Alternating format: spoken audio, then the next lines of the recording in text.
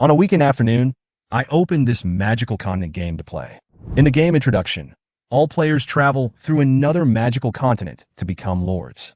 Each lord will randomly obtain a castle barracks at the beginning, starting the battle for supremacy among all races. The type of soldiers I obtained turned out to be the Undead clan, and I became the queen respected by the entire Undead clan. What I didn't expect was that after I had been killing monsters and upgrading for 24 hours straight, my computer simply crashed and exploded. The shock of the computer explosion knocked me unconscious, and the moment I woke up, I was stunned. I really traveled to this magical continent in another world. I looked down at my hands, then quickly touched my face. The cool touch suddenly sobered me up. I actually turned into a beautiful girl, which I found unbelievable even to myself. But this face and this body are exactly the same as the ideal partner I have fantasized about countless times. It's so perfect. Looking at the impeccable face in the mirror, I couldn't help but pinch my face to confirm that this was not a dream. However, less than 3 hours after I adjusted to my new body, everything changed drastically.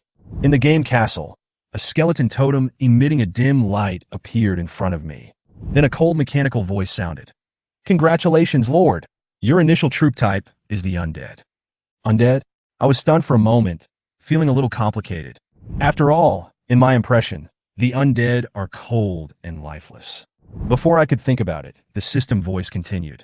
"As the leader of the Undead, you will have the supreme authority of the Undead Queen and rule over the entire Undead." The system voice said, "Your initial skill, unlimited soldiers, no resources required, very short cooldown time, current soldier type, skeleton warrior." When I heard unlimited violent soldiers, I became very excited. Infinite?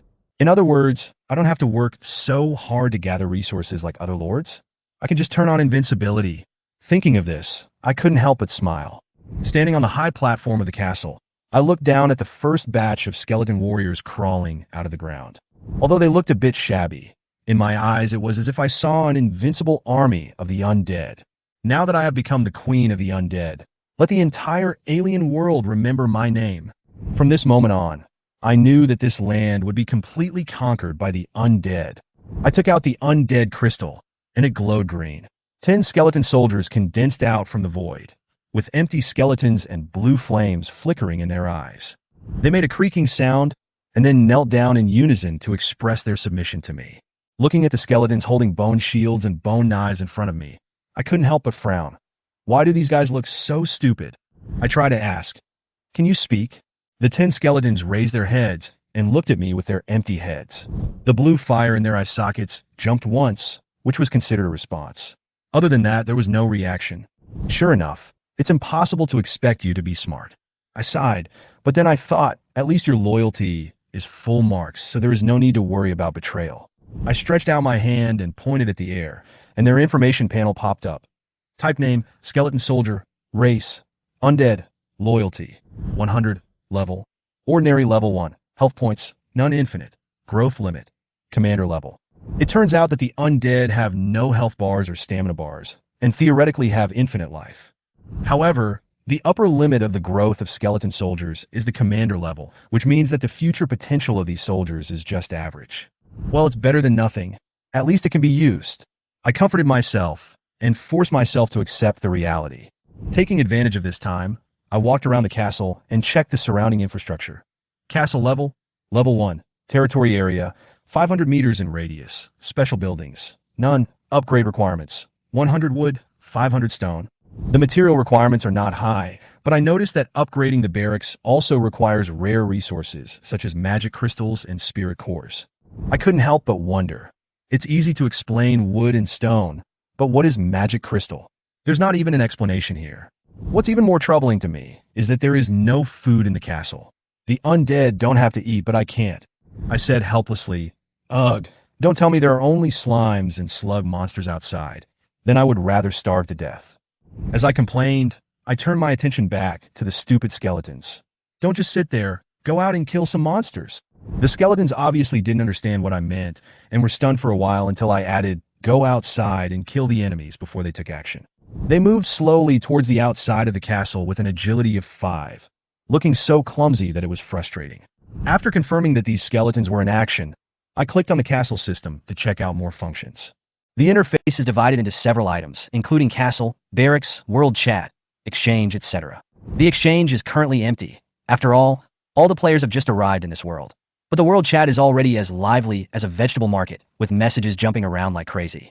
However, the message of the 7-day novice protection period is very clear. This is the time left for us to develop.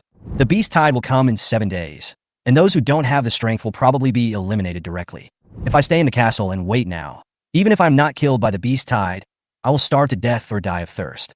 Forget it, let me first get to know the surrounding environment, and then find a way to improve my strength. I thought so, and continued to explore this new world. I stood at the gate of the castle, my eyes sweeping across the grass and piles of rocks in front of me.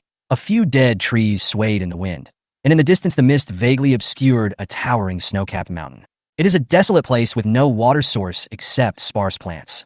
However, I was relieved to find that the castle had its own fresh water reserves. At least I didn't have to worry about dying of thirst. The only problem left to be solved was food. The skeleton soldiers were still fighting wild boars outside the castle. I watched the battle from afar, and had some hope for the skeletons' fighting power, but I didn't expect that they couldn't even withstand the first wave of impact and were smashed into pieces by the wild boars. However, the bone knife in the skeleton's hand successfully scratched the wild boar, and eventually the wild boar fell to the ground due to excessive blood loss. The system displays, "Congratulations to the Lord for successfully killing a common level 1 wild boar and gaining 5 experience points." The moment the message popped up, I felt a warm current spreading inside my body, and the subsequent feeling of comfort let me know that I had been upgraded. The levels of the skeleton soldiers were also upgraded to level 2 at the same time. It seems that they can still grow through fighting. The skeletons dragged the wild boar carcass back, and a prompt box immediately popped up in front of me. "Found a wild boar carcass. Do you want to decompose it immediately?" I said decompose, and the corpse instantly turned into a point of light and disappeared. A new batch of resources were added to the warehouse. Wild boar meat, wild boar tusks, wild boar skin, and 2 magic crystals. I found that magic crystals seem to drop randomly, but are very critical for upgrading buildings. Not bad, a small harvest. I nodded with satisfaction and ordered the skeletons to continue going out hunting and remember to bring back all the corpses. At this moment, I suddenly remembered that I still had a summoning skill. I reached out and touched the bracelet on my wrist, and it immediately turned into a huge sickle. My skill panel popped up. Undead Summoning Magic. Level 1 consumed 3 mana points to summon a skeleton soldier on the target corpse. Cooling time 5 minutes. The magic value is only 20 points, but it recovers 1 point per minute, which means 6 more skeletons can be produced in half an hour. I couldn't wait to try it, and a gray magic circle emerged under the hare's corpse, and a new skeleton slowly crawled out of it. Hey, this skeleton is the same as the one summoned by the barracks, but its level is marked as cannot be upgraded. I guess the level of the corpse determines the level of the summoned skeleton, and these skeletons cannot be upgraded through combat. To verify, I immediately used my skill on a level 2 wild monster corpse, and sure enough, a level 2 skeleton was summoned. Decompose, decompose. I continued the operation, and the system prompted that a few more portions of meat and a magic crystal had been added. It seems that the higher the level of the corpse, the greater the chance of dropping magic crystals. I squatted on the ground, counting on my fingers to calculate the rhythm of mana recovery and skill cooldown, and found that I could summon nearly 100 skeleton soldiers at most every day. Adding the numbers summoned by the crystals, I will have an army of more than 700 skeletons in 7 days. Thinking of this, I excitedly waved my sickle. The human wave tactic is indeed the best way. However, at this stage, the skeletons are too low level to be very efficient in hunting wild boars, so I decided to let them focus on hunting rabbits and pheasants while trying to accumulate more magic crystals. Returning to the castle, I looked at the neatly stacked resources in the warehouse, and I felt more at ease. More importantly, food stored in warehouses will not spoil, which is crucial for subsequent development. This lady, this master is indeed a genius. I held my head high, walked back into the castle with confidence, and prepared to make the next plan. Squatting at the gate of the castle, I was boredly chatting in the world while staring at the results of the skeleton soldiers hunting in the wild. The chat channel is full of boastful messages such as "I drew a flying dragon," and "My elf is about to reach level 3. It is as lively as a vegetable market. I really don't understand why these people are still in the mood to chat. Shouldn't everyone be busy collecting supplies and solving the problem of eating? This is a survival game. I casually clicked on the 10,000 Races Fair exchange and found that many people had posted trading information. 1 piece of food, exchanged for 10 pieces of wood or 5 pieces of stone. 1 piece of food, exchanged for 20 pieces of wood or 10 pieces of stone. I understood it from the signs behind the information. The gray horizontal bar is the market price, the red arrow indicates a premium, and the green arrow represents a small profit. After careful observation, I found that the orders for selling food at high prices were snapped up in an instant, while the transactions of exchanging basic supplies for food were ignored. The undead don't need to eat, but other lords and soldiers do. I heard that soldiers' loyalty will drop if they are hungry. especially those lords who summon dragons. They are simply money-eating beasts in the early stage, and it is normal that they cannot afford it. Since my skeleton soldiers don't need to eat, the food in the warehouse can be traded for resources. I opened the warehouse and found that I had accumulated 120 portions of wild boar meat, 10 portions of rabbit meat, and 10 portions of pheasant meat. One portion of food is enough for an ordinary lord to have a full meal. What's the price? I thought for a moment, holding my chin up. A fourfold premium shouldn't be too much. Soon, I placed an order on the exchange. 1 piece of food for 40 pieces of wood or 20 pieces of stone. In less than 10 seconds, prompts popped up one after another. Successfully traded 1 piece of food, obtained 20 pieces of stone. Successfully traded 10 pieces of food, obtained 400 pieces of wood. Successfully traded 20 pieces of food, obtained 400 pieces of stone. In just a few seconds, all 100 items of food were sold out, and 2,000 items of wood and 1,000 items of stone were instantly added to the warehouse. I immediately opened the castle interface and chose to upgrade. The whole process was completed in an instant. The castle territory was slightly expanded and the durability was increased, but no new functions were unlocked, which was a bit boring. When I opened the world chat interface again, I found that my Xiehuang Bao had become famous. After browsing the exchange, I found that 2 more lords had posted food transactions at a 4-fold premium. It seemed that these people were most likely like me, summoning soldiers that did not need to eat. The next step is to roll up your sleeves and get to work. The skeleton soldiers are responsible for the jungle. I was responsible for trading resources for food, which was a perfect match. A warm current spread from my lower abdomen to my whole body. I instantly felt refreshed, as if I was injected with new strength. System prompt: congratulations to the Lord for reaching the 3rd level. Not bad. I clenched my fist with satisfaction, and my sense of strength increased a little. Although I'm not yet able to kill a cow with 1 punch, I should be able to kill an old master with a random punch. When I opened the panel, I was speechless about the attribute improvement. It was almost the same as that of the skeleton soldiers. Sure enough, I'm weak at the beginning. There's really nothing I can do. I sighed, secretly complaining in my heart. If I could be a boxing champion at the beginning, would I be able to crush everything? As I was thinking about it, the skeleton soldiers brought back their prey. I found that some of the soldiers were different from before. Not only were they taller, but they also looked more powerful. System prompts: army name, skeleton warrior, level, ordinary level 3, can be upgraded by killing enemies. They actually changed their jobs. I checked the status of the other skeleton soldiers in surprise and found that the 3 skeleton warriors were 2 meters tall. Their weapons had become skeleton swords, and their bones looked harder and shinier. The remaining 9 skeleton soldiers have all been upgraded to level 3, but have not yet been transferred to a new job. Yes, the combat effectiveness has been significantly improved. I took out the death scythe with satisfaction, ready to start the mass troop expansion plan, only to find that the properties of the sickle had also been upgraded. The system displays companion weapon, judgment death scythe. Quality: commander level weapon, growth able. Active skill: undead summoning magic, level 2, double summoning of skeleton soldiers. Passive skill: attacks with soul attacks and withering effects. The killed will be directly transformed into undead. The passive skill can directly transform the killed wild monsters into undead. Not bad. I couldn't wait to use the sickle to try the pheasant corpse next to me, and the number of summoned skeletons doubled. However, the level is still locked and cannot be upgraded by killing enemies. It took me an hour to use the undead summoning magic to deal with all the corpses, and finally I added 90 skeleton soldiers and 24 skeleton warriors. Adding the original number, I now have a total of 126 skeletons, including 3 skeleton warriors and 123 skeleton soldiers. Not only that, I also harvested a lot of resources from decomposing the corpses: 140 wild boar meat, 80 wild rabbit meat, and 200 pheasant meat. Great harvest! These foods can be exchanged for a lot of wood and stone.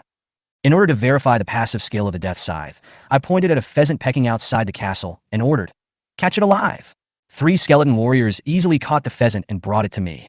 The pheasant struggled violently, but I showed no mercy and chopped it in half with my knife. After a moment, a magic circle emerged from the corpse, and a skeleton soldier slowly crawled out, its level locked like an ordinary skeleton. Direct conversion does not consume any mana. What a great skill to save money. I nodded, and then sent all the skeletons out hunting. As the number of skeletons increased, their range of activities had to expand to the outskirts of the castle. If you want to get rich, you have to hunt first. I smiled and returned to the castle. I opened the warehouse to check the food inventory. After collecting 400 portions, I put them all on the exchange. Shaowang Castle initiates a transaction. 1 portion of food for 40 portions of wood or 20 portions of stone. Not long after the transaction information was posted, the world chat exploded. "Master, you are so awesome. Please help me. My soldier is a peasant, and I have no way to get resources. Can anyone help me? My soldier is too hungry to work." Looking at this information, I shook my head. It seems that most people are still in a state of resource scarcity in the early stages. When the skeletons come back at night, my food and resources will probably increase significantly. Thinking of this, I am full of confidence in this battle for supremacy.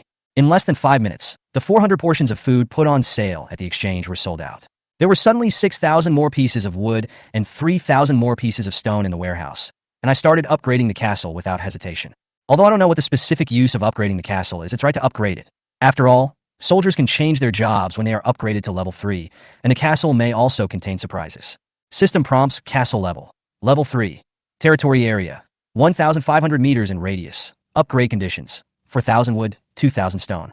Just when I thought that there would be no changes in this upgrade, the system suddenly popped up a prompt. Congratulations to the Lord for upgrading the castle to level 3 and obtaining a random special building blueprint. Sure enough, there are rewards. Level 3 seems to be a dividing point. Whether I reach level 3, change my troop class, or upgrade my castle, it will bring unexpected surprises. I immediately received the blueprint, but when I saw the name, I was stunned. Special building blueprint: girl's wardrobe. Function 1, automatically clean clothes. Function 2, repair clothes. System prompts: Function 3, improve the favorability of other lords. Only for neutral and above. Construction requirements: 1 magic crystal. Huh? Wardrobe? I opened my mouth wide. What does this have to do with war? Although it seems outrageous, it only takes 1 magic crystal to build it, and the wild boar corpse can be decomposed into magic crystals, so there is no loss in building any one. I clicked build, and the magic crystals instantly disappeared from the warehouse. Then a huge light blue wardrobe appeared in my bedroom, occupying an entire wall. When I opened the door of the closet, I was shocked again by the variety of clothes inside. The closets were filled with clothes of all styles neatly hung, from pleated skirts to dresses, from sneakers to high heels, and the drawers were full of underwear and socks. Even black translucent ones. All the clothes in the closet are my size, and even the underwear in the drawer is precisely designed. There is even a lifting function to make it easier for me, a 1.6-meter dwarf, to take clothes. There is also a repair function. Doesn't it mean that I can... Some messy thoughts suddenly popped up in my mind. I reached out to pick one to try, but suddenly came to my senses. No, this is a magical continent. It will disturb my spiritual mind. War is the real thing. I suppressed the desire in my mind, turned and left the bedroom, and decided to reward myself well in the evening. At this time, there were still 4,000 wood and 2,000 stone materials left in my warehouse, which was just enough to upgrade the castle to the next level. I decisively clicked on the upgrade, and this time the territory area and health volume were increased, but no new functions were unlocked. Standing in the castle courtyard, I was thinking about how to distribute the remaining materials when I suddenly saw a huge creature flying across the sky. At first I thought it was some strange bird, but as it flew closer and closer, I finally saw it clearly. Fuck, it's a dragon. It was a giant blue and white dragon, 50 meters long, with its wings spread out to cover the sky and the sun, emitting a biting cold. It flew to the snow-capped mountains in the distance and slowly landed there. There is a giant dragon living on the snowy mountain. I was stunned. This frost dragon is obviously not an ordinary wild monster, but a being at the top of the food chain. The castle's territory now covers an area of 2 kilometers. Although it has not yet reached the foot of the snow-capped mountains, as long as the territory continues to expand, it will one day get close to the dragon. But once the novice protection period is over, my castle may not be able to block it. No, I've just started to enjoy my life, and I don't want to become a dragon's food. A sense of urgency suddenly came over me. I must improve my strength as quickly as possible and be able to protect myself as soon as possible. 15 minutes later, I finally recovered from the stiffness caused by congestion, slowly stood up, and moved my sore limbs. Looking at the nearly 10-point increase in the 3-dimensional attributes and the 50-point increase in health points on the panel, the corners of my mouth unconsciously raised. It feels so good to become stronger. In the evening, the skeleton soldiers returned with piles of spoils. I glanced at the corpses.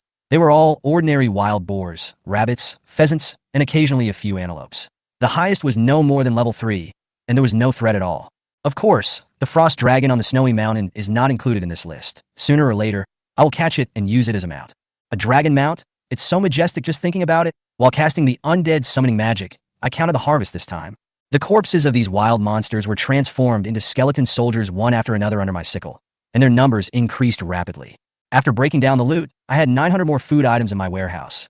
Although there's still a lot of them, I know in my heart that the number of monsters around the castle has obviously decreased, and resources will become a problem in the long run. The stock of magic crystals has reached 155, but there is still no soul core. It seems that soul cores can only be dropped by killing higher-level monsters. After a whole day of hunting, the size of the skeleton army has expanded to a terrifying level. Skeleton warriors, level 42 skeleton warriors, level 310 skeleton soldiers, level 367 skeleton soldiers, level 150. Most of the first-level skeleton soldiers were summoned by me using undead magic. Their levels cannot be upgraded, and can only remain the same. However, within the territory, the strength and agility of the third-level skeleton warriors have been greatly improved compared to the second level, and they're obviously stronger. The strange thing is that I didn't feel hungry the whole day. Perhaps he has awakened some kind of undead bloodline, and his body also possesses some of the characteristics of the undead. Although the cause cannot be determined, it saves a lot of trouble. I put 900 portions of food on the exchange, and as soon as the order was placed, it once again caused a group of lords to exclaim in amazement. Less than a minute after the transaction information popped up, 900 pieces of food were sold out, and the warehouse was instantly filled with wood and stone, a total of 18,000 pieces of wood and 9,000 pieces of stone. Upgrade conditions: 6,000 wood, 3,000 stone. I decisively chose to upgrade, and the castle level directly jumped to level 5. The area has expanded, and the territory is wider. I checked the warehouse again, and found that there are enough materials, so I chose to upgrade again. System prompts: castle level 6, territory area, 4,000 meters in radius. Upgrade conditions: 10,000 wood, 5,000 stone. Congratulations to the Lord for upgrading the castle to level 6 and obtaining a random special building blueprint. Sure enough, every 3 levels up will unlock a special building blueprint. After receiving the reward, I opened the blueprint to check. Special building blueprint, Bone Throne. System prompts: Function 1. Increase the loyalty of soldiers to the Lord. Function 2. Within the territory, the strength of the Lord and soldiers will be increased by 1 level, effective below the king level. System prompts: Function 3. Increase the experience points gained by the Lord by 1 times, effective below the king level. Construction materials: 10,000 wood, 10,000 stone, 100 magic crystals, 10 spirit cores. The rewards this time are pretty good. The function of increasing loyalty is useless, but the other 2 attribute improvements are simply too strong, especially the direct upgrade of the troops in the territory by 1 level. However, this building is too expensive, especially the spirit core. So far, I haven't even seen a spirit core, so I can only put it aside for the time being. As night fell, the blood moon in the sky cast a red light, and the whole earth was shrouded in a strange atmosphere. At this moment, the system suddenly popped up a prompt. As night falls, wild monsters will be doubly strengthened, and high-level wild monsters may appear. It also comes with double attribute bonus, but does double attribute mean double drop? I complained while letting the skeleton soldiers continue to go out hunting. Anyway, the undead have unlimited endurance, so a night like this might be a better opportunity for me. Just as I was counting the gains from the trade, the territory sensed a biological invasion. I turned my head and looked into the distance, only to see a white figure slowly approaching, about the same size as a wild boar. Because the distance was too far, I couldn't see clearly what it was, but it was obviously not an ordinary wild monster. By the way, you can view information within the territory. I immediately called up the interface and prepared to find out. I quickly retrieved the information about the unidentified creature, and sure enough, the creature that appeared in my sight was not an ordinary wild monster. The system displays: Army type name, Howling Moon Silver Wolf, race, Howling Moon Wolf tribe, level, ordinary level 5. Turns out as a level 5 wolf. This guy's strength is equivalent to a level 4 skeleton warrior, but his agility is 8 points higher. No wonder he looks so dangerous. I estimated that 2 level 4 skeleton warriors might not be able to deal with it, not to mention the low-level skeleton soldiers, who wouldn't even have a chance to touch it. Considering that wolves usually live in groups, I can't be sure whether it has any companions.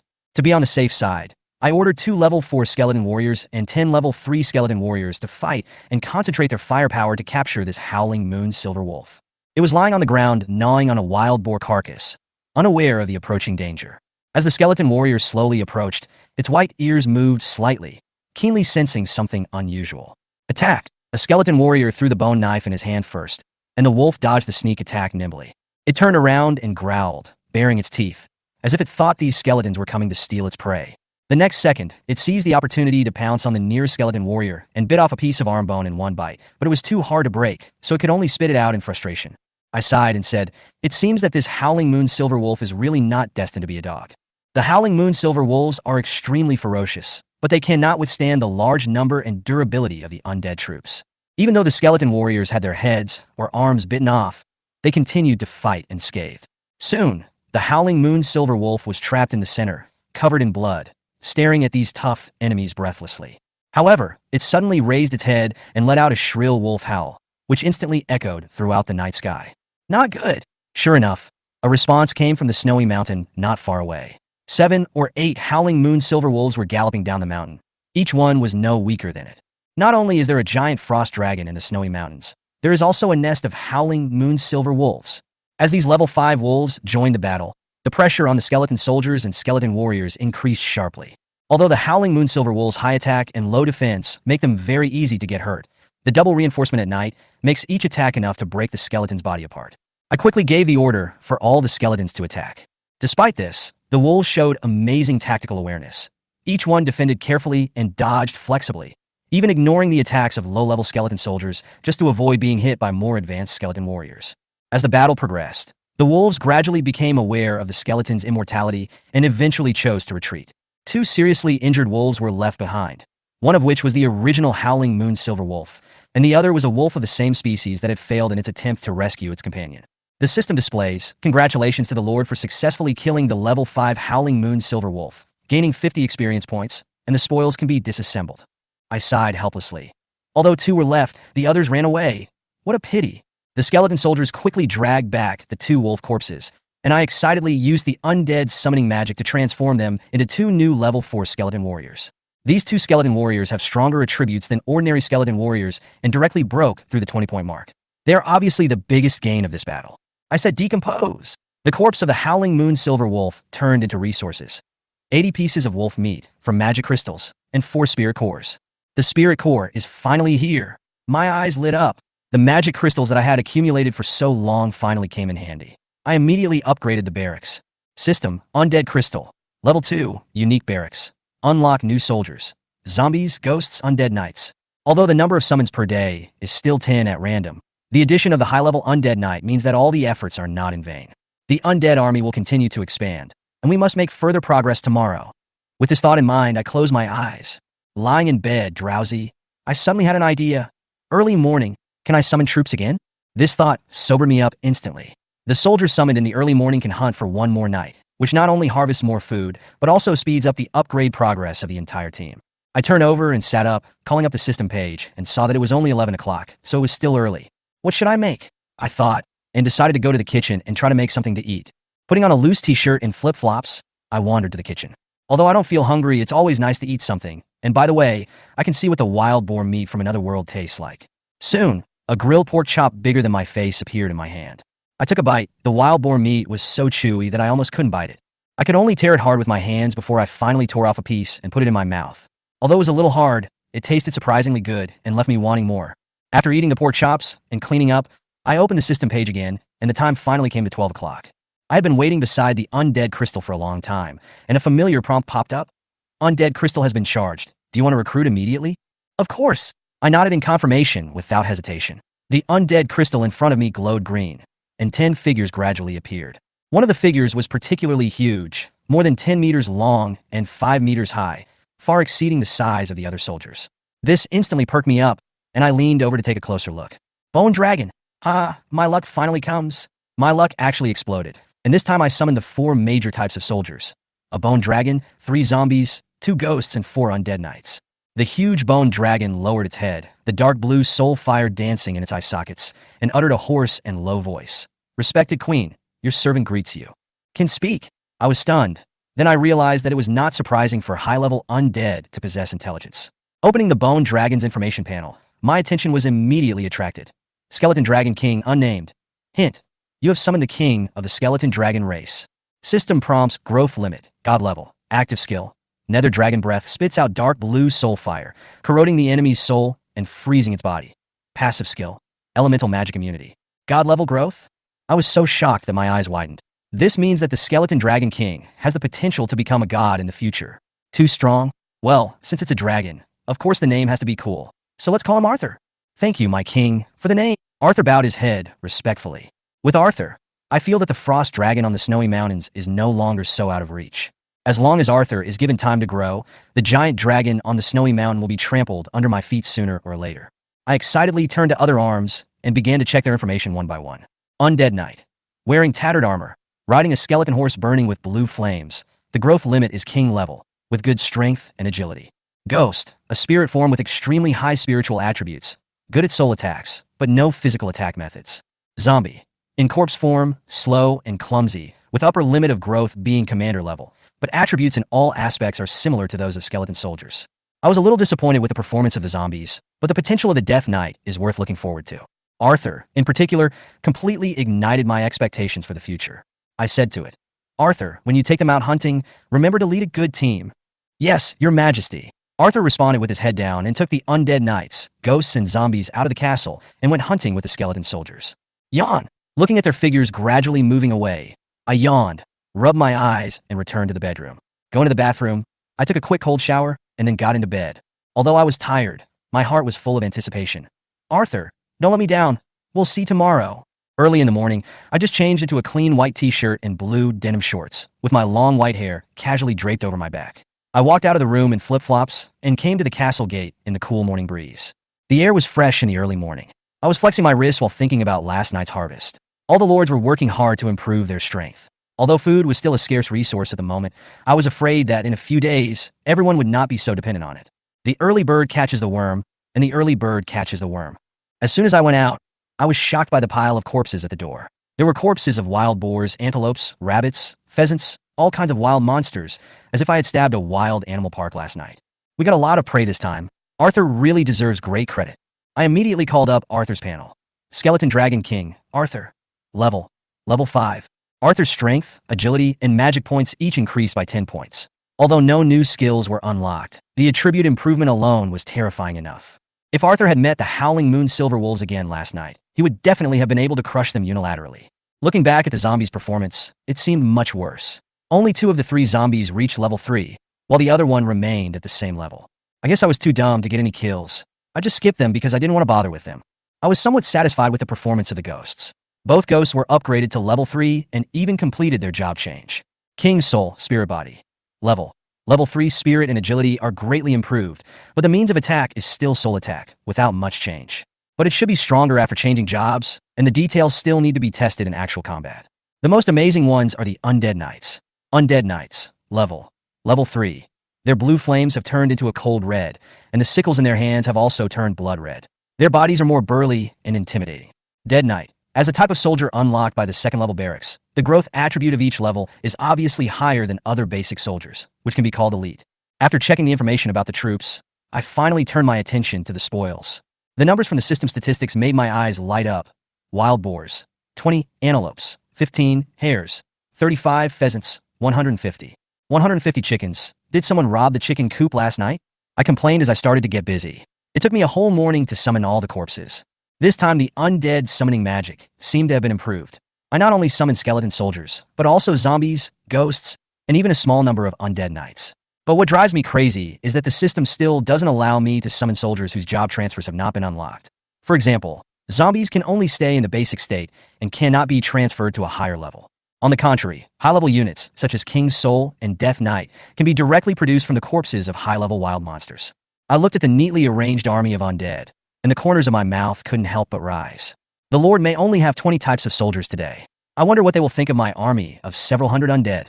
Soon, the system gave the final harvest. Food, 1,800 magic crystals, 119 spirit cores 3. Looking at this harvest, I couldn't help but shout out, I am going to be the richest man in the magic continent. As soon as I finished speaking, I immediately changed my tone. Bah, woman, I will definitely be the richest man in the magic continent. Yeah, food is so popular. Why not use it to exchange for magic crystals? I slapped my head suddenly, and then I realized what was going on. Although magic crystals are not rare, for those lords, magic crystals are obviously less important than having enough food.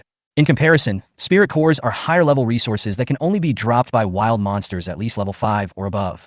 Those who can possess spirit cores now are probably the big guys with powerful troops, and they are not short of food. Perfect plan. I immediately placed a new order on the exchange. 1 piece of food, 40 pieces of wood, 20 pieces of stone, or 1 magic crystal. Total order, 1,800 pieces of food. The price is more reasonable this time. I nodded with satisfaction. As soon as the transaction was listed, the world chat channel exploded again. People said they would not buy, but within 10 minutes, the transaction was sold out. I looked at the transaction records and couldn't help laughing. You may sound tough on the outside, but your body is honest. In the end, I harvested an astonishing 30,000 pieces of wood, 15,000 pieces of stone, and 300 magic crystals. I'm rich. I couldn't help but jump up and almost fell down with excitement. The harvest this time was enough for me to upgrade the castle again, but I calmed down and decided to only upgrade it by 1 level, leaving enough materials to build the Throne of Bones. After the upgrade was completed, it was only an increase in territory and health, and no new functions were unlocked. I was somewhat disappointed, but then I thought special buildings can only be built when the castle is upgraded to a critical level, so there is no point in being anxious. Arthur, I looked at the giant dragon hovering in the sky. From now on, You will be responsible for hunting high-level wild monsters and investigating whether there are other local forces around. Ordinary hunting missions can be left to other undead. Yes, your majesty. Arthur responded with his head down, then spread his wings and flew away. I divided the remaining 444 undead into 3 teams. 2 teams, each with 100 low-level skeleton soldiers, led by the King's Soul, were responsible for chopping trees and digging stones. 1 team, more than 200, continued to be responsible for hunting, striving to accumulate more spirit cores and magic crystals. As for those zombies, I assigned them to move stones without hesitation. After all, if they couldn't even steal heads, they could at least dig stones, right? Although the wild monster resources around the castle are gradually decreasing, I am not worried. The unlimited labor force of the undead is enough to support the development of the territory, as long as it is distributed reasonably. Arthur is using his flying advantage to hunt deeper into more distant areas. Not long after, a system message suddenly popped up. Your troops killed goblin archers. Your troops killed goblin warriors. Your troops killed goblin wizards. Goblin. I was stunned for a moment. Then I checked the surveillance footage and saw Arthur holding a green humanoid creature and flying towards the castle. Replays showed that after Arthur spotted a group of goblins, he swooped down and burned most of them to ashes with a breath of dragon's breath. Only a guy who looked like a wizard managed to fight back with a fireball, but Arthur's immunity to elemental magic made the fireball ineffective. Finally, it was so scared that it fell to its knees and was grabbed by Arthur. Local forces, I muttered to myself, with a hint of excitement in my eyes. It seems that this continent is not populated only by lords like us, and there are more secrets worth exploring. Arthur grabbed the green creature and flew to the castle, landing steadily in front of me. He threw the creature with his claws, and it rolled to the ground, trembling with fear. Wow, Arthur knows how to catch them alive. I couldn't help but sigh that intelligent undead are reliable. Your Majesty, this is a suspicious intelligent creature found near the castle. I deliberately left one alive and brought it back for interrogation. Arthur explained in a low voice. I looked at this goblin who was green in color, had pointy ears, and was only about 1.5 meters tall, and felt a little surprised. This little guy was very sensible. He knelt on the ground and begged for mercy. Dear human, please don't kill me. I will tell you everything. The interrogation began. I asked a question, and it answered it. This goblin calls himself Spine Time, but I'm too lazy to remember it, so I just call him Little Green Bean.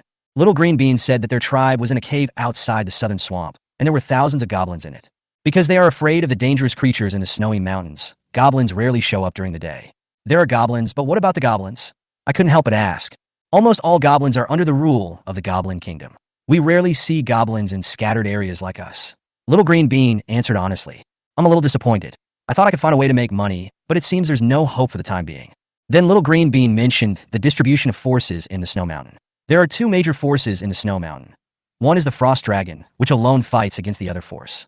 On the other side was the Howling Moon Wolf clan, which numbered more than 3,000, with 7 or 8 leader-level werewolves being the strongest. The werewolves' strength increased dramatically on full moon nights, and even ordinary Howling Moon Silver Wolves could transform into werewolves. Hearing this, I couldn't help but frown. This wolf tribe is so strong, it seems that killing a few Howling Moon Silver Wolves before really got me into trouble. As I pondered, Little Green Bean became much quieter. But suddenly an idea flashed through my mind, and I immediately asked, have you found other castles like mine? Little Green Bean's face changed drastically, and he began to stammer. I stepped on his head and said coldly, hurry up and speak. I'll tell you. Little Green Bean explained in a panic. There was indeed a castle near our tribe before, and some strange people walked out of it. Later we found out that they were enslaved by the castle owner. So we tricked the human out of the castle and killed him. What? I was stunned. Is this really that outrageous? Being tricked and killed by one's own soldiers. This is too ridiculous. I couldn't help but mourn for the Lord for 3 seconds, and silently complained in my heart. He dared to leave the castle at will on the first day. Doesn't he deserve it? I continued to ask. After the human died, what happened to the castle? The castle disappeared directly, but we found 500 magic crystals and 5 spirit cores at the original site. Little Green Bean answered straightforwardly. I gasped. This reward is too much. If other lords knew about this, they would probably start killing each other once the novice protection period was over. I looked up at the goblin, and my eyes turned cold. It turns out that this group of goblins have been planning to target me. If Arthur hadn't discovered it in advance, who knows if I would have been tricked by them as well. Thank you for your cooperation, Little Green Bean, I said to it with a smile. Arthur, send it to see its grandmother. Arthur used his dragon breath to turn the Little Green Bean into an ice sculpture. I looked at its corpse and said calmly, now there are 3 commander-level skeleton warriors, hee. I issued a decomposition command to Little Green Bean's corpse. Successfully decomposed the goblin mage's corpse, obtained ordinary leather armor and ordinary weapons. There's no meat left. That's good. The thought of eating goblins makes me sick. I curled my lips and waved my hand for Arthur to bring back the bodies of the other goblins. Goblins drop equipment, but not food. This is a business opportunity, I thought to myself, looking in the direction outside the castle, and had a vague plan for the next step in my mind. Chapter 14, Zombie Job Change. For the time being, Arthur's strength is still too weak. If Arthur's level is higher, he can directly defeat the goblin tribe. As for relying on the undead army to wear down the enemy, Bayou had also thought about it. I'm afraid that before I can get close to the goblin, the skeleton will be smashed to pieces by a single hammer. The gap is too big. This is not just about wearing the goblin to death, but about exhausting him to death. Maybe fighting for 5 days and 5 nights would yield no result, and it would also delay Bayou's development. Besides, he is an intelligent creature, not a fool. He won't run away if he can't be defeated. Brother UNDEAD Queen, this brainless guy knows how to run away. For now, it is better not to alert the enemy, do it quietly, and don't use force. Bayou still remembered what Little Green Bean had just said about the Howling Moon Silver Wolf clan on the snowy mountains, and the sense of urgency suddenly arose. Isn't it known that Arthur won't be able to reach the commander level in 7 days? It would be great if I could get 4 spirit cores. That way I would have 10 spirit cores and could build the bone throne first. It would also allow me to upgrade faster. As for upgrading the barracks, Bayou's warehouse is far from enough for the magic crystals. She needs 1,000 magic crystals, but she doesn't even have 500 now. Moreover, compared to upgrading the barracks and unlocking military types, it is better to build the bone throne to gain higher benefits. Bayou patted his chest and put his hope directly on the barracks. Arthur brought back the bodies of the remaining goblins, and she excitedly prepared to start summoning. Mana, 37. I saw a gray magic circle shining on the Little Green Bean's body, and a figure gradually emerged. He was about 1.8 meters tall, wearing black armor, with red eyes and a long narrow sword at his waist, which was between a samurai sword and a tang sword, but longer than a samurai sword and a tang sword. Wow, it's not a skeleton warrior. What is this? It was a completely new species that Bayou had never seen before. Death Warrior. Death Warrior. This must be a job transfer from level 3 zombie. This is so cool. Currently, Bayou only has zombies that have not reached the stage of job transformation. Now a new undead has appeared, which must be the zombie's job transformation. There must be a zombie out there who, by chance, has reached the level of a zombie and has been promoted to a new job, so she happened to be able to summon one directly. The agility of a death warrior is much higher than that of a skeleton warrior of the same level, but his strength is relatively lower than that of a skeleton warrior of the same level. 1 tank and 1 soldier, easy to understand. The King's Soul is a mage, the Death Knight is a mage warrior, and as for Arthur, he should be at the tyrant level. Very good. Bayou continued to summon. Lady Luck is smiling. This time, she did not summon skeleton warriors. Instead, the 5 goblin corpses summoned 2 level 5 King Souls and 3 level 5 Death Warriors respectively. As a type of soldier unlocked by the 2nd level barracks, the Undead Knight's attributes are obviously more balanced than those of the Skeleton Warrior and Death Warrior, and it has no obvious shortcomings. Besides, can those with mounts be the same as those without mounts? But the Death Warrior attribute is still not as high as the 3rd level Arthur. This is determined by the different growth limits. There was a huge gap between the upper limit king level and the upper limit god level from the very beginning. Maybe I don't have to wait until Arthur reaches level 9 to avenge my fellow countrymen. Hee. Bayou checked the attributes of the 2 level 5 king souls next to him. The spiritual attribute of the king's soul also successfully broke through 20 points, but it was a pity that these summoned skeletons could not be upgraded. It's pretty standard. Otherwise, she was also thinking about seeing what changes would occur when these undead souls were promoted. After decomposing the goblin corpses, Bayou obtained a total of 5 sets of ordinary equipment, 5 magic crystals, and 1 spirit core. Bayou threw them into the warehouse. In general, small profit. Spirit cores, 3 more to go, come on. After a morning of hunting, Arthur successfully reached the level and his strength increased again. Bayou now has 8 undead under his command, an army of less than 444 undead, plus Arthur. It is hard to imagine that Bayou has reached such a terrifying strength in just a day and a half. Among the billions of lords in the entire magical continent, perhaps not many can have the strength of Bayou. It's worthy of being called the scourge of the undead. But these undead armies can't even defeat the goblins not far away, alas. The beauty sighed. Can I fight and summon at the same time? Bayou immediately shook his little head. No, if I summon them, I have to go out myself. I am too weak right now. There are commander-level goblins. What if I get killed by accident? Okay, you guys go hunting too. Bayou gave orders to these undead spirits. Near noon, the skeleton army returned from hunting again. This time, all the animal carcasses brought back by the skeleton army were pheasants. Could it be that I really messed up Brother Cohen's nest? Bayou was puzzled. There were hundreds of these pheasants. Although pheasants had less meat than wild boars and antelopes, they were more numerous. This way, Bayou could summon another wave of undead troops. Your Majesty, we found a chicken coop 2,400 meters northeast of the castle. We have killed all the chickens there. The team leader Wang Hun said respectfully to Bayou. Baiyu stretched out her little hand and gave Wang Hun a thumbs up. Well done! Even with her current magic power and recovery speed, she would have to summon hundreds of pheasants until the afternoon. Huh. How come this feeling of being tired yet refreshed is so strange?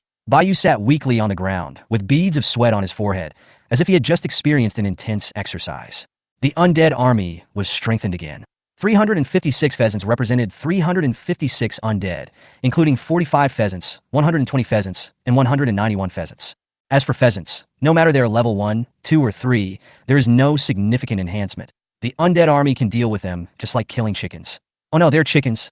Chapter 15. Poking the Gij's Nest. The summoned undead are of various types, including skeletons, ghosts, zombies, and undead knights. Including these 356 undead, Baiyu's undead army reached a terrifying number of more than 900. What? There are more than 1,000 goblins in the goblin tribe. Look, I can mobilize troops to kill them in a minute. Baiyu unconsciously clenched his fists, his eyes full of fighting spirit. When Arthur's level is higher, she will directly lead the undead army to wipe out the goblin tribe, allowing Arthur to use the air advantage to grind them to death in the sky. Do goblins have any anti-aircraft means? Goblin archers, goblin mages, sorry, my Arthur is immune to magic.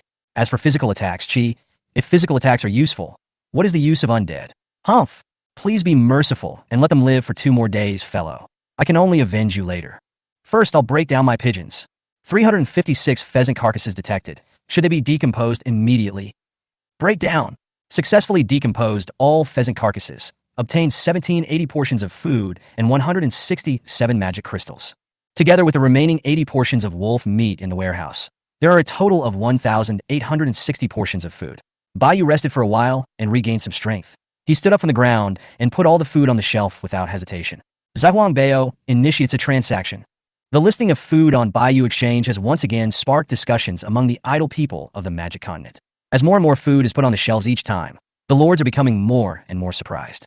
Los Santos Good Samaritan. Nearby, it's only been a short while, and seeing this big guy's growth, my heart is broken.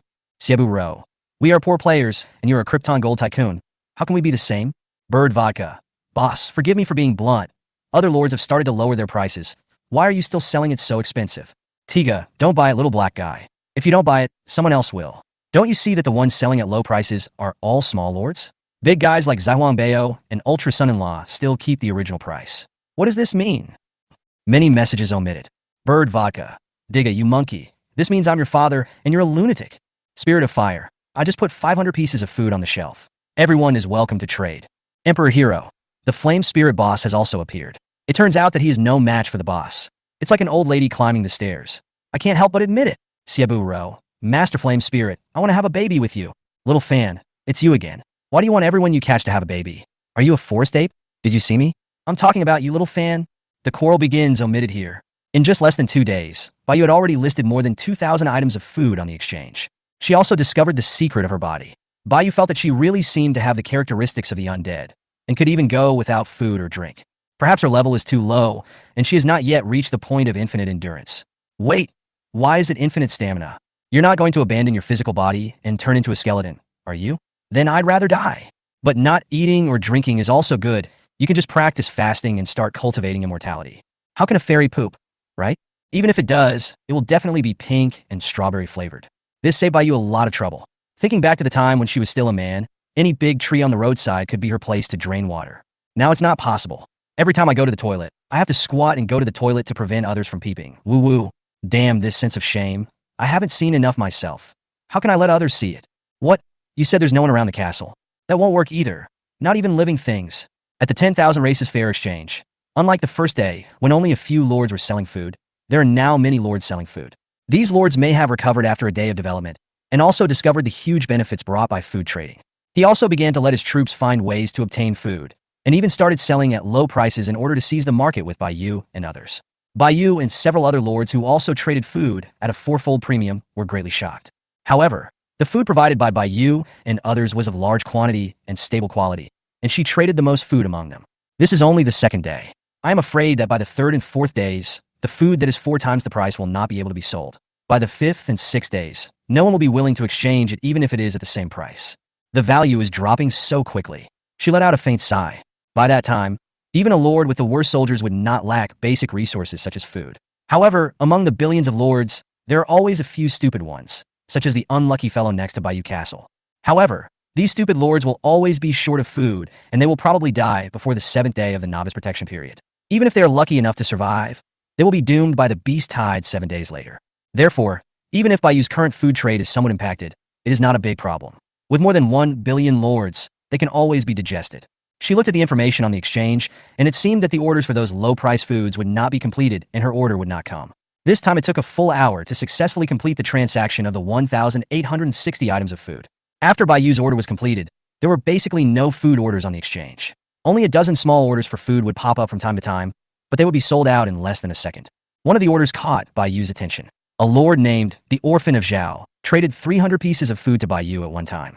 All of them were traded with stones, a total of 6,000 pieces of stone, which was very rare. Is it possible that there are mountains surrounding this lord? Or the summoned soldiers are stone men? Are they just using local materials? The transaction orders that Bayu had seen before, including the order for this transaction, were no more than 100 orders of food at a time. Most of the transactions were dozens or even dozens of orders. How could a lord who could produce 6,000 pieces of stone at once be short of food? She was curious but a little confused. Bayu checked the results of this transaction and found that he had obtained a total of 40,000 pieces of wood, 20,000 pieces of stone, and 360 magic crystals. Most of those who took out magic crystals to trade for food only had 1 or 2. They had very few magic crystals in their hands and could not use them at all. They were short of food, so they could only trade the few magic crystals they had in exchange for food. Otherwise, the lords and soldiers would starve to death, so what would be the point of keeping those magic crystals?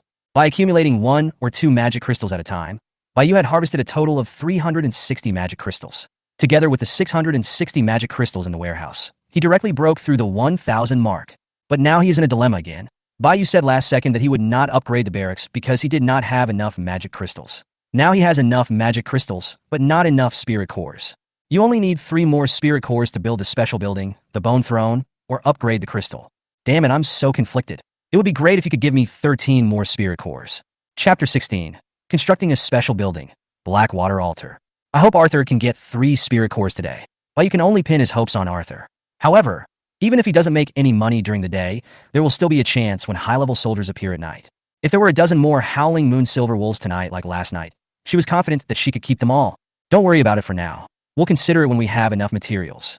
Bayu had to upgrade the castle to level 1 first. He had already reserved the materials needed to build the skeleton throne.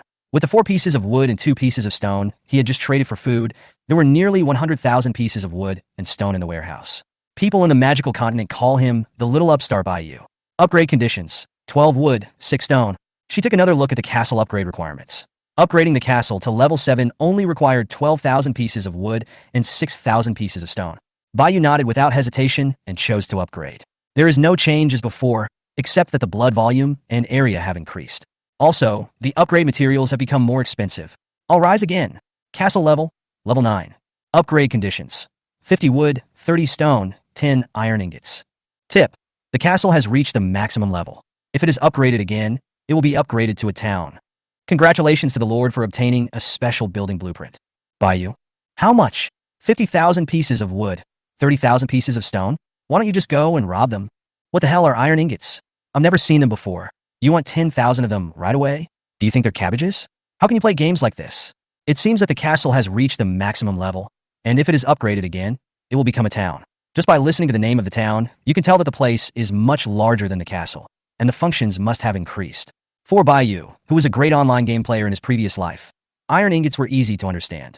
Bayu was not stupid enough to think that iron ingots could be obtained by killing high-level wild monsters. But there are so many lords, and there might be fools who think so. This obviously asks you to mine, find iron ore, and then use a furnace to smelt iron ingots, just like Bayu had played in his previous life. This is really embarrassing. Outside the castle, there are either swamps or snowy mountains. Where can you find the iron ore? Bayu guessed that he must be one of the top people who upgraded the castle to the maximum level first. As for the iron ingots, there will always be a way when the car reaches the mountain, and there will always be more solutions than difficulties. As the most handsome guy in the entire magical continent, Bayu believes that there must be a way. Let's see how lucky this queen is first. Bayu received the special building blueprint as a reward. Congratulations to the Lord for obtaining the special building blueprint. Blackwater Altar. Building level: King level. Function 1. A continuous black water lake is generated in the center of the altar. Any living creature thrown into the altar will gradually corrode its soul and body. A corpse thrown into the altar will be directly transformed into an undead for the Lord to drive. Ineffective for creatures above the king level. Function 2. A barrier will be formed around the altar that allows only entry but not exit, ineffective against undead creatures and creatures above the king level. Function 3. The undead who have bathed in black water will be strengthened, and there is a very low probability that their life level will change, ineffective for creatures above the king level and other creatures. Building materials: 10 wood, 5 stone, 100 magic crystals, 1 spirit core. Wow, the system is not lying to me. This is another special building with auxiliary functions. Now I don't have to use undead summoning magic on corpses one by one. I am freed. Yay! The Blackwater Altar and the Skeleton Throne are both king-level special buildings, but the Blackwater Altar requires much less building materials than the Skeleton Throne. Bayou plans to build the Blackwater Altar now. Otherwise, there will be more and more special buildings in the future, and Bayou will suffer from decision-making difficulties. In fact, the main reason is that there are too many supplies needed to upgrade the town, and Bayou is too poor. Whoa. Bayou crying. Put up! Following a flash of light, 4 huge stone pillars rose from the ground in the center of the castle's courtyard. All the races of the undead were engraved on them. The stone pillars were bluish-gray in color, and there were 4 huge skulls on top of them, with light blue flames burning in their empty eye sockets. 4 stone pillars surrounded the center of the altar, and a square altar slowly emerged. On the altar were some strange symbols that Bayou could not understand. Then a pool of black water oozed out from above the altar, completely covering the entire altar. It seemed that the black water only had 1 layer, but it seemed to be bottomless. It did not stop until it spread to the edges of the 4 stone pillars, and no longer flowed. The 4 skulls reflected each other to form a light blue protective shield, surrounding the entire altar. The altar was not small, it was as big as half a football field. Fortunately, Bayou's castle had been upgraded before, otherwise the Blackwater Altar might not be able to be placed in the center of the castle yard. At the same time, she felt a heat in her body and knew that her level had increased again. Bayou was delighted and a little expectant, and soon finished his preparations. 15 minutes later, she took another shower and changed into clean, casual clothes. She was still barefoot, wearing the same pair of flip-flops and a white t-shirt, but she had changed into a pair of sports pants, and her long white hair was tied into a high ponytail. Otherwise, it would be really annoying to have your hair hanging around all the time. At this moment, Bayou was sober and in an absolutely rational state. She opened her personal panel and took a look. The added attributes were finally not so weak anymore. Nice, my attributes are barely reaching the level of a skeleton warrior. Chapter 17, Strengthening of Arms. You should know that the moment Bayou takes out his weapon, the attributes will be doubled, and Bayou's attributes will be close to Arthur's. It seems like there's nothing to brag about. The doubled attributes are the same as Arthur's basic attributes. It's a bit heartbreaking. Forget it, don't think about it, I'm the Lord. Bayou shook her head and looked at the Blackwater Altar again. She couldn't wait to try out the effect of this building. So she immediately ordered the skeleton soldiers outside the castle to bring a rabbit corpse and a living rabbit. Bayou ordered the skeleton soldiers to throw the hare corpse into the Blackwater Altar. The hare corpse fell into the Blackwater Altar, and a large amount of black smoke was produced the moment it touched the black water. A turquoise light of magic circle shone in the smoke, and then a skeleton soldier crawled out directly from the corpse. The skeleton soldier's bones were all black, which was obviously different from the skeleton soldier next to the altar. Bayou clearly remembered that when the skeleton soldiers threw the hare's corpse into the altar, it was a corpse. The skeleton soldiers beside the altar are the same. Why do the skeleton soldiers summoned by the Blackwater Altar look like they are covered in pulp? Is this the enhancement of the Blackwater Altar? Bayou checked the attributes of this patinated skeleton soldier and found that there were not many changes compared to ordinary skeleton soldiers. It was just that each attribute was strengthened by 1 point on the original basic attributes. In other words, the strengthening of the Blackwater Altar is to enhance the basic attributes of the undead troops for a second time. Bayou ignored all this for the time being. She ran to the altar to check if the hare's body was still there. This was related to her development plan. If the body was swallowed by the Blackwater Altar, Bayou would have to temporarily abandon the Blackwater Altar, and it would be better for her to summon it herself. The body is still there, Ness. Bayou marveled at the humanity of the system, and then another skeleton soldier threw another living hare into the Blackwater Altar. The hare was roughly thrown into the Blackwater Altar by the skeleton soldiers standing next to the altar. As soon as it fell into the black water of the altar, it began to struggle frantically. Its body was corroded by the black water and turned into black smoke and dissipated. Seeing that the hare was about to run out of the altar, a light blue energy shield blocked the hare's way. Finally, the hare turned into a pile of bones while wailing. Its body was completely corroded. Then a magic circle lit up, and the hare's bones reassembled into a patinated skeleton soldier that was exactly the same as the previous one. How cruel! Rabbits are so cute. How can you abuse them? Bayou discovered a pattern. Throwing a corpse into the Blackwater Altar would preserve the corpse and summon the undead, while throwing a living creature into the altar would corrode the flesh and eventually kill the creature without leaving any trace. It seems that we can no longer throw living creatures into the altar. It's too cruel. It's definitely not because there are no corpses. Bayou asked this tool skeleton soldier to walk into the altar. The undead creatures walking into the altar were completely different from other creatures. She saw that the surrounding black water seemed to turn into tiny bits of energy, rushing towards the skeletons of the skeleton soldiers, and finally being successfully coated. After checking the information, I found that all the attributes had indeed been improved a little and were the same as the two skeleton soldiers just summoned. Curious Cat Bayou began her experiment, letting the skeleton warrior, ghost, king soul, zombie, death warrior, undead knight, and death knight enter the black water altar for experiments. Ghosts, zombies, and skeleton soldiers have their attributes improved a little bit. The skeleton warrior, king soul, death warrior, and undead knight are respectively the transferred soldiers and the secondary soldiers, and each attribute is increased by 2 points. As for the second level undead knight's job transfer to death knight, it is improved by 3 points. What does this mean? It's like increasing an attribute by half a level for nothing, and it's a permanent improvement. As for the changes in appearance, the skeleton looks like it has been covered with patina, and the color of the bones is darker. The ghost and the king's soul's bodies became a little more illusory, with a sense of emptiness. The zombies and the dead warriors began to emit a faint black gas from their bodies, but Bayou was not sure whether it was corpse gas or athlete's foot. The cursed fire burning on the undead knight and the death knight was a little more vigorous, perhaps. They were the ones with the smallest changes. Hey, is there any hint at the Blackwater altar? Why didn't I notice it just now? Bayou clicked on the panel of the special building of the Blackwater altar, and there were actually some attribute enhancement tips for the troops on it. Skeleton Clan. Skeletons are hardened, and the bones of the whole body are strengthened, increasing attack and defense power. Ghost Clan. Mental strengthening. Mental power is enhanced. When enough ghosts attack at the same time, they can resonate. Zombie Clan. Physical enhancement. Zombies' attacks come with corpse poison, which can slow down enemy movements, and corpse poison can be stacked. Undead Knights. Soul enhancement. Enhances the lethality of the curse and the spiritual attack power of the undead knights. When facing an enemy weaker than oneself, there is a chance to intimidate the enemy to voluntarily give up his soul. Wow. It turns out that not only the basic attributes are enhanced, but also passive skills are added to each type of soldier. The Blackwater altar is worthy of being a king-level building. It is too powerful. Now his undead army can not only gain an advantage in quantity, but also compete with other types of troops in quality. The skeleton soldiers are no longer simple cannon fodder. At least they are stronger cannon fodder. Next, Bayou will start to strengthen all the undead armies in batches and work hard to improve his own strength. The Lord of all people. More than 1 billion people reincarnated into the magical continent. That would be fatal. Strength is everything. Only the strong can fight for supremacy among all races. The weak don't even deserve to live. Moreover, Bayou must build the skeleton throne before the end of the 7 novice protection period. A Blackwater altar is so perverted.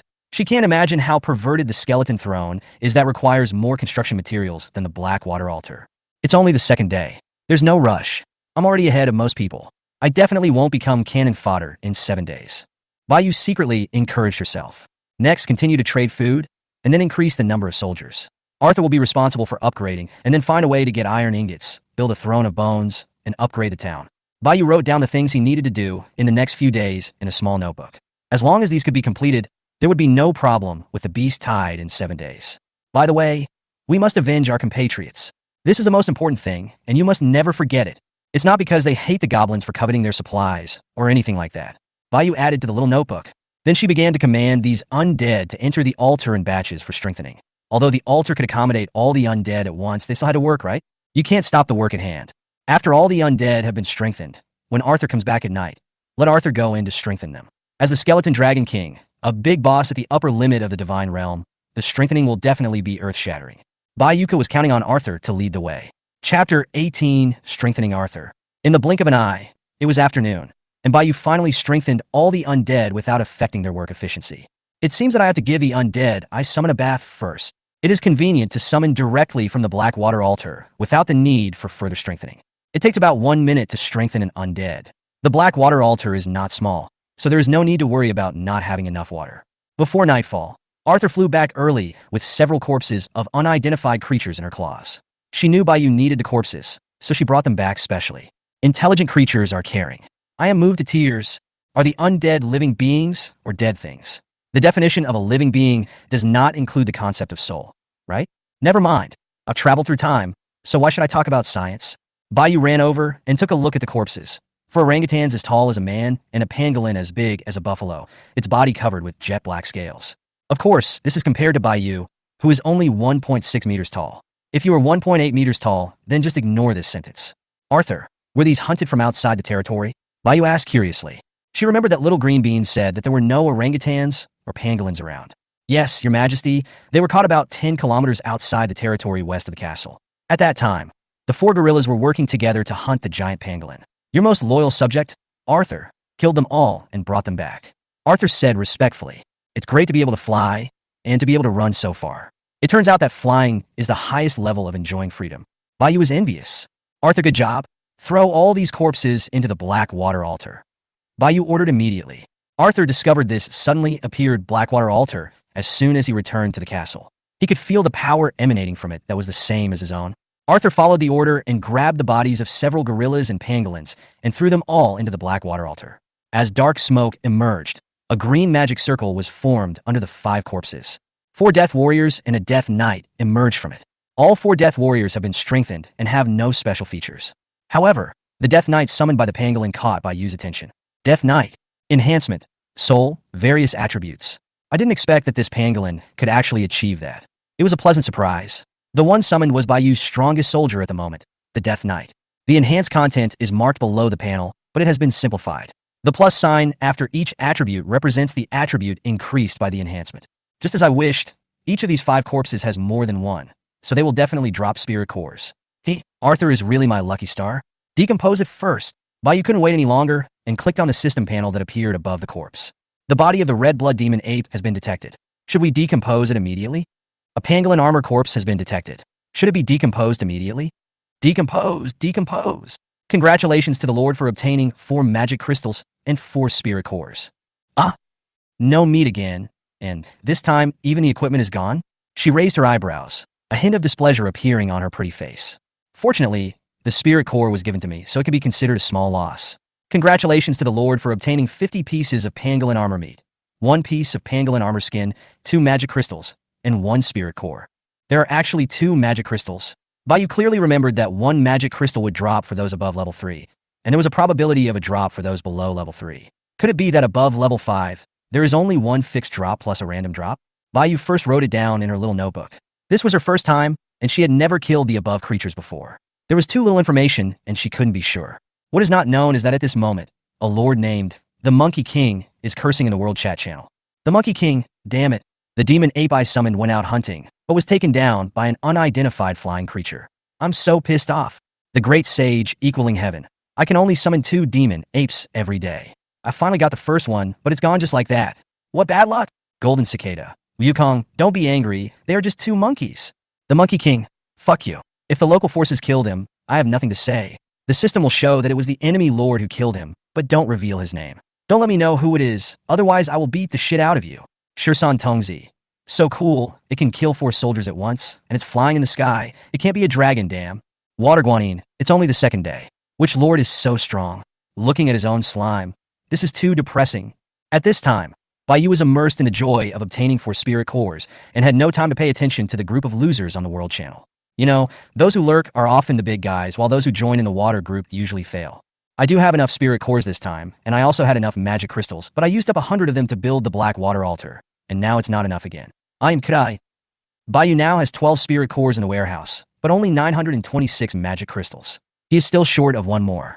He can only wait until the undead army returns from hunting at night, and collects the corpses together. Oh, by the way, Arthur, go inside the Blackwater altar. Bayou just remembered that he had to strengthen Arthur. Otherwise, he would go out to gain experience, and it would take a long time for him to come back. Arthur's huge body entered the Blackwater altar, making it extremely crowded, and the space was barely big enough to accommodate Arthur with his wings retracted. The energy in the black water began to flow towards Arthur. Bayou only felt that Arthur's breath was getting stronger and stronger. Unlike other ordinary undead who strengthened for 1 minute, Arthur strengthened for a full 9 minutes before it ended. After a while, it stretched out its huge body, walked out of the altar, spread its wings, and roared to the sky. Roar! Bayou discovered that Arthur had changed a lot. The originally white skeleton of his body began to emit a faint blue light from the inside out. A ball of blue fire was also burning under the 2 dragon horns growing backwards on his head, and the flames in his eye sockets were even more vigorous. The huge outstretched bone wings and the end of the tail also burned with light blue flames. It gives you a visual sense of a combination of an undead knight and a bone dragon. Chapter 19, The First Friend. Bayou immediately came forward curiously and couldn't wait to click on Arthur's attributes. Skeleton Dragon King, Arthur. Growth limit, God level. Active skill, Nether Dragon Breath. Passive skills, Elemental Magic Immunity, Dragon Power. Dragon's Might creates invisible mental pressure on creatures with a lower life level than itself, weakening the target's magic and physical defenses. Strengthen. Comprehensive strengthening. The burning netherworld fire improves one's own soul defense. The hardened bones improve one's own physical defense. Unlocks dragon power and comprehensive attribute points. So strong. Baiyu was stunned. The strengthening of the black water altar enhanced Arthur's mental and physical defenses, and at the same time, he was immune to elemental magic. In short, it makes Arthur stronger.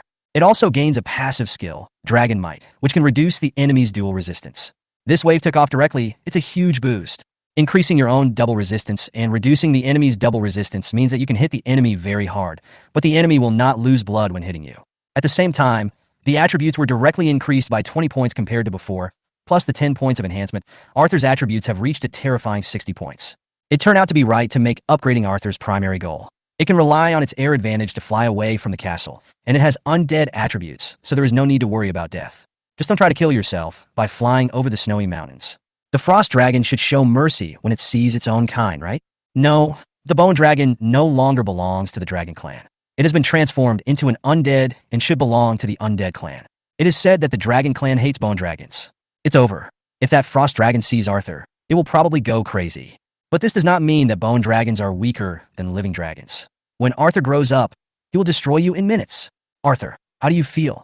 Baiyu tilted her little head and looked at the tall Arthur. Your Majesty, Arthur feels stronger now than before. Arthur replied respectfully with his head down. Okay, let's continue upgrading. There is no need for Arthur to do anything here. All the enhancements have been completed. He should stop hanging around in the castle and use his infinite endurance quickly. Yes, Your Majesty. Arthur spread his flaming wings, flapped them, and flew out of the castle. Baiyu had nothing to do now, so she just had to wait for the skeletons to finish their work. She skillfully opened the world chat channel, intending to read the chats of the lords to kill some boring time. She is a person with mild obsessive-compulsive disorder and will never allow any red dots to exist on the panel. At this moment, she started a red dot elimination game. After clicking on the system prompts, there are many prompts of skeletons killing wild monsters, prompting that you have gained experience points. Your unit killed the enemy lord's unit. Baiyu, who wanted to ignore it, suddenly froze in mid-air with his phone. Wait, enemy lord troops? Huh? When? Baiyu was confused, but the kill prompt did not indicate the type and name of the enemy lord's troops, and she had no idea at all. Wait, Baiyu suddenly remembered what Arthur said just now. That 4 red-blooded demon apes were besieging the pangolin armor, and that the red-blooded demon apes would not drop food. Could it be that this red-blood demon ape is a soldier of another lord? Buddy, I'm sorry. I really didn't mean it. Baiyu apologized silently in his heart. It's over, it's over. I just offended the howling moon silver wolf of the snow mountain, and now I've offended another lord. That's not right. Arthur can easily kill this lord's troops in seconds. Why should I be afraid of him? Once the novice protection period is over, if he doesn't agree to my apology, I will send him directly to reunite with his grandmother. Humph! The man gives it as a gift, but the woman Baiyu needs to think about it. In other words, besides that unlucky fellow, there is another lord nearby, and he is not far away from him. I don't know if he has discovered me. The red blood demon ape's mobility should not be very high, and the area of this lord's castle must not be as big as Baiyu's. According to estimates, the red blood demon ape could only leave the territory by about 2 to 3 kilometers at most, plus the area of the opponent's territory, the distance in between, and the area of Baiyu's own castle. Approximately, how much is it? Then Baiyu gestured on the ground. Well, the straight line distance between the 2 castles was about 20 kilometers, which could be said to be very close. A goblin tribe, the Howling Moon Silver Wolf clan, and this lord. One of them is here to avenge his fellow villager, and the other 2 are probably here to avenge me. Baiyu wrote them all down and would deal with them one by one when the time came. She felt that Arthur should be able to deal with the goblin tribe now, but after all, she had never seen a high-level commander-level monster, so she didn't know how strong it was. To be on the safe side, I'd better let Arthur level up again. Anyway, there is a novice protection period, and if he doesn't leave the castle, what can he do to me?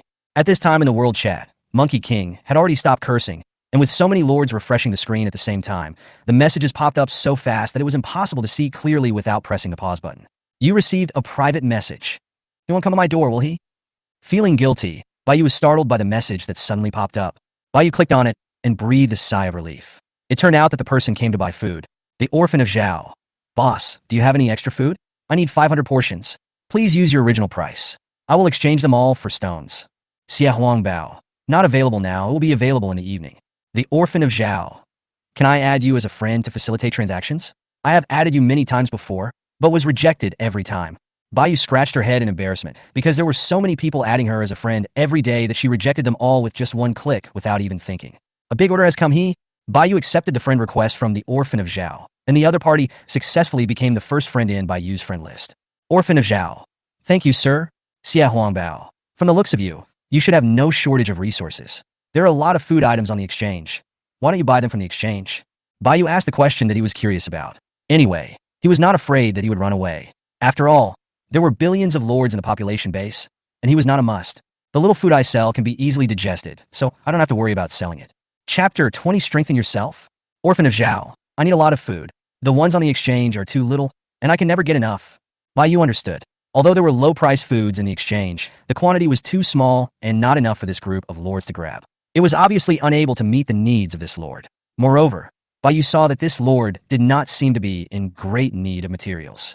Short for sucker, oh no, it should be Baiyu's god of wealth. It also seems good to have a long-term buyer. Baiyu replied with an expression like, the Orphan of Zhao, and ignored him. As a big shot, he had to learn to be aloof. There is still some time before night, and then we can harvest another wave of food. However, the sky of this magical continent is always gloomy, and even the sun cannot be seen. If it were not for the system to determine the time, we would not know whether it is morning or evening. Baiyu looked at the huge black water altar in the center of the castle and suddenly thought of something. By the way, the black water altar can strengthen the undead. Can it also strengthen myself? No. If a living thing falls in there, it will immediately turn into a pile of rotten, smelly bones. I don't want that. I'm not an undead, but I have undead blood. Maybe it's possible? How about giving it a try? The main reason was that Baiyu felt that his attributes were too bad, almost the same as those of the skeleton warrior. Judging from this situation, he could only be a commander at best. It's not enough to have strong troops. If you are a weakling, you will become the weakness of the undead army. When they rush over and kill you, you're done for. Although having a strong army can give you a sense of security, it is definitely not as secure as being strong yourself. Baiyu walked to the black water altar and entered the protective shield. Then she tried again and again out of concern. Yes, you can come and go as you please. Baiyu breathed a sigh of relief, but the highlight was coming. She squatted carefully beside the black water, intending to reach out her hand and gently touch the black water to try. Baiyu would not be so stupid as to rush in directly. What if he turned into a skeleton? He would not even have the chance to regret it. She gently stretched out a finger towards the black water, turned her head to the side, and closed her eyes, not daring to look. Baiyu gritted his teeth and touched down fiercely. Ah, it hurts so much. She screamed excitedly, and then found that there was no pain, only a slight chill coming from her fingertips.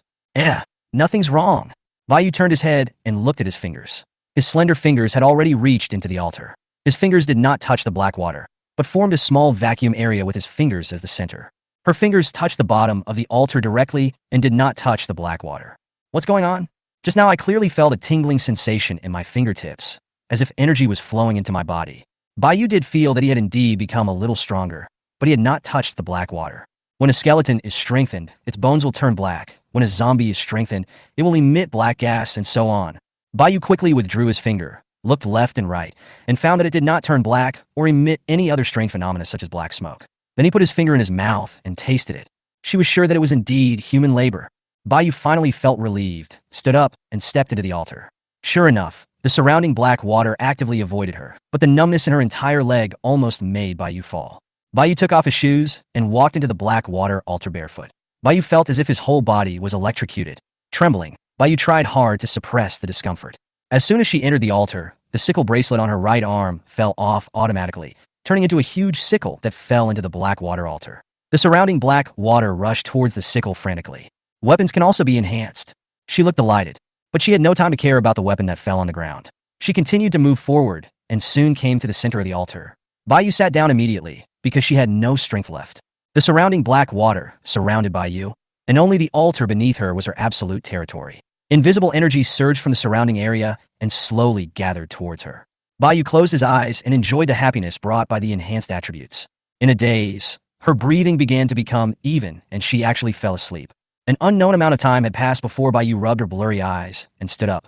At this moment, she felt full of energy and strength, the kind that could blow up a car with one punch. Why is all the black water gone? Baiyu looked around and found that there was very little black water left in the black water altar.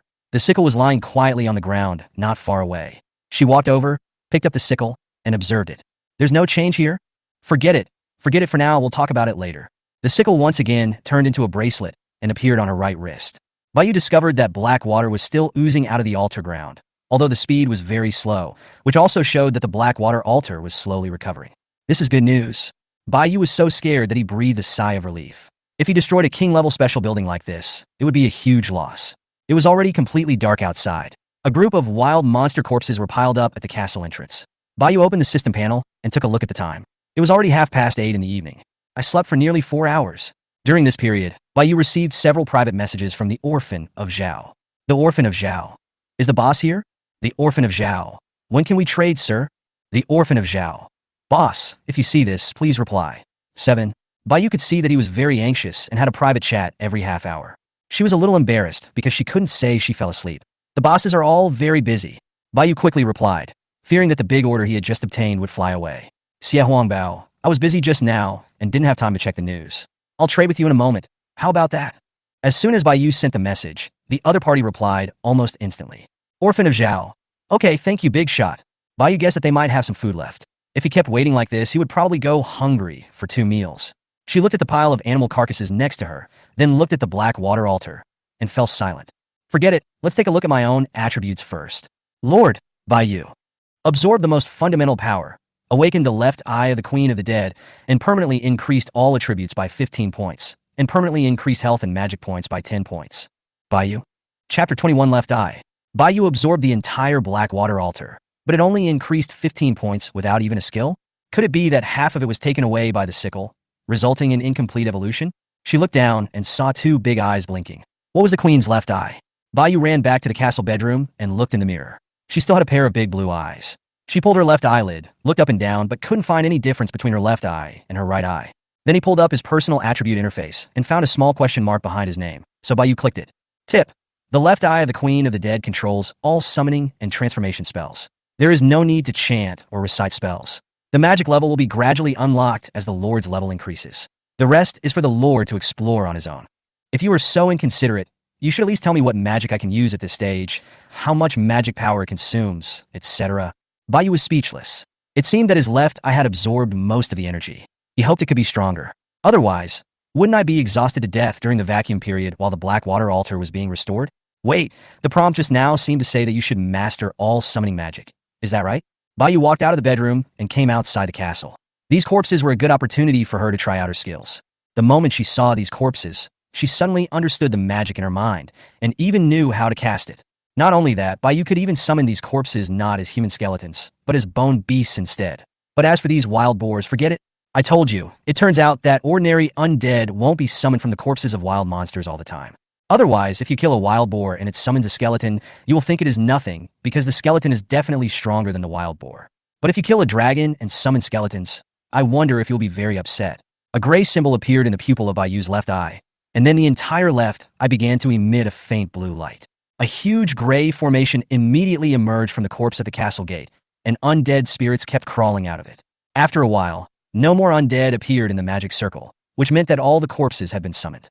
Bai stopped the magic, and the symbols in his eyes disappeared, no longer glowing, and returned to normal. But Bai felt a little dizzy, so he quickly checked his magic value. Magic points, 50. No mana consumption. What is being consumed? Mental energy, physical energy, or the soul? Never mind, this is too strong, I love it. It can be said that Bai's left eye is now a walking black water altar, but it does not have the enhancement of the black water altar. She checked her new soldiers, a total of 40 undead of all types, 25 skeleton soldiers, ghosts and zombies, and no undead knights. The last 10 soldiers who changed their jobs are 5 skeleton warriors, 2 death knights, 2 king souls, and 1 death warrior. There are a total of 75 corpses, and now they have been summoned at once, so they can be decomposed. Congratulations to the Lord for successfully decomposing. A total of 1,400 portions of food were harvested. The Orphan of Zhao requires 500 portions, and the remaining food can continue to be listed on the exchange. As for keeping it for the Orphan of Zhao, Bai would not be so stupid as to keep it for him and trade it for a lot of stones. It would not work without wood. Bai initiated a private chat. Zio Wanbao, the food has been collected. Shall we trade now? Orphan of Zhao. Okay, sir, no problem. Just as Bai was about to reply, the transaction interface popped up. The Orphan of Zhao has initiated a transaction with you. Transaction content: 10,000 pieces of stone for 500 pieces of food. Do you agree? Agree. Bai tapped the agree button with her little hand, and she guessed that the other person couldn't wait any longer. The 500 portions of food in the warehouse disappeared instantly, and 10,000 portions of stone appeared. The Orphan of Zhao. Boss, can we make a long-term deal? Xia Huangbao. You only have stones there? That's going to be very difficult for me. The Orphan of Zhao. I can trade stones for wood with other lords. How about a 2-to-1 ratio of wood to stone per trade? If I can't finish digesting your food, how about you open an exchange? Xie Huangbao. Happy cooperation. That's right. Since there are lords who were born in a mountain made entirely of stones, there must be other unlucky lords who were born in a forest, with the opposite situation, one with only stones and the other with only wood. But fortunately, there is an exchange function, which allows the lords to complement each other's lack of resources. Hey, why do I always feel like something is wrong? Then where do I get the magic crystals? Baiyu used to trade wood, stone, and magic crystals. After selling all the food, he could get some magic crystals. This was much faster than killing monsters and getting magic crystals. Forget it. Since we've agreed to cooperate with them, let's keep the food for now. Sell less food and set all transactions to magic crystals. Baiyu couldn't help but marvel at his own genius mind. Now Baiyu only needs about 50 magic crystals to build the skeleton throne. Let's sell 100 first to see the effect. If it is really difficult to sell, Baiyu can only choose to lower the price or use other methods. Zhuangbao initiates a transaction. Baiyu's small order on the exchange attracted the attention of other lords. Slug. Boss, you're out of food? Why are you only selling 100 copies? Xiong. Is your castle at the maximum level? You don't even want wood and stone anymore. You can only trade with magic crystals. Blank. How shady. Did you think we were newbies on the first day? The magic crystal is so important, but it's only exchange for a piece of food. What a profiteer. Zhu Ganglai. My soldiers are pig monsters. They eat a lot. I'm afraid they will eat me if I'm hungry. I'll buy them first, brothers. Psychopath. If you have more magic crystals, I will trade with you. I have plenty of food. Don't go looking for this profiteer. We must boycott him together. If he dares to trade food for magic crystals today, he will dare to trade food for spirit cores tomorrow. Don't be fooled. Chapter 22, Dark Magic. Baiyu estimated that he was scolded for half an hour before the 100 servings of food were sold out amid the scolding of many lords. Fortunately, there are billions of lords and a large population base.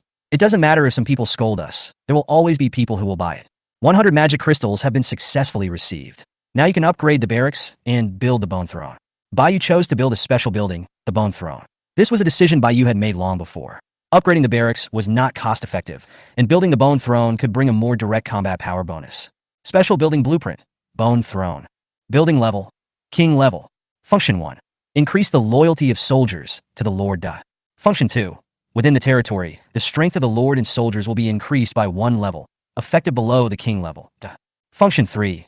In the castle, increase the experience points gained by the Lord by 1 times, effective for those below the king level. Construction materials. 10 wood, 10 stone, 100 magic crystals, 10 spirit cores. Put up. The 10 spirit cores that she had saved up with great difficulty were gone, but she didn't feel sad. Only spirit cores that were used had value. Otherwise, what was the difference between them and stones?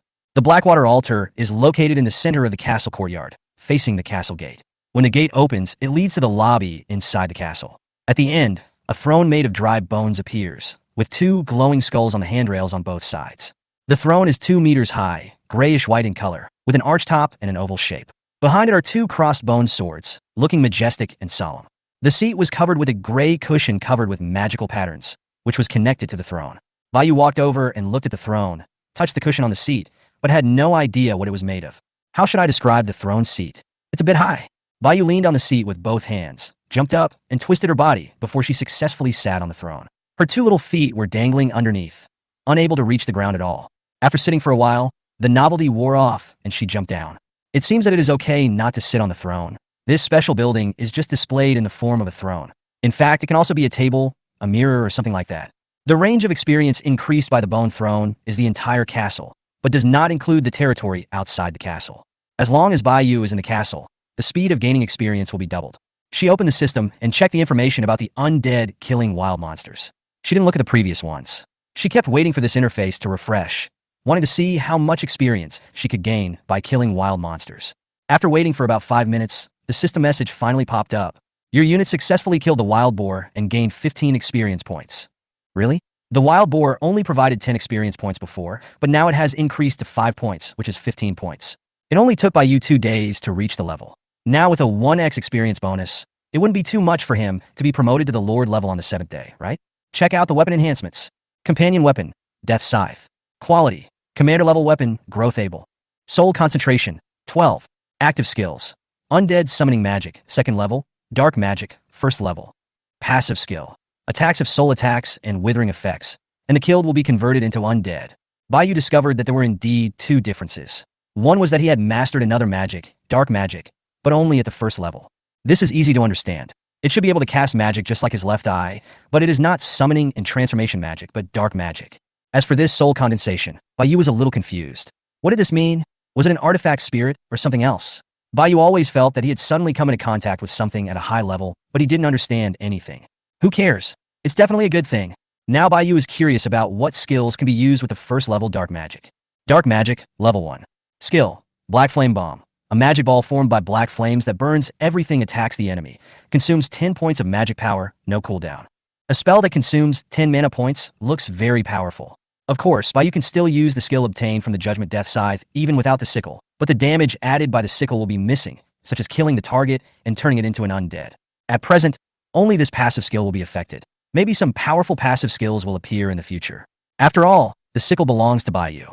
Baiyu knows how to use the sickle, and he can also use the sickle even if he doesn't know how to use it. There will also be situations where Baiyu will also acquire the skills that Scythe has acquired, such as the undead summoning magic, but Scythe only knows the most basic undead summoning, while she knows all the summoning magic. And now the mana value is only 50 points, which means that after releasing 5 Black Flame Bombs, there will be no mana left. Baiyu came to the gate of the castle and wanted to try out his skills. It was nighttime now. The blood-red moon was hanging high above his head, and the red moonlight was shining on the earth, dispelling a bit of darkness and adding a touch of weirdness to the magical continent at night. At night, high-level monsters will appear randomly, and all monsters will be twice as powerful and drop twice as much. However, when it was dark, Baiyu was still sleeping in the black water altar and did not receive any system notifications. With the help of the strange moonlight, Baiyu saw a dead tree not far outside the castle. It's decided to be you. She slowly raised her left hand, spread her 5 fingers, and pointed her palm towards the dead tree. As her magic power was consumed, a black magic circle was generated in front of her palm, and then a black fireball emerged from the magic circle. Bai then waved his sword, and a fireball shot towards the dead tree. The black fireball had no light at all, nor any temperature, and a strange black flame was burning on it. Boom! The black fireball hit the dead tree with a muffled sound. A big hole was immediately punched in the trunk by the fireball. Black flames began to burn around the edge. It was not like normal flames burning the tree. The black flames seemed to be about to devour the entire dead tree. In less than 30 seconds, the dead tree completely disappeared from Baiyu's sight, without even a trace of ash left. Baiyu was also shocked by the power. The magic he got in exchange for 10 points of magic power was indeed worth it. It's simply a magical weapon for destroying corpses and covering up traces. If it hits a person without anyone noticing, even Conan won't be able to solve the case. Baiyu's own improvement and weapon enhancement have made her strength take a qualitative leap. I'm sure you'll have a lot to gain tonight. As long as my fellow villager is in heaven, I'll be able to avenge you soon, hee. Baiyu glanced at the time. It was still some time before midnight. She had slept for 4 extra hours this evening and was not sleepy at all. It was just the right time to wait until the early morning to summon another wave of troops. How can we prevent the undead, who have unlimited labor force, from using their full potential? Chapter 23, Golden Legend. Baiyu suffered for a while, and finally it was 12 o'clock in the morning. She immediately came to the barracks and chose to summon. But she did not have high expectations for the Golden Legend, because the second-level barracks could only summon skeletons, ghosts, zombies, and undead knights. As for the extremely low probability of summoning other high-level soldiers, hey, do you believe it? Anyway, Baiyu didn't believe that her luck would be so good, but one good thing was that the 10 native soldiers summoned could be upgraded, which was the biggest difference from her own summons. The undead crystal has been charged. Do you want to summon it immediately? Baiyu tried to bring himself good luck, and then clicked directly on the summon. In an instant, the undead crystal emitted a faint green light, shining throughout the room. Then the light gradually dissipated, and 10 blurry figures emerged. No way, the chosen one, the Golden Legend. Baiyu saw that one of the figures was larger than the others, about 3 meters, but that was not the point, because this figure had wings. This was obviously a high-level soldier. She was so excited. As the figure became clearer, she finally saw what it was. It has a wide mouth, a bald head, and 2 pointed ears. It is obviously not a human head, but has a humanoid body, but its limbs are very strong, and it has long pointed nails on its hands and feet, which makes it look a bit like a beast. It also has a long tail behind it. Most of its body is gray, made of stone and metal, with 2 wings spread out at the back, which are flesh wings similar to those of a bat. When it saw Baiyu, it immediately crawled on the ground with all 4 limbs and lowered its head to show its submission to Baiyu. As for the remaining 9 undead souls, they were not so lucky, which might be because she only pinched them once. All of them are ordinary undead from the 1st or 2nd level barracks, 2 skeletons, 3 ghosts, 3 zombies, and 1 undead knight. Baiyu's Air Force strength has become stronger again, and she seems to have discovered a pattern. All the powerful soldiers can fly, so when can she fly? She first checked the attributes of the new soldiers. Gargoyle. Growth limit. Royal level. Exclusive passive. Magic immunity. Depending on magic level, an own level. Seeing the properties of the gargoyle, Bayou only wanted to say one word, that is, awesome. Its basic attributes are also much higher than other types of soldiers, and its upper limit of growth has reached the Emperor level. Moreover, it is born with skills and immunity to magic. It's simply abnormal. Although Bayou also knows that magic that is too strong can still kill the gargoyle, this is just for self-entertainment. Although gargoyles are a high-level military unit, they do not have intelligence. Of course they do have some intelligence, but it is not high. Here Bayou generally says that those who cannot speak have no intelligence. Now, Bayou's Air Force includes Arthur gargoyles, although there is only one, ghosts and king souls, which can be regarded as Bayou's current highest combat power. The army has undead knights, skeletons, and zombies, which are superior in numbers and are used as cannon fodder. You all go hunting. You are mainly responsible for upgrading. Bayou said to the surrounding undead, leaving the gargoyles to be responsible for upgrading. Being able to fly is still a big advantage. The gargoyles have such strong attributes. How can we waste this long night? Okay, I can finally go to bed. She has already begun to look forward to tomorrow's harvest. There will be double drops at night, plus the 1x experience bonus from the Bone Throne, which means she will get triple experience from killing monsters at night. After taking a bath, Bayou went to bed soundly. The orange sun rose again in the east, dispelling the darkness of the magical continent. But the dark clouds in the sky blocked the sunlight, and even during the day, it was still dim outside. The distance was shrouded in thick fog. Apart from the vaguely visible snow-capped mountains, the view extended beyond the castle territory, but was soon swallowed up by the fog. Bayou rubbed his sleepy eyes, threw back the quilt, and prepared to get up. After washing up, Bayou appeared in the castle yard in high spirits. Let's take a look at my attributes first. Lord, Bayou. Very good, my magic power has increased by 10 points, so I can use one more skill. After a night of recovery, there was more black water in the black water altar, and a small pool had formed in the middle. It is definitely enough to summon the undead, but the efficiency will be slower. But it doesn't matter, because the summoned undead are strengthened by the black water altar. After a morning of hard work, Bayou had strengthened all the previously summoned undead spirits that had not been strengthened, and all the corpses had also been summoned. Another big project completed. Bayou successfully summoned 90 to 90 undead, including undead of 4 types of soldiers. The summoning was calculated based on the level of the barracks. Even if you manage to summon a gargoyle by chance, using the undead summoning magic will still not summon a gargoyle unless the barracks level is unlocked. She breaks down all these foods. Congratulations to the Lord for obtaining 1,200 portions of food, 120 wild boar tusks, 60 portions of wild boar skins, and 45 magic crystals, double. Congratulations to the Lord. There are a total of 2,800 portions of food and 155 magic crystals. As for the rest, they are just miscellaneous items, and Bayou doesn't care about them. Because these basic wild monsters are basically meat-giving, without the above, she doesn't have any soul cores. Wow, she can only pin her hopes on Arthur. Chapter 24, Soaring Griffin. It is worth mentioning that Bayou had previously instructed the children to cut down trees and dig stones. After a day and a night of nonstop digging, they finally got 2 stones and 1 piece of wood. Hunting might be a little difficult for the undead whose levels are locked, but it's just right for chopping trees and digging stones. Today is the 3rd day, and the Lord's demand for food has dropped again. Looking at this situation, Bayou feels a little embarrassed to be a profiteer by charging 4 times the premium. Mainly because I'm afraid of being criticized. Bayou looked at the food transactions at the exchange and found that the food of those big guys who were as famous as Bayou was not selling very well. More and more lords began to trade food at low prices. It's a bit difficult. Bayou now has 3,600 servings of food in the warehouse, which is obviously not enough for the orphan of Zhao to digest alone. Never mind, let's put 3,000 portions of food on the shelves first. I'll trade as many as I can. If it doesn't work, I'll take it off the shelves. Because every time Bayou gets an animal corpse in the wild, he has to cast the undead summoning magic first, and then the corpse will be decomposed. Although there is a black water altar now, it adds an extra step which always wastes time. Bayou had better put the food on the shelves early, otherwise the price of the food would probably plummet again if it was put on the shelves in the evening. Zhuang Bao initiates a transaction. After Bayou put the food on the exchange, she just left it to fate. She didn't need to think to know that World Chat had already started criticizing her. If Bayou relied solely on the undead to collect stones and wood, he estimated that the area around the castle would be ravaged by the undead army. This damn system obviously doesn't want these lords to spend these few days in comfort. If they only rely on the resources around the castle to survive, most of the lords will probably die. If the lords just want to develop peacefully during the 7-day novice protection period, they are making a big mistake. This is a battle for supremacy among all the lords of the nation and all races. In the eyes of the lords, some people may naively think that this is just a game, but Bayou understands that this is not only a game, but also a battlefield. If you do everything with a bad attitude, you are not far from death. When I was young, I was so bad at school that I just stopped studying. When I was middle-aged, my job was so bad that I just quit. Even when I'm old, I'm still a loser. I simply won't live anymore. A life of giving up is truly terrible. If other lords provoke Baiyu and think that Baiyu is just a little white-haired lowly, they are totally wrong. Baiyu will let them see what the undead disaster is. The battlefield of all races. Go fight, go conquer. Baiyu is not soft-hearted. Talking about feelings? Sorry, go talk to the king of hell.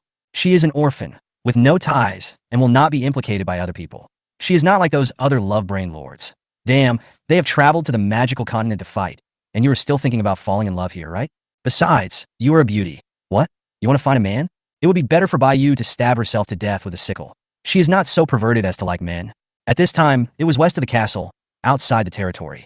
Arthur was circling in the sky, chasing a griffin that was only 1/10 the size of Arthur. The griffin was petite and much more agile than the huge Arthur. Relying on its small size, it frequently dodged and shuttled back and forth between boulders and trees, while Arthur chose to rush forward, which resulted in the griffin being slightly faster than Arthur. Roar! The griffin roared angrily at Arthur behind him, trying to intimidate him. Arthur. Roar! Arthur responded with a roar that carried the power of a dragon. The griffin instantly wilted, feeling the great fear brought by Arthur from behind. The griffin was frightened by Arthur's dragon roar and completely lost the will to resist Arthur. The griffin's anger was extinguished in an instant, completely transformed into fear, and it began to fly forward at full speed to escape. It runs away, it chases, it can't fly away even if it has wings. Arthur roared. Arthur opened his mouth and spit out the breath of the netherworld dragon behind him. The griffin noticed something was wrong, turned around, and was shocked. The dragon breath Arthur spit out was actually thicker than the griffin's body. The griffin hurriedly rolled to the side trying to dodge, but Arthur's dragon breath was faster. The griffin failed to completely dodge, and its wings were still scratched by Arthur's dragon breath. Ice crystals quickly condensed on the griffin's wings, and the griffin let out a painful whine. The griffin's body lost balance in an instant and fell downwards. Arthur dived down and quickly caught up with the griffin. His front claws directly embedded in the griffin, and his huge skeletal body carried the griffin and rushed rapidly to the ground. Boom! Arthur carried the griffin, and its huge body hit the ground, raising a huge cloud of dust. The griffin was already dying in Arthur's claws, while Arthur was unharmed. After Arthur finished killing the griffin, he flapped his wings and took off, grabbing the griffin's body and flew towards the castle. Your unit successfully killed a common level 7 soaring griffin and gained 80 experience points. Baiyu? Baiyu was confused when he suddenly received the kill information of his arms. Needless to say, the griffin was an air force, and the only one among Baiyu's current arms who could kill the griffin could be Arthur. Arthur is Arthur awesome. Baiyu was familiar with the griffin, a creature with the body and claws of a lion, and the head and wings of an eagle. They are creatures like Arthur and gargoyles that can fight on land and in the air, but most of them prefer to hover in the sky and attack. Baiyu checked Arthur's attributes. After a night of double experience and a morning of killing monsters, Arthur must have been upgraded. Skeleton Dragon King, Arthur. Level, ordinary level 6. As expected, Arthur seemed to be different from other ordinary undead. He was not limited to gaining special changes every 3 levels, and the acquisition of skills depended entirely on chance. However, in return, Arthur's attributes at each level were increased by 10 points. With the enhancement of the Blackwater Altar, Baiyu estimated that the Lingyun Griffin might not be Arthur's opponent. Unfortunately, Arthur killed the Lingyun Griffin outside the castle territory, and there was no function to check the attributes of the corpse in the territory. Otherwise, she could have taken a look at the attributes of the Lingyun Griffin and made a comparison. However, Baiyu felt that the Lingyun Griffin should be about the same strength as the gargoyle, maybe a little stronger than the gargoyle. No, not necessarily. I almost forgot that the gargoyle is immortal. Baiyu looked up and saw Arthur returning to the castle, holding the brown-haired body of the Lingyun Griffin. Chapter 25 Iron Ingot News. Arthur folded his wings and landed on the ground, throwing the body of the sky-high griffin aside. Baiyu stretched out her little hand towards the tall Arthur and gave him a thumbs up. Ox. Baiyu looked at the 3-meter-long griffin. Not counting the tail, it was about 1.8 to 2.2 meters tall. Compared with Arthur, who was more than 10 meters tall, it did seem very small. She planned to use the magic of her left eye to transform the griffin into a bone beast. This griffin happened to be the best bird, lion, choice for Baiyu. After all, its level was there, and its attributes should be stronger than those of the skeleton warrior and the death warrior. A gray triangle instantly appeared in the pupil of Baiyu's left eye. The triangle rotated to form a hexagram magic circle, emitting a faint blue light. A hexagram pattern identical to the one in Baiyu's eyes emerged from under the griffin's corpse. A bone wing first stretched out from the magic circle, followed by the second wing, and then the body and limbs all emerged. The griffin's body had become limp, probably because it had lost its bones, but fortunately the flesh was still there. Baiyu observed the bone beast summoned by the corpse of the Lingyun Griffin. Its body shape remained the same as before, but only bones were left, and it had become much uglier. Nothing has changed. So the bones and souls were extracted to form a new creature, a ghost. Bayu really couldn't appreciate it, but Bayu didn't want a vase. Capability was the best, and it didn't matter whether she was ugly or not. Until now, except for the bone dragon, Bayu still thinks that all undead creatures are ugly. Bone beast griffin. Race, undead. Growth limit, royal level. A level 7 bone griffin has about 40 points of strength and agility. Compared with other basic undead, its attributes are really good. Breakdown. The corpse was useless, so Bayu chose to make the best use of it. Congratulations to the Lord for obtaining 50 food, 2 magic crystals, and 1 spirit core. There's a spirit core, not bad. It seems that what Bayu recorded before that the above creatures will drop spirit cores was correct. She remembered that griffins should also be able to use magic. This is a magical continent. How can any advanced creature survive without knowing magic? However, after the griffin became undead, as the price of gaining immortality and infinite endurance, it also lost all its abilities in life. As a product of transformation and summoning, it is very good for bone beasts to have such attributes. As long as the undead can fly, they are good undead. Bayu also discovered a strange point. All the undead that were not summoned by the barracks had this strange point. That is, the levels of these undead had been locked and could no longer be upgraded, but the growth limit of these undead was still displayed at the bottom of the panel. Does this prove that these undead will have a chance to break through the level blockade in the future? Bayu wrote this question down in his little notebook, and he would know the answer to this question later. She still remembered one of the functions introduced when the black water altar was built yesterday. Function 3. The undead who have bathed in black water will be strengthened, and there is a very low probability that their life level will change. Ineffective for creatures above the king level and other creatures. The number of undead has now reached a terrifying 788, including Arthur and the bone beast just summoned, a total of 790. Except for the griffin, all of these undead have been strengthened by the Blackwater altar. Function 3 described an extremely low probability of causing a change in the life level, but Bayu did not notice anything. It might be that all Bayu's luck was used on the barracks extraction. Luck is a mysterious thing, and Bayu cannot force it. Some people spend 648 yuan on hundreds of draws and still get nothing, while others draw a miracle for free. It's so frustrating. As for me, I'm always the crooked one. Bayu asked the bone beast griffin to enter the black water altar for strengthening, and each attribute was successfully increased by 6 points. As for the strengthening, it was the same as the strengthening of the skeletons, which was also bone strengthening. Arthur, keep upgrading. She sent Arthur away. Since this bone griffin could not be upgraded, Bayu naturally arranged it to hunt outside the castle. Oops, look at my stupid brain. I forgot to strengthen the soldiers I summoned in the early hours of yesterday morning in the black water altar. Bayu slapped his head, thinking that he must have been too sleepy yesterday and actually forgot such an important thing. Just as the bone beast griffin was about to fly away, Bayu hurriedly stopped it. Go and call back the gargoyles and the undead spirits that have never entered the black water altar. Bayu said to the confused bone beast griffin.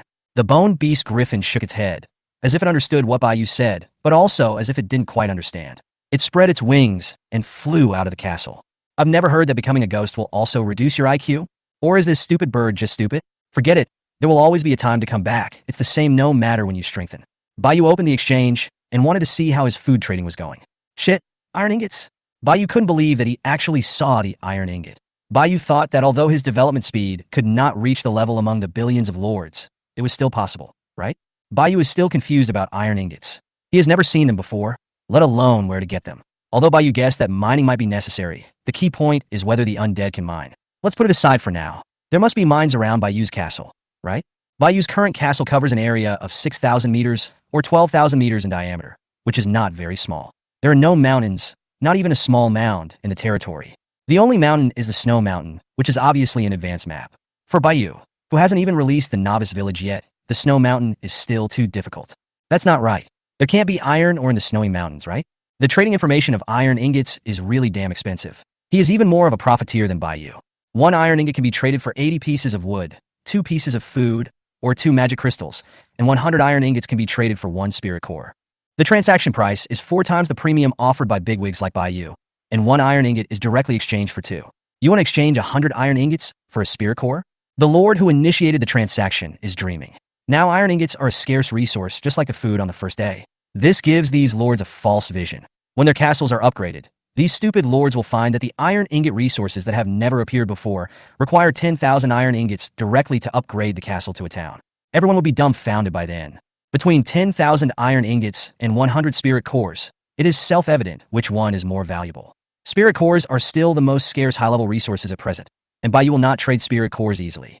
The information of the exchange will only show the lord who initiated the transaction at the moment it is listed, and it will no longer be displayed after that. You need to click on the transaction in order to view it. Baiyu was indignant and pouted. Let me see who the bastard is. He's one step ahead of others. What a hateful guy. Chapter 26. The Identity of the Orphan of Zhao.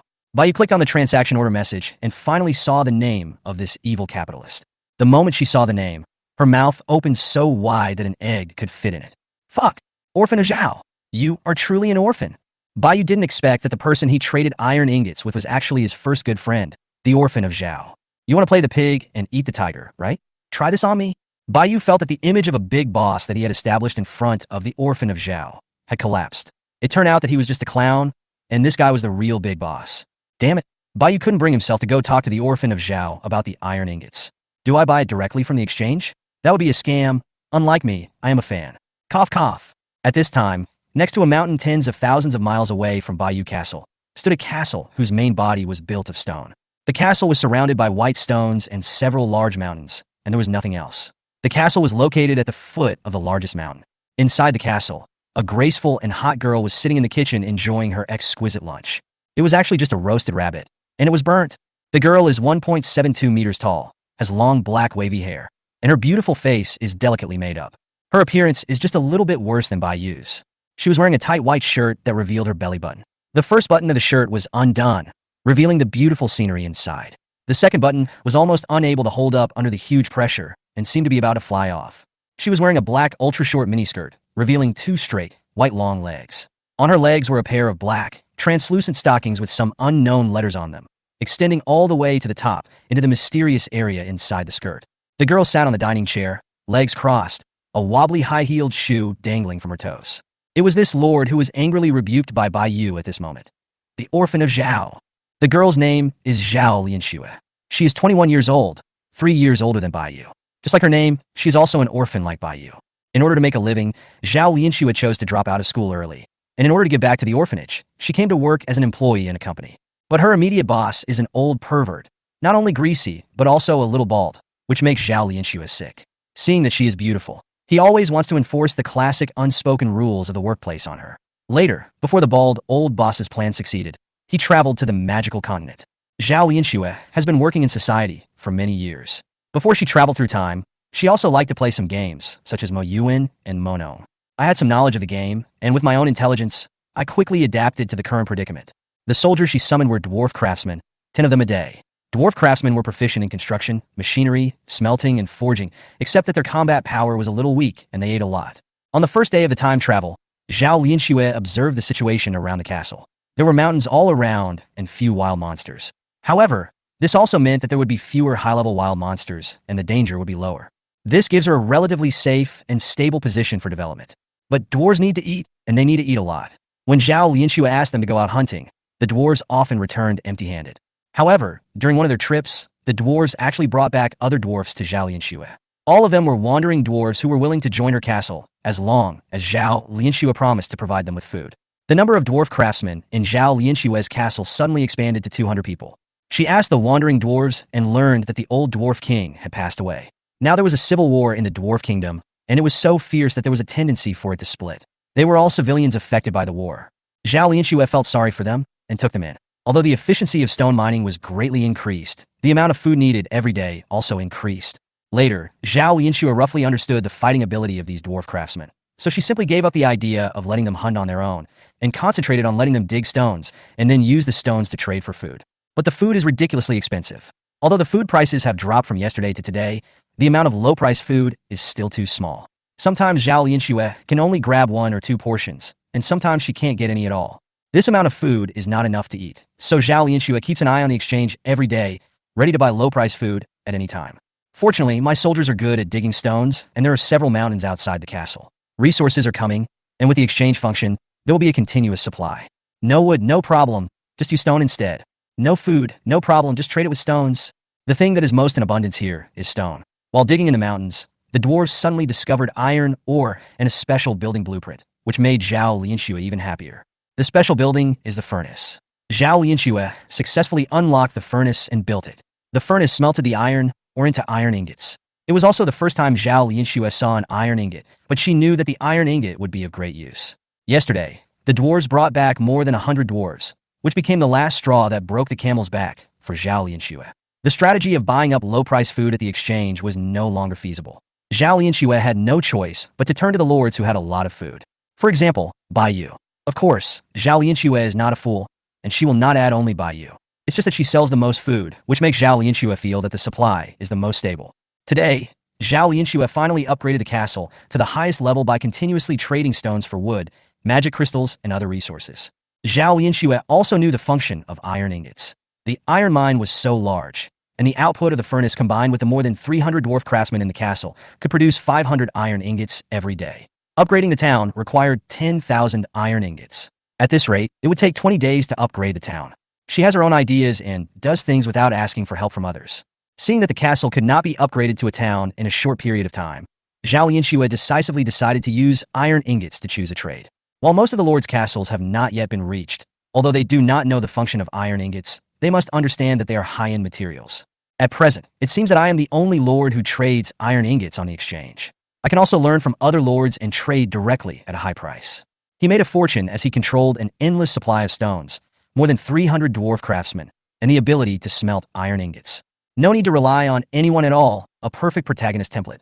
Zhao Lianxue was full of confidence and hope for the future.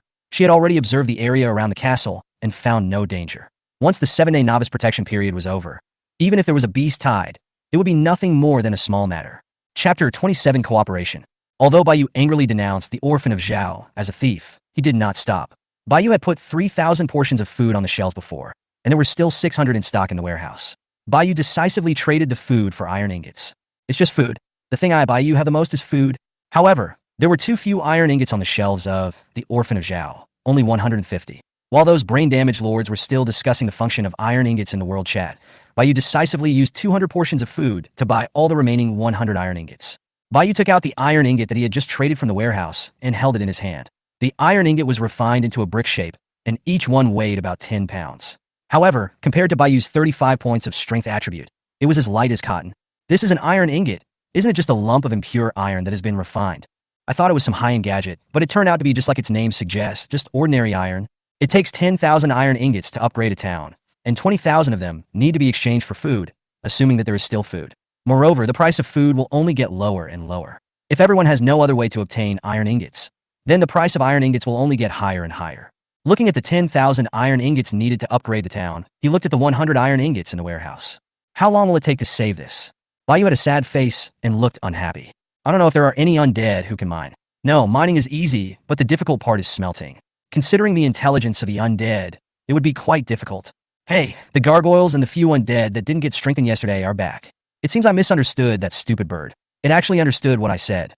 Baiyu asked the gargoyles and other undead to enter the black water altar for strengthening, and the strengthening was completed after 1 minute. The gargoyle turned black like a little black man. Baiyu checked the properties of the gargoyle. Gargoyle. Strengthen. Skin. Improves self-defense, can absorb some magic and strengthen itself, without exceeding its own level, by turning into a stone statue. Each attribute point. The gargoyles here are not afraid of sunlight, as Baiyu had said in his previous life. They will not turn back into stone statues when exposed to sunlight. On the contrary, after the strengthening, it can actively transform into a stone statue and absorb magic to enhance its own abilities. As expected, high-level troops are different. The higher the level, the more outrageous the enhancements. After 1 night and 1 morning of upgrading, the gargoyle reached level 5. Now Baiyu even looked down on the skeleton soldiers that he had summoned at the beginning and could not upgrade. It allows the undead to kill enemies more efficiently in the castle territory because of the enhancement of the Bone Throne. Even the first-level skeleton soldiers that cannot be upgraded can be turned into the second level. Unfortunately, there are no wild monsters around the castle, and the number of undead is increasing. Baiyu could see several skeletons just by looking outside the castle. In order to carry out Baiyu's orders, the skeletons could only move farther away from the castle. You have a new friend to chat with privately. You don't have to think about who it is because Baiyu only has one good friend. I don't know what this orphan wants to do with me. I was told that the food is gone again. I'm beginning to suspect that you're a glutton, Baiyu said angrily, having already labeled this hateful orphan of Zhao in his heart as a profiteer, a good-for-nothing, and a tycoon. Baiyu clicked on the private chat. Orphan of Zhao. Master, are you here? I'm running out of food again. I need another 500 portions. This time I'm exchanging wood for stone. I'll trade both wood and stone with you. Little green tea, ba. Orphan of Zhao label. Xia Huangbao. Yes, let me ask you something. Do you have any iron ingots? In order to develop the castle, Baiyu can only lower himself to the status of a big boss, woo-woo. Orphan of Zhao. Yes, there is a mine near me, and the soldiers happen to be able to refine iron ore. Haha, so stupid. I actually told you how the iron ingots came from. As Baiyu guessed, the iron ingot was a plain piece of iron, and it must have been mined and smelted in a furnace. Baiyu felt that he had overestimated this game. It turned out that some things were just as plain and simple as described on the surface. Why did he tell me? Because even if you told me, I don't have a mine, I don't have a furnace, and I don't know how to smelt ore. Thinking of this, Baiyu started crying again, with tears in her eyes. Just as Baiyu was about to reply to the orphan of Zhao and cooperate with him, Baiyu's little hand froze in the air. If he trades food for his iron ingots, his stones will be free again. He can then use the stones to trade for food with other lords. His reduced demand for food means he won't have to frequently look for Baiyu to trade iron ingots for food. He must have understood the importance of iron ingots, and he would not be as casual as Baiyu when selling food himself. Damn it, I have no advantage at all. Baiyu was still brainstorming. Seeing that Baiyu had not responded yet, the orphan of Zhao sent another message. The orphan of Zhao. Boss, do you want to trade iron ingots? This also revealed a piece of information to Zhao Lianxue, that is, Baiyu's castle has also reached the maximum level. Zhao Lianxue is not stupid either. She upgraded the castle to the maximum level only because she had such an advantage. As for Baiyu, his conditions must not be as good as Zhao Lianxue's. Zhao Lianxue guessed that Baiyu's troops were most likely powerful ones, and they probably ate very little or even didn't eat anything. Otherwise, it would be hard to explain why Baiyu could so easily take out so much food.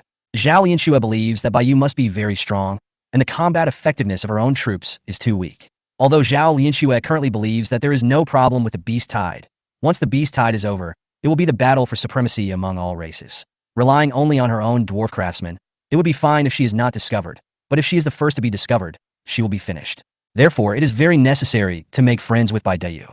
Zhao Lianxue just hoped that Baiyu is not a balding, greasy old man, preferably a 1.8 meter tall handsome guy. Xiao Wangbao, yes, how much can you trade? Orphan of Zhao. To show my sincerity, how about I trade 300 iron ingots for 500 food items? And if you need it, I can promise to trade 200 iron ingots for 300 food items every day. Just consider it as making friends with you. Baiyu? You kid, you know how to do business. They also gave me a 100 yuan discount on food, which makes me feel like a little fan, but I like it. Xiao Wangbao. Okay, my dear friend. Baiyu was so excited that he almost blurted out. If you don't abandon me, I would like to worship you as my father. Fortunately, Baiyu was rational. Otherwise, he would have lost face. Chapter 28, Howling Moon Silver Wolf Attacks. The orphan of Zhao has initiated a transaction with you. Transaction content: 300 iron ingots for 500 food. Do you agree? Agree. What a straightforward person. Godfather. Baiyu clicked to agree without hesitation. Transaction failed. You don't have enough food. Ah. Baiyu looked at the warehouse and saw that there were only 400 pieces of food left out of the 600 pieces he had originally traded for 100 pieces of iron ingots. It's over, I'm poor. By the way, there should be some untraded food left in the exchange. Baiyu hurriedly took all the food off the shelves at the exchange. There were only 1,000 of the 3,000 portions left, which was enough. Baiyu's little hand once again tapped the transaction order floating in front of her. Agree. Transaction successful. With the disappearance of 500 pieces of food in the warehouse, 300 more iron ingots were successfully obtained. This orphan is definitely a big shot. He guarantees to provide Baiyu with 200 iron ingots every day, and his own output is at least 500 per day. There are still 900 portions of food left. Let's keep them for now, in case there's not enough food later. That would be so embarrassing. The food has been on the exchange for half a day, and only 2,000 pieces have been traded. Baiyu is silent. First of all, after 3 days of development, most of the lords could get their own food. In fact, those lords with stronger strength also traded their excess food. The low-price food became more and more, which had a great impact on Baiyu's business. Even big lords like Ultra Son-in-Law and Spirit of Fire have been forced by market pressure to lower prices for food transactions. Currently, Baiyu is the only one who is trading at a fourfold premium. It's a headache. My source of income has been cut off. Baiyu scratched her hair with her little hands, and a few strands of hair stood up. The food trade yielded a total of 32,000 pieces of wood, 18,000 pieces of stone, and 400 magic crystals. Overall, the harvest was okay, and the profit from the fourfold premium was still exaggerated. However, the fourfold premium probably wouldn't work in the future. Baiyu had to either choose to lower the price like other lords, or let the undead directly dig stones and cut trees. Business is hard. I wish I could refine thee or myself someday. I only have 400 iron ingots now. It will take me forever to save up 10,000 iron ingots. Baiyu sighed. Now we have enough wood and stone to upgrade the castle and town. The only thing missing is the troublesome iron ingot.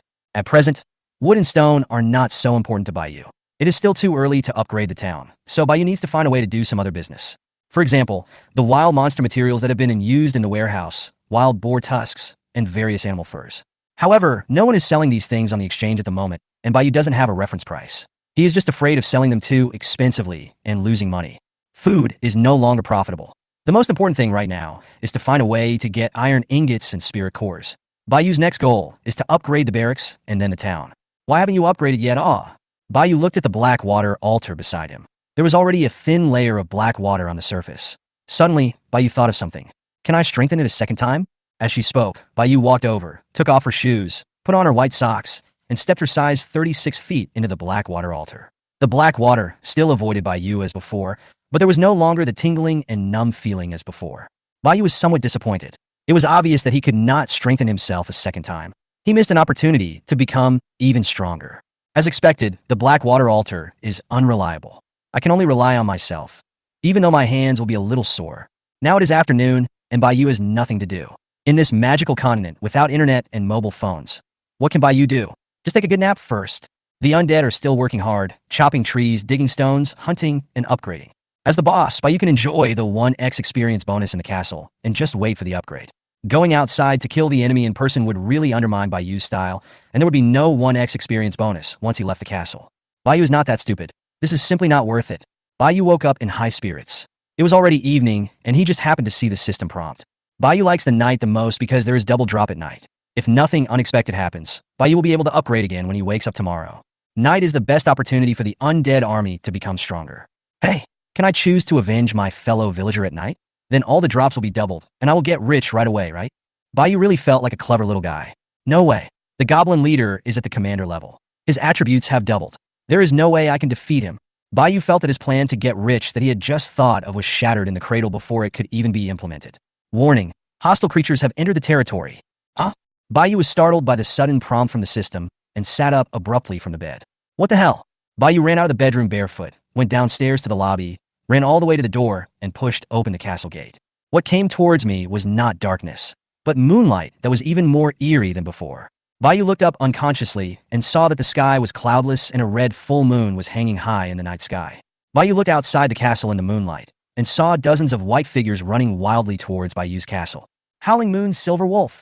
This vengeful creature didn't make any move last night, but tonight it called for someone. No, it called for a wolf to come and attack Bayou directly.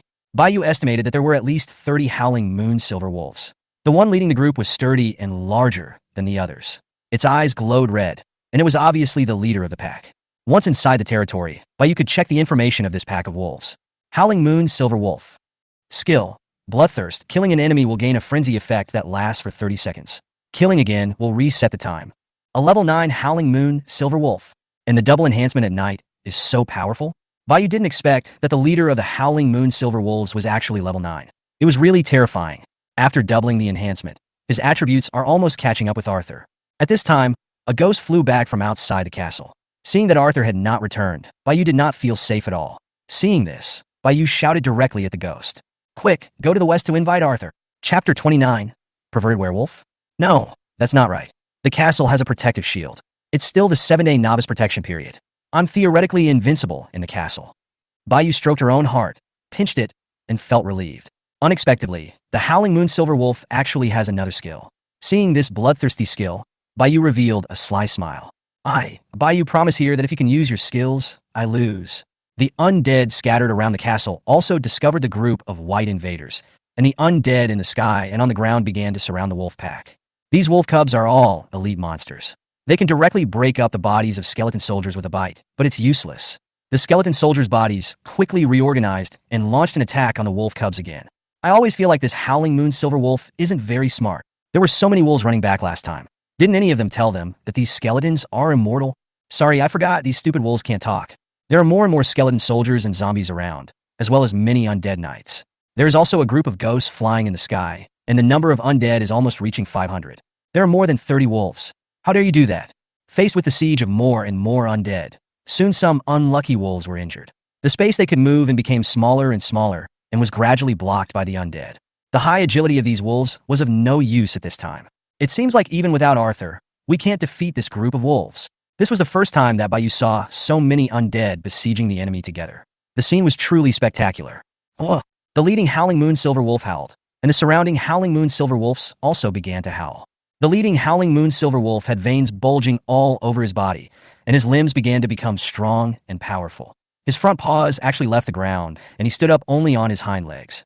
The wolf claws on its front limbs became as huge as the wolf's head and grew 5 sharp black nails. The leading Howling Moon Silver Wolf, which was more than 2 meters long, turned into a werewolf that was 3 meters tall. As the leader wolf transformed, the surrounding Howling Moon Silver Wolves also began to transform. In the end, more than 30 Howling Moon Silver Wolves all turned into 2-meter-tall werewolves. Some injured Howling Moon Silver Wolves recovered from their injuries after the transformation, and there was a bloody light in their eyes. What the hell? Isn't this cheating? How can you transform? Bayou remembered that Little Green Bean had said before that high-level Howling Moon Silver Wolves could transform into werewolf form freely, while ordinary Howling Moon Silver Wolves could only transform on full moon nights. Today is a full moon night. No wonder the wolves didn't come yesterday. It turns out they were waiting here. Howling Moon Werewolf. Bayou hurriedly looked at the attributes, but he didn't expect it to be so abnormal. The health points increased by 40 points, doubled to 80 points, strength and agility were increased again. The most outrageous thing was the strength, which directly reached 100 points after the night's strengthening. There is one more skill, self-healing, but when Bayou thought about it carefully, he realized that for other races, this self-healing was indeed quite abnormal. But for Bayou's undead army, it was a bit useless. What? You can heal yourself? Sorry, I can't die. The wolf leader transformed into a werewolf and used his 2 big claws to catch each kid with 1 claw. Even the mental attacks used by the king souls flying in the sky had little effect on this werewolf. It seems that after transforming into a werewolf, the defense has become much stronger. It may also be that the gap between the two is too big and the distance is too far for Bayou to see it clearly. The Death Knight charged with a scythe and slashed at a werewolf. The werewolf could easily block the Death Warrior's attack with its cross claws, but the claws that blocked the attack were corroded by the curse and turned black. But the Death Knight's curse cannot be stacked, and it is obvious that the life level of these Howling Moon werewolves is not lower than that of the Death Knight, so the deterrence has no effect. The damage caused by the Death Knight was quickly repaired by the werewolf's self-healing skills. The only thing that can work is the corpse poison of the Death Warrior. Through continuous stacking, it can effectively suppress the werewolf's self-healing skills. Damn, this has been strengthened by the Blackwater altar. If it hadn't been strengthened, wouldn't it be a pure target? As the soul attacks of the King's Soul and the ghosts began to overlap and became more powerful, some low-level werewolves also began to be affected. At this moment, the gargoyle in the sky suddenly swooped down, inserted its 2 claws directly into the body of a werewolf, and then flew high into the sky with it. The gargoyle pushed its 2 palms outward against each other, and the werewolf was directly cut into 2 halves and fell to the ground. The werewolf that was split into 2 halves stopped moving. It seemed that it was beyond the range of its self-healing skill and was completely dead. A light bulb suddenly lit up above Bayou's head. Got it! Bayou cautiously came to the gate of the castle. His left eye flashed blue light, and a magic circle appeared in his eyes. The werewolf corpse in the distance did not change. Bayou. The casting distance is not enough. Seeing this group of werewolves surrounded tightly by the undead, Bayou felt relieved and took a few steps forward. Bayou summoned again. This time the distance was enough. The 2 halves of the werewolf's body showed a formation exactly the same as the one seen in Bayou's eyes. Then a werewolf made of a skeleton was successfully summoned from inside, and the Bone Beast werewolf directly killed its former compatriots. The werewolves around were stunned by this scene. The red light in the werewolf's eyes turned into blue fire dancing in his eye sockets. His body was gone, leaving only a pile of skeletons. But he could still stand and even attack. This was simply unbelievable to these werewolves. Bone Beast Werewolf. Growth limit. Commander level. Bayou looked at the attributes of the Bone Beast Werewolf and felt that it was okay. Bayou guessed that if he summoned it on the werewolf's corpse, he would definitely summon an undead werewolf, and not the original wolf form. Bayou gave a wicked smile. It's so troublesome to transform every time on the full moon night, so let me help you stay in werewolf form forever. Oh, how evil. Chapter 30 Lao Lu is here. Although these werewolves can heal themselves, their physical strength is limited, while the physical strength of the undead is unlimited. As Bayou continued to summon them from the rear, the number of werewolves became fewer and fewer, and the bodies of the dead werewolves all became enemies of the werewolves. I don't need to say much about which one is stronger, a werewolf of the same level with the dual skills of bloodthirsty and self-healing, or an immortal bone beast werewolf with no skills. The leading werewolf who was fighting with the undead seemed to have finally discovered the 6th one hiding at the back. It was she who made her people become like this. The werewolf leader suddenly burst out with his own little universe and moved flexibly among the undead army. Faced with the undead that he could not escape, the werewolf leader dispersed the undead in front of him with a single wolf claw. The werewolf leader has double attributes and can crush all the undead on the field, but the undead will not die and will only attack the werewolf leader endlessly. In order to grind the werewolf leader to death, the werewolf leader discovered a key person who was suspected to be the leader of this group of undead creatures. As long as he was killed, this group of undead would most likely lose their combat effectiveness immediately. Catch the leader first. The werewolf leader easily broke through the blockade of the undead army in a few moves and went straight to kill the old man who was hiding behind. Oh no, we've been discovered. Bayu looked at the werewolf leader running towards him and suddenly panicked. He instinctively wanted to use dark magic to attack it. Boom! A huge body fell from the sky and directly blocked the werewolf leader's charge towards Bayu. Well done, Arthur. Spray it on me. Bayu was relieved to see Arthur standing in front of him and started shouting. Arthur slapped the werewolf leader with his claw. The werewolf leader didn't expect that a big guy would suddenly fall from the sky. Facing Arthur's attack, the werewolf leader raised his claws to resist. The imagined scene of the werewolf leader being knocked away by Arthur did not appear. The werewolf leader just took a few steps back and blocked Arthur's attack with his exaggerated strength attribute. Roar! Arthur let out a dragon roar, then opened his mouth and spit out a thick, dark blue dragon breath. At such a close distance, the werewolf leader had no time to dodge and could only take it. The dragon's breath completely covered the werewolf leader. The burning of his soul and flesh made the werewolf leader wail endlessly. Layers of ice crystals also appeared around his body, trying to freeze him. The werewolf leader relied on his high attribute values to struggle against Arthur's dragon breath. Suddenly, a black fireball attacked from the side. It's the sixth guy at the back. The werewolf leader suddenly realized what was happening, but he had no chance to dodge and was hit on the right arm by the fireball. The black flames, like Arthur's nether dragon breath, caused double damage to the body and soul. Black flames began to burn on the werewolf leader's body. Arthur's dragon breath could barely heal the werewolf leader's physical injuries by relying on his self-healing skills, but it was completely ineffective against the black flames released by Old Six. At this time, the flesh on the werewolf leader's right arm had completely disappeared, revealing the bones inside, facing the double soul attack from Arthur and Bayu. The werewolf leader finally couldn't hold on any longer and was instantly frozen into an ice sculpture by Arthur's dragon breath, with the black flame still burning. Its soul was directly annihilated. If it could speak, Bayu guessed that it would definitely shout out a classic Chinese quintessence to him. You old fool. I'm you. You successfully killed a level 9 ordinary Howling Moon werewolf and gained 240 experience points. Double experience. Hey, it's my head. It seems that the real cause of the werewolf's death was that his soul was burned by Bayu's black flame bomb. The werewolf's body fell to the ground.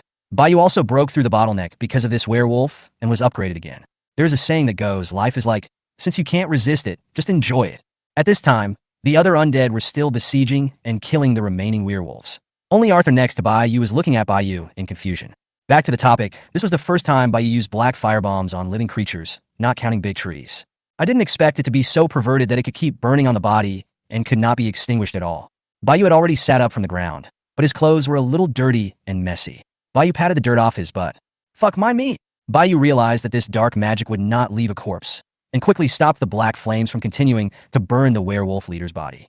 Compared to this little bit of meat, Bayu was happier that he had an extra bone beast werewolf, who had peak combat power under his leadership and was very tough.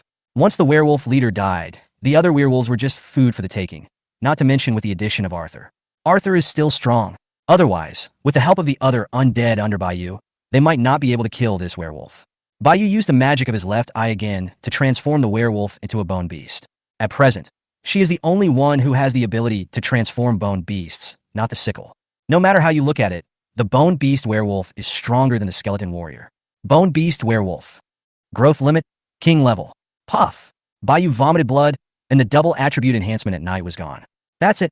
It's already very strong, only slightly weaker than Arthur. The undead will deal with the bodies of these werewolves. At this moment, Bayu just wants to get back to the castle and change his dirty clothes. Bayu killed the werewolf leader outside the castle. He only had the double experience bonus at night, and the 1x bonus without the bone throne. Bayu clasped his hands and counted. Ah, I lost 120 experience points. No, it's all my fault. The other werewolves didn't count. Bayu looked back at the battlefield and saw 7 or 8 werewolves still struggling to survive. Bayu hurried back to the castle, trying to recover some of the lost experience points. She turned around and entered the castle, came to the bathroom, kicked off her shoes, and Bayu pulled off her hairband. She shook her head, and her white hair flew away. The social failures and embarrassing moments she had experienced in her previous life were not as many as what she had experienced in just a few days in the magical continent. Bayu was also in tears. Take a shower first. This is so embarrassing. Chapter 31, A Great Harvest. Fortunately, our troops are undead. If they were any other intelligent race, this would be no different from shitting on the street. After taking a shower, Bayu casually put on a white dress and went out topless. She was going to bed soon anyway, so she was too lazy to change clothes. Huh. As soon as Bayu came out of the bedroom, she felt a chill down there and quickly covered her skirt. Huh. It turned out to be an illusion. I thought my skirt was flying up. That's not a big problem, just make do with it. Why is there still a trace of shame? It's only been 3 days, and Bayu has been stuck in the castle for 3 days. He's going crazy. It feels like the flu quarantine in his previous life. The key is that there is no internet. The world is so big, Bayu wants to go see it. Bayu wanted to see the outside world, but he was too weak. He had just taken a few steps out of the castle gate when he was almost killed by a werewolf. Bayu had thought about riding Arthur out to see what was going on, but he gave up after trying it once. Arthur is a bone dragon, the kind without any flesh on his body, so there is no place for him to stand. It is simply not possible for a dragon tamer to stand on Arthur's head and act like a hermit as in the novels. When Arthur started flying, Bayu almost fell down. Arthur was a bone dragon, and his whole body was made up of bones, so he had no driving experience at all. According to my previous online experience, as long as I reach a certain level, I should be able to fly. You can't tell me that there are people in the god realm who can't fly. Isn't that too much? Take a look at your own attributes first. Lord, Bayu. Apart from the usual attribute improvements, there seems to be no other changes. But Bayu never gave up, expecting special rewards every time he upgraded. It's a bit weird that you get experience points for killing monsters, but there's no experience bar. I never know when I'll suddenly level up, and I'm not mentally prepared at all. I'm about to reach the maximum level. I'm so excited, and hope to have a different experience. Bayu grinned foolishly, drooling from the corners of his mouth. The undead army transported all the werewolf corpses outside into the castle. Bayu used magic to transform them into bone beasts. They could not be thrown directly into the black water altar, otherwise they would be randomly summoned into other undead. Then Bayu let these bone beasts enter the black water altar again. Bayu discovered that the bone beast should actually be considered a variant of the skeleton. Its enhancement is the same as that of the skeleton, fixed bone enhancement. There's nothing new about this. However, with the addition of more than 30 level 5 bone beast werewolves, Bayu's undead army became stronger. The attributes of this leader wolf are enhanced just like those of other werewolves, with no special changes. Although it is a bit troublesome to be targeted by the wolf cubs in the snowy mountains, it is at least a good thing for Bayu now. The castle's invincible barrier is not afraid of any enemy. As long as they are within the novice protection period, no matter how many come, they are all delivering food to Bayu and can also speed up Bayu's development. Well, I guess no enemies will come. This group of wolf cubs have been completely wiped out. Currently, there are only a few forces around Bayu Castle. As for the goblins, Bayu guessed they don't have the courage. If the frost dragon went crazy and Bayu had no grudge against it, and it came to attack Bayu would have no choice but to activate the turtle tactics and hide inside the castle. The nights are long. Please continue, hunt if you need to, and upgrade if you need to. How could Bayu miss such a good opportunity of double drop? He must cherish time and make good use of the labor in his hands. Bayu wanted to dismember all these werewolves, as well as the corpses that the undead hunted while Bayu was sleeping this afternoon. Bayu summoned all the animal corpses with a single glance, and in an instant, 80 more undead spirits of level 1 to 3 appeared in the castle. Bayu told them to go into the black water altar to strengthen themselves, and then decompose the corpses. Congratulations to the Lord for successfully decomposing and obtaining. Because it was obtained by the undead hunting in the afternoon, there was no double drop. The harvest was not bad, 1,400 food and 54 magic crystals. The undead porters also brought Bayu 3,000 pieces of wood and 2,000 pieces of stone. Although it was not much, it was better than nothing. Besides, who would complain about having too many materials? Next comes the highlight of the night. There are a total of 36 werewolf corpses, and each Howling Moon Silver Wolf is above level 5. You should know that Bayu had gotten a spirit core from the Howling Moon Silver Wolf before. If Bayu's notebook is correct, every wild monster above level 5 will drop a spirit core, so Bayu will directly obtain 36 spirit cores. I got rich straight away. With an excited heart and trembling hands, Bayu's little hand happily clicked on the decomposition button. Congratulations to the Lord for successfully decomposing. Wow, there are surprises as expected. Wait. There are so many surprises. Bayu almost couldn't react. The first thing that attracted Bayu was elite food. What the hell is elite food? Is it different from normal food? The level 5 werewolves dropped elite food, but Bayu had clearly killed a level 6 pangolin and a level 7 soaring griffin before, and they also dropped ordinary food? Strangeness. By the way, Bayu had also killed a level 5 Howling Moon Silver Wolf, and it also dropped ordinary food. Bayu seemed to understand. It's because they turned into werewolves that they dropped elite food. I'm smart, praise me. Chapter 32, The Temptation of Elite Food. We've killed more than 30 werewolves plus the double the drops. It's even more exaggerated than the efforts of the previous 3 days. This just proves the saying that instead of working hard to make money, it is better to lie down and count money. This shows the importance of hugging a rich woman. Bayu's rich wives are this group of werewolves. If they came every night, Bayu wouldn't have to work so hard. Normally a werewolf should drop 20 pieces of food, right? Why did this werewolf drop 19? Bayou. I remember now, part of the wolf's body was burned by Bayou's skill, so only 19 pieces were dropped. Please, I'll really thank you. However, Bayou also discovered that it is not necessary for the above creatures to drop spirit cores, but they have a chance to drop. The fact that he fell in the previous few times could only be attributed to Bayou's good luck, which led Bayou to make a wrong judgment. However, there is a double drop at night, so as long as one drops, it will become double. Bayou obtained a total of 40 spirit cores and became rich instantly. If you encounter a werewolf at the beginning, please laugh out loud because you are a real lucky guy. Bayou obtained a total of 1,438 portions of elite food, 130 magic crystals, and 40 spirit cores. Now the barracks can be upgraded directly.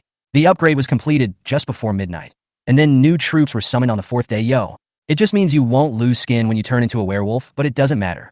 Who cares about those junk? Bayou took out a portion of elite food from the warehouse and planned to go to the kitchen to bake some. Since it was elite food, it should at least have some special effects. Otherwise, it would not be justified.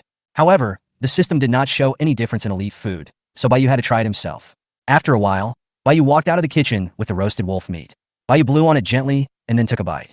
Chew on the left, chew on the right. Not tasty. It doesn't seem to be any different. Bayou feels a warm current in the elite food, an indescribable feeling. Use elite food to gain 2 experience points. Damn, the function of elite food is actually to provide experience points.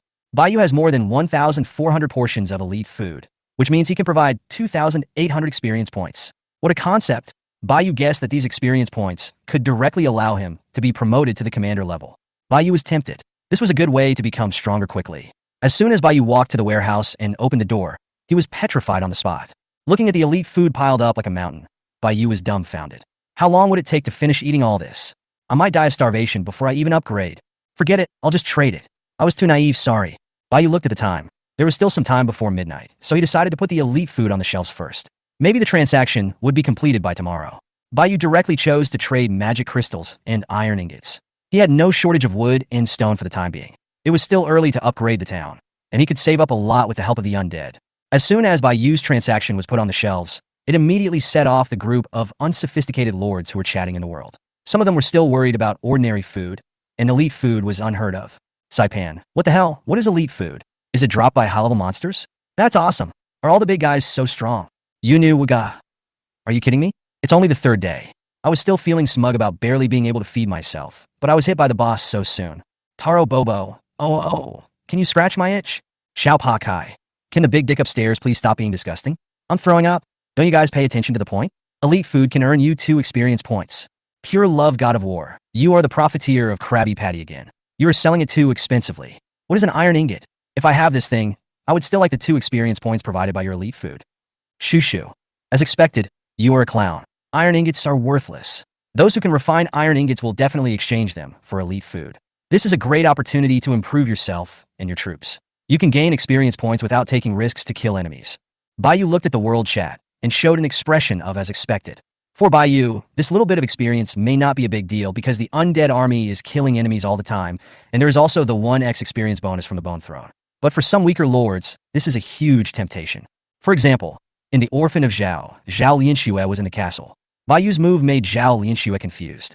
Looking at the food in his hand, he suddenly felt it didn't smell good anymore. He was about to throw it away, but after thinking about it, he decided to give up. At the moment, food was the most important thing to Zhao Lianxue. Why do everyone start from scratch? Why is there such a big gap? Sigh. Zhao Lianxue sat on a chair, supporting her head with one hand, looking melancholy. He said we were friends, but he didn't even ask me a question. As soon as Zhao Lianxue thought of this, she felt helpless. I was too naive. Also, who would care too much about a verbal promise? You have to know that without any constraints, the lords are enemies. Zhao Lianxue wanted to ask Bayou if he had any elite food left. But when she looked at the 1,437 portions of elite food listed on the exchange, there were both exact and 0 quantities. Zhao Lianxue guessed that Bayou must be out of stock. What should I do? This Krabby Patty boss is really strong. He can even get elite food. Zhao Lianxue looked at herself again. The dwarf craftsmen also needed to sleep at night. Although they were dwarves, their living habits were actually not much different from those of humans. Zhao Lianxue was considering whether to trade the 500 iron ingots that had just been produced tonight for elite food. Seeing that she could gain 2 experience points for free with 1 serving of food, Zhao Lianxue was extremely excited. You should know that most of Zhao Lianxue's dwarves are around level 2 and 3. Their combat effectiveness is touching. It is simply wishful thinking to level up by killing monsters, but they have no experience in mining stones and refining ores. Their only advantage is that they have more people. If it's changed, the iron ingots can be refined again, but I don't know when elite food will be available. Zhao Lianxue finally decided to exchange 500 iron ingots for 500 elite foods. 500 iron ingots equal 1,000 experience points, which was enough for Zhao Lianxue and the strongest dwarf in the castle to upgrade. Zhao Lianxue is Bayu's friend. In addition to chat, there are two other functions, namely alliance and submission. Zhao Lianxue thinks that the situation will be better if she should form an alliance with Bayu. I just don't know what other people's attitude is. Zhao Lianxue sighed. Now it was Bayu's turn to be excited. Bayu had thought that his elite food was not recognized by the country bumpkins, but this was something that even Bayu himself was tempted by. As a result, 500 copies were traded within less than 10 minutes of being put on the shelves. It seems that there are still smart people out there. This is another unprecedented large order. Woohoo takes off. Chapter 33. Something is wrong with you. If Arthur can defeat a level 9 perverted werewolf, then he should have no problem defeating the goblin leader, right? Goblins are low-level creatures with very low life levels. Even if they reach the leadership attribute, it wouldn't be too abnormal, right? Bayu felt it was necessary to avenge his unfortunate fellow villager. Tomorrow would be the 4th day. If he didn't deal with them, Bayu was afraid that some special situation would occur later. But it's nighttime now, and it won't work at night. Bayu still has to respect the goblin leader, whose attributes have been doubled. Bayu has nothing to do now. He just needs to upgrade the barracks, summon soldiers, and then go to sleep. Required to upgrade the barracks: 1,000 magic crystals, 10 spirit cores. Upgrade the barracks. The 1,000 magic crystals and 10 spirit cores in the warehouse disappeared first, and then a system prompt popped up. Undead crystal. Congratulations on getting a random special building blueprint. What I unlocked was a gargoyle. I thought it was very advanced. It seems that Bayu's luck was not very good last night. It turns out that the gargoyle is a type of soldier that can be unlocked only at the 3rd level barracks. The 3rd level barracks can randomly summon gargoyles, which is not important. What is important is that Bayu can finally summon gargoyles. The barracks only serves to unlock the undead. Otherwise, relying solely on the undead summoned by the barracks, Bayu now only has 40 undead. What can he do with this? Isn't it all thanks to Bayu's own summoning? The upgrade materials for the barracks have doubled again. Although the spirit cores are enough, the magic crystals are far from enough. It's always been this is enough, and that is not enough. It's really annoying. However, Bayu was confident that the magic crystal was easy to make, and he would try to upgrade the barracks to level for the day after tomorrow. As for the probability, Bayu doesn't care. If 1 is drawn, it will be drawn. If 99 is not drawn, it will not be drawn. As long as it is not 100, it is useless. Special architectural drawings. Let me try my luck. Bayu rubbed her 2 little hands together and was about to click to turn it on. I almost forgot. Bayu quickly applied a lucky spell to himself with a clear conscience, and then chose to open it. He couldn't forget the lucky spell. Special architectural drawings. Girl's bedroom. Building level none. Function 1 allows people to rest better. Sufficient and comfortable sleep is essential and increases the speed of mental recovery. Function 2. All items in the bedroom have automatic cleaning and automatic repair functions. Construction materials, 1 magic crystal. Bayu, there's something wrong with your system. Something's very wrong. What the hell are you doing? Is the bedroom also considered a special building? Forget it. Bayu adhered to the principle of if you don't want it, it's useless, and accepted it reluctantly. I guess the system feels that the place where it lives is too shabby and it can't stand it anymore. Bayu walked to the bedroom and looked at the bedroom where she lived now. It had dilapidated and cracked walls, a dark roof, an old Western-style candle chandelier, and a white single bed that also looked very old. Although it was not dirty, it did look very old. Only the wardrobe next to it is out of place with the entire bedroom. It is full of modern products. Indeed, a little broken. Shouldn't all lords live in this type of house? Can you get castles of different styles depending on the type of soldiers you summon? Bayu didn't know, because Bayu had never seen other lords' castles. Anyway, as for Bayu's own castle, he still felt it was very scary when he first came there. Build it? Let me see how big the gap is. Magic crystal. With a flash of dazzling light, the entire bedroom instantly took on a new look. The entire bedroom was decorated in a blue and pink style, just like Bayu's wardrobe. It can be seen that the wardrobe and bedroom should have been integrated. The dilapidated and cracked walls became clean and delicate. The black ceiling turned into light blue, and the entire bedroom floor was covered with blue and pink carpet. The original white single bed was transformed into a pink double bed more than 2 meters wide, with a large pillow on the bed and several teddy bear dolls on both sides. There is also a modern dressing mirror in the bedroom, and the old candle chandelier on the ceiling has been replaced with a modern crystal chandelier. There is a brand new European-style dome window on the wall. Since Bayu's bedroom is on the 3rd floor, he can see directly what is happening outside the castle through the window. I am uneducated, so I can only say fuck to everyone.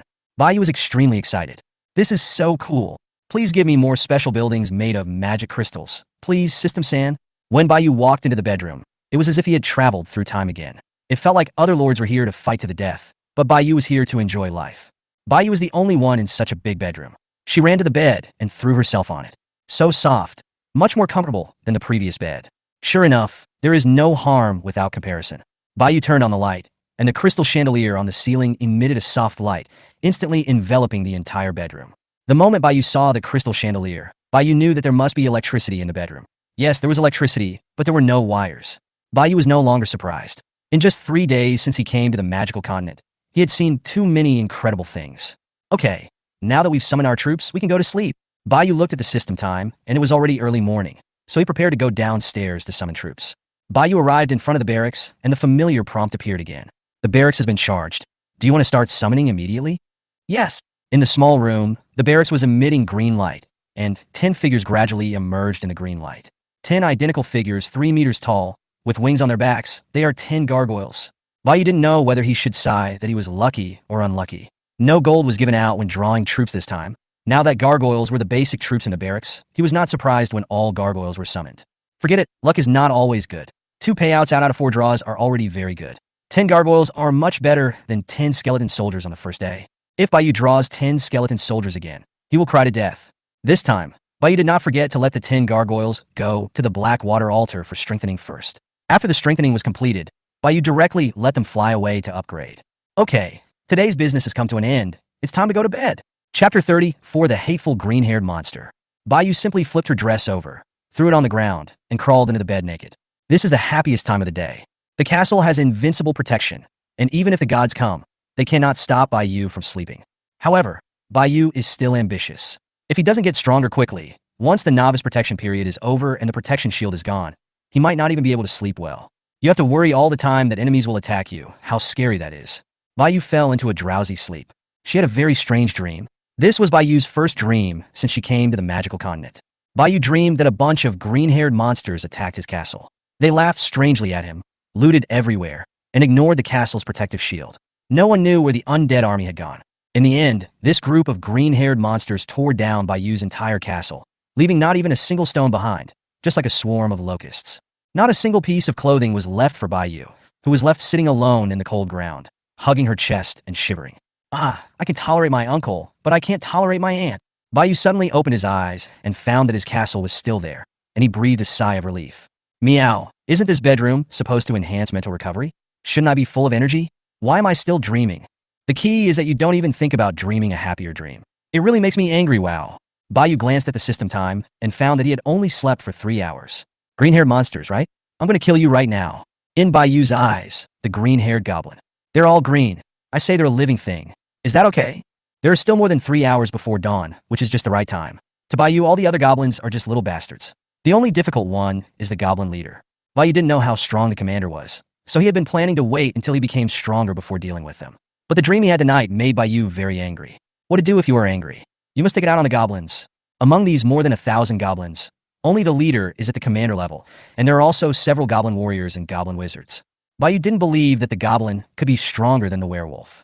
Bayu estimated that he was at most similar to the howling moon silver wolf that had not transformed into a werewolf. Of course, the goblin wizard may be stronger, but this group of wizards is useless to Bayu. First of all, the undead are immortal. Secondly, Arthur and the gargoyles are immune to magic. Bayu is not panicked at all. Let's take a look at Arthur's attributes first. Sure enough, he has been upgraded. Although I don't know whether Arthur was level 6 or level 7 when he beat the werewolf before, it is enough to know that Arthur's current combat power is enough to surpass the 9th level of ordinary creatures. A level 9 werewolf with double bonus to its knight attributes is only about the same as a level 6 Arthur. Before, if Bayu was asked to fight the goblin tribe, he would have been a little hesitant. But today was different, because tonight Bayu had an extra 9th level bone werewolf, who was the strongest fighter under the commander. Coupled with Arthur's terrifying combat power, Bayu was afraid of nothing. Bayu compared the strength of both sides. The goblin tribe had a leader, several level 9 goblin warriors and goblin mages, and more than 1,000 goblins. Bayu was not sure about the others. Bayu's undead army is currently led by Arthur, the strongest of whom is a level 9 bone werewolf and a bone griffin, as well as the remaining bone werewolves from level 7 to level 5. Bayu counted and found that there were 60 undead above level 5, half of which were my bone beast werewolves that had just transformed tonight. The total number of undead was 1023. Wow, even Bayu was shocked by this number. Bayu remembered that there were only more than 800 undead yesterday. Bayu thought that his undead would be less in number than the goblins, but now it seems so. Today is the day I will avenge my fellow countrymen. Goblins, get ready. It's going to be a sleepless night. Bayou estimated the strength of both sides. Except for the question mark about the combat capability of the goblin leader, the undead army would crush the goblins no matter how you looked at it. Bayou excitedly stood up from the bed, and the quilt was directly changed. The red moonlight outside the window shone on the white scene. Bayou finally reacted when a cool breeze blew in from the window. He quickly jumped out of bed and went looking for clothes to wear.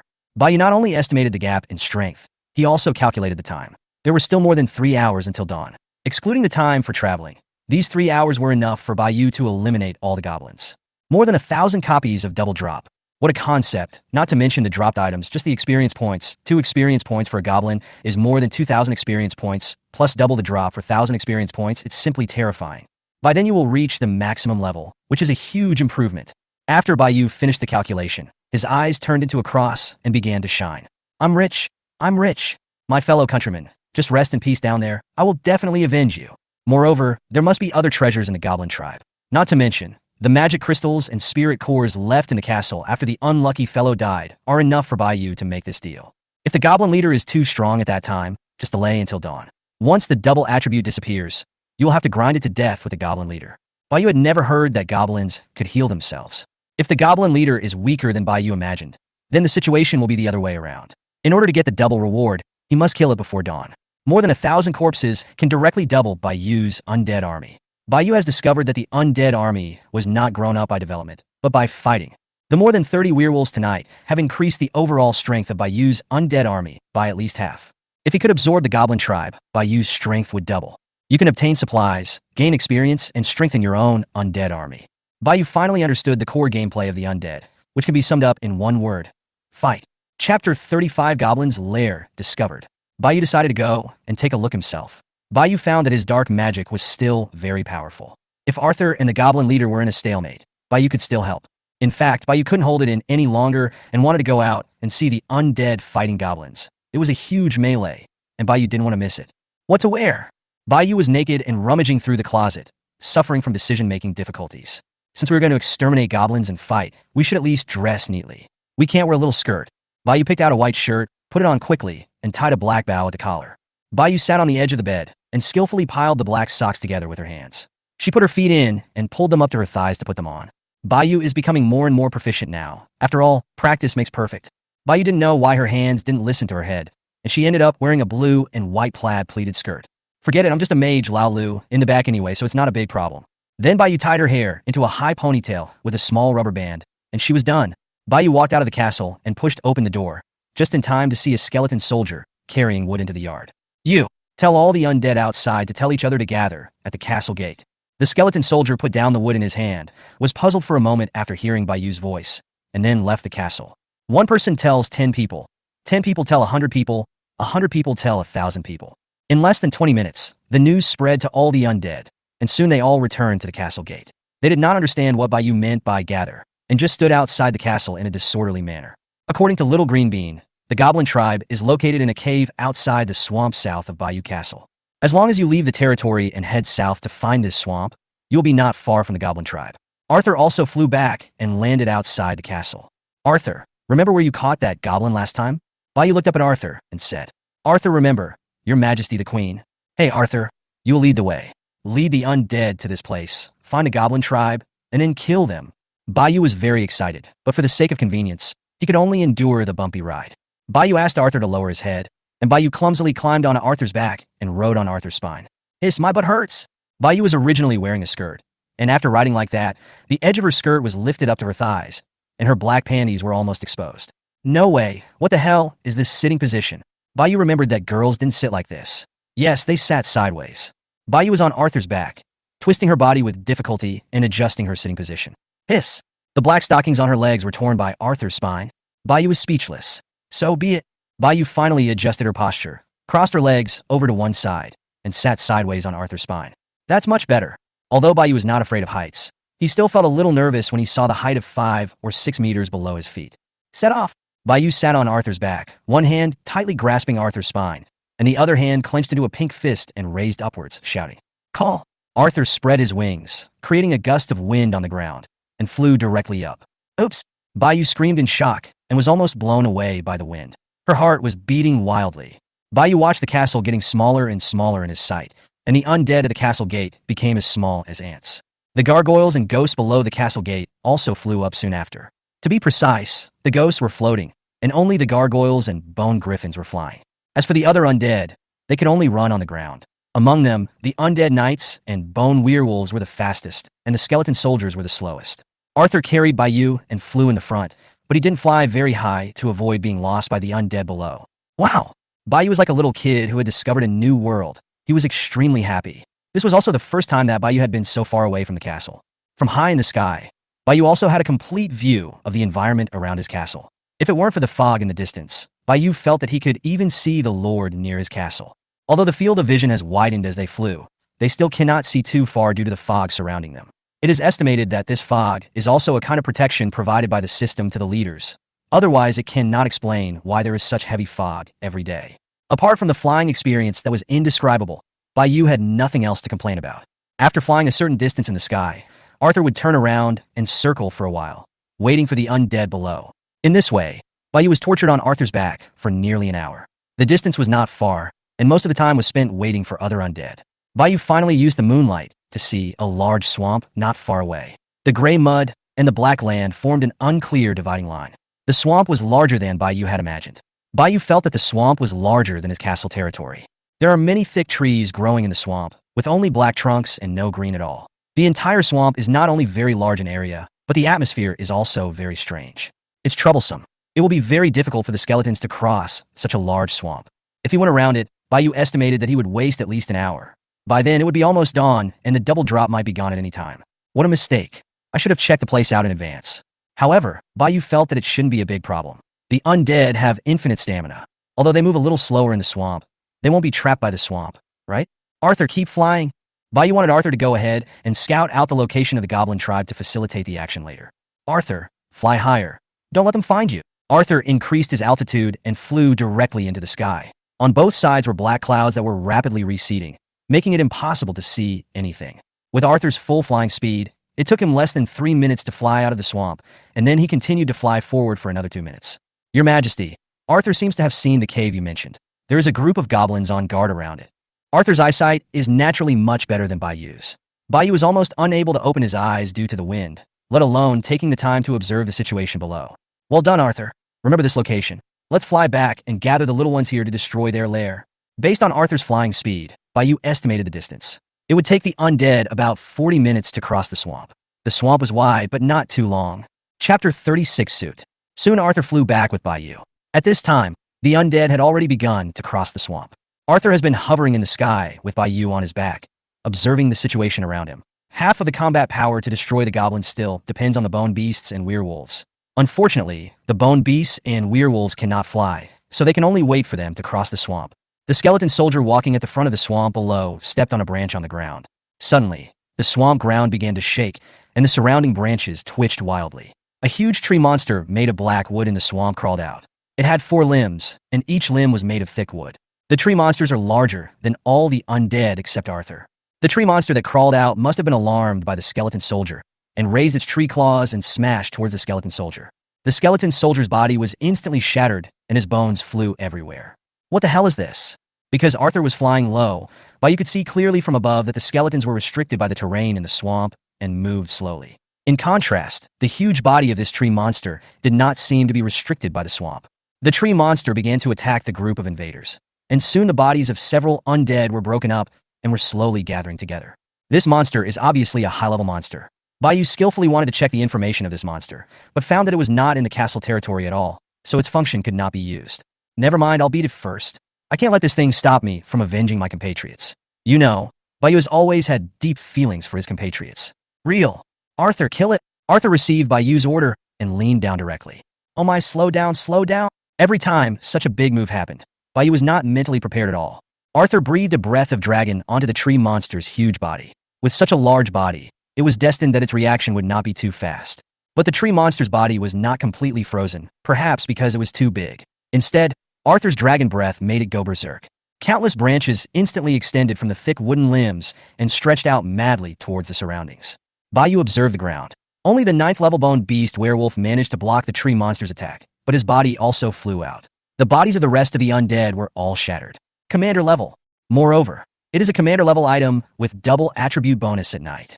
Only the commander level has this strength and can block Arthur's dragon breath almost intact. Little Green Bean didn't tell me there was a commander level tree monster in the swamp. Damn it, I got fooled by it. Since tree monsters should be afraid of fire, right? It's the queen's turn to appear. Arthur, get closer to it. When Arthur swooped down near the tree monster, Bayou raised his hand and fired a black flame bomb. Then Arthur carried Bayou directly into the sky to avoid the tree monster's attack. It feels like a bomber. The black flame bomb hit the tree monster's forelimb, creating a big hole in it, and the flames burned fiercely at the edge of the hole. Almost 2 seconds later, the tree monster's forelimbs broke apart. Without the support of its forelimbs, the tree monster fell directly into the swamp, and the fallen forelimbs were directly burned to ashes. It seemed that his dark magic was very effective against the tree monster. Even Arthur's dragon breath had no effect on its body. As a result, Bayou's black flame bomb directly burned the tree monster's forelimbs. Scored twice. 3 variations on plum blossoms. For good things coming. Well, Bayou consumed 40 magic points, and the tree monster's limbs are now all gone, and the wounds on the limbs are still burning rapidly with black flames. At this moment, the tree monster was lying in the swamp, motionless. Congratulations on successfully killing the commander-level evil tree spirit and gaining 400 experience points, double drop. Dead. It turns out to be the evil tree spirit, and it is indeed a commander level 1. Bayou quickly stopped the magic, otherwise the body would be burned in a moment. Bayou let Arthur land on the ground, and Bayou carefully climbed down from Arthur's back, his little leather shoes stepping in the smelly water of the swamp. Bayou walked up to the evil tree spirit, ready to use summoning magic, but he didn't know how much fighting power it would still have without 4 legs. But at least he's at the commander level. Bayou used the magic of his left eye, but the evil tree spirit didn't react at all. Summoning failed. Reason for failure: muddy swamp derivative, no soul. Huh? What a loss. Damn it, I can't even summon one. I thought I could have a commander-level combat force. Bayou felt disappointed, but he also discovered something from the hint. That is, things without souls cannot be summoned into undead. Bayou quickly checked and found that it could be decomposed. Phew. Fortunately, Bayou breathed a sigh of relief. Breakdown. If you are not within the territory, you have to actively decompose it. Fortunately, there is only one, otherwise it would be exhausting. Within the territory, you can decompose it in batches and recycle it to the warehouse with 1 click. Congratulations to the Lord for successfully decomposing the corpse of the evil tree spirit and obtaining the evil tree spirit suit. Bayou was becoming more and more confused. How come he finally got out? Only to see these things he had never seen before. The corpses of the commander level have no magic crystals and spirit cores. You are a tree spirit. If you don't give food when you decompose the corpse, can you at least give some wood? The body of the evil tree spirit disappeared, and 3 pieces of equipment were left in its place: a helmet, a breastplate, and a leg armor. This should be the basket set. Take a look. Equipment name: Evil Tree Spirit Set 3. Note: extremely afraid of fire. Another outrageous thing: the equipment was actually divided into sets and individual pieces. Bayou remembered that the equipment he had obtained before didn't even have a name, only a level, not to mention any attribute bonuses. This is a good thing, but it's a bit ugly. Bayou feels that it would be difficult for her to accept if she wore it. Put it on. Bayou pointed at the 9th level bone beast werewolf and said, since the items decomposed outside the territory cannot be recovered with 1 click, and they have to be carried with them, it would be better to let the 9th level bone beast werewolf wear them. Maybe he would be able to fight against the goblin leader by then. The bone beast werewolf took a long time to put on the suit. Although it felt weird, its attributes did increase. It felt like this suit was more suitable for humanoid creatures. Although the bone beast werewolf is also in human form, its upper body is too strong. The bones of the surrounding skeleton soldiers also gathered together, and the skeleton stood up again. Keep going. Beating the tree spirit wasted another half an hour. By the time they crossed the swamp and reached the goblin tribe, Bayou estimated that it would only be an hour and a half before dawn, so he had to hurry. Bayou lifted his foot and took a look at the sole of his shoe, which was covered in black mud and smelly water. Disgusting. Chapter 37 Battle. Bayou climbed onto Arthur's back again and adjusted her sitting position. Arthur, take off. The undead began to cross the swamp again. This time, they did not encounter the evil tree spirit, which Bayou felt a little sorry for. However, only Bayou can kill this thing. If another one comes, Bayou's magic power will be exhausted. Fortunately, I followed them. Otherwise, the undead would have been delayed in the swamp until dawn. Without the interference of other creatures, the undead army on the ground quickly crossed the swamp. Among them, the bone beast werewolves wearing evil suits were the fastest. Bayou guessed that it was the hidden effect of the evil demon suit that allowed him to walk through the swamp as if it were flat ground. Arthur carried Bayou along on his back and took the lead. They soon arrived and hovered above the goblin tribe. Bayou saw a small valley below with many torches stuck on it. There was a hole at each torch, and they were so densely packed like a honeycomb. Bayou's trypophobia was triggered by what she saw, and she got goosebumps all over her body. There is a large bonfire outside the call, and next to the bonfire there are several simple wooden grills. But there were no goblins near the bonfire, and the fire was much smaller. There were only a few goblins below, with only a few patrolling around with clubs. Yes, it is now past 4 in the morning, the time of the day when people are the most sleepy. Even the goblins, Bayou estimated, are sleeping soundly at this time. Bayou looked back and found that the undead in the distance had almost caught up. Arthur attacked. Bayou felt that the time had come and immediately ordered Arthur to start attacking. Arthur stopped circling in the sky and immediately spit out a breath of dragon's breath at the goblins patrolling below after receiving Bayou's order. The goblins patrolling below had no time to react and were instantly frozen into ice sculptures, their souls destroyed. Unexpectedly, not far from the small valley, there was a goblin on guard hiding on a simple sentry tower built by the goblins with wood. Enemy attack! Enemy attack! The goblin immediately screamed in panic. Arthur landed under Bayou's command.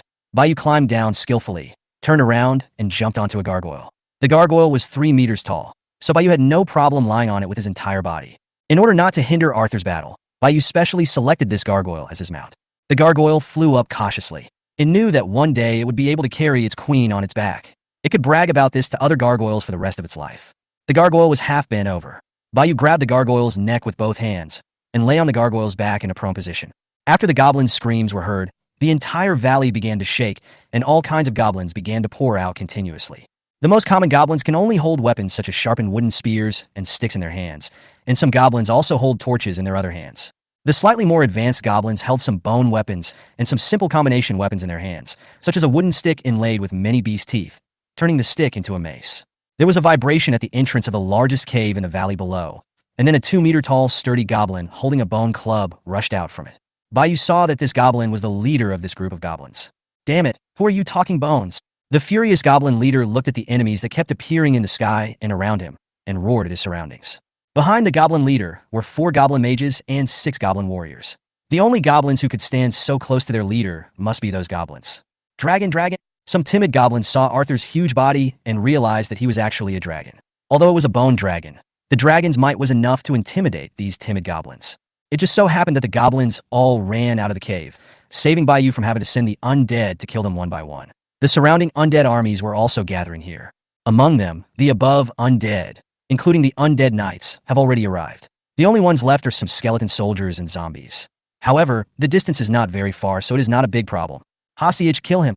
Bayou waved her hand, and instantly countless ghosts in the sky rushed down, like hundreds of ghosts parading at night. Arthur also moved and flew into the sky. These goblins had basically no means of anti-aircraft attacks, except for a few goblin mages. Arthur almost massacred these goblins in the sky. The undead on the ground also heard Bayou's order and rushed towards the goblins. In an instant, a melee broke out between more than 1,000 goblins and more than 1,000 undead. The goblin mages waved their staffs. As the only goblins that could attack from a distance, their main target was the undead flying in the sky. One after another, fireballs were emitted from the goblin wizard's staffs and flew towards the sky. At this moment, the night was also illuminated by the goblin wizard's fireballs, like fireworks. The fireball hit the ghost and went straight through its body, having no effect at all. The goblin mages didn't understand what was going on and could only change their target. Arthur was circling in the sky, and his huge body made him the biggest target of attack by the goblin mages. Fireballs flew towards Arthur, but the moment the fireballs touched Arthur's body, they only produced some smoke. Arthur flew out of the smoke unscathed, and the goblin mages were confused again. The Bone Griffin was the most unlucky among the Air Force. The other Air Force members either had no corpses or were immune to magic. Only he was hit by a fireball and instantly torn into pieces. Suddenly, a goblin wizard below discovered a gargoyle flying motionlessly in the sky not far away, and it seemed to be carrying a human on its back. The goblin wizard's staff flashed red, and a fireball flew straight towards Bayou. Just when the fireball was about to hit Bayou, another gargoyle flew out and blocked the fireball with its body, and the magic power was absorbed by this gargoyle. Goblin Mage? The Goblin Mage couldn't believe it and thought he was dreaming. So the fireball technique I practiced so hard is a joke? The Goblin Mage's fireball had no effect on any of the enemies in front of him, which made him fall into deep self-doubt. Meow, you little bastard, you're trying to sneak attack me.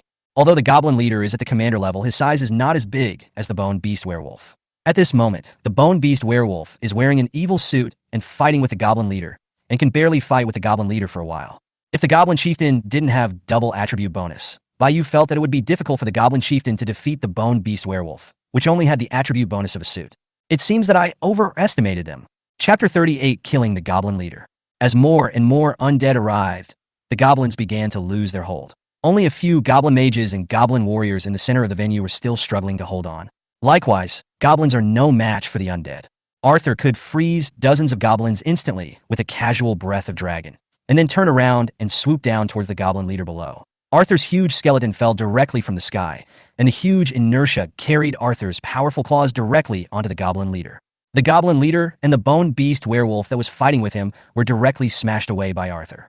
"Good job, just like that, hit it hard for me," Bayou shouted loudly on the back of the gargoyle, cheering for Arthur. The goblin leader was stunned by the claw that fell from the sky. He saw stars and lay on the ground for a long time before he reacted. "Ah!" The goblin leader stood up, pounding his chest with his fists and howling in anger.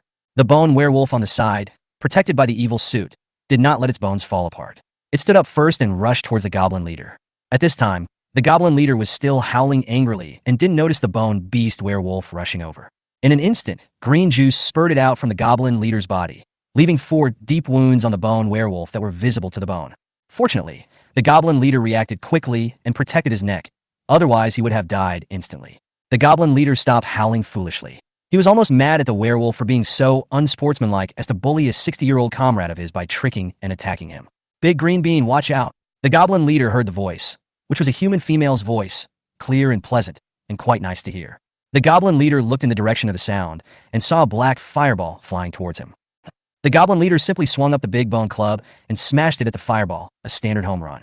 But Bayou's black flame bomb was not a baseball. The flame directly shattered the goblin leader's big bone stick.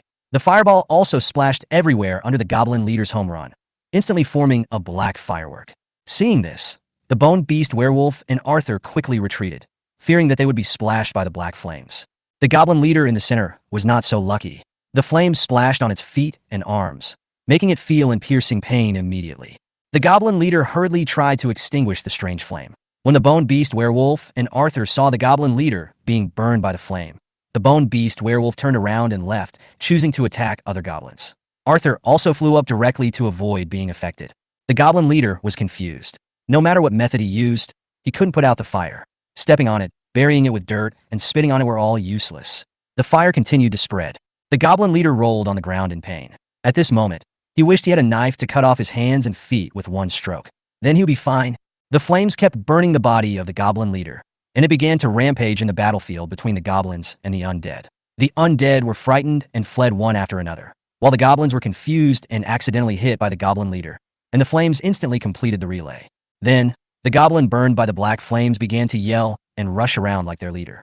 The other goblins around finally realized something was wrong and started to riot. Suddenly, the battlefield was in chaos. Wherever the goblin burned by the black flames went, other goblins and undead fled in all directions. Some low-level goblins, due to their weak souls, were quickly burned to ashes. "It's coming, let me go." Bayou felt that the goblin leader would be burned to death in a short while. Now most of the goblins were dead or injured, and Bayou had not yet upgraded. Bayou felt that as soon as the leader died, he would definitely upgrade. Bayou didn't want to experience this feeling in the sky, let alone on the back of a gargoyle. The black flame bomb just now was cast by Bayou using a sickle. Once the goblin leader dies, he will immediately turn into an undead. He will not die only after being completely burned. Bayou will feel that it is almost done when it is halfway burned, so he will stop the magic and leave part of the corpse to decompose. Goblin corpses will not drop food when they decompose, and other items besides food will not be reduced due to the degree of damage to the corpse. For example, a goblin will drop 1 magic crystal by default. Even if Bayou burns it until only a toe is left, it will still drop a magic crystal. If it was a pigeon corpse, and Bayou burned it until only a leg was left, then the 5 portions of food that were originally dropped might become just 1 portion. Bayou fell to the back of the battlefield and continued to observe the developments on the battlefield. No one was taking care of the goblin leader at this time. One of its legs had been burned off, so could no longer run around, which made the other goblins breathe a sigh of relief. "Wait, your leader is almost dead. What do you mean by sighing with relief?" Seeing that the goblin leader stopped running around, a goblin wizard wanted to step forward to rescue his leader, but the black flame was so strange that even the goblin wizard, who was always proficient in magic, fell silent. The goblin wizard raised his staff, and flames condensed above the staff, gradually gathering into a fireball. "Call out!" The goblin wizard threw a fireball directly at the goblin leader who was about to die. "Goblin chief." Bayou was stunned, and then he reacted. "Old man, you want to steal someone's head, right?" Bayou raised his hand and threw another black flame bomb. As Bayou used it more and more times, he became more and more proficient at it. The black fireball flew straight towards the goblin mage. At this time, the goblin mage's eyes were still on his leader, thinking about how to free No, save his leader. The goblin leader tilted his head to one side, just in time to see the flying black flame bomb, and pointed his other intact arm tremblingly to the back. The goblin mage was puzzled and looked back. The goblin wizard was so frightened that he dropped his staff aside and quickly crawled away. The pupils of the goblin leader gradually dilated, and he was terrified. I asked you to block it, but who told you to run away? The black flame bomb successfully hit the dying goblin leader. Congratulations to the Lord for successfully killing the commander-level goblin and gaining 400 experience points, double drop. A light blue ball of experience emerged from the goblin leader's body and floated towards Bayou. Finally died. Goblin is goblin. It can only do these two things because of the double attribute bonus at night. The experience ball flowed into Bayou's body, and Bayou only felt that his experience value had exceeded a critical point. It's time to upgrade. Chapter 39 Rest in Peace. Fellow countrymen. The familiar feeling came again. Bayou had already sat aside and was ready to welcome it. Once the goblin leader died, the other goblins were surrounded by the undead, and there were basically no enemies that could threaten Bayou. Why does it have to be like this every time I break through? Damn it. Well, everything is for the sake of becoming stronger and surviving. It's not me who is wrong. It's this world. It's all this dog's fault.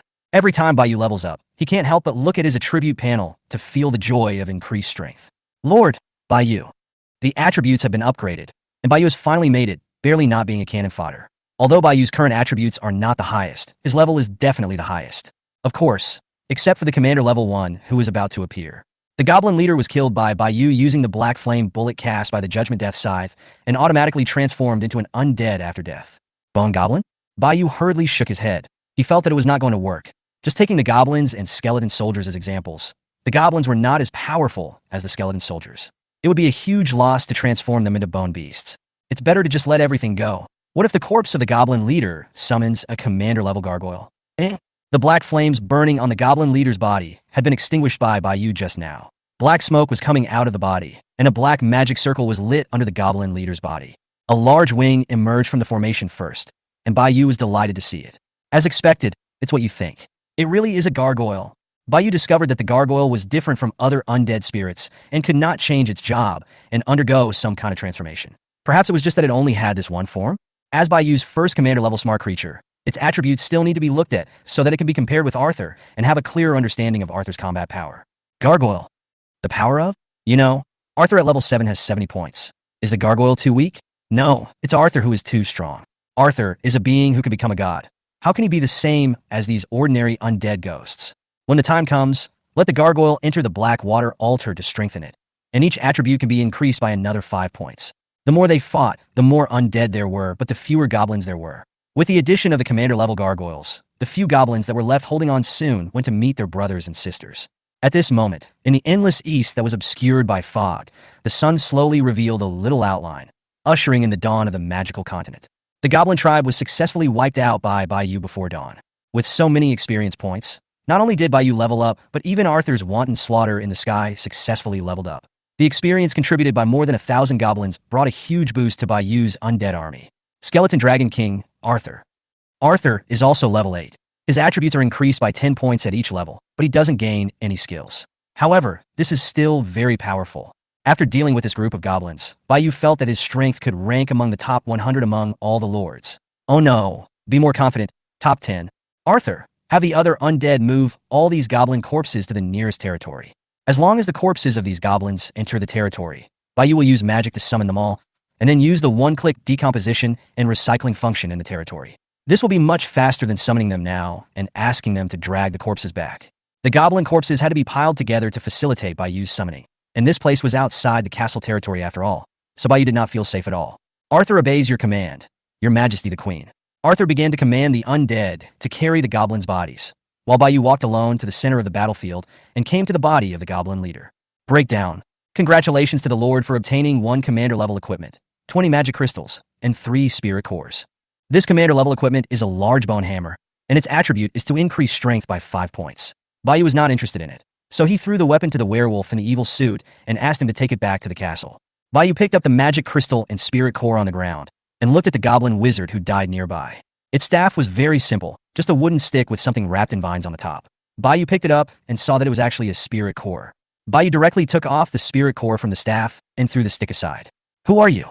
Can you use the spirit core? Wait a minute. Bayou thought of something and picked up the wooden stick he had just thrown away. Then he buried a small mound of earth on the ground. and then Bayou inserted the wooden stick on the mound of earth. At this moment, the sun has completely risen, and the long night of the magical continent has come to an end. Bayou welcomed the 4th day of his arrival in the magical continent. The sunlight shone on Bayou's clothes, which had some marks on them, and cast a long shadow, which just covered the small mound of earth that Bayou had just built. Rest in peace, fellow countrymen. I have avenged you. I will take good care of your inheritance for you. I hope that when you travel through time in your next life, you can first look for the brain that was left under the bed. Now it's time to count the money. Bayou. Chapter 40, Unexpected Gains. Bayou took all the spirit cores from the staffs of all the goblin mages around him. There were 17 of them in total, and Bayou was extremely happy. I'm rich. I'm rich. Bayou looked at the goblin's lair nearby. There must be a pile of treasure inside, but the holes in the valley were too small for ordinary undead to get in. He could only let the skeleton soldiers go in and conduct a carpet search. Ordinary skeleton soldiers are about the same size as goblins, but slightly taller, so they have no problem entering the cave. The tribal cave of more than 1,000 goblins was indeed ridiculously large. Bayou ordered 300 skeleton soldiers to go in and search, and the order was, move out everything that can be taken away. Bayou came to the largest cave, which was where the goblin leader lived.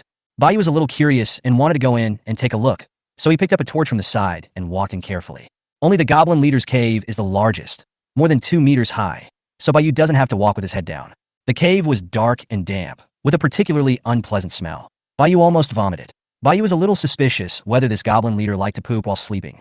After walking for a while, Bayou reached the end of the cave and saw the surrounding layout clearly with the help of the orange-yellow firelight. There was a pile of thatch on the ground, with a linen mat on top of it. This was probably where the leader slept. It was really simple. I really don't know why they are still intelligent creatures. There were 2 small openings on both sides of the end of the cave. The openings were too small for Bayou to enter, so Bayou took a torch and moved closer to take a look. With the help of the firelight, Bayou seemed to see a few boxes made of bones inside. They were called boxes, but in fact they were just boxes because there was no lid.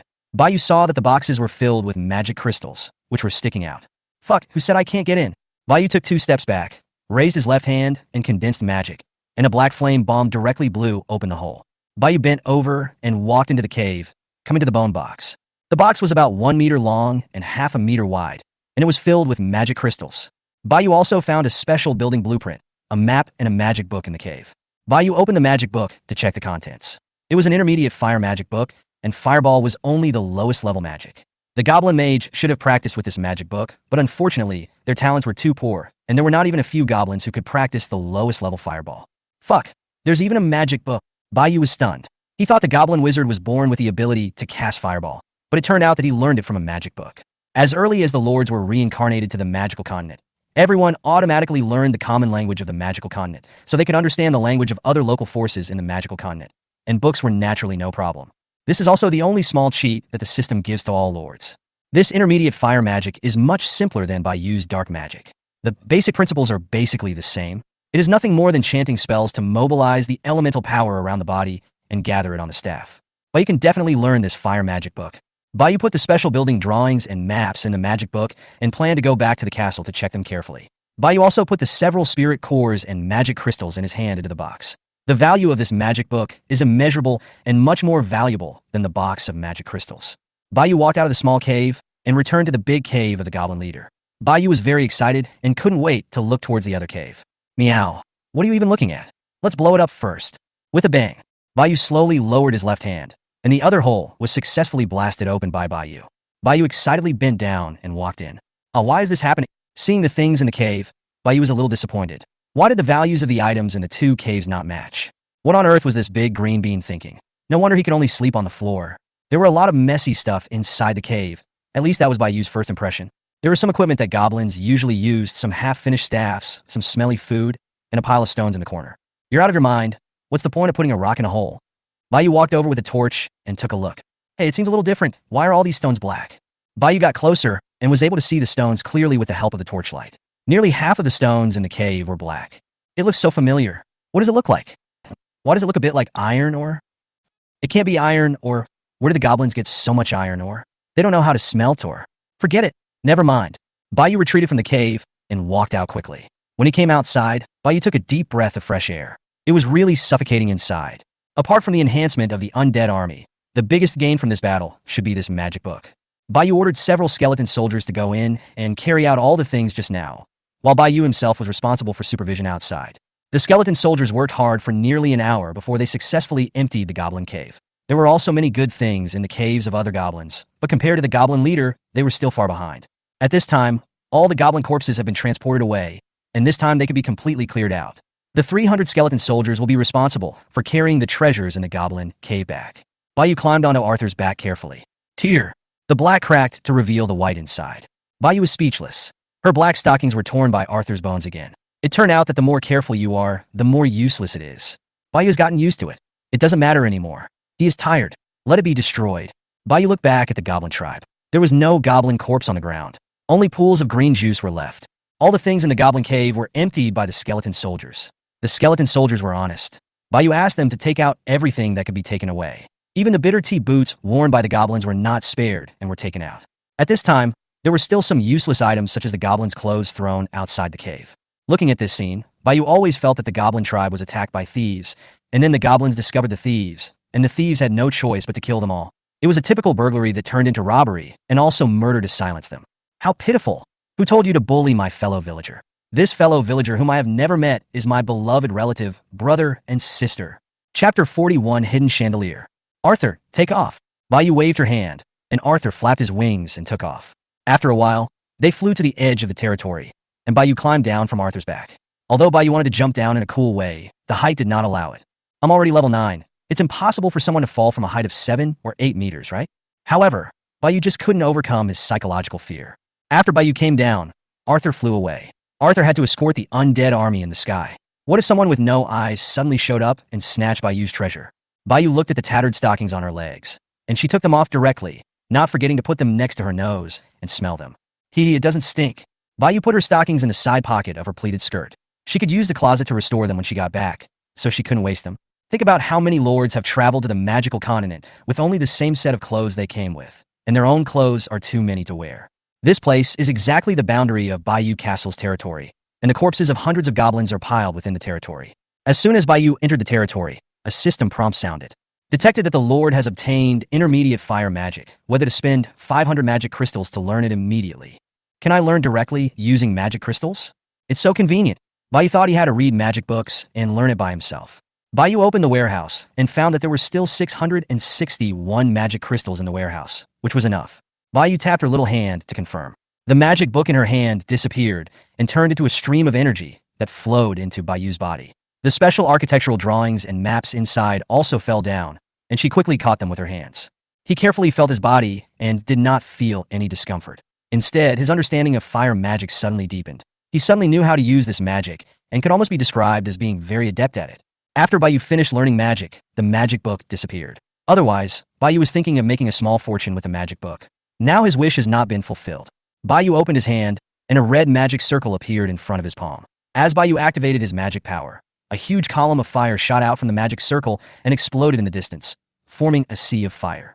It is also a fire magic that consumes 10 points of magic power. It has great power and range. Bayou is very satisfied. From now on, please call me Fire God Bayou.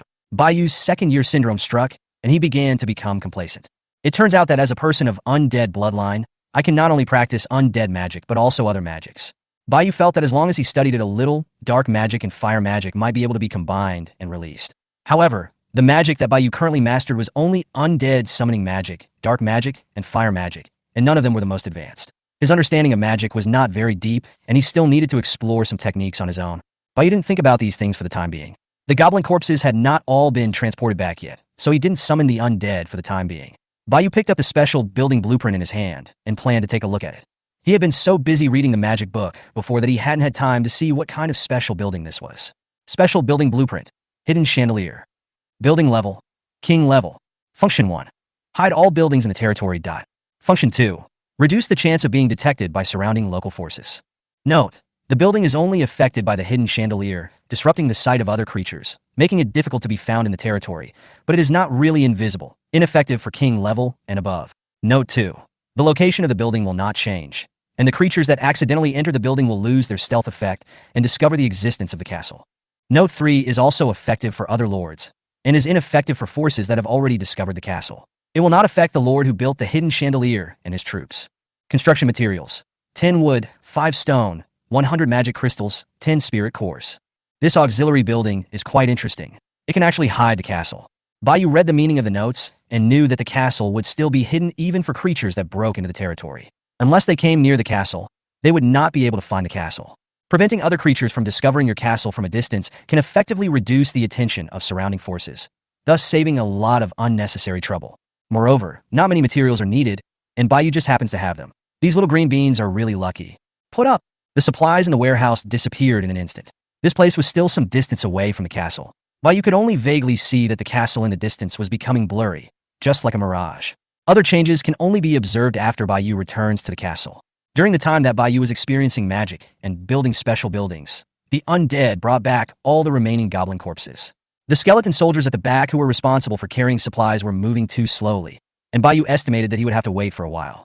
The undead piled the goblin corpses into 2 small hills. Bayou stepped back, his left eye flashing a faint blue light. In an instant, a huge gray magic circle emerged from under the 2 hills of goblin corpses. Undead spirits began to crawl out of the magic circle one after another, and Bayou persisted despite the headache. As expected, summoning more than 1,000 undead at once consumed too much mental energy. Even Bayou's attributes found it a little too much to handle. It took a full 5 minutes to summon all the undead. After removing the magic, Bayou felt stars in his eyes. His brain was lacking oxygen, and he felt some pain. But in return, he gained 1,200 undead, which was exactly twice the number of undead Bayou had before. It was all worth it. Bayou's undead army suddenly experienced a qualitative leap. If there were a few more commanders, Bayou felt that he could go up the snow mountain and beat the howling moon silver wolf. It doesn't seem possible. If the frost dragon finds us, then we're done for.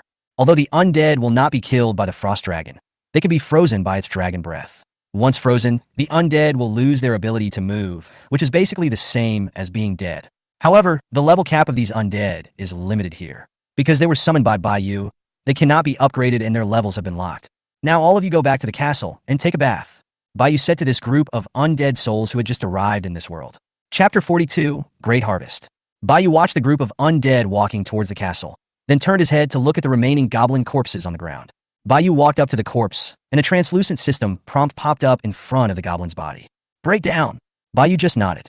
Congratulations to the Lord for obtaining 2,416 pieces of common equipment, 4,039 magic crystals, and 300 spirit cores, double drop. Wow!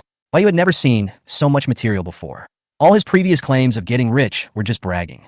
This time he really got rich. It's like a knife cut the cow's butt, it's cow's butt, cow's butt, cow's butt. Because these goblins were killed at night, even if they are decomposed now at dawn, they will still drop double the amount. Bayou has already done experiments on this, so there is no need to worry. It's impossible for them to eat the double attribute enhancement at night and then leave their corpses to decompose after they die without giving the double attribute enhancement. Just like when the howling moon silver wolf turns into a werewolf and dies, its corpse will be in the form of a werewolf and will not turn into an ordinary wolf again. It's not a monster that will reveal its true form after death. Bayou recycled the resources into the warehouse with one click, and the land in front of him became clean in an instant. After a while, under Arthur's escort, the skeleton soldiers at the back finally came to Bayou carrying the goblin's legacy. After counting these items, Bayou can return to the castle to rest.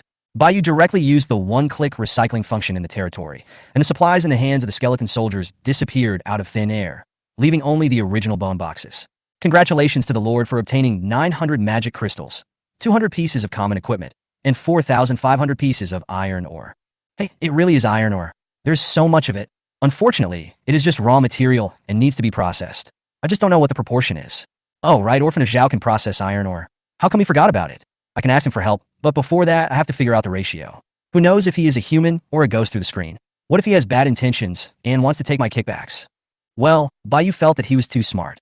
In this day and age, one cannot easily trust others across the screen. Online relationships are the least reliable. Looking at the supplies that suddenly disappeared, the skeleton soldiers on the side were completely stunned. They were clearly there just now, so how could they suddenly disappear? They shook their heads and looked left and right, making a creaking sound of bones rubbing against each other. Don't look at it. I took it away. Their IQ is worrying. Bayou slapped his forehead with a frown on his face as he looked at the group of cute skeleton soldiers in front of him. You guys continue to hunt. Rest? It is impossible to rest, not in this life. Do the dead need rest? Of course not. Hey, wait a moment, and bring me the equipment. Bayou hurriedly called out to the bone beast werewolf and asked it to hand over the evil suit and another large bone hammer.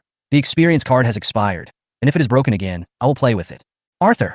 Bayou took 4 pieces of equipment and sat on Arthur's back, ready to let Arthur take her back to the castle. The annihilation of the goblin tribe was a perfect end.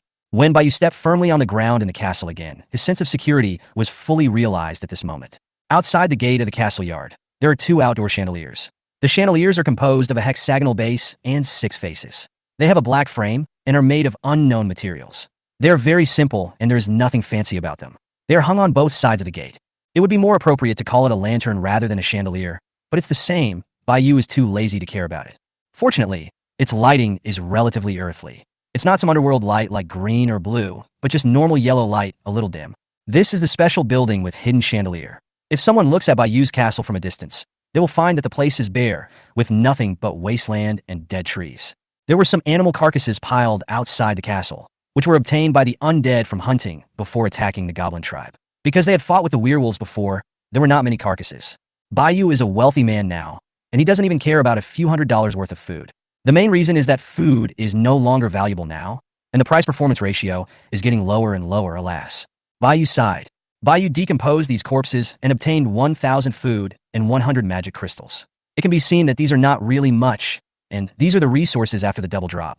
Inside the castle, this group of newly summoned undead were crowded in the Blackwater altar for strengthening. The strengthened undead were immediately sent away by Bayou. What a joke! The castle is so small, and it is too crowded with so many undead. Besides, can you low-level undeads just enter my castle? Humph! Bayou opened the exchange and took a look at the transactions of elite food. All the transactions were completed. Bayou thought that no one was trading at night. It seems that elite food is extremely popular. Unfortunately, Bayou currently does not have much elite food to trade. Bayou received the supplies from the exchange. Congratulations to the Lord for successfully trading and obtaining 874 magic crystals and 1,000 iron ingots. After making a small profit, Bayou looked at other orders in the exchange. Most of them were still food transactions, but now most of the lords were selling food, and there were very few lords buying food. Moreover, Bayou discovered one thing, that almost all orders could be traded with magic crystals, and magic crystals seem to be showing a tendency to become the common currency among the lords. Bayou looked at the 6,000 magic crystals in his warehouse. The corners of his mouth slowly rose, and he transformed into a crooked-mouthed Dragon King. You can't handle just over 1,000 pieces of elite food. If I offer more than 2,000 pieces of ordinary equipment for trading, how will you lords respond? Bayou directly put all the equipment he had obtained on the exchange. Bayou was not short of stones and wood at the moment, and all transactions were made with magic crystals and iron ingots. Moreover, his own undead army is endless and does not need weapons at all. If there were not too few lords who own iron ingots, the price of iron ingots would be too high. Generally speaking, a magic crystal is more valuable than an iron ingot.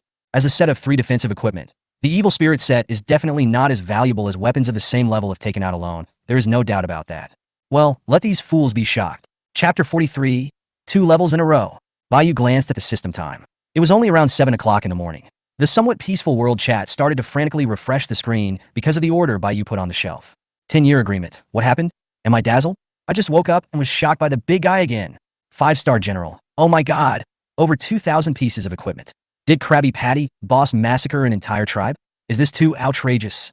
General U. 99999. Awesome. It's almost double. There are actually commander-level equipment. It's only the 4th day now, and the boss can kill commander-level creatures. Too strong. I worship the boss. Only love young women. That suit is outrageous, but it's too expensive. I can't afford it. Big Mango. I need a young woman from upstairs. What the hell? Seeing that the style of the world chat was getting more and more distorted, Bayou decisively closed it. It turned out to be a big mango, yellow inside and out. I am so pure. I can't let them lead me astray. Now that Bayou is rich, of course he wants to spend it first. What is the concept of a spirit core? Bayou felt that he would not have to worry about obtaining spirit cores for some time in the future. Except for iron ingots, which Bayou is currently unable to obtain, he has almost all other resources. The number of the undead doubled, and Bayou arranged half of them to cut trees and dig stones. In this way, even when Bayou did not need stones and wood, Bayou's stones and wood would continue to increase. In less than a day, Bayou's barracks was upgraded again. It really makes people happy he required to upgrade the barracks. 2,000 magic crystals, 20 spirit cores. Looking at this situation, Bayou felt that he could always upgrade the barracks to the maximum level. Upgrade! The 4th level barracks actually unlocked the bone dragon, and the upgrade supplies also doubled. But it's not a big problem because Bayou has money now. I'll rise again. A new type of soldier, the ghost dragon, has been unlocked. In Bayou's impression, the ghost dragon seems to be similar to a ghost and has no physical body, right? Bayou knew very little about this aspect and would not express his opinion until he saw the ghost dragon summoned. It's over. Forget about the magic crystal. Bayou, who had just made such a bold statement, was immediately slapped in the face. Although Baiyu still wanted to upgrade, he still had 263 spirit cores left, which was more than enough, but he didn't have enough magic crystals. Baiyu, who had just lamented that he had become a rich man, became a pauper after upgrading the barracks by 2 levels. There was not a single magic crystal left in the warehouse. However, compared to the successful upgrade of the barracks by 2 levels, everything is worth it. Magic crystals are still easy to make for Baiyu at the moment. After unlocking 2 powerful arms at once, Baiyu felt like he was about to take off. No, you can't do it now. The summoning is random. It would be embarrassing if you can't summon a bone dragon or a ghost dragon tomorrow. Baiyu successfully experienced what it means to work hard to earn money and spend it like water. The next level of barracks requires 8,000 magic crystals. How long will it take to save them up? You can obviously just rob them, but the system insists on giving you an upgrade.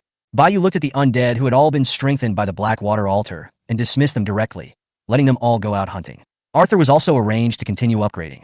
The undead began to get busy again, and Baiyu walked quietly into the bathroom. Apart from the bedroom, the bathroom was the place she visited most frequently in the past few days. Baiyu feels helpless, as the same thing happens every time he upgrades. Who can he blame? He can't blame himself.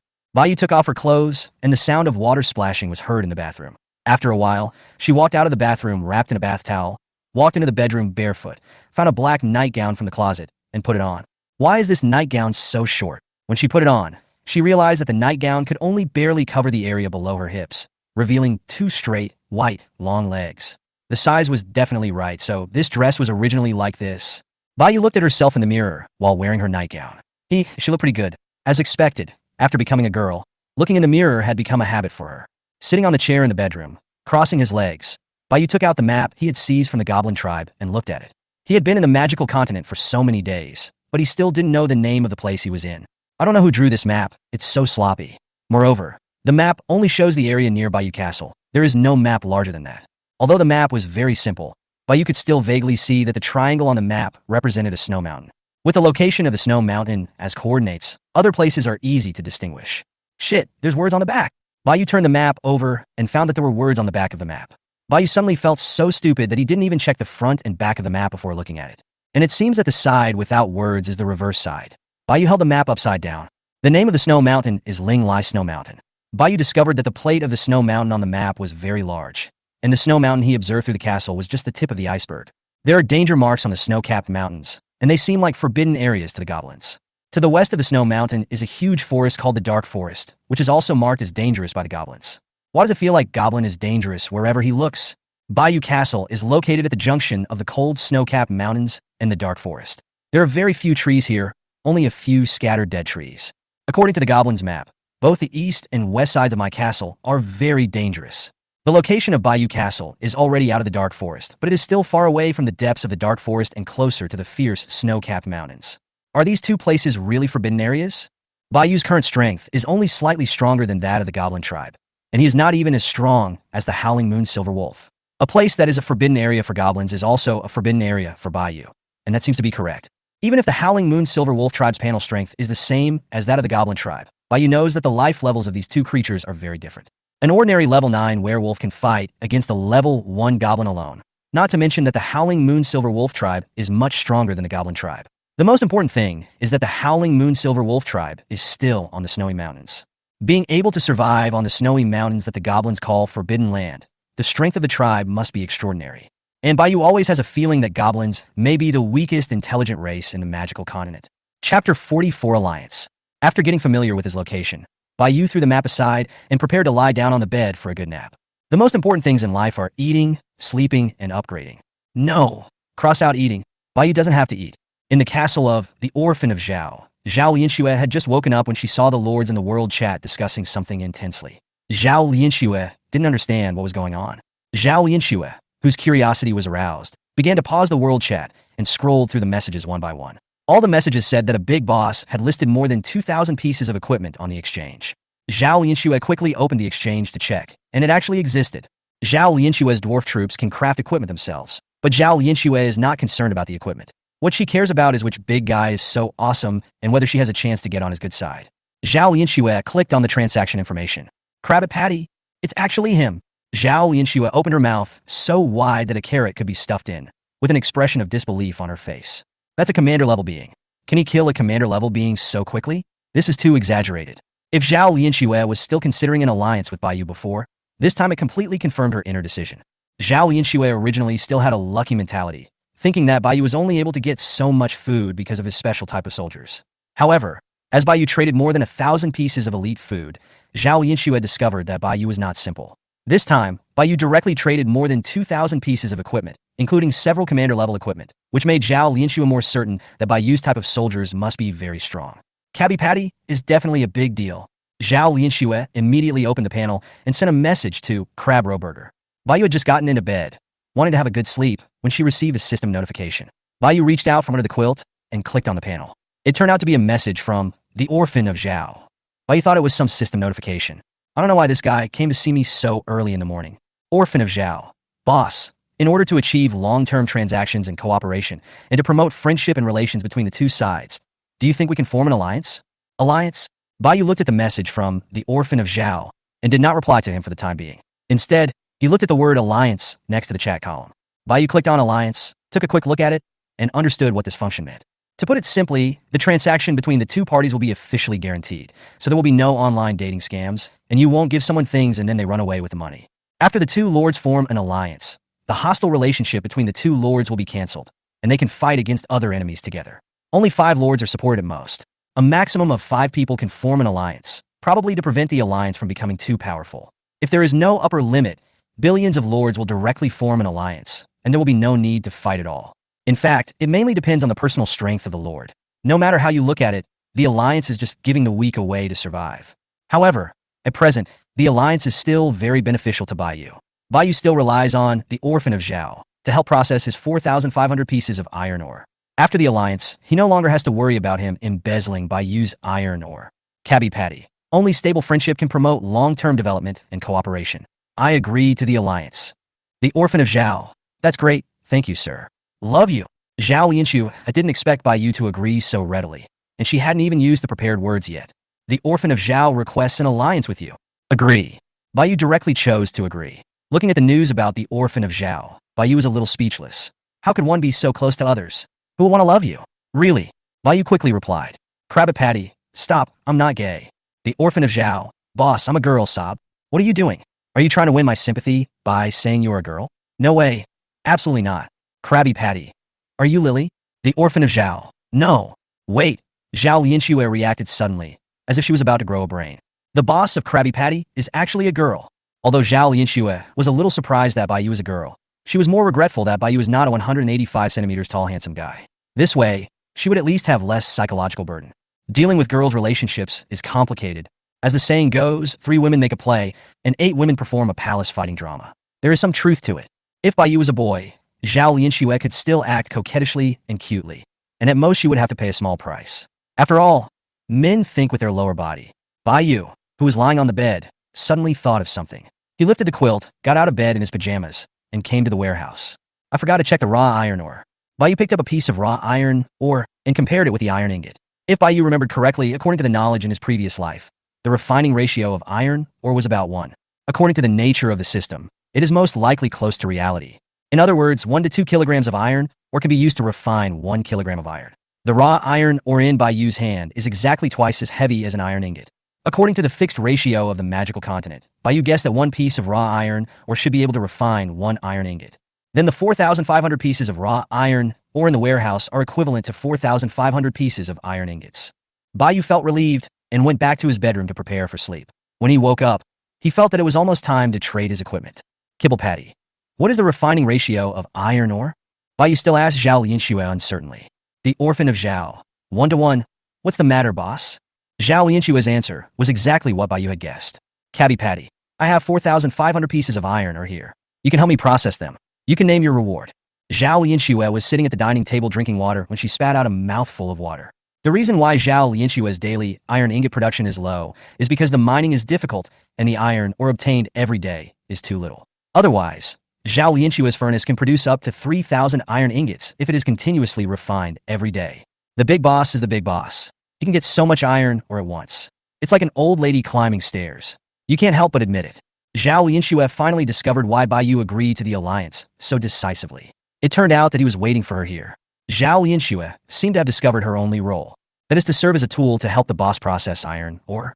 When Zhao Lianxue discovered that her role was limited to this, she naturally did not dare to make excessive demands on Baiyu. Orphan of Zhao, it's a small matter. Forget about the reward. If possible, please give me some food. My soldiers eat a lot, and the food is consumed quickly. Baiyu thought about it and realized that the food he had now was really useless, and it was no longer valuable. One piece of food could only be exchanged for 10 pieces of wood or 5 pieces of stone, and it had depreciated significantly. In order to show off his status as a big boss, Baiyu directly sent 4,500 pieces of iron ore and 1,000 pieces of food together. Orphan of Zhao, thank you for the feed. Baiyu ignored Zhao Lianxue, covered himself with the quilt, and closed his eyes. Okay, go to bed. Chapter 45, Local Powers.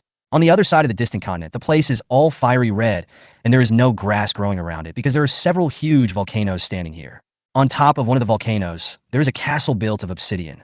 The lord of the castle is a young man wearing black shorts with his upper body bare. The man has a cold and handsome face, and his skin is covered with fine sweat due to the scorching temperature around him. The man was none other than the lord of the spirit of fire, Lin Jun. Lin Jun was shocked when he saw the information on the exchange. He can kill a commander-level person so quickly? Lin Jun boasted that he was stronger than Baiyu and other leaders, but he was actually one step behind them. Lin Jun's army was a flame spirit, a kind of elemental creature born with fire element, without a physical body. Not only did it not need to eat or sleep, but it could also become stronger by absorbing the power of fire element by bathing in magma. The most outrageous thing is that the flame spirit relies on the spirit core in its body to survive, which means that one flame spirit represents one spirit core. Conversely, Lin Jun can also summon a flame spirit by obtaining a spirit core and quickly enhance his strength. It is precisely relying on this point that Lin Jun can quickly enhance his strength, but the method of obtaining spirit cores is really difficult, which greatly limits Lin Jun's performance. However, Lin Jun is not without danger. His situation is exactly the same as Baiyu's, or even worse. The volcano where Lin Jun's castle is located is not the largest one among them. A magma dragon lives in the magma at the top of the largest volcano in the center. This is the biggest danger that Lin Jun may face in 3 days. Fortunately, the magma dragon is asleep most of the time and does not show much hostility towards Lin Jun's castle. Stimulated by Baiyu, Lin Jun's determination to become stronger became more urgent, and he immediately ordered all the flame spirits to set off and leave the volcano to level up in the wild. This is another perfect protagonist template, a lord who has both pressure and opportunities. There are billions of lords in the entire magical continent, so there is naturally no shortage of people who have both opportunities and strength. Although Baiyu is very strong at present, it is impossible for him to be ranked first among the billions of lords. Baiyu, who was still sleeping, didn't know that at this moment, 2 2-meter-tall men appeared at the location of the goblin tribe. They were standing on the valley, looking at the ruins of the goblin tribe below. They are all dead. Not even a corpse is left. The cave has been emptied. It must be those alien visitors who did this again. Who are they? One of the big men spoke to the other big man in a hoarse voice. I don't know.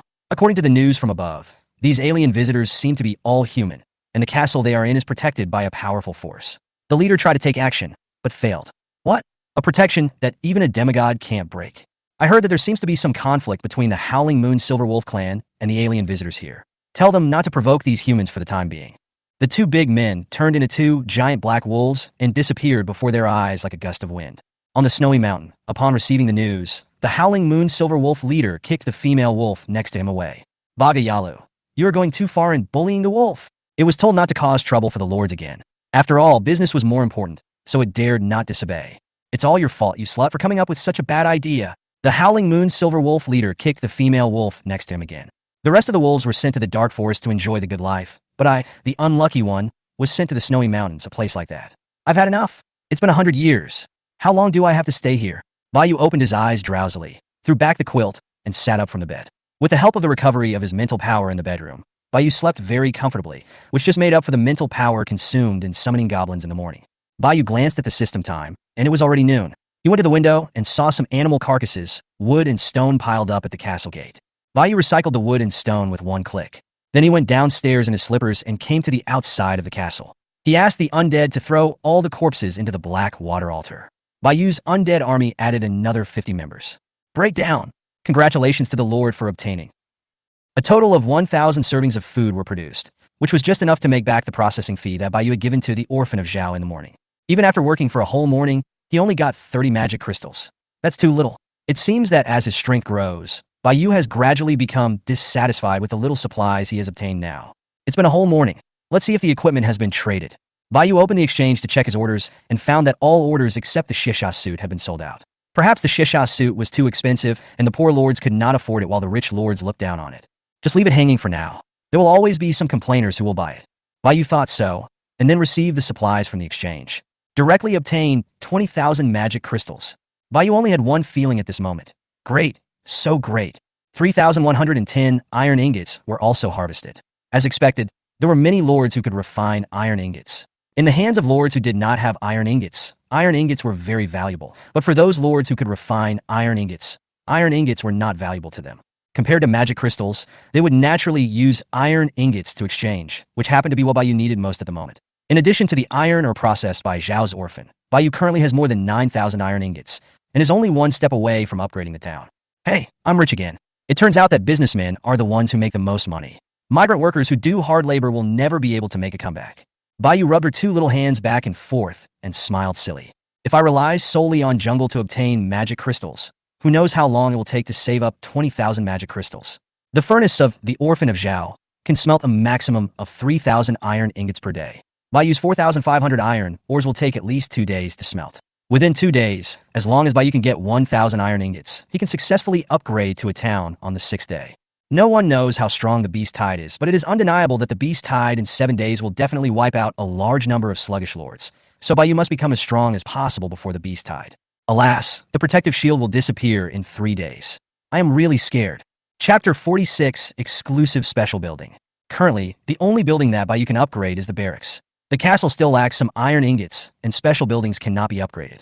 Who cares? If you don't spend the money you earn, you're a fool. Required to upgrade the barracks. 8,000 magic crystals, 80 spirit cores. Upgrade! Congratulations to the Lord for successfully upgrading the barracks to level 6, and you will be rewarded with a random special building blueprint. Hey, the 6th level barracks did not unlock any new soldiers, but the number of summoned soldiers increased to 20. Damn, what's the point of increasing the number of summons? Bayou can summon them by himself, and there's no upper limit on the number. This is such a huge loss. The next level requires 10,000 magic crystals and 100 spirit cores. Bayou plans not to upgrade the barracks yet. He will first see what he can get from this special building blueprint. Otherwise, upgrading the barracks will increase the number of summons for Bayou, and Bayou will cry to death. Nearly half of the 20,000 magic crystals were used up in an instant, and the number only increased. Bayou's heart was bleeding. Bayou received the reward of special architectural drawings. Congratulations to the Lord for obtaining the special building blueprint, the 4-drive magic pillar. Special building blueprint, 4-driving demon pillar. Building level, none, gargoyle exclusive. Function, the gargoyle that is entrenched in the 4 exploration pillars will gain 2 experience points per minute. Note 1. The gargoyles on the 4 magic pillars will fall into a deep sleep and will only wake up when the enemy breaks into the territory, or the Lord calls them. Note 2. The gargoyles on the 4 exorcist pillar will be bound and cannot be replaced. Construction materials. 8 stones for 1,000 magic crystals for spirit cores. Each type of soldier actually has its own special building. 2 experience points are gained every minute, which means 1 experience point is gained every 30 seconds, which is 24 hours a day, Bayou hurriedly calculated. Points of experience. This is much faster than the gargoyles killing wild boars. Even if you kill wild boars nonstop for a day, you can't get nearly 3,000 experience points. Outrageous awesome. Bayou almost wanted to stand on it like a statue. The upper limit of the gargoyles level is the Emperor level, which means it will surely become an Emperor level combat force in the future. You will be bound to this special building and can only serve as a gatekeeper. However, this is also very powerful. Fortunately, Bayou was not in a hurry to upgrade the barracks. Otherwise, there would not be enough magic crystals to build the 4-wheel drive magic stone pillars. Put up! This is a good thing, much better than upgrading the barracks to increase the number of summoned undead by 10. Bayou chose to build it without hesitation. 4 round stone pillars rise from the gate of the castle courtyard. The pillars have square tops and are black in color. The pillars are carved with reliefs of gargoyles with bared fangs and claws. The 4 stone pillars are arranged in a trapezoidal shape, with 2 on both sides of the gate and 2 at the back. The overall height of the stone pillars is the same as the castle gate. Will it break the limit if I bind a gargoyle that can't be upgraded? Bayou looked at the 4 demonic stone pillars and suddenly thought of the gargoyle leader he summoned from the body of the goblin leader. If these undead summoned Bayou could also gain experience from the 4 demonic stone pillars, then their starting point would be higher. Forget it. I can't take the risk. I'll be dumbfounded if it still can't be upgraded. This can't be replaced. Bayou called over 4 gargoyles summoned from the barracks.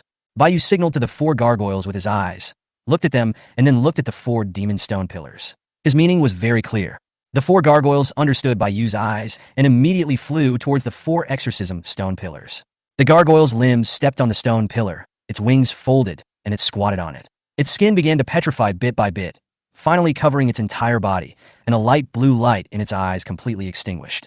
The 4 gargoyles were completely transformed into 4 statues in a squatting position. Okay, done. I hope you can reach the Emperor level soon. Baiyu walked slowly back to the castle. The orphan of Zhao was helping her refine iron ore. All the weapons she had obtained had been traded away, and food trading was no longer feasible. Baiyu felt that she had nothing to do now. Baiyu lay on the bed, his eyes focused on the chandelier above his head, just staying there quietly. Baiyu felt that he should stop being so lazy and should do something. Baiyu currently feels that there is still some distance to go before upgrading, and it is too early to upgrade. Baiyu suddenly sat up from the bed, lifted the hair that was blocking her face, revealing her delicate little face. No, I have to get stronger. Baiyu took off her pajamas and put on an ordinary black sportswear. This time, Baiyu was smart and did not wear any socks. She just picked up a pair of white socks and put them on, matching them with a pair of dad's shoes. Oh, you have to wear it inside too, otherwise it will feel too heavy when you exercise. Baiyu took out a black underwear, lifted up her t-shirt, and fastened the clothes with her backhand. She planned to go outside the castle to study her magic and master it in advance, and also walk around the castle and practice some magic. She is now level 9, and with the blessing of increasing her level by 1 level in the territory of the Bone Throne, she can reach the commander level. As long as she does not leave the territory, she is confident that her safety will be no problem. The dark forest is dangerous, and the snowy mountains are dangerous, but this place located at the junction of the 2 places has formed a relatively safe area. The amount of experience is no longer important. Baiyu mainly wants to hone his combat skills. Baiyu walked out of the castle while tying her hair behind her head with both hands. Intermediate fire magic does not have a particularly large range of attack. To achieve the power of a huge fireball that directly destroys a small town, as Baiyu saw in the anime in his previous life, Baiyu estimated that he would have to at least reach high-level magic, or even higher. Baiyu stretched out a finger, and a flame emerged from his finger. This basic use of the fire element did not require a magic circle. Natural lighter. Playing with the flame in her hand, she leisurely walked out of the castle. After Baiyu learned fire magic, he also developed a certain resistance to the fire element. At this moment, Baiyu's fingers did not feel hot at all. When I arrived outside the castle gate, I saw a hare eating grass. Baiyu compared his 2 small hands to 2 small pistols and pointed them at the hare not far away. Exclamation point. In an instant, many small flames emerged from Baiyu's fingers and flew towards the hare not far away. The hare reacted quite quickly. It was discovered before the flames hit it and ran away quickly. The flame hit the ground and ignited a small ball of fire. Baiyu quickly pointed her little hand at the fleeing hare. Small flames kept exploding behind the hare, following the hare. Da-da-da-da. Chapter 47, Local Human Power. The innocent little rabbit had never seen such a scene before, so it could only run forward desperately to avoid being hit by the flames behind. As a result, Baiyu failed to hit him at all, and he became furious. You bastard! Baiyu's left hand, which was like a pistol, immediately opened and a red magic circle emerged. A huge fireball flew straight towards the hare. Still missed the target. With a bang, the fireball exploded next to the hare, and the hare was killed by the aftermath of the fireball. Ah, it's not fun at all. Baiyu walked over and picked up the charred rabbit carcass, came to the castle gate, swung his arm, and threw the rabbit carcass into the black water altar. Baiyu looked at his enhanced attributes with some doubt. That's right, I'm at the commander level now. Damn it, I'm a commander level, but I almost let a little rabbit run away. It's such a shame. Baiyu continued to walk out of the castle. To the east was a snowy mountain. It was a high-risk map, so Baiyu chose to walk west to see if he could reach the edge of the dark forest. It mainly depends on whether the territory of your castle covers that place. If not, then forget it. Baiyu will not risk leaving the territory anyway. Along the way, Baiyu also killed several wild boars. Wild boars are much easier to kill than rabbits. Rabbits will run away when they see you, but wild boars are different. They will attack anyone they see. Moreover, wild boars are large in size and easier to hit. Baiyu summoned undead on the corpses of the wild boars killed by him, and then asked the summoned undead to transport the original corpses back to the castle. It does not delay either. Baiyu unknowingly walked further and further away from the castle, towards the western edge of the territory. It was 6 kilometers from the castle to the edge of the territory. Baiyu observed the surroundings while hunting.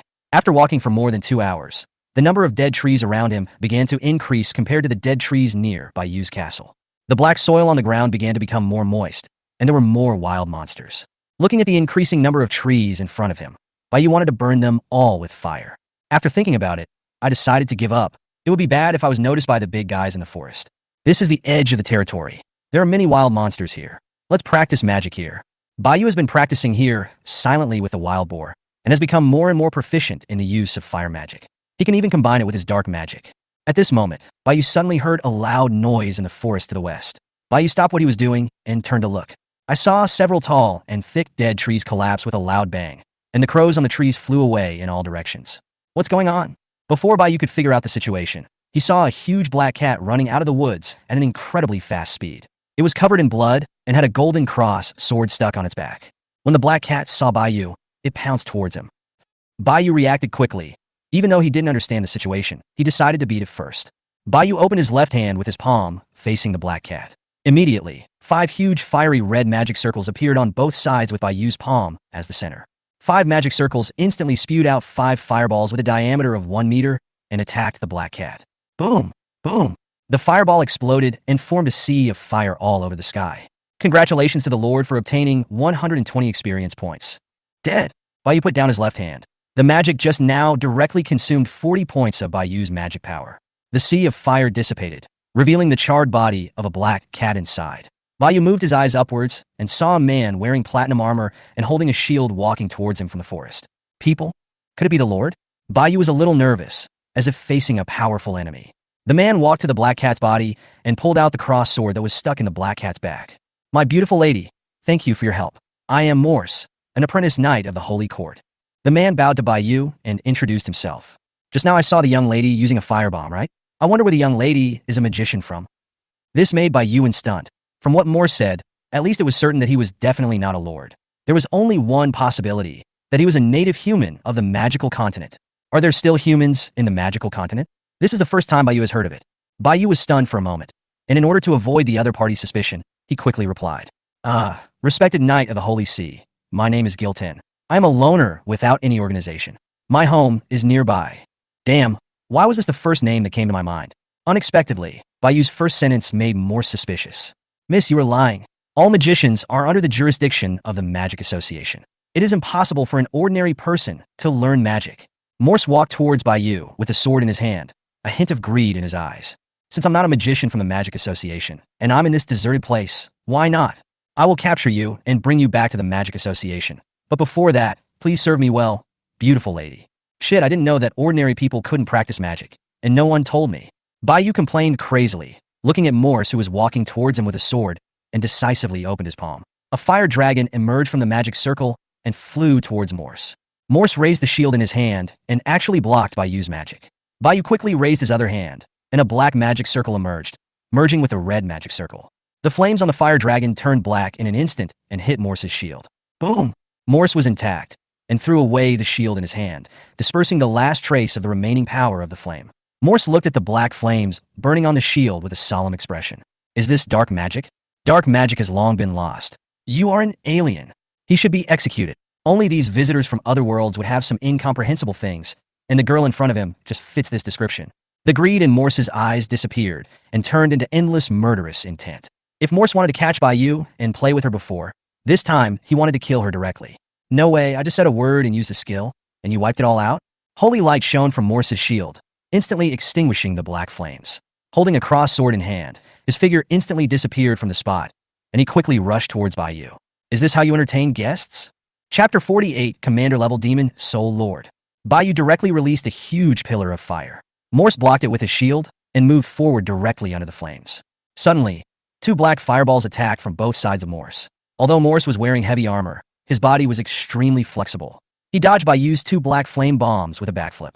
Morse has discovered that Bayou's attainments in fire magic are not high, only intermediate level at most, and she seems to only know one move of dark magic. The most effective way to deal with a magician is to get close to her. The magician is weak, and she will definitely lose if she gets close to you. Holy sword, kill this person in front of you. Morse raised the cross sword high, and the sword body emitted golden light. A slash formed by the condensed light directly split the fire magic attack from Bayou, and the remaining power continued to slash towards Bayou. Damn, so strong. Bayou quickly dodged to the side, and Morse took advantage of the opportunity when Bayou dodged and came directly to Bayou, slashing at Bayou with a sword. Meow, you don't really think I'm a wizard, do you? A huge sickle instantly appeared in Bayou's hand to meet Morse's cross sword.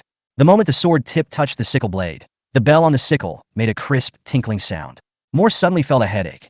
The moment Bayou took out the sickle, his attributes doubled, and his 60 points of strength became 120 points. He knocked Morse back with one blow.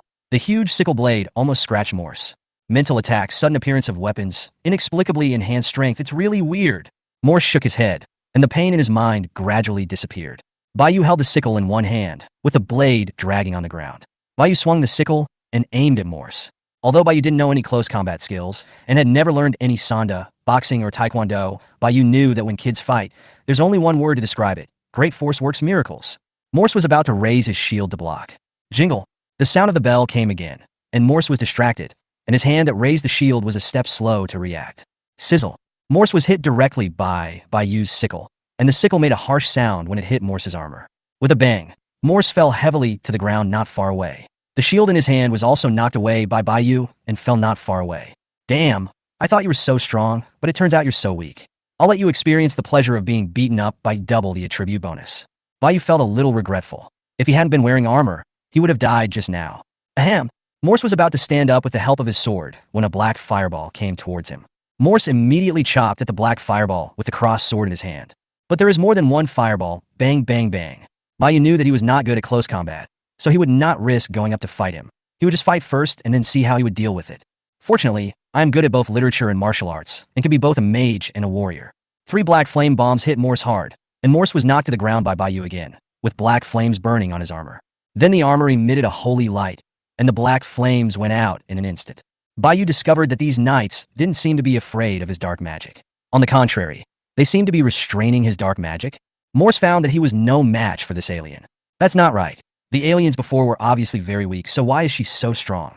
Morse had previously approached these lords under the identity of a native human, and then lured them out and killed them. The Holy See had already given them orders to kill all foreign races without mercy. Morse used his sword to lift up the moist black soil on the ground and threw it towards Bayu Yang. Then he quickly stood up and swung out 2 golden sword energies, then turned around and ran away decisively. He doesn't want to die here. Morse saw an unknown creature flying towards here in the distant sky. After seeing the creature clearly, Morse's pupils shrank. Bone dragon! Why is there a bone dragon here? At this time, Bayu's voice came from behind Morse. Arthur, stop him! Morse was shocked when he heard Bayu's words. They are in the same group. Morse decisively gave up running away again, dropped the crossed sword in his hand, and immediately turned around and knelt down towards Bayu. Dear Miss Giltan, I am willing to submit to you. Please spare my life. Well, a real man can bend and stretch. Bayu was very upset. Damn it, you are Jill Tung? Arthur's huge body fell behind Morse, and Morse was frightened and buried his head even lower. Arthur, why are you here? Bayu was a little curious about why Arthur was here. Your Highness, Arthur received a call for help from a king's spirit, saying that the queen was fighting with someone here, so he rushed here. So that's how it is. After all, Bayu now has a large base of undead, and he is within the territory, so it is not surprising to be seen by the undead. Bayu looked at Morse, who was kneeling on the ground. He was so arrogant just now, wanted to have sex with her and kill her, but now he was kneeling on the ground begging for mercy. Bayu made a look at Arthur, who understood. Before Morse could react, Arthur opened his mouth and breathed out a dragon's breath, killing him. Morse's body remained in a kneeling position and was frozen into an ice sculpture. It's not that Bayu doesn't want to do it himself, but it would be too cruel if Bayu did it. He could either use a sickle or burn him with fire. It would be more decent for Arthur to freeze him to death. Congratulations to the Lord for killing the level 2 Holy Knight. Huh, there's no experience points? Is it because they are human? Commander level 2, don't tell me that summoning doesn't work anymore. Bayu cast a spell, and a magic circle appeared under Morse. A gray aura surged out of the magic circle, and a king's soul formed above Morse's body. It looks like the king's soul, but there are some obvious differences. The spirit's form is no longer human-like. Its eyes emit a green light. The soul aura on its body is stronger, and its body is slightly larger than the king's soul. Bayu felt that something must have changed and hurried to check the information. Lord of the Demon's Soul, Spirit Body. A skill, Soul Curse. Soul Curse. Cast a guaranteed curse on the target soul with a cooldown of 30 minutes and a mana consumption of 20 points. Demon's Soul Master. As expected, he changed his job. The growth ceiling of the 3 basic arms is the commander level. It seems that the last job change will be after reaching the commander level. A new curse skill has also been added, which combined with the characteristics of the undead race, will inevitably be a powerful fighting force. Arthur, you continue to upgrade. I will continue to practice here for a while. You should also go back to the castle and strengthen yourself at the Black Water Altar first. Bayu said to Arthur and the Demon Soul Lord in front of him. Yes, your majesty. Arthur and the Demon Soul Lord also flew away. The Demon Soul Lord flew towards the castle, while Arthur chose to go west into the dark forest. It seemed that he was still a little worried about Bayu. Chapter 49, Commander Level Skeleton Demon. Bayu picked up the cross sword and shield that Morse had thrown aside and found that there was nothing different about them. It felt like they were made of silver? Impossible. How could an apprentice knight's weapon be made of silver? Bayu estimated that at most there was a little bit of silver mixed in it. I have to say this equipment is really good. At least it looks much better than the evil demon set and the bone hammer. They are both commander level, so the difference is quite big. Bayu came to the side of Morse's body. Breakdown. Congratulations to the Lord for obtaining 5 pieces of commander level equipment. No experience, no drops. What the hell is going on? Aren't there any gaming attributes added to the human race in the magical continent by the system? This completely broke the loneliness, and Bayu could strip the equipment off him by himself. This set looks awesome at first glance. Let's see what effects it has. Equipment name: Holy Court Apprentice Knight Set 5. Equipment level: Commander level. Set effect: greatly increases the wearer's defense, immunity to 40 elemental magic damage, strength, agility points, and endurance points.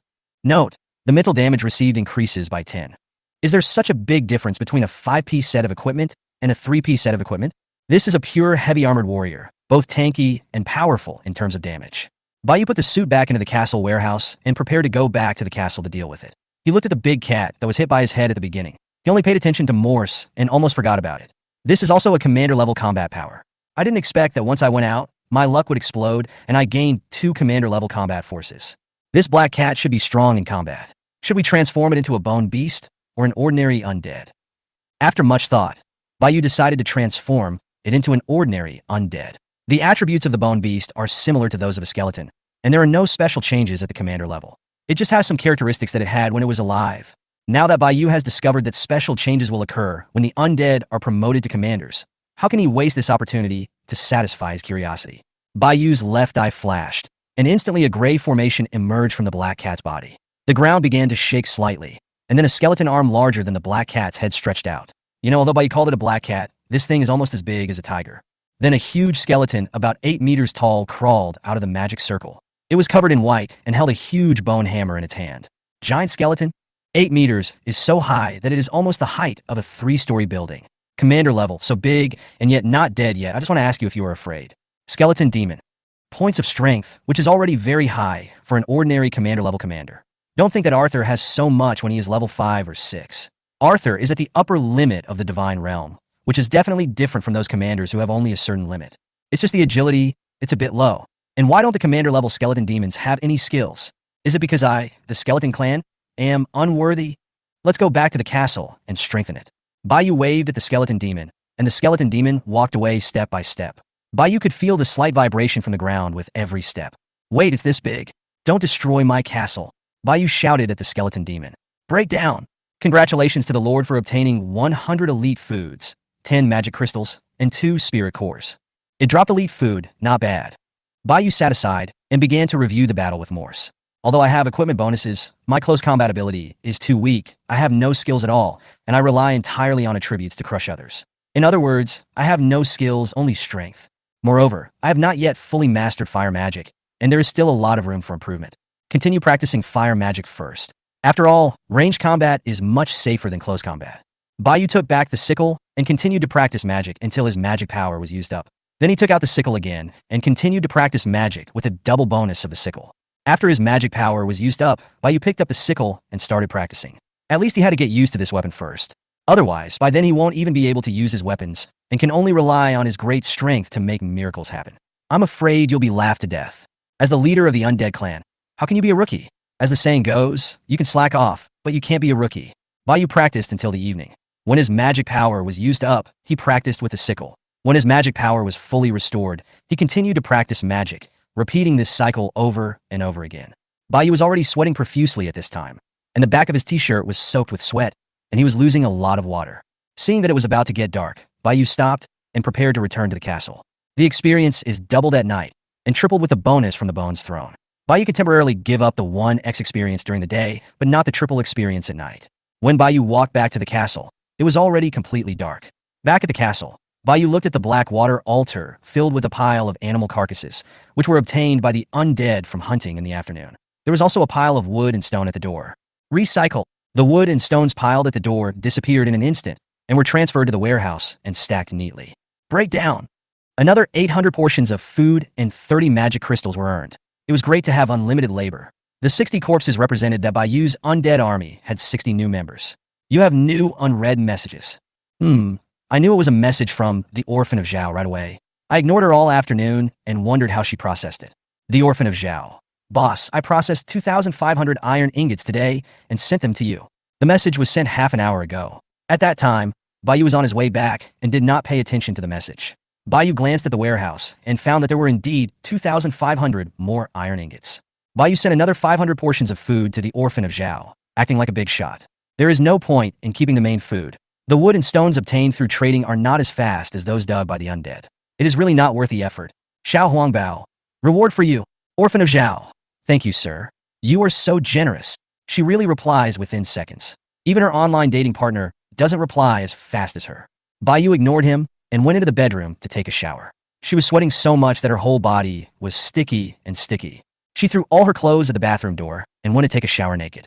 I love taking a bath. My skin feels so good. Oh, Chapter 50 New Arms. Bayou walked out of the bathroom after taking a shower, casually wrapped in a bath towel. It can't be said that there was no progress after an afternoon of practice. At least he has become more proficient in the control of fire magic, and the weapons in Bayou's hands are much more convenient. She felt that the dark forest must be unusual, and there might be some secrets hidden in it. Bayou just hoped that this place would not be targeted by those local human forces. It's better to pretend to be dumb next time. According to what Morse said, the native human forces in the Magic Continent should be quite strong, and they are very hostile to us lords. Bayou looks remote. If the local human races are powerful, they should be in prosperous places. With so many lords, who would care about Bayou, a remote place? She planned to sell the Holy Sea Apprentice Knight's suit first. It would just gather dust if she kept it, as it was of no use to her at all. Bayou directly bundled the sales, with 5 pieces of equipment traded at one time, and the price of magic crystals was set higher than that of iron ingots, hoping that these lords would trade with iron ingots. She also carefully marked the effects of the suits for them, so that these lords would know what they were looking for. Let's sell the food as well. Even a small mosquito is still meat. Just keep 1,000 in stock. If you can't kill the commander-level monsters, you can't taste the commander-level meat. Welcome the man. Look, the Krabby Patty boss has put some goodies on the shelf again. Pure land of bliss. Holy Court Knights? I have seen one. It is a native human force in the magical continent. The knights there are at least commander level, and each one is ridiculously strong. They are very hostile to outsiders like us. My troop type is Birdmen, and I once saw them execute a lord with their own hands in the sky. Golden Kingdom, even such a cool guy was killed by the Krabby Patty boss. How strong is the boss? The light of the Lord. Walking down the street with a milk bottle in his mouth. Damn it, brother, don't scare me. Today, there's a human in platinum armor who wants to cooperate with me. Could it be a holy knight? The lazy king. Just go and see the weapons and equipment that Krabby Patty boss is trading, and you'll know. The princess of the Tang dynasty. Wow, this suit is so strong. The equipment of these native human races is so good. I want it too. The 5th day is coming soon, and time is running out. Bayou only hopes that after fighting monsters tonight, he can be promoted to the commander level. It would be best if Arthur could also be promoted to the commander level. Bayou's undead army now has more than 2,000 in number, and there are 3 commander level undead. Bayou does not believe that there will be king level monsters in the Beast Tide. He feels that with his current strength, he will have no problem dealing with the Beast Tide. Wait, this Beast Tide won't change depending on the strength of the Lord, right? Bayou thought about it, and it was possible. How could those unlucky lords who summon soldiers with no attack power deal with the Beast Tide? What about those lords who were born on islands and deserts? There were no hairy beasts around them. It is better to be a lord born on an island. When you are hungry, you can just catch fish to eat, and you don't have to worry about any wild beasts around. The beasts in the sea cannot crawl ashore to attack the castle. Those can't be called beasts, they should be called monsters. Bayou stayed in the bedroom the whole time. He moved a chair to sit by the window, staring blankly at the outside of the castle, occasionally checking out the world chat, watching these cattle and horse lords bragging about business with each other. There are always some lords with infinite hearts who play with life without any sense of crisis. Now it really seems like a game of life. Bayou is different from them. Bayou has always been a person with a sense of crisis. He likes to plan ahead and never do anything without certainty. Time gradually came to 12 o'clock. Bayou got up, put on his slippers, and walked towards the barracks. After summoning the soldiers, the mission for the day was successfully completed. Bayou could go to bed with peace of mind. The undead crystal has been charged. Do you want to summon it immediately? Yes. Bayou has almost unlocked all the high-level soldiers. He really doesn't know what the use of the 6 random high-level soldiers in the barracks is. Currently, only the Lich and Zombie Titan are left to be unlocked. Bayou feels that once the barracks is upgraded to the maximum level, all the soldiers can be unlocked. The green light emitted by the undead crystal began to fill the entire room, forming 20 figures around the room. There were actually 6 huge figures among them. Bayou recognized their shapes. They must be bone dragons. Nice, I summoned 6 at once. God help me. Bayou was somewhat happy and looked at the other figures, including 6 skeleton soldiers, for zombies, 3 undead knights, and a gargoyle. The huge bone wings spread out, and the figures of 4 bone dragons successfully emerged. They were not as big as Arthur, and they did not have dragon horns on their heads. Otherwise, their overall appearance was not much different from Arthur before he was strengthened. When the other 2 stretched out their wings, Bayou discovered something was wrong. They were not bone wings, but translucent wings burning with ghost fire. They were ghost dragons. The ghost dragon's entire body is in the form of a spirit. It is translucent light blue in color, with blue ghost fire burning on its body. Unlike the bone dragon, the ghost dragon is left with only a soul, but the soul is protected by the ghost fire. The two have the same body shape. One is a white skeleton dragon, and the other is a light blue spirit dragon. Dear Queen, we will obey your orders. The 4 bone dragons and 2 ghost dragons actually spoke at the same time. It seems that they're all intelligent. That's great. Skeleton dragon. Growth limit. Monarch level. Skill, dragon breath. Dragon breath. Breath out blazing flames that destroy everything in sight. The basic attribute of an ordinary bone dragon is also 15 points, which is already very strong, but the dragon breath of this ordinary bone dragon, if I'm not mistaken, it should be a fire-breathing machine, right? Chapter 51 Ranking. Bayou felt a little cheap, but the growth limit of an ordinary bone dragon is monarch level, which is the highest growth limit for Bayou except for Arthur. He can only look forward to special changes in the future. It's impossible for a monarch-level bone dragon to not know the dragon language magic he used to know, which we can understand, but it's a bit unreasonable that you can only spit fire, right? Ghost dragon. Growth limit. Monarch level. Skills. Death ray, death mist. Death ray. The death ray spewed out of the mouth can cause withering to the attacked enemy, depriving the enemy of its physical strength and lifespan. Death mist. Spits out a large triangular cone-shaped mist from the mouth, reducing the strength and agility of enemies that touch the mist. 1 damage skill, 1 auxiliary skill. The ghost dragon actually has 2 skills. Why are they both dragons, but the difference is so big? This ghost dragon is obviously too strong, and its basic attributes are higher than those of the bone dragon. It may also be because of the imbalance between its spirit and strength attributes. As the Dragon King, Arthur finally has younger brothers now. He hopes they can play a key role in the Beast Tide in 3 days. You go into the Black Water altar first and strengthen yourself. Bayou waved his hand and walked out of the barracks first. 20 undead also entered the Black Water altar to take a bath. Bayou clicked on the information of the Black Water altar to check. Skeleton Dragon Clan. Strengthen bones. Greatly increased defense and attack power. Immune to 40 elemental magic damage. Various attribute points. Ghost Dragon Clan. Soul is strengthened, mental strength is enhanced, skill magic power consumption is reduced, and each attribute point is increased. Bayou looked at the strengthening of the bone dragon, which was more like a real dragon. It was too much of a fire spitter. The ghost dragon strengthened its soul and reduced its mana consumption, making it very powerful. Although the bone dragon has strengthened bones like the skeleton, the bones do not become patinated and black. Instead, they become whiter as if they were waxed. There was no major change in the ghost dragon. Its spirit seemed to be more solid, but it was still translucent. The entire dragon body emitted a faint blue light, which was still very recognizable. Bayou asked the 6 dragons to go west to find Arthur, and let Arthur take them to upgrade. Bayou arranged the rest of the undead to play freely, starting with upgrading as junglers, and then hunting some high-level monsters with other undead when the level is high. However, they cannot fly, have no air advantage, have slow movement, and are difficult to upgrade. Bayou wrapped herself in a bath towel and walked back to the bedroom. Today's task was completed, and it was time to go to bed. Bayou entered the bedroom, threw away the bath towel on her body, and got into the bed quickly. Bayou fell asleep quickly, holding the pillow with both hands, one leg stretched out of the quilt, and the quilt between her legs. The magical continent ushered in the dawn, and the lords entered the 5th day of the novice protection period. At 6 o'clock in the morning, Bayou, who was still asleep, heard the system prompt sound. Dear lords, congratulations on your successful survival to the 5th day. There are only 3 days left before the Beast Tide arrives. The system will open the ranking function for a limited period of 3 days, which will last until the end of the Beast Tide. The ranking list will be refreshed once a week within a limited time.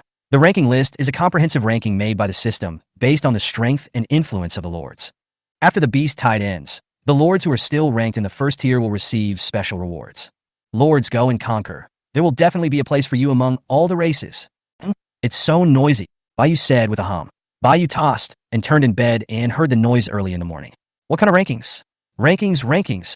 Bayou suddenly opened her eyes and sat up abruptly from the bed, ignoring the quilt that had slipped off and the pink bunny that was exposed to the air.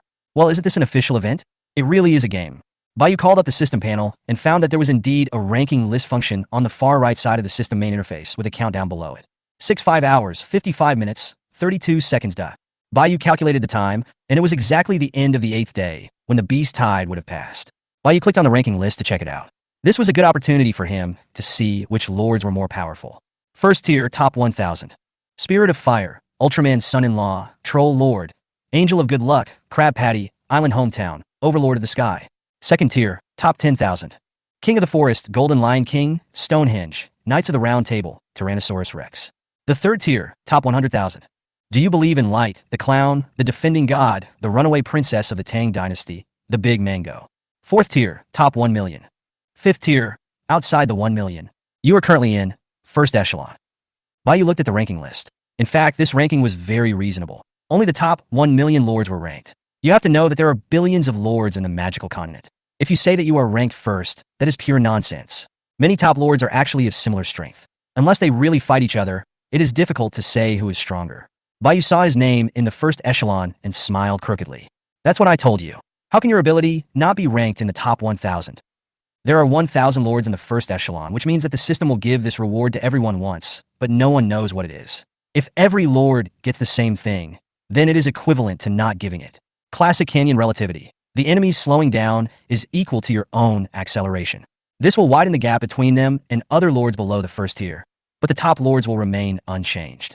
You also saw many familiar names in the first echelon. Sure enough, those who were able to trade food in the past few days were the top group. It's just that the ranking function is a bit rudimentary. It only shows the lords and rankings, and there are no other functions. Shouldn't you be able to click on the names of these lords and see their basic information? I can understand why the military type is not displayed, but at least the castle level should be displayed. It doesn't matter. You had a hunch that today was the 5th day, and these lords' castles in the first echelon were definitely at the maximum level and could be prepared to be upgraded to towns at any time. I'm awake now. I don't want to sleep anymore. Chapter 52 Recycling. Decomposition. Upgrade. You turned over and got out of bed, walking towards the closet, and the little rabbit also jumped after you. What are you wearing today? Just when Bai was still struggling over what to wear today, Zhao Lianxue was stunned into silence by the ranking on the leaderboard. Your ranking is 5th tier. Zhao Lianxue didn't expect that she couldn't even make it into the top 1 million. It was Garen who used Whisper to silence and break the defense. Are you kidding me? What a lousy system. My castle is at the maximum level, but I can't even get into the top 1 million. Zhao Lianxue said indignantly, obviously not believing the system's ranking. Her own type of soldiers simply had little combat effectiveness, so the ranking couldn't be so low. By the way, let's see if Zaiwangbao is in the first tier. Zhao Lianxue had to make sure whether the thigh she was holding was strong enough. There were only 1,000 people in the first echelon. After a while, Zhao Lianxue saw the members of Zaiwangbao in the first echelon. Sure enough, the gap is so big inside. Fortunately, the big man she embraced was a strong man who could be ranked in the first echelon, and Zhao Lianxue immediately felt a lot more relieved. She came to the restaurant and began to enjoy her exquisite breakfast. In fact, after eating barbecue for 4 consecutive days, Zhao Lianxue was about to vomit. She felt that she had gained several pounds, but there were no vegetables to eat in this remote place. Now Zhao Lianxue began to feel physiological nausea when she saw barbecue. Yesterday, more than a dozen dwarves came to seek refuge with Zhao Lianxue, and Zhao Lianxue's food expenses increased again. If Bai Yu had not generously given her 1,500 portions of food, she would have to worry about food again. There are billions of lords, and the population is really too large. There are 100 million people among 100 million, let alone billions. There are many lords like Zhao Lianxue who can upgrade the castle to the maximum level by chance. It is normal not to be ranked in the top 1 million. Although the ranking is a comprehensive strength ranking, it mainly depends on the lord's own strength. At this moment, our chosen one, Bai Yu, was wearing a black short dress. Her hair was fluffy and scattered on her back, and she was wearing a pair of slippers on her jade feet, and was walking towards the yard. Bai Yu didn't plan to leave the castle today, so she could dress casually inside the castle. Bai Yu came to the yard and checked the spoils of the undead last night. The triple experience bonus for one night did not allow Bai Yu to break through to the commander level. He felt that the commander required a lot of experience points. There were piles of wood and stones at the entrance of the castle, and a pile of animal carcasses soaking in the black water altar. Recycle. Congratulations, Lord. Break down. Congratulations to the Lord for obtaining. I just traded a batch of food yesterday, and today I got another 2,800 portions of food. I can't finish it all. Bai Yu opened the exchange and checked the several orders he had placed last night. Oh great, the deal is done. Bai Yu can receive it with just one click. Congratulations to the Lord for obtaining 4,200 magic crystals, 10,800 pieces of wood, and 5,400 pieces of stone through trading. The Holy See Apprentice Knight's suit was sold, but the buyer did not trade it with iron ingots, but chose to trade it with more expensive magic crystals. Yes, right now the lords are all anxious to upgrade their towns, and 500 or 1,000 iron ingots are still okay, but if they have to take out 3,000 iron ingots at once, no one would be willing to do that. Arthur hasn't brought back any corpses of high-level wild monsters recently, so he is probably leveling up by killing these ordinary animals. The lord who lived next door to Bai Yu and summoned the red blood demon ape troops seemed to no longer dare to send his troops out of the castle territory after Arthur killed several of his troops. Bai Yu estimated that once he upgraded his town, he would immediately be bordering him, and then he could deal with him. She glanced at the supplies currently in her warehouse. Warehouse, 12,910 magic crystals, 181 spirit cores, 62,800 pieces of wood, 28,400 pieces of stone, 7,010 pieces of iron ingots, 3,800 pieces of food. There were also some miscellaneous animal parts, but Baiyu was too lazy to look at them. The magic crystals received from selling equipment today are enough for Baiyu to upgrade the barracks again. If it were possible to trade with iron ingots, Baiyu could directly upgrade the town. Required to upgrade the barracks. 10 magic crystals, 100 spirit cores. Upgrade! This time Baiyu was really poor. He only had 81 of his richest spirit cores left, and more than 2,000 magic crystals left, which was only a fraction of what he needed for the next upgrade. The new soldier type, Zombie Titan, has been unlocked, which directly supplements the ground combat power of Baiyu's undead army. There is no change in other barracks, except that they are more expensive. Sell the food you just got. It takes 30 stones to upgrade the town. Baiyu used up some of the stones to build the 4-drive magic stone pillar, so there is still a shortage of more than 1,000 stones. Baiyu still reserved 1,000 portions of food, which would not go bad if kept in the warehouse, in case of emergency. Then he opened the exchange and checked the orders to see if there were any lords selling iron ingots, so that he could grab some from the exchange. Baiyu searched for keywords, and all the orders that came out were for purchasing iron ingots. Baiyu looked through them for half an hour, but didn't see a single one for sale. It's possible that the item had been put on the shelf before, but was sold out immediately. Baiyu at the exchange can no longer be relied upon, so it seems that I can only count on the orphan of Zhao. The cooperation between Zhao Lianxue and Baiyu is still going on. 200 iron ingots are traded for 300 pieces of food. This is the low price Zhao Lianxue deliberately gave in order to curry favor with Baiyu. Baiyu is not short of food now, and we can't let him suffer a loss. Adding the 2,000 iron ingots that Zhao Lianxue hadn't finished processing, Baiyu had a total of 9,000 pieces. If Zhao Lianxue traded 200 pieces a day, it would take 5 days. It's too slow. No. See if I can negotiate terms with the orphan of Zhao, so that she will give priority to trading 1,000 iron ingots to me. Baiyu immediately opened the chat box of the orphan of Zhao and sent a message to Zhao Lianxue. Chapter 53 Sun Xiao Xiao. Xia Huangbao. How many iron ingots do you have now? Can you lend me 1,000 first? At the same time, Zhao Lianxue in the castle was flattered when she received Baiyu's news. Ah, the boss actually took the initiative to send me a message. Boss, are we only 1,000 away from upgrading the town? Zhao Lianxue looked at the iron ingots in her warehouse. As the number of dwarves increased, the output of iron ingots naturally increased. Now Zhao Lianxue's furnace can produce 800 iron ingots per day, because currently the dwarves can only mine 800 per day. Zhao Lianxue unlocked the furnace on the second day. It is now the 5th day, and she has only refined more than 2,000, but less than 3,000 iron ingots in total. During this period, part of it was used by Zhao Lianxue to purchase elite food and various supplies. Now there are only 700 portions in the warehouse. Zhao Lianxue's furnace is efficient enough to produce 3,000 iron ingots a day. Baiyu still has 2,000 left to be processed. Combined with Zhao Lianxue's daily output of 800, all of them can be refined in the evening. This is the only request the boss has made to her at the moment. If she refuses, Zhao Lianxue feels that her big shot may very likely fly away. This is absolutely not possible. After some calculation, Zhao Lianxue immediately replied to Baiyu. The orphan of Zhao. Boss, I don't have enough iron ingots in my warehouse right now. I'll send you the rest in the evening. Baiyu didn't expect Zhao Lianxue to be so easy to talk to and actually agreed directly. Xia Huangbao. Thank you very much. The orphan of Zhao. Don't be polite to me, sir. Baiyu did not reply to Zhao Lianxue and played with the small flame alone in the yard. Your unit successfully killed. Goblin? Baiyu was a little surprised that the goblins were actually killed. Didn't Little Green Beans say before that the goblins were organized? How come we encountered goblins here? Wait, the red blood demon ape? Isn't it the type of soldier called the Lord of the Monkey King? He was the one who was very close to Baiyu Castle. Arthur had killed several of his soldiers before, and he was cursing in the world chat. How come the news of killing the goblin and the red-blooded demon ape came at the same time? It can't be. At the same time, on the other side, in the castle of the hapless Monkey King, Sun Xiao Xiao was looking at the system prompt and was already getting angry. Your troops were killed by goblins. Sun Xiao Xiao's mentality has been a little broken. She can only summon 2 red blood demon apes every day. Today is the 5th day, and there are only 10 at most. 4 of them were killed by an unknown lord before, and now 2 more have died, leaving only the last 4 seedlings. Sun Xiao Xiao just entered junior high school this year. Unlike other girls who like all kinds of cosmetics, chasing stars, and discussing which male classmate is handsome, Sun Xiao Xiao has liked a character since she was a child. That is Sun Wukong. She hung out with boys at school all day, had short hair, and was a real tomboy. Sun Xiao Xiao is even more proud of her last name. On the day she traveled through time, Sun Xiao Xiao was still in class in the classroom. She traveled through time and space to this magical continent wearing her school uniform. The name of a certain middle school was printed in red on the back of the blue and white school uniform jacket. and Sun Xiaoxiao had also drawn a monkey king on the white area on the back of the uniform. Damn, it must be that lord again. Damn it, what the hell are goblins?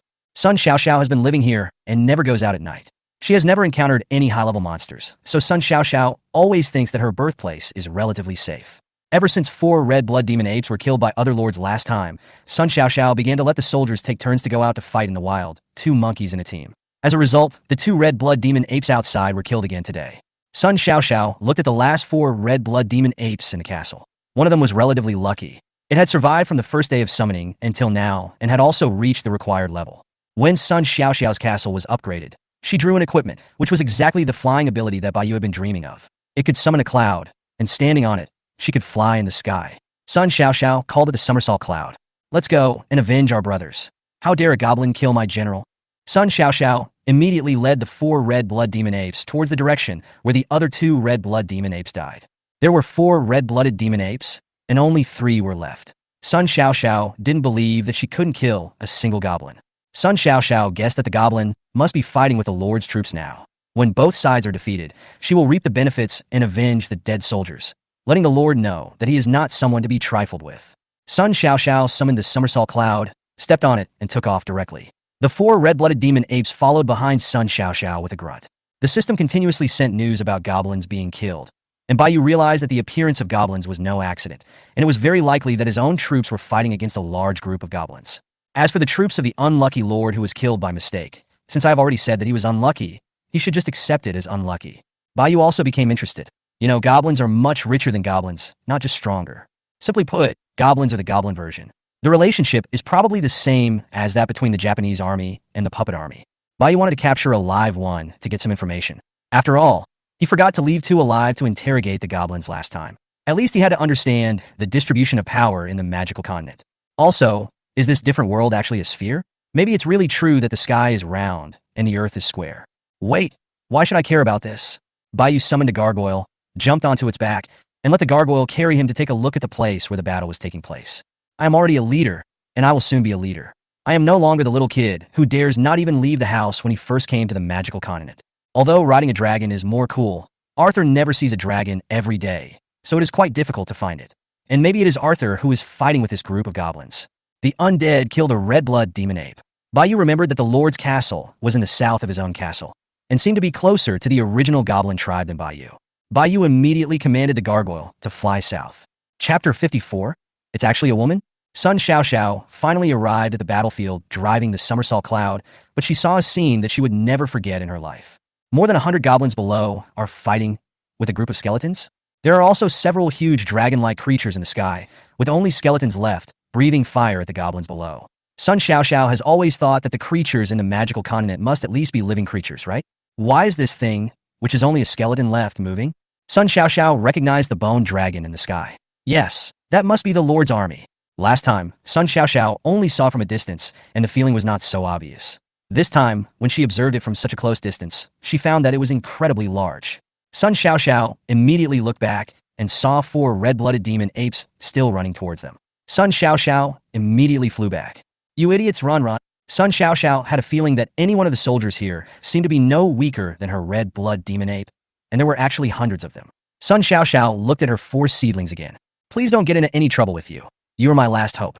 The 4 red-blooded demon apes were immediately driven away by Sun Xiaoxiao. Driven by curiosity, Sun Xiaoxiao even lay on the somersault cloud in the sky, far behind, and watched the battle. The scene was really shocking. Sun Xiaoxiao couldn't believe that those skeletons were actually a lord's army. They were too powerful. Fortunately, Sun Xiaoxiao flew high enough, so even if the goblins had anti-aircraft means, they could not hurt her, and the bone dragons in the sky did not seem to notice her. Sun Xiaoxiao stared intently at the battlefield below. The goblins were throwing spears, using magic, and some were holding knives, torches, and hammers. Especially the giant goblin at the front of the group of goblins, which was much larger than the other goblins. When a sledgehammer hit the ground, it directly raised a large cloud of dust. Sun Xiaoxiao could feel its powerful strength. There is also a hunchback goblin wearing a strange robe, holding a staff taller than itself, casting magic on the battlefield. The skeletons were even more abnormal. Sun Xiaoxiao couldn't even count how many types of skeletons there were. Moreover, after being beaten by the goblins, they could actually be reassembled, as if they would never die. Watching the fight between goblins and undead, it turned out that it was all done by supernatural means. No, it should be called magic. Thinking about the fact that his own red blood demon ape could only charge forward and fight wild monsters in melee. The gap was too big. At this time, Bayu was riding on a gargoyle and coming here leisurely. Just kidding, even the goblins would have to face the undead. Bayu was not worried about the safety of the undead at all. The only thing he was worried about was that these goblins would run away. This is a huge amount of experience and resources. Hurry up, Bayu also saw green dots on the ground in the distance, which should be the goblins. There weren't many undead fighting the goblins, only about 200, and they were mainly air forces, all of whom were undead from the nearby area. Hey, why is there a little yellow dot on the horizon? Sun Xiaoxiao's somersault cloud was yellow, and the sky was dark and gloomy without the sun. Sun Xiaoxiao's somersault cloud was naturally very conspicuous when it stopped there. Arthur, who was fighting the goblins, had already noticed Sun Xiaoxiao, but Sun Xiaoxiao did not show any hostility and her aura was too weak, so Arthur ignored her. When Bayu rode the gargoyle and flew closer, Bayu finally saw clearly that it was a small yellow cloud, and there was a lord on the small yellow cloud. As for why Bayu was sure that Sun Xiaoxiao was the lord, who the hell would wear a school uniform if he wasn't a lord? Sun Xiaoxiao, who was enjoying watching the fight, looked up and saw a winged monster over 3 meters tall with a man on its back, flying towards her. The white hair was too conspicuous. When Sun Xiaoxiao looked up, her eyes met Bayu's. She's still a beauty. No, run. Sun Xiaoxiao immediately turned around and ran away on her somersault cloud. The only human who could appear here now could be the Lord of the Skeletons. Arthur, grab her! Bayu shouted at Arthur. When Arthur heard Bayu's voice, he naturally gave priority to Bayu's order. He immediately flapped his wings, turned around, and flew towards Sun Xiaoxiao. I'm so tired. Sun Xiaoxiao looked back and saw that the biggest guy in the group of soldiers was chasing after her, and she immediately said national quintessence. Sun Xiaoxiao's little heart was about to jump out. This was too damn scary. Sun Xiaoxiao wanted to slap herself in the face at this moment. Why did you have to come out? Are you satisfied now? Whoosh! Sun Xiaoxiao only felt a strong wind blowing on her head, and Arthur's huge figure instantly surpassed Sun Xiaoxiao and flew in front of her. You'd better stop on your own initiative. Arthur's ability to speak human language once again refreshed Sun Xiaoxiao's understanding. Can soldiers speak? Why is it that my red blood demon ape can only howl like a stupid monkey? It's not that Arthur didn't want to use the dragon claw to catch her. It's that she was too weak. Arthur was afraid that he couldn't control the strength and kill her. Bayu's order was to capture her back, and if he was going to capture her, she must be alive. Sun Xiaoxiao slammed on the brakes and controlled the somersault cloud to stop in the air. The big guy was much faster than her, and she couldn't run away at all. It's not fair. How can it fly so fast when it's so big? Brother, please spare me. I won't run away. Sun Xiaoxiao's heart was pounding. Obviously, she was frightened by Arthur. How could a 15-year-old girl have ever experienced such a thing? Arthur ignored Sun Xiaoxiao and remained in the air because he saw Bayu riding a gargoyle and flying towards him from behind. Put up your little yellow cloud and land, now and immediately. Bayu, who arrived, immediately said to Sun Xiaoxiao. Sun Xiaoxiao looked back and saw that it was the white-haired beauty from before. Sun Xiaoxiao then looked at the big bone dragon that was staring at her hungrily in front of her and obediently controlled the somersault cloud to descend. Bayu also ordered the gargoyle to descend slowly. Arthur kept staring at Sun Xiaoxiao from the sky, making her scalp numb. Sun Xiaoxiao slowly landed on the ground, put away his somersault cloud, and looked at the white-haired beauty in front of him timidly. Bayu also jumped off the gargoyle's back, facing the battlefield where goblins and undead were fighting. You seemed very arrogant when you ran away just now. I didn't hear what you said. Can you say it again? Bayu pretended to touch his ear with his little finger and looked at the energetic young man in front of him. Oh, that's not right. It's actually a woman? Sister, I was wrong. I didn't say anything just now. Sister, please don't bear grudges. Please don't kill me. It is the great man who does not take the small man's fault into account. Bayu emphasized again. Yes, you are right. Sun Xiaoxiao looked at the white-haired beauty in front of her with fear and said tremblingly that she knew there were no rules here and she might be killed by the person in front of her. Thinking of this, Sun Xiaoxiao became even more frightened and began to force herself to comfort herself. Sun Xiaoxiao, don't be afraid to be deceived by her beauty. She must be a vicious woman. At worst, she will die, and she will be a brave man again in 30 years. Chapter 55 Surrender. Bayu listened to Sun Xiaoxiao's voice. Although her voice was a little hoarse, Sun Xiaoxiao looked no more than 15 or 16 years old, and was probably still in the voice-changing period. Forget it, why bother with her? Are you the Monkey King? Just as Bayu finished speaking, a blind goblin sneaked up from behind and launched a sneak attack on Bayu. Bayu threw a big fireball and directly knocked the goblin away. So strong. This is a white-haired witch. My mother said that the white-haired witch eats children. It's over. I'm gonna die. What should I do? I am. Sun Xiaoxiao was so frightened that she couldn't speak clearly. Sister, you know me? More than just knowing each other. She even scolded me in the world chat at that time. Bayu said jokingly. That was all a joke, yes, just a joke. Sun Xiaoxiao said with an awkward smile. Bai Yu was not angry, and she would not bother with her. I give you two choices. First, surrender. Bai Yu was interrupted by Sun Xiaoxiao before he could finish his words. I choose to surrender. When Sun Xiaoxiao heard that there was no need, she immediately felt a lot more relaxed. No, so decisive? Bai Yu didn't expect that Sun Xiaoxiao would agree so readily.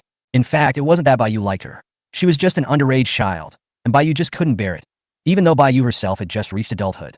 Even if Sun Xiaoxiao did not choose to surrender, Bai Yu would not do anything to her, but the distance between their castles was too close, which would definitely affect Bai Yu's development in the future. If she refused to obey, Bai Yu would have no choice but to send her to the underworld to reunite with her fellow villagers.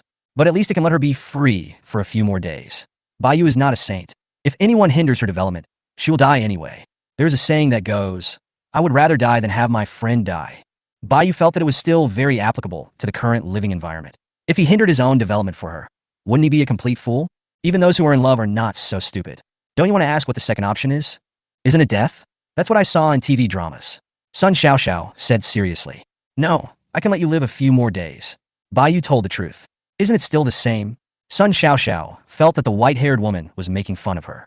Nay, Sun Xiaoxiao. Height, 164. Weight, 45 kilograms. Measurements? Why do you even ask this?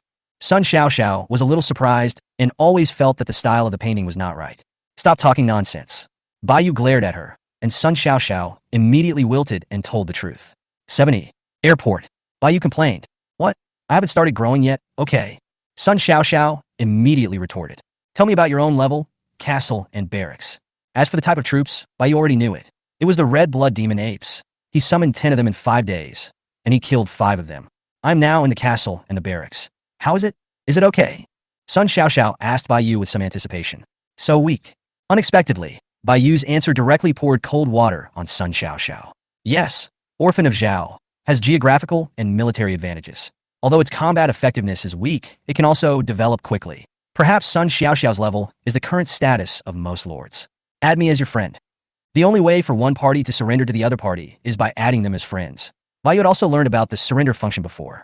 The surrendered lord will become the territory of the other party, similar to the difference between the main city and the secondary city, and it is irreversible. The surrendered party cannot disobey the orders of the lord to whom it surrenders, and if the lord to whom it surrenders dies, the surrendered party will also die. Otherwise, there will be no problem. Sun Xiaoxiao's choice to submit to Bai Yu was equivalent to putting her life in Bai Yu's hands. If Bai Yu died, she would also die. At the same time, surrendering to other lords also means losing the opportunity to dominate among all races. But this was not worth mentioning to Sun Xiaoxiao at all, because she had never thought about it. What's your name, sis? Before adding a friend, you must at least know the other person first. Krabby Patty. Ah, you are the Krabby Patty boss on the leaderboard? It's me. Bai Yu nodded. Sun Xiaoxiao was shocked. The world chatter these days was all about the big guy in front of her, and most of them were centered around the top group of lords. Sun Xiaoxiao looked at the powerful troops behind Bai Yu and felt relieved. After thinking about it, only the top bosses could have such strength. No wonder they despise me for being weak. Who would have thought that the Krabby Patty boss at the top of the list is actually a beautiful big sister? And the boss is right next to me. If there were dangers in surrendering to the big boss in front of them, then it would be estimated that few of the billions of lords would be able to survive. Sun Xiaoxiao immediately typed in the 3 words Krab Patty in the search and add friends function. The Monkey King requests to add you as a friend. Bai Yu directly clicked the agree button and watch what Sun Xiaoxiao wrote on the system panel. The great sage, equaling heaven, submits to you. Bai Yu chose to agree, but after clicking the agree button, she still needed to enter her name. Bai Yu signed a beautiful signature with a handmade pen. The contract is generated and cannot be changed. Suddenly, a territory column appeared on Bai Yu's system panel. Bai Yu clicked it curiously. Lord of the territory, Sun Xiaoxiao. Strength, ordinary level 4. Territory level, level 5 initial castle. Barracks level, level 1 magic ape crystal. Special building, none. Army type, red blood demon ape. Equipment, Tian. There is all kinds of information about Sun Xiaoxiao in it. It seems that the system is quite considerate. Similarly, Sun Xiaoxiao also has some information about Bai Yu, but it is not as detailed as Bai Yu's information. It only has some basic information. Big sister, I still don't know your name? Although Sun Xiaoxiao could see it from the system panel, she didn't look at it at the moment, and Bai Yu was right next to her, so it would be more polite to ask in person. Bai Yu. Then I will call you Sister Bai from now on. Whatever. Sister Bai, what kind of soldiers do you have? Why are they so powerful? Sun Xiaoxiao, who had escaped from life danger, also relaxed. When she learned that Bai Yu was actually the boss of the Krabby Patty, she immediately turned into a little fangirl. The dead. Ghosts? I seem to have seen them in novels. Are they similar to ghosts? After all, Sun Xiaoxiao is only a junior high school student who hangs out with people at school every day. She knows little about TV shows and novels, so she doesn't quite understand what the undead are. You can understand it that way. Sister Bai, can I go to your castle and take a look? Sun Xiaoxiao asked Bai Yu. She was now very curious about everything about the boss. After becoming a territory, strictly speaking, there is not much difference between Sun Xiaoxiao and Bai Yu's military forces. Naturally, they are also members of Bai Yu Castle and can of course enter and exit Bai Yu Castle freely. Wait until the battle is over. Chapter 56, Killing the Goblins. Bai Yu turned around and looked at the battlefield where the goblins and the undead were fighting. Only then did Sun Xiaoxiao shift her gaze away from Bai Yu and look at the battlefield behind her. Sun Xiaoxiao stood next to Bai Yu and could smell Bai Yu's faint body fragrance. Sun Xiaoxiao glanced at Bai Yu's beautiful profile. It's really frustrating to compare yourself with others. The boss is not only good-looking, but also very powerful. Look at myself. I'm nothing. Damn it. Bai Yu just stood at the edge of the battlefield and watched the fight without any panic. Although Sun Xiaoxiao was very panicked, she could only pretend to be calm as she followed Bai Yu. If any blind goblin dares to attack Bai Yu, he will be knocked away by a fireball. Bai Yu also discovered that most of these goblins were of ordinary level. Only the big and strong goblin, surrounded by the undead and a goblin magician next to him, were of commander level.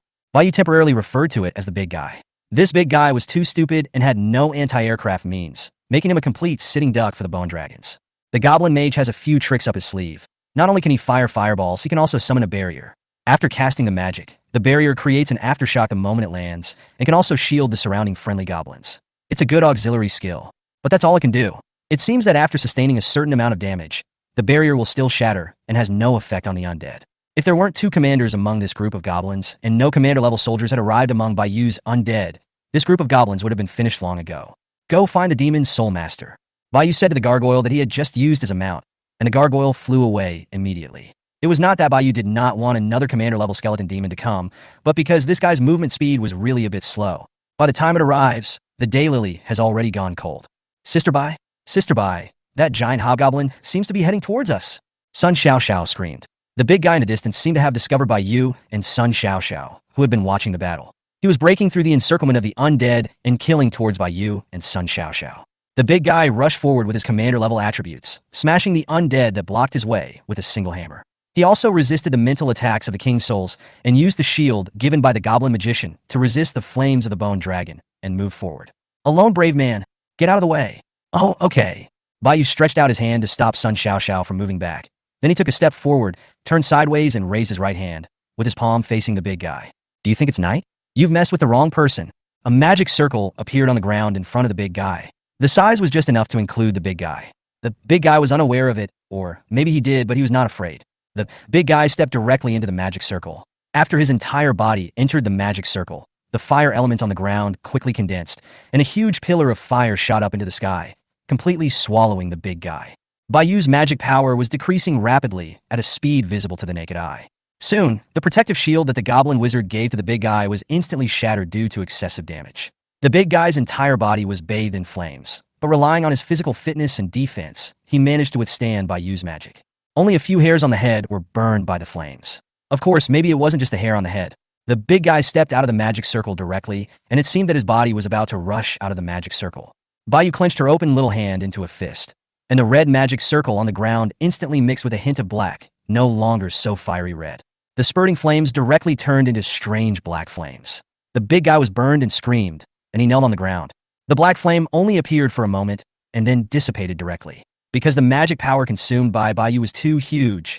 Just in that moment, Bai Yu's magic power was directly reduced to the bottom. The flames dissipated, and the big guy knelt on the ground and screamed, with black flames burning all over his body, making him feel extremely painful. No matter what method he used, he could not extinguish this strange black flame. So strong. Sun Xiaoxiao watched Bai Yu raise his hand and use a skill. He was so cool and powerful.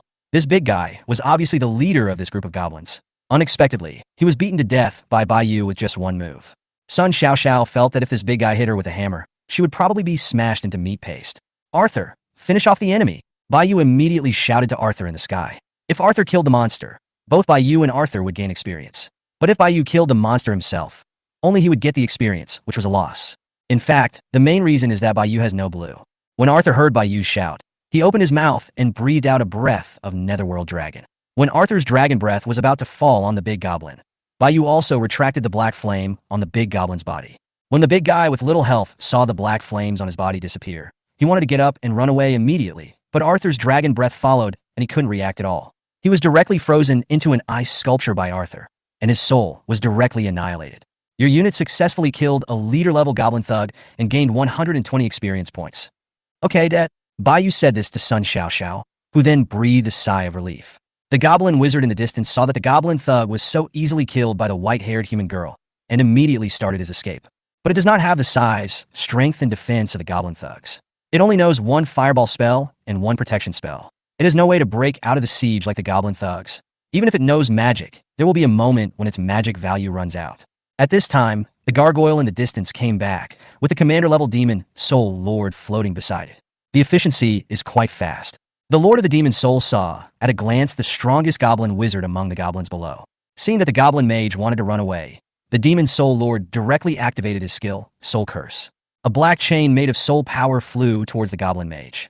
Although the goblin mage wanted to run away, he was also observing the surrounding situation at all times. Seeing the attack of the Demon Soul Lord coming, the goblin mage cast a protective magic on himself without hesitation. What the goblin wizard didn't expect was that the black chain was actually invisible and directly penetrated the goblin wizard's magic barrier and hit him. The goblin wizard felt as if his soul was being torn apart. As a magician among the goblins, how could he not understand at this point that this was a powerful mental attack? The goblin wizard spat out a mouthful of green blood into his own barrier. Then he lost his life and fell to the ground, and the magic barrier also disappeared. So powerful. This is a commander-level mental attack, Bai said with a little surprise. Chapter 57, Almost Social Death. Your troops successfully killed the Goblin Shaman. It was originally called Goblin Shaman. It may also be that the Goblin Shaman's body was too weak, so he was killed instantly by the Demon Soul Lord. That's not right. Shouldn't magicians have very strong mental powers? Little did they know that it was because the Goblin Shaman's magic power had already reached the bottom, and he was forcing himself to consume his mental power to use magic. His mental power was at its weakest point, and as a result, the Demon Soul Lord was good at soul attacks, so the unfortunate Goblin Shaman was killed in one move. Sun Xiao saw it all and was shocked. The two strongest goblins died just like that? With the addition of the Demon Soul Lord, these ordinary goblins are even more vulnerable, and a random mental attack can kill a goblin instantly. What's more, the Demon Soul Lord is different from other undead spirits. These spiritual undead spirits are born with intelligence, so it is not easy for Bai to command them. Remember to leave a few alive, Bai shouted, and the undead understood what he meant and began to massacre the goblins one-sidedly. Not good. Bai only felt that a layer of paper was torn apart, and he was successfully promoted to the commander level. Damn it. It has to be this time. Bai's strange movement was caught by Sun Xiao, who was beside him. Why did he suddenly squat down when he had been standing there? Sister Bai, what's wrong with you? Do you have a stomachache? Sun Xiao immediately asked with concern. No, nothing.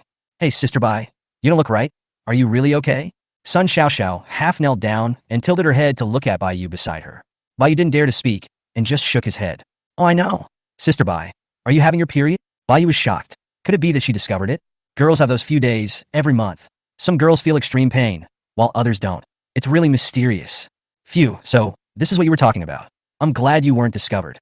Sister Bai, I'll just rub it for you. As she spoke, Sun Xiao's hand was about to touch Bai's lower abdomen, but Bai dared not agree. She doesn't want to experience social death. Fortunately, I was wearing a skirt today, so it wasn't noticeable. No, that's fine. I'll be fine in a moment. Bai quickly refused, and Sun Xiao couldn't insist seeing this, so she had no choice but to give up. Oh well.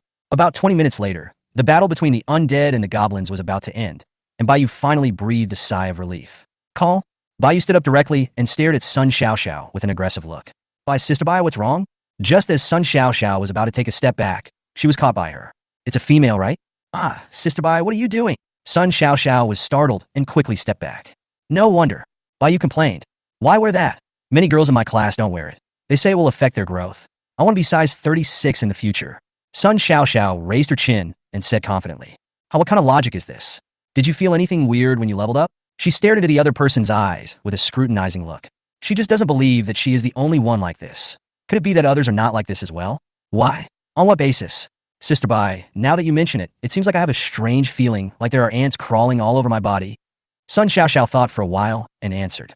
I see. Bai showed an expression that said, as expected. Check your own attributes first. Now you are no longer an ordinary little Karami, but a commander-level big Karami. Lord, Bai. So cool. As expected, after being promoted to the commander level, his strength has seen a significant increase. Each attribute has increased by about 15 points. His health has directly increased by 50 points, and his magic value has also increased by 20 points. He is simply too strong. After Baiyu went through a wave of strengthening, it seemed that except for Arthur, no other undead of the same level had higher attributes than Baiyu. This at least proves that Baiyu's current growth ceiling is at least at the Emperor level. Baiyu cannot guarantee that he is at the God level. Currently, Baiyu's own attributes are better than those of the Bone Dragons of the same level. The growth ceiling of the Bone Dragon is at the Monarch level. It's not too much for Baiyu to think that he is at the Emperor level, right? Congratulations to the Lord for reaching the Commander level. Your companion weapon, the Death Scythe of Judgment, will also be upgraded. So this is what companion weapons mean?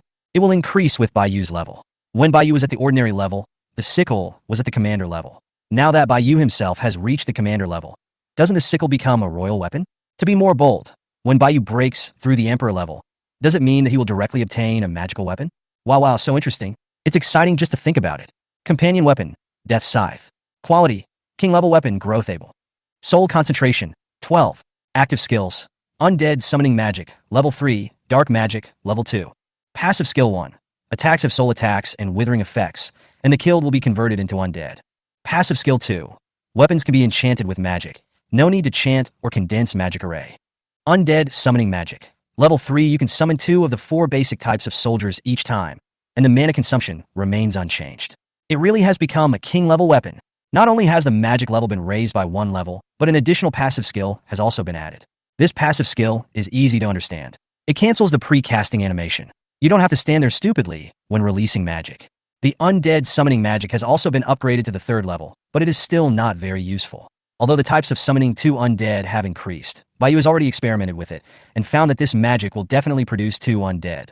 In other words, the Undead Summoning Magic using the sickle can only summon the 4 basic types of soldiers, and this double summoning is currently not effective for commanders and above, which is a bit useless.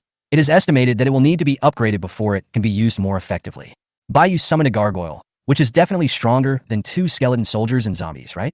If Baiyu could only use one word to describe his current weapon, it would be strong. The 2 words are Nyoboi Broken Sound.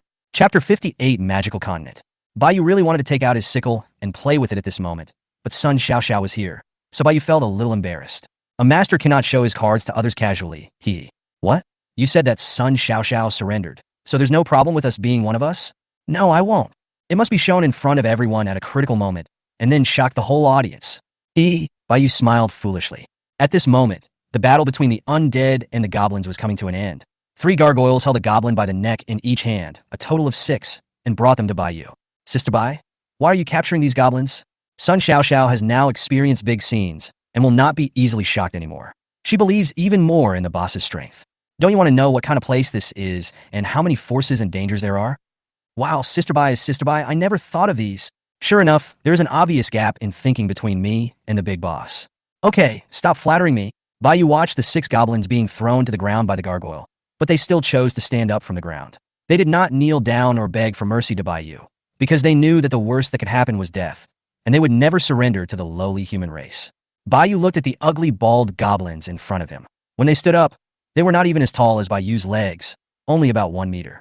There are 2 big pointed ears on the round little green head, which look like the ears of beast girls, except that these goblins' ears are level with their heads, and most importantly, they are particularly big.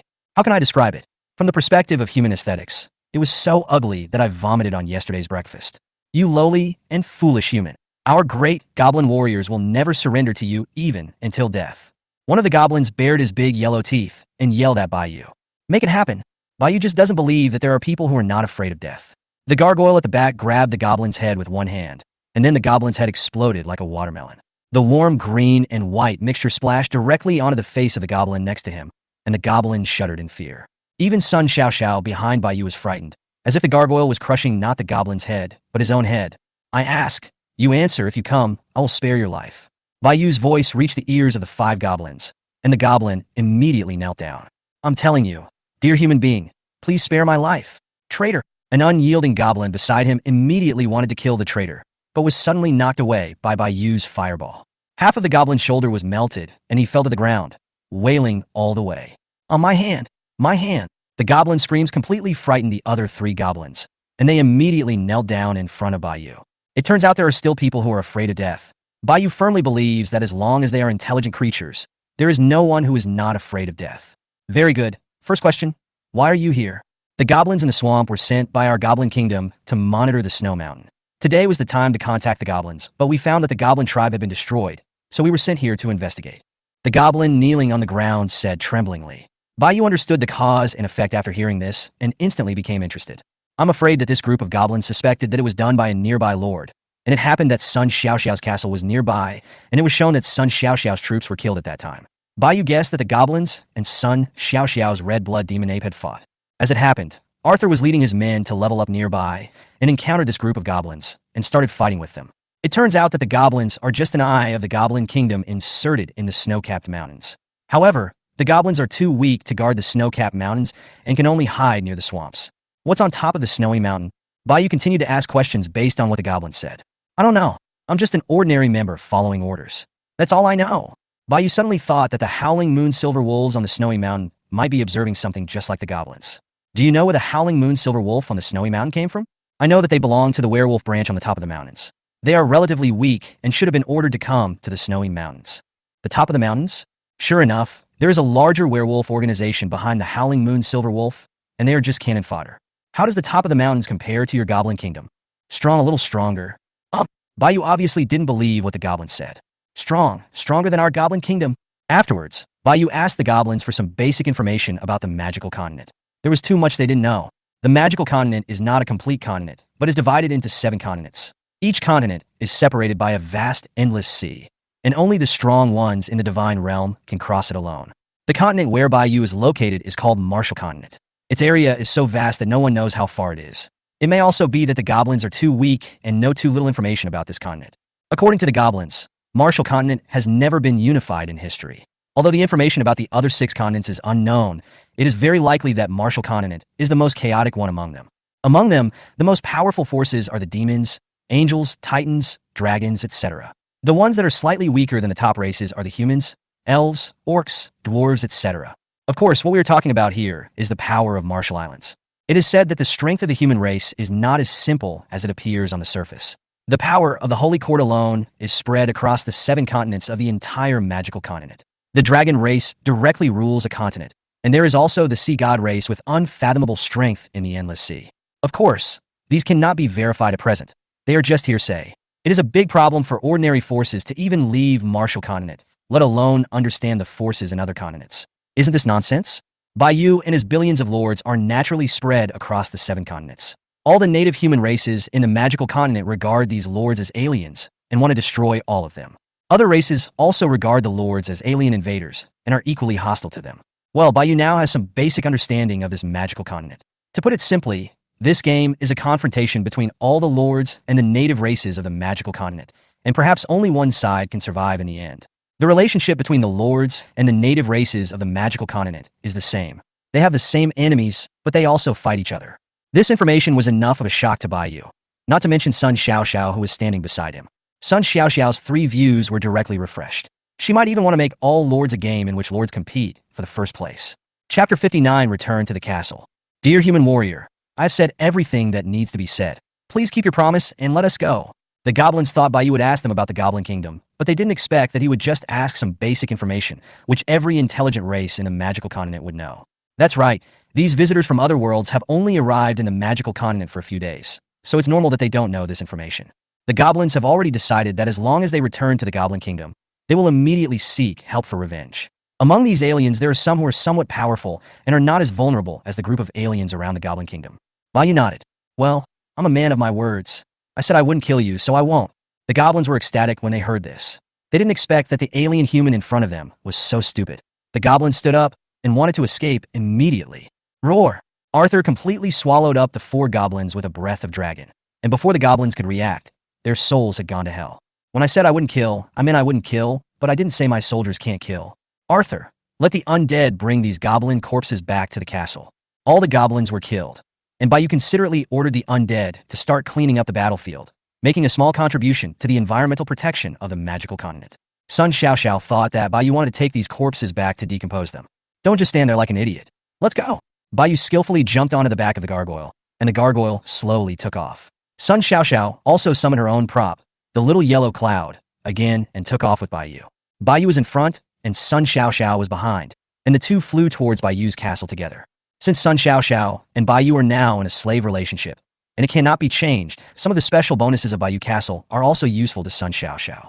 When Sun Xiao followed into Baiyu's castle territory, Xiao Huangyun's speed suddenly increased a lot, and Sun Xiao also felt that her strength had become stronger. Sun Xiao immediately checked her attributes and exclaimed, "Hey, I actually got upgraded. Oh, that's the special building bonus of my castle. It's gone once you leave the territory." Baiyu explained to Sun Xiao behind him. This one sentence made Sun Xiao very angry again. She had never seen special buildings before. Are the attributes of them so strong? Sun Xiao then remembered that she could check some of Baiyu's information. Owner, Baiyu. Sun Xiao was stunned. Baiyu was much stronger than her in every aspect. Moreover, Sun Xiao could not see what special buildings in Baiyu's castle had. Only a number was displayed. Sun Xiao thought that having only one special building was outrageous enough, but she didn't expect Baiyu to have 6. Not only has his own strength reached the commander level, but even his castle is at the maximum level. This blow is too great. Compared to this, I seem to be a waste. The invisibility effect of the hidden chandelier did not work on Sun Xiao. The moment she entered Baiyu's territory, Sun Xiao saw Baiyu's castle from afar. But this castle, why does it look a bit scary? Soon, Sun Xiao followed Baiyu to land and came to the castle gate. There were 4 terrifying statues with bared fangs at the castle gate. Sun Xiao found that they were very similar to the monster that carried Baiyu. Entering the castle gate and coming to the yard, there is an altar in the middle that is half the size of a football field. The skulls on the 4 pillars are emitting a creepy blue light, and there is a pool of black, unknown liquid underneath. You'd better not go in here, or I won't be able to save you if you can't get out. Seeing that Sun Xiao was staring at the Blackwater altar, Baiyu reminded her that currently only the undead and Baiyu himself could enter and exit the Blackwater altar at will, ignoring the barrier. Baiyu couldn't guarantee whether Sun Xiao could come out after entering. Baiyu glanced at the time. It was noon now. He didn't need to eat, but Sun Xiao probably needed to eat. Are you hungry? There's food in the warehouse. You can take it to the kitchen and cook it yourself. I'm a little hungry. Can I really do it? Baiyu directly took out a portion of food from the warehouse and gave it to Sun Xiao. Sun Xiao took it somewhat embarrassedly, turned around, and walked towards the castle. After taking 2 steps, Sun Xiao thought of something and turned around. Sister Bai, don't you want to eat? I can't finish this portion of food. Forget it. I'll eat some too. It would seem inhuman not to eat. Because the matter with the goblins had delayed the entire morning, Baiyu had not had time to deal with some supplies. Baiyu and Sun Xiao walked towards the kitchen while picking up the materials traded at the exchange. Congratulations to the Lord for successfully obtaining the transaction. Coming to the kitchen, Baiyu cut the food into small portions, threw them directly into the pot, poured in tap water, and prepared to stew them all in one pot. These days, if you don't have any life skills, you'll starve to death. Judging from your age, you should still be a junior high school student. Have you found your parents here? While waiting for the food, Baiyu and Sun Xiao sat on the dining chairs and chatted casually. Baiyu, you are really good at chatting. You start by talking about such a heavy topic. Baiyu regretted asking this question as soon as he saw a hint of disappointment in Sun Xiao's eyes, and then he pretended to be strong and spoke again. No, I believe they will be fine. Maybe they didn't travel through time and space to come here. For a child of her age, suddenly traveling to this strange world one day, all alone, it is impossible for her to say that she is not scared and homesick. Unlike Baiyu, who has been an orphan since childhood and has long been accustomed to living alone, and has experienced time travel once, his psychological ability to accept things is also very fast. What about Sister Bai? Have you found your parents? You are so strong that you can definitely protect them. While Sun Xiao was worried about herself, she also asked Baiyu with concern. Me? I don't have any parents. Baiyu's words were shocking. Ah, I'm sorry, Sister Bai. Sun Xiao realized that she had said the wrong thing and quickly apologized. I've been an orphan since I was young. I have no memory of my parents. Why should I apologize? Baiyu said indifferently, stood up, took out 2 plates, scooped out the meat from the pot, put a knife and fork on them, and brought them to Sun Xiao. The meat is ready. Eat it quickly. Sun Xiao picked up the knife and fork and started eating voraciously. Thank you, Sister Bai. You are so kind.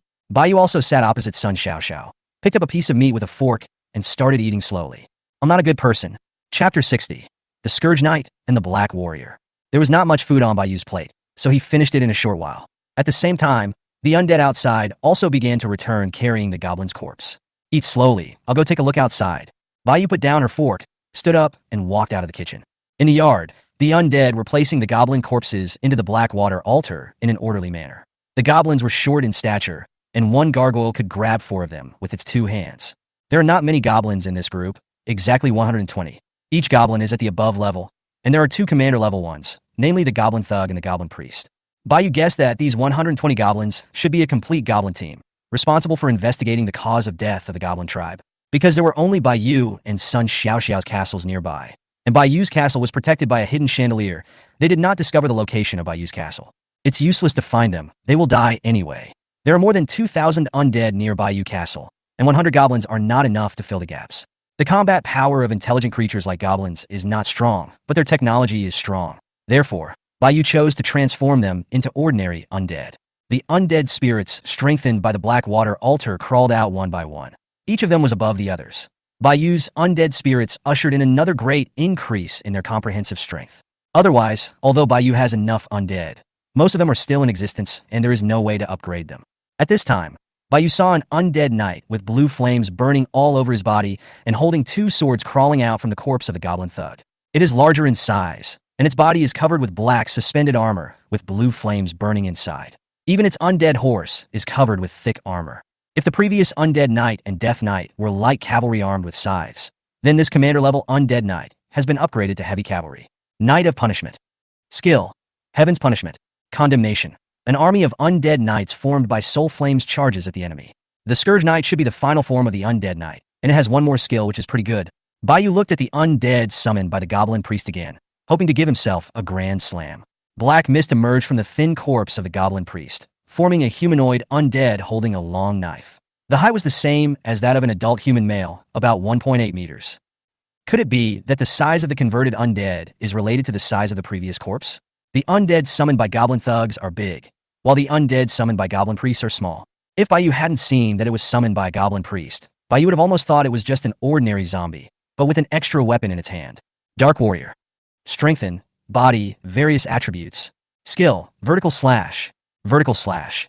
The moment the skill is activated, agility is increased by 3 times and strength is increased by 2 times. A slash from top to bottom can directly tear the enemy's flesh and soul into pieces. Sure enough, the attributes of a commander-level Black Warrior are much lower than those of a Condemnation Knight of the same level. However, Baiyu felt that this skill was somewhat interesting. The skills of other undead were all fancy attack methods, but only the Black Warrior's was the most simple and unpretentious slashing. Moreover, Baiyu felt that this skill should be very powerful. To sum up, the arms are short but the burst is high. All the undead were getting bigger and bigger, except for the Black Warrior, who not only did not get bigger but got smaller instead. The narrow knife in the Black Warrior's hand is not a samurai sword, but a slender straight knife. The whole zombie is wearing a black armor. If it were not for the strong corpse smell around, it would really be no different from a human being when viewed from a distance. Sun Xiaoxiao finished her lunch and walked out. She was shocked to see new undeads constantly crawling out of the goblin corpses in the black water of the altar. Suddenly, I remembered Baiyu's reminder. If I accidentally walked in, would I also turn into a pile of bones? Sister Bai, this is also a special building, right?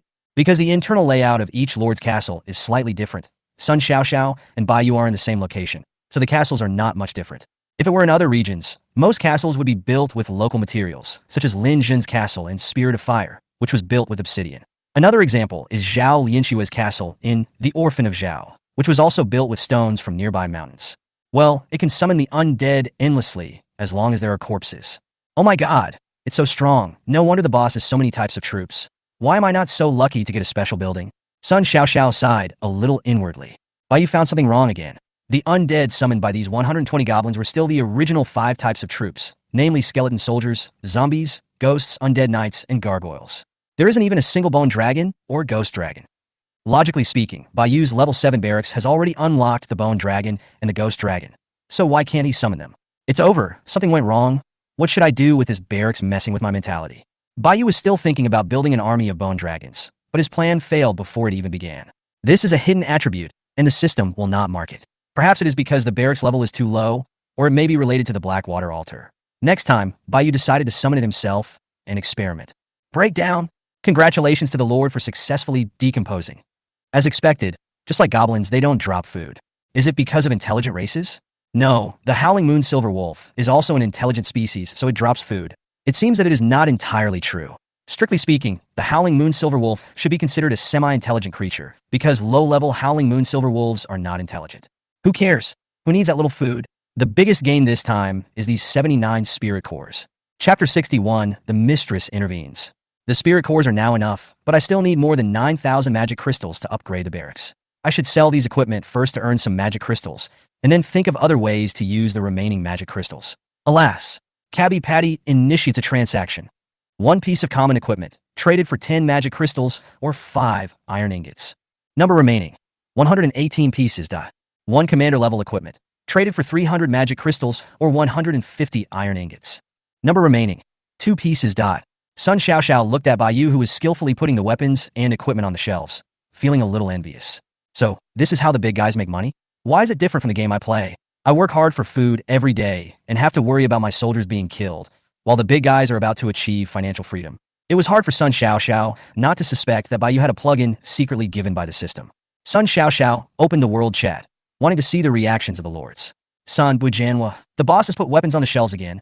Hurry up and grab them. Queen of the Night, look how excited you are by a bunch of ordinary weapons, a bunch of dogs. The Monkey King, look at you guys have never seen the world. Sun Xiaoxiao also interjected happily. Xiao Zhuanfeng, great sage equaling heaven. Have you found the lord who killed your troops? Many messages are skipped. The Monkey King, Xiao Zhuanfeng, go find Nima might be. The guy next to me is the top-ranked Krabby Patty boss. I am his little brother now, so watch your words. Sun Xiaoxiao instantly turned into a keyboard warrior in the world chat, and the moment he showed off attracted more lords, who all envied Sun Xiaoxiao for having a big boss to protect her. This news is much more exciting than the big guys selling equipment. Ben Borba, fuck, you're so damn lucky. What kind of soldier is the Krabby Patty boss? Please tell me, Monkey King. A Fanny. What level is the boss? Damn it, I was born next to the boss and was accepted as his younger brother. You must be the chosen one, the Monkey King. Bubble, so they were killed by the boss, and then they came to him and were recruited as his subordinates. Even the protagonist of a novel wouldn't dare to write like this. Aku. Seeing this guy, being able to cling to someone's thigh is more painful than killing me. Suddenly, a large number of lords came out and started to tag Sun Xiaoxiao. The name of the Monkey King was instantly remembered by many lords. Sun Xiaoxiao looked at this group of unlucky guys and couldn't help but raise the corners of his mouth. You even asked about Sister Bai's military type. Do you think I, Sun Xiaoxiao, am a fool? Bai Yu naturally also saw the information in the world chat, but it didn't matter to her. Those in the idol group were all losers, so what would the real big guys do? Will you not read world chat at all? No, they would secretly peek at the screen like Bai Yu but never say a word. As luck would have it, the news was seen by Zhao Lianxue. What? Someone actually became the boss's younger brother before me. Ah, damn it, love that grows over time is not as good as love at first sight. The dwarves working in the castle yard looked at Zhao Lianxue in confusion, not understanding what was wrong with her. Are all human women like this? Zhao Lianxue was indignant at this moment. This monkey is so lucky, right? How could he be born near the boss's castle, while he can only live with the stones in the mountains? When the dwarf came to Zhao Lianxue had asked about some basic information about the magical continent, which was earlier than Bai Yu knew. There are nothing but mountains around Zhao Lianxue's castle. There is nothing in the area of hundreds of kilometers. Not even a lord's castle. No wonder the dwarves in distress run this way. Could it be that this stinky monkey is a 185 centimeters tall handsome guy who knocked the boss unconscious and then offered himself to him? Yes, it is very likely that the despicable fellow actually used cheap beauty to seduce the big boss. If I had known this earlier, I would have surrendered to the boss right from the beginning. But now there's suddenly a mistress competing for his favor. Zhao Lianxue was still in the middle of a crazy brainstorming session. Bai Yu was already sitting in the lobby chatting with Sun Xiaoxiao. It was really depressing that he had been in this alien world for so long and didn't even have anyone to talk to. By the way, wait for the transaction at the exchange to be completed, and then Bai Yu can upgrade the barracks again. It was already afternoon, and Sun Xiaoxiao was ready to return to her castle. Bai Yu still politely tried to persuade him to stay. After all, there were many rooms in the castle, so it would be no problem for one more person to sleep. But Sun Xiaoxiao refused. She was worried that her red blood demon apes would starve and destroy the house, so she wanted to go back to take care of them. Bai Yu did not force it. As far as Bai Yu and Sun Xiaoxiao were currently located, there were no other powerful flying creatures in the sky except the frost dragon on the snowy mountain. Sun Xiaoxiao had a flying prop, so she didn't have to worry about basic safety issues, but Bai Yu still considerately asked the demon's soul lord to escort her all the way back to the castle. Sun Xiaoxiao was deeply moved when she learned that Bai Yu had arranged a commander-level troop to protect her along the way. Sister Bai, goodbye. Sun Xiaoxiao waved and shouted loudly at Bai Yu on the ground from the sky, and Bai Yu also waved goodbye to her. Now Bai Yu's undead army has a total of 5 commander-level undead. Although Arthur has not yet been promoted to commander, he also possesses commander-level combat power. In addition, there are more than a dozen undead in the territory who can also exert commander-level combat power. Bai Yu is no longer afraid of the beast tide that will come in 2 days. With 2 days left, it will be more than enough for Arthur to be promoted to commander. Bai Yu received the resources of the exchange. Congratulations to the Lord for successfully trading 118 pieces of common equipment and obtaining 1,180 magic crystals. Congratulations to the Lord for successfully trading 2 commander-level weapons and obtaining 600 magic crystals.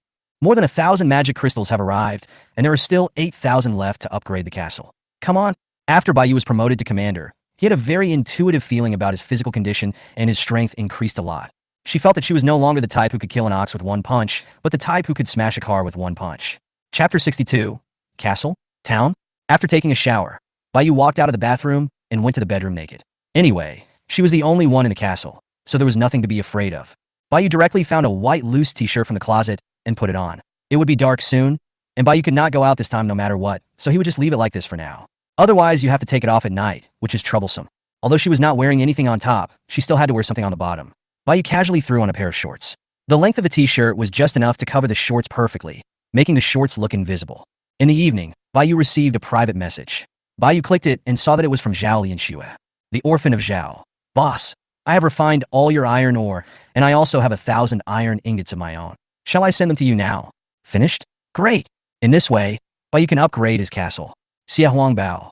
Please send it over now. Thank you very much. Orphan of Zhao. Don't be polite, sir. We are allies. Zhao Lianxue's 3,000 iron ingots arrived in an instant, of which 2,000 were obtained from refining Baiyu's iron ore, and the remaining 1,000 iron ingots were Zhao Lianxue's old assets. This time, Baiyu owed her a big favor. This is the advantage of having teammates. They can help each other. Although it was still too early for Zhao Lianxue's castle to be upgraded to a town, and the iron ingots would just gather dust in a warehouse, Zhao Lianxue was willing to lend so many iron ingots to Baiyu, which showed that she still trusted Baiyu very much. Baiyu could easily use up these iron ingots, then tear up the alliance and run away, getting them for free. All the iron ingots have been used up, and Baiyu still doesn't believe that the system can recover them? But is she that kind of person? Of course not. Our Baiyu is a generous, righteous, loyal, and trustworthy person. How could he do such a mean thing? How does the saying go? Being born in a small country is not the fault of a gentleman. You and I were born in a great country, so we should behave like gentlemen. Baiyu is an outstanding Chinese descendant of the Yellow Emperor. How can he be the same as those villains who pollute the ocean? Well, now I should think about how to repay the orphan of Zhao. I don't want to keep owing him a favor. Upgrade! The moment Baiyu pressed the upgrade button, a blue light rose from the entire castle. She hurried to the yard and looked at the castle behind her. At this moment, the castle had been upgraded. The castle has become larger than before. It used to have only 7 floors, but now it has 12 floors. The entire castle was mainly black. Baiyu also saw a hint of blue light emanating from the castle. It was very faint, but it also added a sense of mystery to the castle. This blue light is similar to the blue light emitted by the Scourge Knight and the Ghost Dragon. Baiyu discovered that as the castle was upgraded, the overall architectural style of the castle would be more in line with his own type of troops, just like the system's evil taste. As the castle grew bigger, the courtyard inside the castle naturally grew bigger as well, but this did not affect the special buildings, because Baiyu discovered that the original Blackwater altar had occupied a smaller area. Baiyu lives alone in the 12-story castle. It would take an hour just to tour the entire castle, right? Hey, that's not right. Didn't it upgrade to a town? Where are the other buildings? At this moment, the gate of the castle was open, and Baiyu could just see outside through the gate, but at this moment, the outside was bare and there was nothing. Baiyu had a bad feeling and ran outside the castle to check. She looked around the castle and saw nothing. The ground around the castle must have been cleaned by the system and became clean. There was no tree or pile of rocks left. Baiyu felt like he was being cheated by the system. What happened to the Promised Town promotion? Meow? They left space for me to build it myself? Isn't this a scam? As soon as Baiyu checked the information, he understood it instantly. Just as Baiyu guessed, those places cleared by the system were the urban territories deliberately reserved. But as Baiyu checked the town information, several other prompts popped up on the system. Congratulations to the Lord for successfully upgrading the castle to a town and obtaining 2 random special building blueprints. Congratulations to the Lord for unlocking the town's exclusive building, the Shuttle Gate. Congratulations to the Lord for successfully upgrading the castle to a town. You can randomly draw an ability related to your own bloodline. Baiyu smiled instantly. The surprise came too fast, like a tornado. That's what I said. How could we spend so much time upgrading the town and get nothing? Is it true that only when you upgrade your own castle can you get special building blueprints as rewards? Sun Xiaoxiao's castle does not have a special building. There is no significant improvement in upgrading to a castle. What is important is to upgrade the things that come with the town, which is the most critical. Baiyu was more curious about this exclusive building, the Shuttle Gate. This was the only building that could be upgraded and had no other buildings in the town. It was very unusual and must have some special function. Town exclusive building, Shuttle Gate. Building level none. Function. Build a 2-way portal that allows you to freely travel between the territories of the Lord's allies and subjects. Depend on? Baiyu thought it was some advanced building, but it turned out to be just a teleportation portal, and it could only be used to teleport between one's allies and subjects, and the other party must have this building. It's simply useless. This exclusive building should be unlocked by all lords who upgrade their towns, but it also requires resources to build it. It's really a ripoff. Can it be given as a gift to the lord? Miser.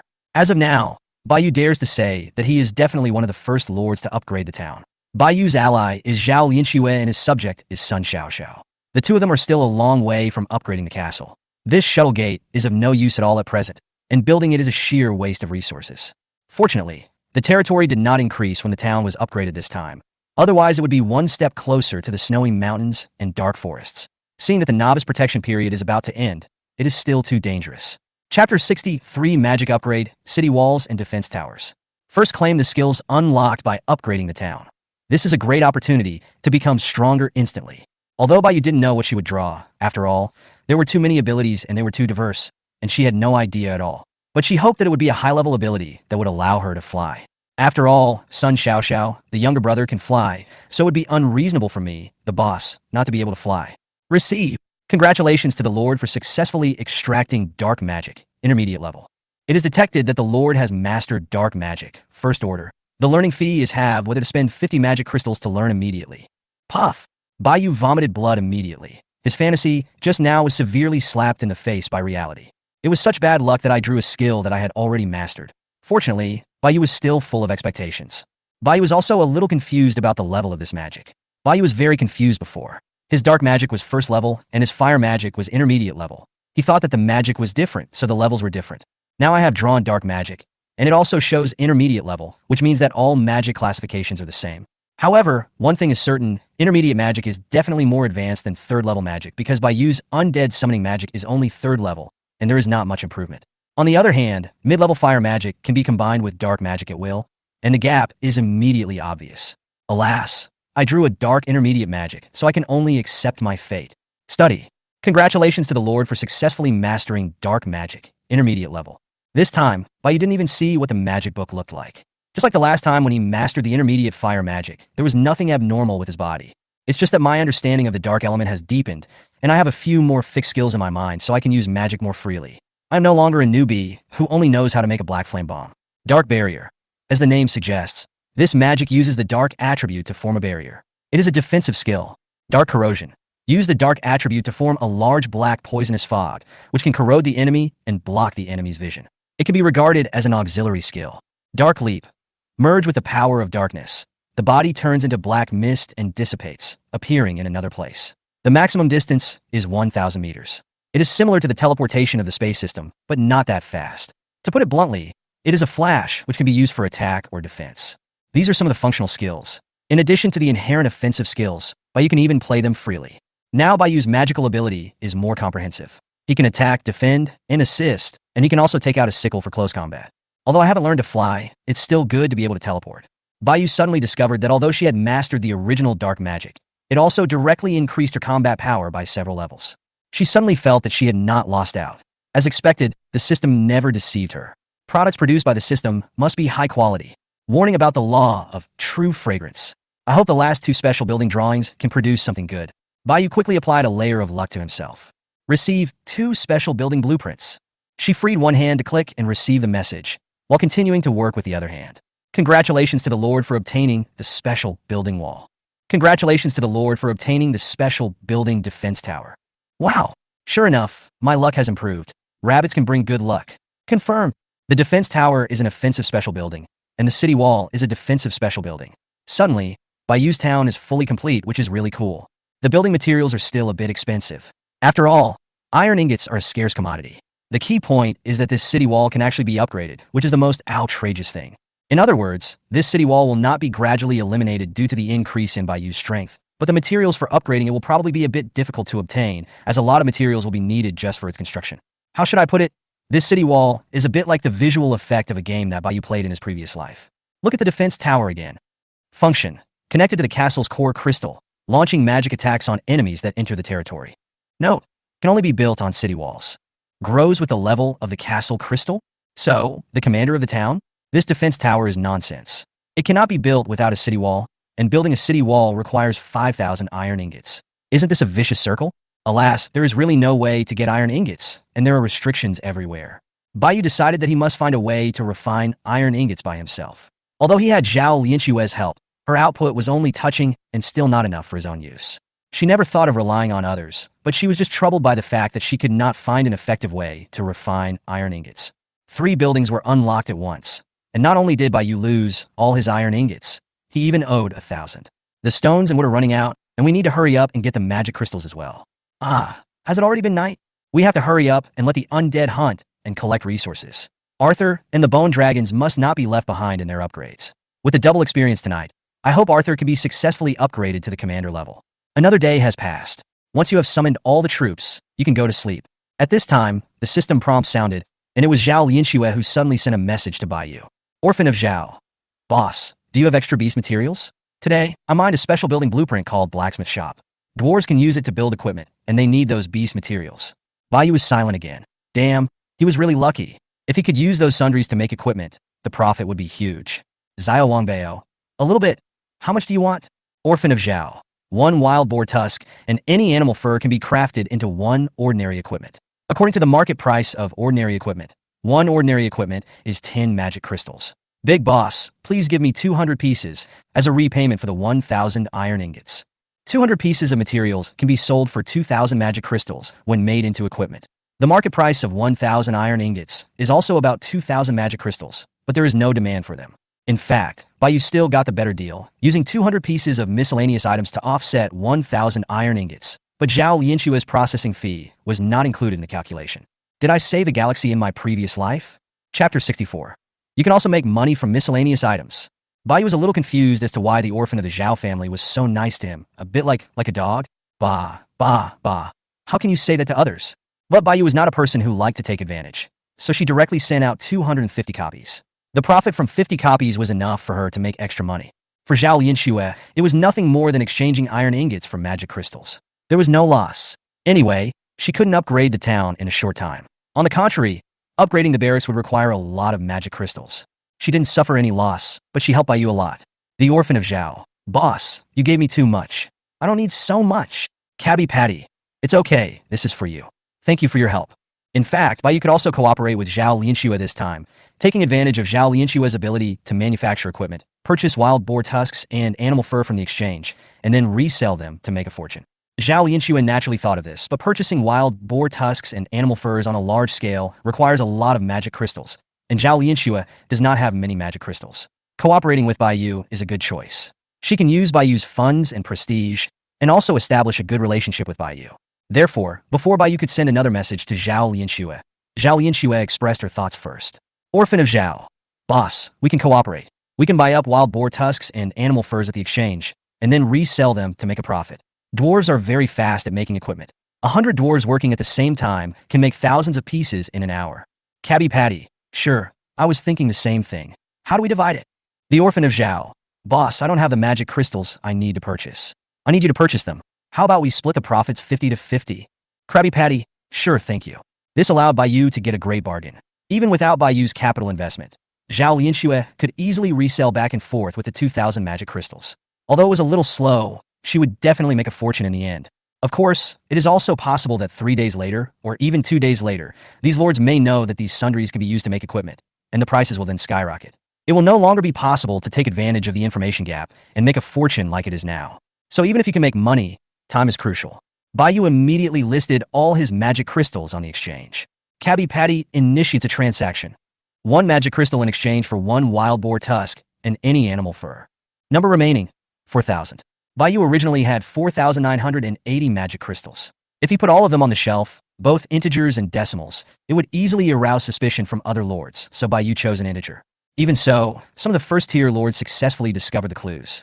Why would a top lord like Baiyu suddenly buy up these useless items? But even if these lords guessed that Baiyu purchased these things most likely to make equipment, they had no way to do anything because they had no use for these things. These lords who saw the clues could only choose to leave the miscellaneous items in their hands temporarily. As soon as the order was placed, it caused an immediate sensation among other lords, who immediately started scrambling for it. Magic crystals were very scarce for these weak lords. Seeing that 2 useless items could be exchanged for 1 magic crystal, they didn't even need to think about where to find such a good deal. They don't care what the boss wants these things for, as long as they can earn magic crystals. In less than 10 minutes, the 4,000 magic crystals were snatched away, and Baiyu harvested 4,000 wild boar tusks and 4,000 animal skins of various sizes. Bai Yu immediately sent all 8,000 copies of the materials to Zhao Lianxue. She would probably have to work overtime tonight.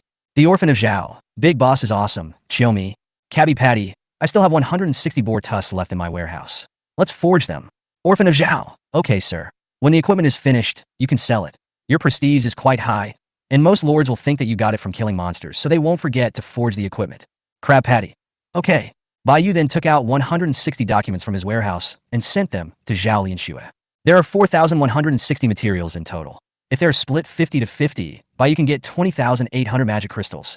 All of a sudden, Bai Yu's barracks can be upgraded again.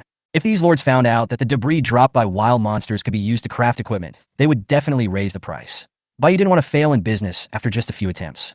Bai Yu had a hunch that this secret would probably be discovered by the lords before the beast tide arrived, and it would definitely not last long.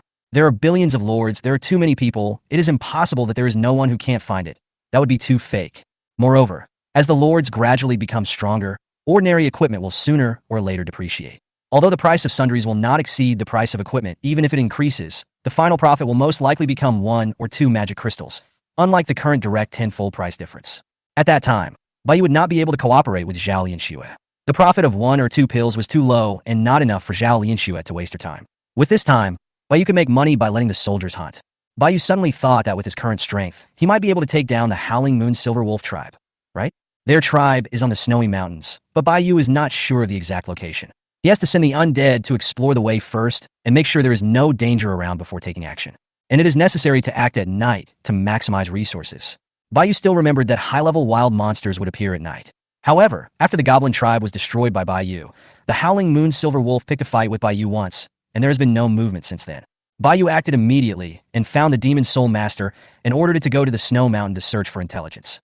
Firstly, the Demon Soul Lord can fly and is immune to physical attacks. Secondly, in spirit form, it is not easy to be discovered at night. And most importantly, the Demon Soul Lord is intelligent and will not attract the hatred of the Frost Dragon. Bai Yu didn't dare to send Arthur. It would be troublesome if he encountered a Frost Dragon. Besides, Arthur was too big and would be an obvious target. After the Demon Soul Lord gets the intelligence, Bai Yu decides to venture up the snowy mountain to attack the Howling Moon Silver Wolf tomorrow night. In fact, it is best to wait for the full moon night. All the Howling Moon Silver Wolves can transform into werewolves. Putting aside their combat power, Bai Yu can get a large number of powerful helpers. It was just a few days ago that the moon was full, and the next full moon night would have to be a month later. Bai Yu couldn't wait that long. Bai Yu glanced at the system time. It's 12 o'clock. Bai Yu walked out of the bedroom and headed towards the barracks outside. After summoning the soldiers, he could go to sleep. The undead crystal has been charged. Do you want to summon it immediately? Chapter 65, Another King. Yes. Bai Yu did not forget to wish herself luck while her other hand was pressing the confirm button. Originally, Bai Yu wanted to wait for Zhao Lianxue to finish crafting her equipment, sell it to get magic crystals, and upgrade the castle before summoning her. But now it was already 12 o'clock, and Zhao Lianxue still hadn't responded. It was estimated that he would have to wait until very late. Bai Yu decided to finish summoning first and go to bed. The barracks crystal emitted a green light that filled the room, and 20 figures began to condense in the light. There was another tall figure, about the same size as a gargoyle, about 3 meters tall, this time in human form, without wings. Bai Yu was sure that this must be a type of soldier he had never seen before. Withdrawal! Bai Yu saw a human figure wearing a crown, heavy armor, and holding a broadsword emerge. But inside the armor was a skeleton without a flesh body. His eyes were burning with red flames that were clearly different from those of other skeletons, and he had an indescribable leadership aura. Skeleton King. Bai Yu could tell at a glance that it was the king of the skeleton clan. As for the remaining 19 types of troops, they all seem to be overshadowed by the appearance of the Skeleton King, but there are 2 bone dragons and 2 ghost dragons among them, which are still pretty good. The Skeleton King held a huge sword in his hand, knelt on one knee, and saluted Bai Yu. The other undead also posed in a gesture of submission. Greetings, Her Majesty the Queen. The intelligent undead spoke to Bai Yu at the same time. Bai Yu signaled them to stand up and happily check the information of the Skeleton King. Skeleton King, unnamed. Active skills, Skeleton Fall, Soul Drain. Skeleton Fall summons countless giant skulls wrapped in flames, which fall from the sky, causing ranged physical and magical damage. Mana cost, 20. Soul Drain. Drain the souls of all creatures around you that are lower than your level, causing soul damage while strengthening yourself. Mana Consumption, 20. It is basically the same as Arthur, except that Arthur has 1 active skill and 1 passive skill when he appears, while Skeleton King has 2 active skills, and all of them are area damage skills that consume 20 mana points. From now on, you will be called John, and all the skeleton soldiers will be under your command. Thank you, Queen, for the name. Bai Yu then led them to the black water altar for strengthening. You know, Arthur gained a skill when he strengthened himself, so John must be no worse. Bayou asked John to go in first to strengthen himself, and the other undead waited on the side. It took John 15 minutes to complete the strengthening. Bayou then let the other undead in to strengthen themselves, opened the information on the Blackwater altar, and checked John's changes. Strengthen. Comprehensive strengthening. The burning netherworld fire improves one's own soul defense. The hardened bones improve one's own physical defense. Unlocks skill enlightenment and comprehensive attribute points. Consistent with Arthur's enhancement, it is also a comprehensive enhancement of the soul, bones, and other aspects, and also unlocks a skill. As kings, John and Arthur also have 10 points of increased attributes. Passive skill, Enlightenment. Enlightenment can make all skeleton soldiers break the level limit. Damn, this skill is abnormal.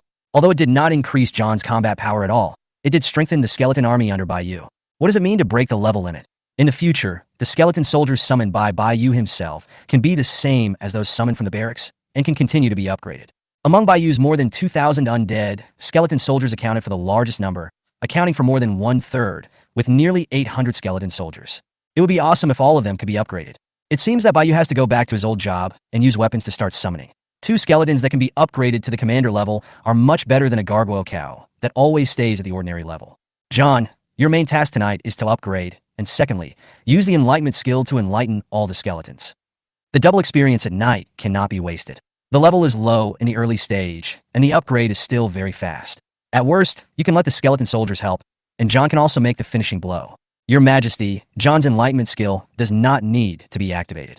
The skeleton soldiers will automatically be freed of restrictions when they see John.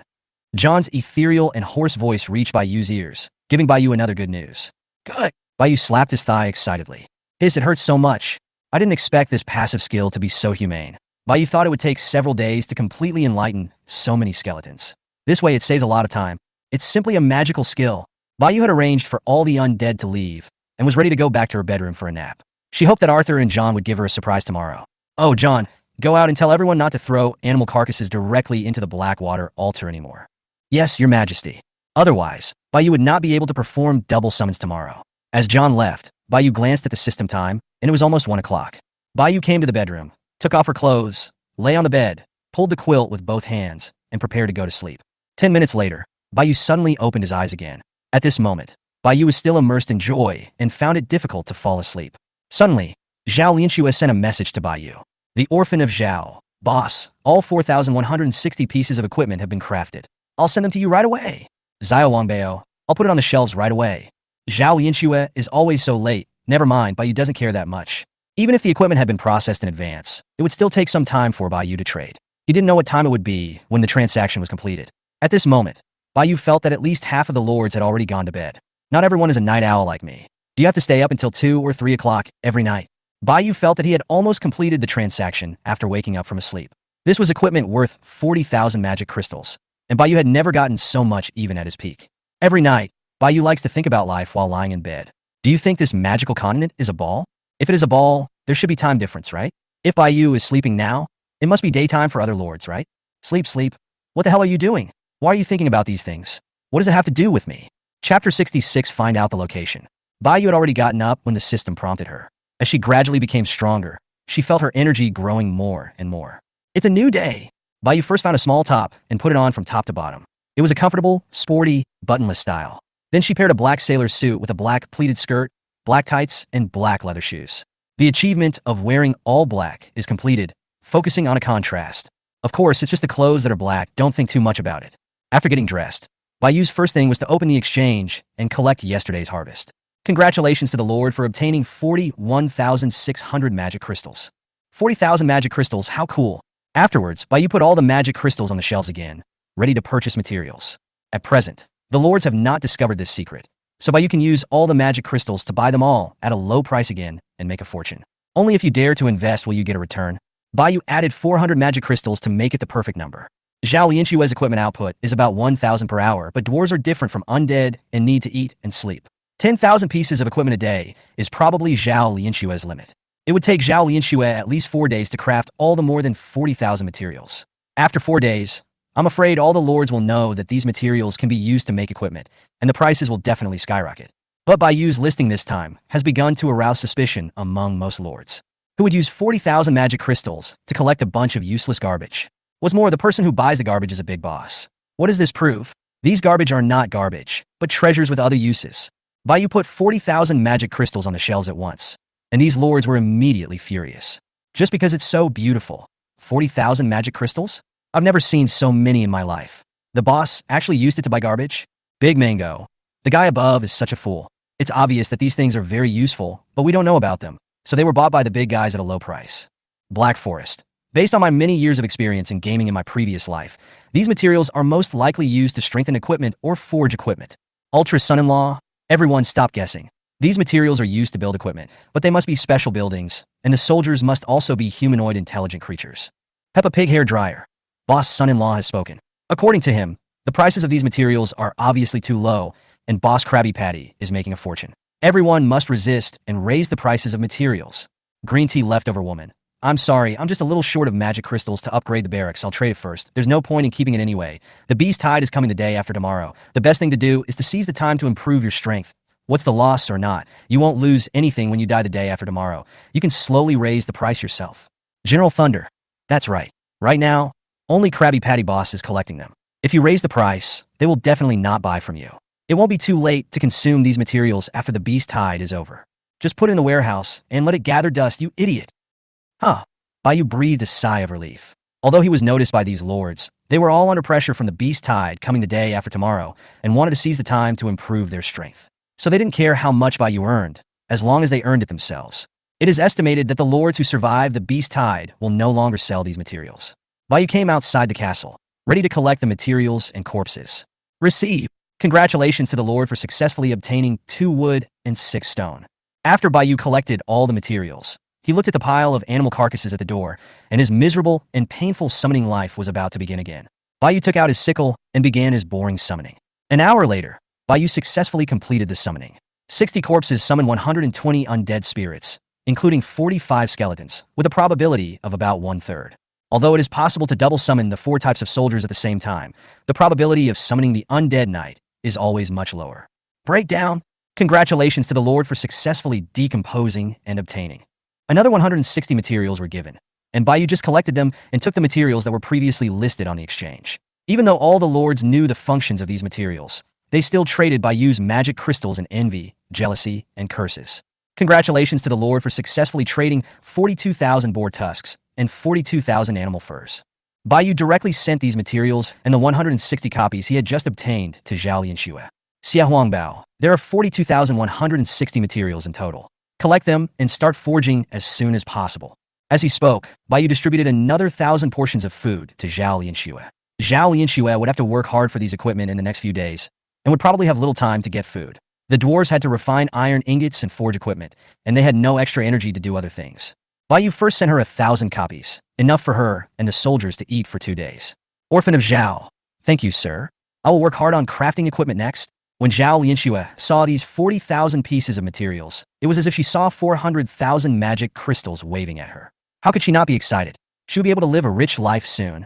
The warehouse still has 1,000 portions of food in stock, and Bayou has 1,400 more portions of food, which can be used to exchange for some wood and stone. Tonight, the two of them will be able to harvest 10,000 pieces of equipment, worth 100,000 magic crystals. The two will split the profits 50-50, and Bayou will also get 50,000 magic crystals for the equipment, which can be used to upgrade the barracks directly. At this moment, the demon soul lord outside the castle flew back silently.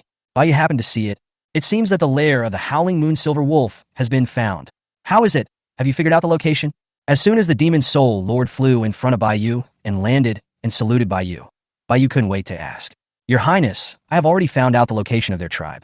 The tribe of the howling moon silver wolves is located on the outskirts of the snowy mountain. I have observed the surroundings and have not found any dangerous creatures. Well done, tell me more? Chapter 67. Shocking changes in the snowy mountains. Bayou listened to the demon soul lord telling the information on the snow mountain in his ethereal voice that could not be distinguished between male and female. The snow-capped mountain that appeared in Bayou's sight was the outermost part of the cold snow mountain. This snow-capped mountain alone was big enough. Entering the interior of this snow-capped mountain, you will find a world covered in snow. There are countless peaks inside, and the mountains are closely connected. There is a gentle slope between the two mountains, forming a terrain similar to a plateau. Very high, but not level. The Howling Moon Silver Wolf tribe was located on the hillside behind the snowy mountain. The leader of the Howling Moon Silver Wolf ordered his subordinates to build a castle on the hillside. As for the other tribesmen, they were stationed around it. The Demon Soul Lord surveyed the surroundings, but did not go deep into the snow mountain. The area around the Howling Moon Silver Wolf tribe should have been cleared by them. After all, wolves are creatures with a strong sense of territory. Judging from the intelligence Bayou currently has on the Howling Moon Silver Wolf tribe, 7 or 8 commander level werewolves are no problem at all for Bayou. He just doesn't know what level the leader of the Howling Moon Silver Wolf is. It would be troublesome if he is a full level commander. Thank you for your hard work, get busy. The Demon Soul Lord flew away. As an intelligent undead, it knew what to do when it could not upgrade. Tonight, Bayou is going to take a gamble no matter what and summon all the undead to prepare for a battle with the Howling Moon Silver Wolf tribe. One reason is for resources, and the other is to increase strength. Tomorrow is the last day, and Bayou has to make final preparations for the coming of the Beast Tide. Anyway, Bayou has already seen the abilities of these werewolves. The undead cannot be killed without soul attacks. Even if the werewolf leader is very strong, Bayou still doesn't believe that he cannot be killed by a continuous battle. But Bayou could not bring Arthur and the Bone Dragons with him for the night operation, and could only lead other undead. Bayou thought that the 5-meter-long Frost Dragon was an adult until the Bone Dragon was summoned. Arthur's body length of more than 10 meters is much larger than that of the Frost Dragon. At first, Bayou thought it was because Arthur was the Skeleton Dragon King. As the eldest brother, it was normal for him to be bigger. But when Bayou saw the Bone Dragon, he was dumbfounded. An ordinary Bone Dragon was still bigger than the Frost Dragon that Bayou had seen. There is only one truth. That Frost Dragon is definitely a juvenile. There is also an adult Frost Dragon on the Snowy Mountain. Good things really come in pairs. Bayou felt like crying, but had no tears. If he took the Bone Dragon to the Snowy Mountains, he would probably die without knowing how. Soon, the transaction of the 1,400 pieces of food that Bayou had put on the shelf was completed, and Bayou obtained a total of 3,200 pieces of wood and 4,000 pieces of stone. Bayou had finished dealing with all the current matters and had nothing to do, so he was waiting for the night to fall. It was already afternoon, and Bayou stayed in the bedroom, looking at the scenery outside the window boredly. In order to relieve his boredom, Bayou also chatted with Sun Xiao Xiao for a while. Suddenly, Bayou, who was sitting by the window, stood up abruptly. I saw a thick golden light emerging from the snow-capped mountains in the distance and rushing straight into the sky. It actually dispersed the dark clouds directly. It was the first time that Bayou saw the sky of the magical continent. It was so blue, no different from the sky in his previous life. The sunlight shines through the holes between the dark clouds and falls on the snow-capped mountains, adding a touch of brightness to the entire mountain. What's this? It was the first time that Bayou saw such a terrifying attack. Even the fog between the snow-capped mountains and Bayou Castle could not block the dazzling golden light. The holy light came from deep in the snow-capped mountains, which was still far away from Bayou's castle. Bayou immediately called a ghost to check the situation. Are you kidding? Bayou doesn't dare to invite the Demon Soul Lord to go over. If he is affected, Bayou will directly lose a commander-level combat power. Bayou could feel the horror of that attack. He was afraid that except for the castle's invincible protective shield during the novice protection period, no lord could withstand this attack. An hour later, the ghost returned to the castle as expected, which made Bayou overjoyed. What happened on the Snowy Mountain? Your Majesty, I saw a 6-winged angel fighting with a giant frost dragon in the sky. Below them were countless armored humans and werewolves, as well as giant stone men. The 3 forces were engaged in a melee. It seems like they're trying to snatch something. I dare not approach them, as I'm not sure.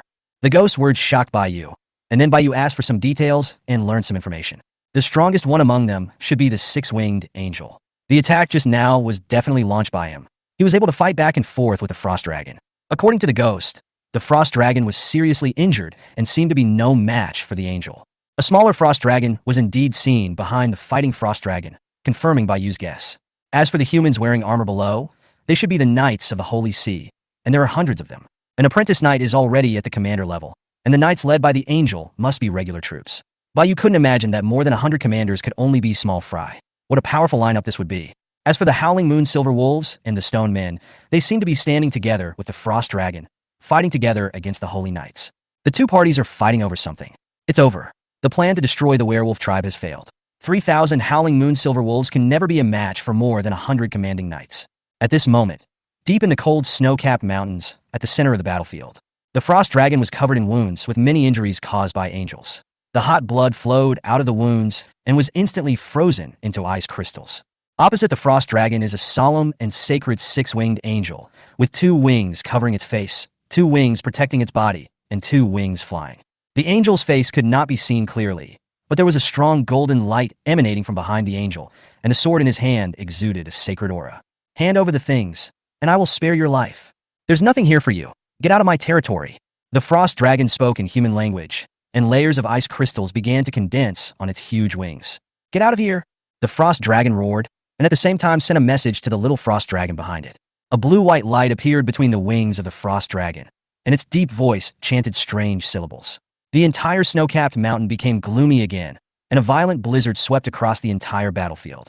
The strong wind made it impossible for the holy knights below to open their eyes. In an instant, dozens of knights were frozen into ice sculptures. Even the friendly howling moon silver wolf was not spared.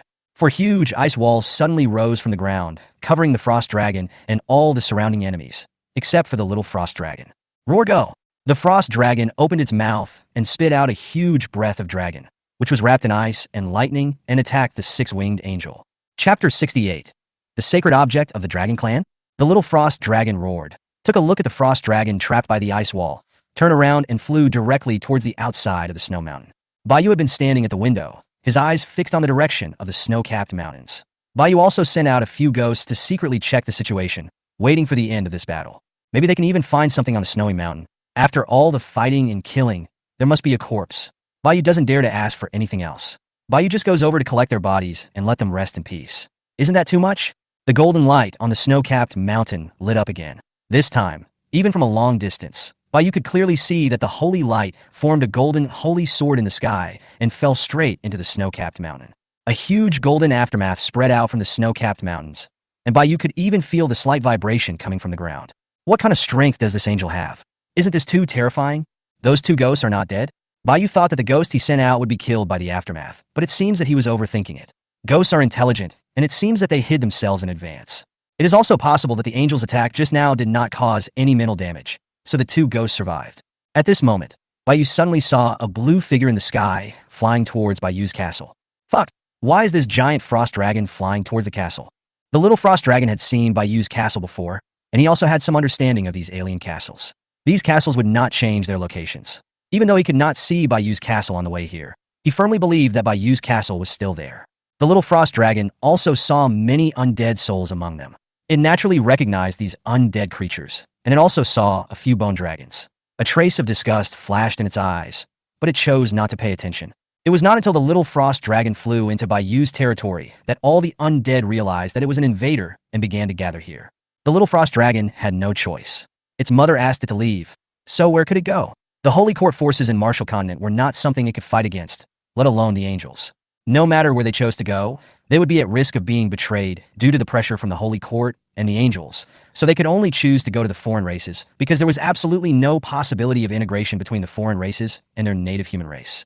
Although these alien races are currently extremely weak, they are growing very fast, and the castle's defenses are incredibly high. Even his mother said that it is impossible to shake it at all with its strength.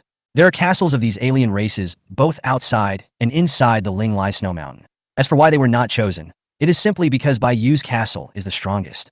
It has taken refuge with a foreign race and hid in a castle. Even if the Holy See and the angels find it, they will be unable to do anything to it. Little did they know that Bayu's invincible protective shield only lasted for one day. I wonder what the little frost dragon would think if he knew this. At this moment, the position of the small frost dragon was close to Bayu's town territory. Arthur led the dragons to circle in the sky, and below them were densely packed undead. Even the four statues at the entrance of Bayu Castle opened their scarlet eyes, and the statues began to shake. The stone skin fell off layer by layer, and the four gargoyles came back to life at this moment, all of them exuding the aura of a commander. Flying into the sky, with the bonus of the Bone Throne, there are more than a dozen commander-level undead among Bayu, including both the army and the air force. The little frost dragon was a little surprised. After only a few days' absence, this alien had grown to such a level. If a fight really broke out, he might not be able to escape unscathed from the siege of this group of undead. Even if he exhaled all his dragon breath, it would be impossible for him to freeze so many commanders.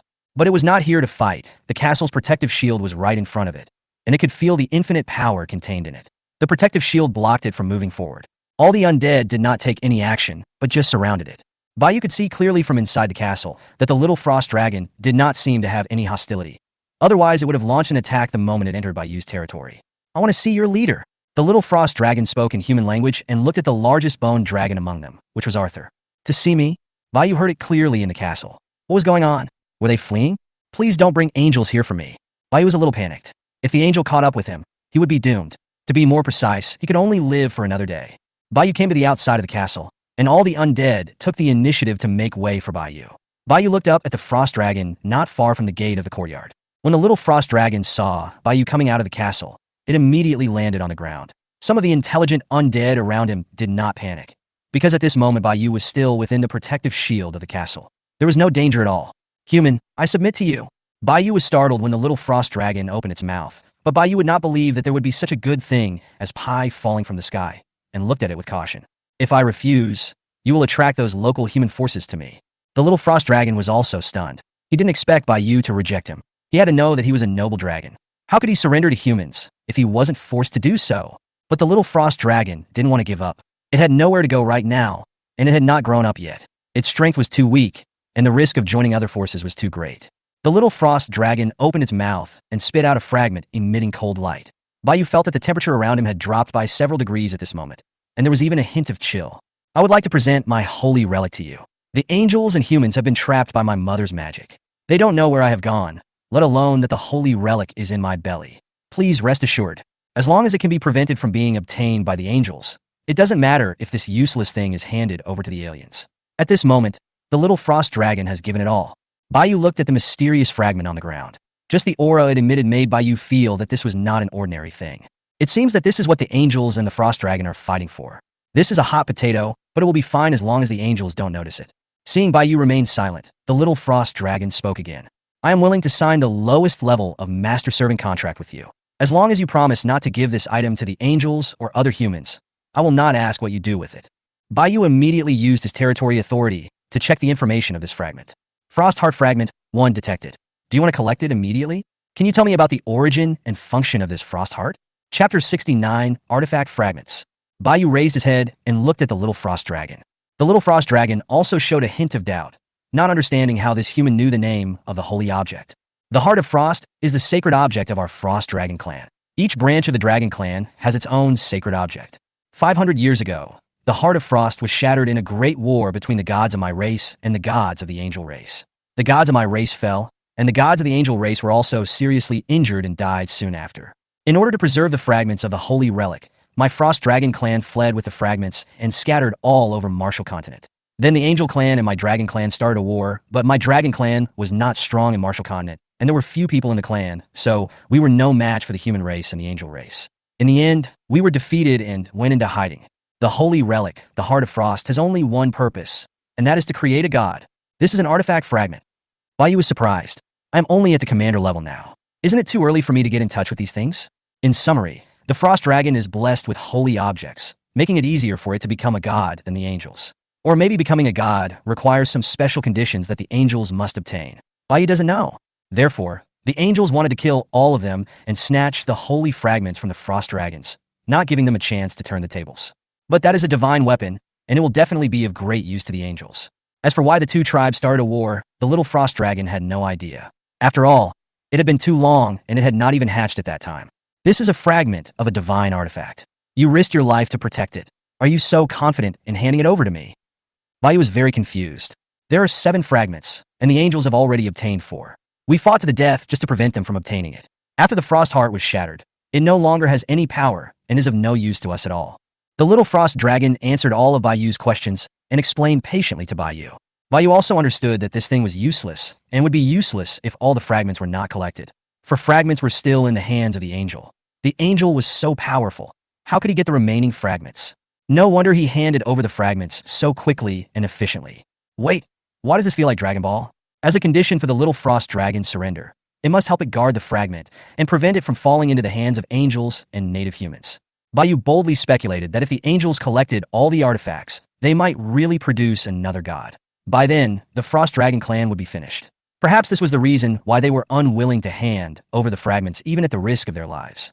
Bayou thought, since the angel didn't discover his location, it was not impossible to subdue the Frost Dragon, which would be a huge improvement for him. According to the little Frost Dragon, the angels were not sure whether there were fragments of the Frost Heart here, but they just happened to find their nest, which led to the war. Therefore, Bayou was not too worried that the angels would send people to search the surroundings. After all, it was impossible for such a strong man to do nothing all day and run around the snow-capped mountains, right? When Bayou thought about it, it seemed that the advantages really outweighed the disadvantages. At least I have my own mount now, right? I agree. As soon as Bayou finished speaking, the little Frost Dragon lowered its head, and a magic contract appeared on its head, as if it had been prepared long ago. Baiyu confirmed that it was indeed a master servant contract, and then wrote his name. The little frost dragon also touched the contract with its horn. The contract was completed instantly. Baiyu only felt that he had established a spiritual connection with the frost dragon in front of him, and he could kill it instantly with just a thought. The life and death of the frost dragon is completely in its own hands. This master servant contract is exactly the same as the submission contract between the lords. As the frost dragon completely submitted to Baiyu, the surrounding undead began to disperse and do their own things. The 4 gargoyles also turned into statues and returned to the exorcism stone pillar. The frost dragon also felt that he could freely enter and exit the protective shield in front of him. May I have your name? Baiyu thought it would be better to ask, since there must be a name for him. Pablo Sandiga Franguerith. What the hell? Forget it, from now on just call me Xiao Bing. What the hell is this long name? Who can remember it? The frost dragon does not understand human culture, and has no concept of whether the name is good or bad. To it, a name is just a code name, and it doesn't matter what it is called. Of course, Baiyu would not be stupid enough to tell others its real name, because Baiyu didn't remember it at all. Baiyu looked at the fragments of frost heart on the ground. They were all covered with Xiao Bing's saliva, which was disgusting. Baiyu did not reach out to take them. Since he was asked to keep them, Baiyu directly used the one-click recycling function of the territory to put the fragments of frost heart into the warehouse. Then it's a routine check of Xiao Bing's attributes, at least to know its abilities and strengths. Frost Dragon. Race Dragon. Loyalty 100. Level. Commander level 5. Growth limit. Emperor level. Active skills. Dragon Breath. Dragon Roar. Dragon Might. Passive skills. Dragon Scale. Ice, Snow, Wind. Lightning Natural Elemental Power. It turned out to be a level 5 commander. Baiyu was not only surprised at its level, but also at its ability. This was much stronger than a bone dragon that could only spit fire. Needless to say, Arthur has the 2 skills of Dragon Might and Dragon Breath. Dragon Scales improve his defense, not only enhancing physical and magical defense, but even providing a certain degree of resistance to mental damage. There is also the passive power of nature. The Frost Dragon's attacks can carry attacks of these 3 attributes, and it will have home advantage when fighting in favorable terrain. The most perverted way is this upgrade method. After being added attributes by the system, it can not only kill enemies to upgrade. The original upgrade method is still there. Even if it does nothing, its strength will still be upgraded to the Emperor level when it reaches adulthood. However, the lifespan of dragons is too long, which means that this growth will also take a long time. It turns out that living dragons are so much stronger than dead-bone dragons? Or maybe this dragon has good talent. No one knows what's going on the snowy mountain right now, and Baiyu doesn't dare let the frost dragon leave his castle. At least with the help of the hidden chandelier, he won't be easily discovered. Even if it was unlucky enough to be discovered, there was still a protective shield. No matter what, Baiyu would not dare to let it leave his castle easily without ensuring that it was absolutely safe. You stay in the castle for now. I have sent the undead to the snowy mountains. You will come back to report to me when you have any news. Chapter 70. Start picking up bargains. Yes, Master. Frost dragons are different from humans. They don't feel embarrassed. Since they have chosen to surrender, they have to adapt to the current change in their identity. At this moment, deep in the snow-capped mountains, the 2 wings of the 6-winged angel protecting the body in the sky were broken, and numerous angel feathers were scattered on the ground. The breath was chaotic, but it still exuded a sacred breath. The huge body of the frost dragon fell to the ground, pierced by the huge sword of judgment formed by the holy light. At this moment, its pupils were dilated, and it had completely lost its life breath. The surrounding ice walls were also completely destroyed, and there were countless werewolf corpses on the ground, including some corpses of human holy court knights. The battle was over. The Howling Moon Silver Wolf tribe, the Frost Dragon, the Stone Demon Giant, and others were all killed by the holy knights and angels. The 6-winged angel ignored the corpses on the ground and flew straight towards the Frost Dragon's lair. No! There was nothing he was looking for in the nest, but he was not disappointed. He was just trying his luck this time. The things in the nest are your reward. Take the dragon's body with you, clean up, and move on. The majestic voice of the 6-winged angel came from the sky. He had no interest in the treasures in the nest, but he knew that the human knights serving him loved these worldly possessions. Soon, the knights present divided up the treasure in the lair, took the bodies of the Frost Dragon and their dead companions, and left. As for the corpses of the Howling Moon Silver Wolves, they were worthless to them.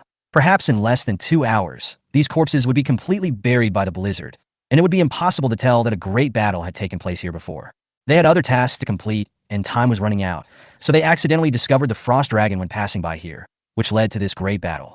For the Holy Knights, the snowy mountains could be considered a forbidden area, but for the angel in the sky, it would only require a little effort. Baiyu waited for more than 2 hours. It was almost dark, and there was no more sound from the snowy mountain. Is the fight over? At this time, Baiyu saw 2 ghosts flying back. Baiyu immediately walked out of the castle and came to the yard. Xiao Bing saw the two ghosts flying back and knew that there was news coming back from the snowy mountain, so he raised his head. What's the situation on the snowy mountain? Bai Yu couldn't wait to ask the two ghosts. The two ghosts told Bai Yu what they had seen. When Xiao Bing heard that his mother had been killed, he was visibly stunned. From the moment its mother told it to run away with the fragments, it already knew that its mother was no match for the angel, and that its mother had long been prepared to die in battle. Roar! Xiao Bing roared to the sky, venting his inner grief and anger, and decided that he would avenge his mother when he became strong enough. Bai Yu listened quietly to the two ghost stories. He already knew the ending, but he was just glad that the angel did not care about Xiao Bing who escaped. Perhaps in his eyes, commanders were no different from ants, or perhaps he thought it was normal for a mother to sacrifice her life to protect her children, and he did not expect that the fragment was on Xiao Bing. After killing the frost dragon, the angels and holy knights left, taking away the bodies of the frost dragon and its companions. When Bai Yu heard that the Howling Moon Silver Wolf tribe was also destroyed and the bodies of the wolves were buried in the snow, Bai Yu's eyes lit up. These corpses are still of great use to Bai Yu, so it seems there is still a chance to pick up some bargains. That's not right. Since the angels are trying to snatch the holy relic of the frost dragon, why would the Howling Moon Silver Wolf tribe also join the war? Xiao Bing, why would those Howling Moon Silver Wolves and Stone Men help you? If you don't understand, ask. Hearing Bai Yu's question, Xiao Bing raised her head. Those stone giants are not very intelligent and don't know that the angels are here to snatch the fragments. They are only trying to resist the invaders. As for the werewolves, they have a deep blood feud with the Holy Sea. They were sent to the Snow Mountain by the mountaintop 100 years ago. As for their purpose, I don't know. My mother may know, but she never told me. But it is certain that their purpose is not the fragments of the Frost Heart. In other words, the Howling Moon Silver Wolf tribe had a reason to take action. It's definitely not just because of a grudge. There are more than 100 commander-level knights of the Holy Court, but there are only a dozen from the Howling Moon Silver Wolf tribe. What's the difference between this and seeking death? The tribal castle of the Howling Moon Silver Wolf is located on the edge of the snowy mountain. It was not affected and is still intact. There must be a lot of good things inside. In addition, there are thousands of corpses in the snow. These 2 points alone are enough for Bai Yu to make a trip. But Bai Yu is still a little worried, and repeatedly sent out ghosts to confirm the information deep in the snow-capped mountains.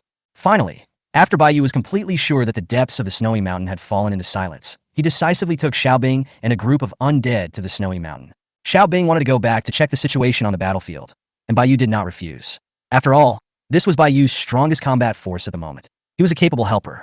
Bai Yu's status is different this time. He could only ride a chrome-butt bone dragon before, but this time he can ride a real dragon. Xiao Bing crawled down. Bai Yu climbed onto Xiao Bing's back, spread her legs, and rode on Xiao Bing's neck. Even though she was wearing a skirt, this posture looked a little strange. Let's go! Bai Yu signaled Xiao Bing that it was time to take off. To facilitate the operation, Bai Yu brought all the air force with him during the raid. Of course, except for Bai Yu himself, who was in the army. The first stop was naturally the Howling Moon Silver Wolf tribe at the outermost edge of the snow mountain. Bai Yu couldn't help but suspect that the wolf's lair was too far away from the depths of the snow mountain, so it was not affected. Bai Yu's castle was not very far from the outermost part of the snow mountain. After a while, Bai Yu rode Xiao Bing into the snow mountain. It started snowing heavily, and even Bai Yu felt a little chilly. Xiao Bing stopped halfway up the outermost snow mountain. Bai Yu jumped off Xiao Bing's back and stepped on the 10-centimeter thick snow. The snow instantly reached Bai Yu's ankles. Fortunately, Bai Yu has some characteristics of the undead in her body and is not very afraid of the cold. Otherwise, she would probably freeze to death on the snowy mountain with this outfit. Bai Yu looked ahead and saw a castle made of stone, which was smaller than the castle before Bai Yu's town was upgraded. You guys go in and take a look. Bai Yu gave orders to the 2 gargoyles. The sky was already very dark, and after arriving at the snow-capped mountains, a blizzard began to fall, making the sky even darker. 2 gargoyles landed, opened the castle gate, and walked in. Chapter 71: Confiscation of Property. There were 2 gargoyles leading the way, and Bai Yu followed in. Xiao Bing and the bone dragons were waiting outside. The interior of the werewolf castle is very different from the castles of these lords. Unknown black hairs were hung on the wooden racks on both sides of the room, and there were some animal skulls in the corners of the ground. There was something like a stone tablet in the center of the castle, with a total of 4 sides, and some rotten animal organs were placed under each side. The pungent and foul smell made Bai Yu feel nauseous. It seems that there is no danger in this castle. Bai Yu ordered the gargoyles to start searching separately, while Bai Yu walked up the stone steps. Bai Yu checked the room one by one. Most of the rooms were filled with a pile of straw covered with an animal skin. These rooms should be where the werewolves slept. Bai Yu went in and searched, but didn't find anything valuable. Bai Yu found nothing and could only go back the same way and walk along the stone steps to the 3rd floor. As soon as he entered the 3rd floor, Bai Yu was attracted by one of the rooms. 2 necklaces made of animal tusks were hung at the door, and there were 2 braziers supported by wooden sticks with red light flickering. Bai Yu walked to the door and kicked it open. Just as Bai Yu was about to walk in, a fierce claw attack came from the side. Fortunately, Bayou reacted quickly enough and immediately left the room, avoiding the attack. Bayou saw the enemy clearly. It was a werewolf wrapped in animal fur, but his body was obviously much thinner than that of an ordinary werewolf. The hair on the wolf's head was more luxuriant, and there was a bulge on his chest. She-werewolf. This was Bayou's first reaction. It was also the first time Bayou saw a female werewolf. Human race die. A harsh sound came out of the werewolf's mouth, and it put its two front paws on the ground and rushed towards Bayou using all four limbs. Bayou stretched out his arm and hooked two fingers upwards, seemingly making a provocative gesture of "come here." In fact, magic was activated at this moment. The two braziers behind the werewolf instantly ignited a raging fire. Two fire dragons rose into the sky from the braziers and directly engulfed the werewolf in front of them. It was not until Bayou smelled the aroma of barbecue that he extinguished the fire, and the flickering flames in the two braziers returned to normal. The charred body of the werewolf lay motionless on the ground. Bayou walked past the werewolf and entered the room. This room is very large, and its layout is very different from the other rooms. There is even a rudiment of a bed built with stones, with mud on top, straw on top of the mud, and several layers of animal fur on top of the straw. This should be the werewolf leader's room. So the female wolf just now was his wife? Bayou started searching in the room. After a while, he was a little disappointed. There was nothing in the leader's room? Isn't this too poor? Bayou had no choice but to leave the room and search upwards floor by floor until he reached the top floor. There was only one room on the top floor. The windows on all four walls let in cold wind, and there was already a thin layer of snow on the ground. At the very center, Bayou discovered a stone pillar that was 1 meter tall, with a crystal emitting red light embedded on the top. What is this? Bayou came in front of the crystal, and a system prompt popped up at the same time. Bayou clicked it directly with her little hand. Found the werewolf castle crystal. Should it be decomposed immediately? Castle crystal? After hearing this, Bayou understood that this thing should be the core of the entire castle. If Bayou directly decomposed it, the castle would disappear directly. Bayou returned to the first floor. He didn't believe that such a big castle had no hair at all. It didn't make sense that it was poorer than the goblin tribe. When we arrived at the ground level, the gargoyles had already moved out many boxes, and some were still moving more boxes out. Where did you find it? Bayou asked the gargoyle beside him, and the gargoyle pointed to a corner of the hall. Bayou walked over and found that there were actually stone steps here, but they led to the underground. Bayou walked down along the steps. There's a large space below. 3 of the 4 walls have aisles. The surrounding walls are also made of stones and covered with a thick layer of ice. They actually built a basement and used ice to reinforce it. Aren't these werewolves a bit outrageous? Bayou did not go any further. This should be where the werewolves stored their supplies. Bayou went to the first floor and opened the boxes one by one to check the supplies. Food. Magic crystal. Food. Fur. Spiritual core. Most of these boxes contain food, which are placed in the basement for easy storage. There are also 2 boxes of magic crystals and 1 box of spirit cores. However, the boxes for storing magic crystals and spirit cores were much smaller than the boxes for storing food. The spirit cores were not a whole box. There were also some other sundries inside, which might be things that the wolves considered valuable. Bayou did not check them carefully. The main body of the castle was built with stones, so naturally there was also a lot of stones in the warehouse. Soon the gargoyles moved out all the boxes. Take all these boxes back to the castle. You follow me? Bayou ordered the gargoyles to take the supplies back to the castle first, and led a gargoyle to the top floor. Bayou came to the crystal again. Break down. Congratulations to the Lord for successfully decomposing the werewolf castle crystal and obtaining 10 wood, 20 stone, and 5 iron ingots.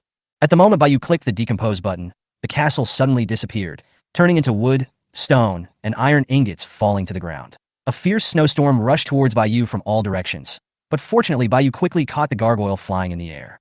I knew it. Fortunately, Bayou predicted it in advance. The gargoyle carried Bayou slowly to the ground. Bayou immediately ordered the undead to start collecting materials on the ground and then transport them towards the castle. However, these materials were scattered, and transporting them was a real hassle. Bayou could only wait for the gargoyles to bring back the boxes that had just transported the supplies. At least this way it can be delivered faster. It's night. The bad weather on the snowy mountain made Bayou unable to tell the color of the sky. Bayou remembered that it was already dark when he first entered the castle. Now there was a snowstorm all around and it was getting dark, so I was completely lost. After Bayou had arranged for the undead to transport almost all the supplies, Bayou planned to go deep into the snow-capped mountains with Xiaobing. According to Bayou's understanding, the strongest creature in the entire snow mountain is the frost dragon. Now that the angels and holy knights are gone, Bayou is still very safe. Xiaobing, let's go. Smiley face, the 4th update. I really have no more draft save crying. Chapter 72. Encounter with the Lord. You have new private chat message. Just as Bayou was about to take off, he saw a system prompt and clicked it. The Orphan of Zhao. Boss, 10,000 pieces of equipment have been refined. I've sent them to you. The speed is quite fast. Bayou thought he would have to go there at midnight, but Bayou was outside and could not list the product on the exchange, so he could only wait until he got back. Cabby Patty, I'm outside now. I'll put it on the shelf when I get back to the castle. Zhao Yanxue, I could never have imagined that Bai Yu was not in the castle so late at night. Do all the big guys level up by killing monsters at night? Sure enough, there is still a big gap between me and the big guys. Even though there was no danger near Zhao Lianshue's castle at night, she was still scared and didn't dare go out. The double attribute of the night is for those lords who have courage, strength, and opportunity. But Zhao Lianxue was really overthinking this time. Bai Yu was simply delayed until the evening because he went out late. Set off. Xiaobing took off instantly with Bai Yu on board. The gargoyles and bone dragons behind them also flapped their wings and flew away, leaving behind some undead who were still picking up materials on the ground and headed towards the depths of the snow-capped mountains. The snowstorm got even stronger at night. Bai Yu, who was in the air, couldn't open her eyes because of the strong wind and blizzard. She could only try to lie on Xiaobing's body to reduce wind resistance. There was no moonlight on the snowy mountain, and it was pitch black all around. Bai Yu couldn't see anywhere clearly. Bai Yu lay on Xiaobing's back, with his little head tilted to look diagonally downward. Just as Xiaobing flew over a snowy mountain, Bai Yu saw a monster with red eyes on the top of the mountain. Because the eyes were glowing, Bai Yu could only see that it was a pair of eyes, but the undead were different from Xiaobing. They could see clearly even at night, and would not be affected at all. In fact, Xiaobing's strength would be enhanced in this kind of weather. What is that? Bai Yu knew that Xiaobing must have seen that figure. This was its home, and no one was more familiar with it than it. Fenri, a monster that only appears at night and wanders inside the snowy mountains, has very low intelligence. Xiaobing didn't look too worried about this thing, so it shouldn't be dangerous, so Bai Yu didn't ask any more questions. Putting aside whether this snowy mountain is dangerous at night, the bad weather alone is enough to discourage any creature that wants to go up the mountain. Bai Yu just lay quietly on Xiaobing's back, waiting to reach the destination. Xiaobing's flying speed is even faster than Arthur's. Xiaobing's attributes are higher than Arthur and the Bone Dragons. In addition, with the attribute blessing on the snow mountain, his speed is extremely fast. In order to travel as quickly as possible, Bai Yu asked Xiaobing to leave the other undead behind, with only Arthur following. Otherwise, you have to wait for the gargoyle to catch up while flying, which is too slow and too painful. Call. 2 dragon shadows, one large and one small, flew rapidly in the dark sky above the snow-capped mountains. Even though we were flying at such a fast speed, it still took more than 2 hours. This shows how big this snow mountain is. During this time, Bai Yu has been paying attention to the system time. It is now close to 9 o'clock in the evening. As Xiaobing slowed down, Bai Yu knew that they were finally reaching their destination. After more than 2 hours of agony, Bai Yu was finally able to land. Master, there is someone down there. Xiaobing immediately saw dozens of figures moving about below. They were searching for the werewolf's corpse in the snow.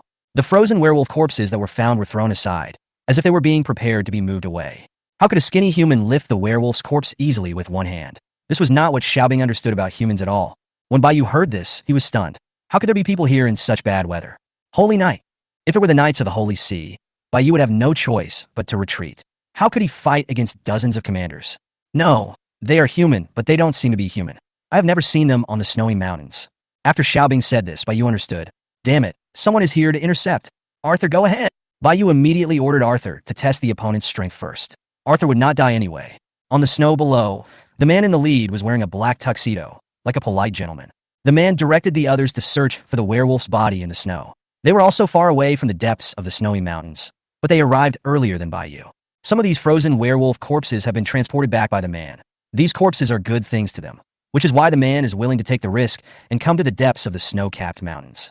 The man's keen sixth sense detected a sudden, unusual sound of wind in the sky. Looking up, he saw a huge bone dragon falling from the sky.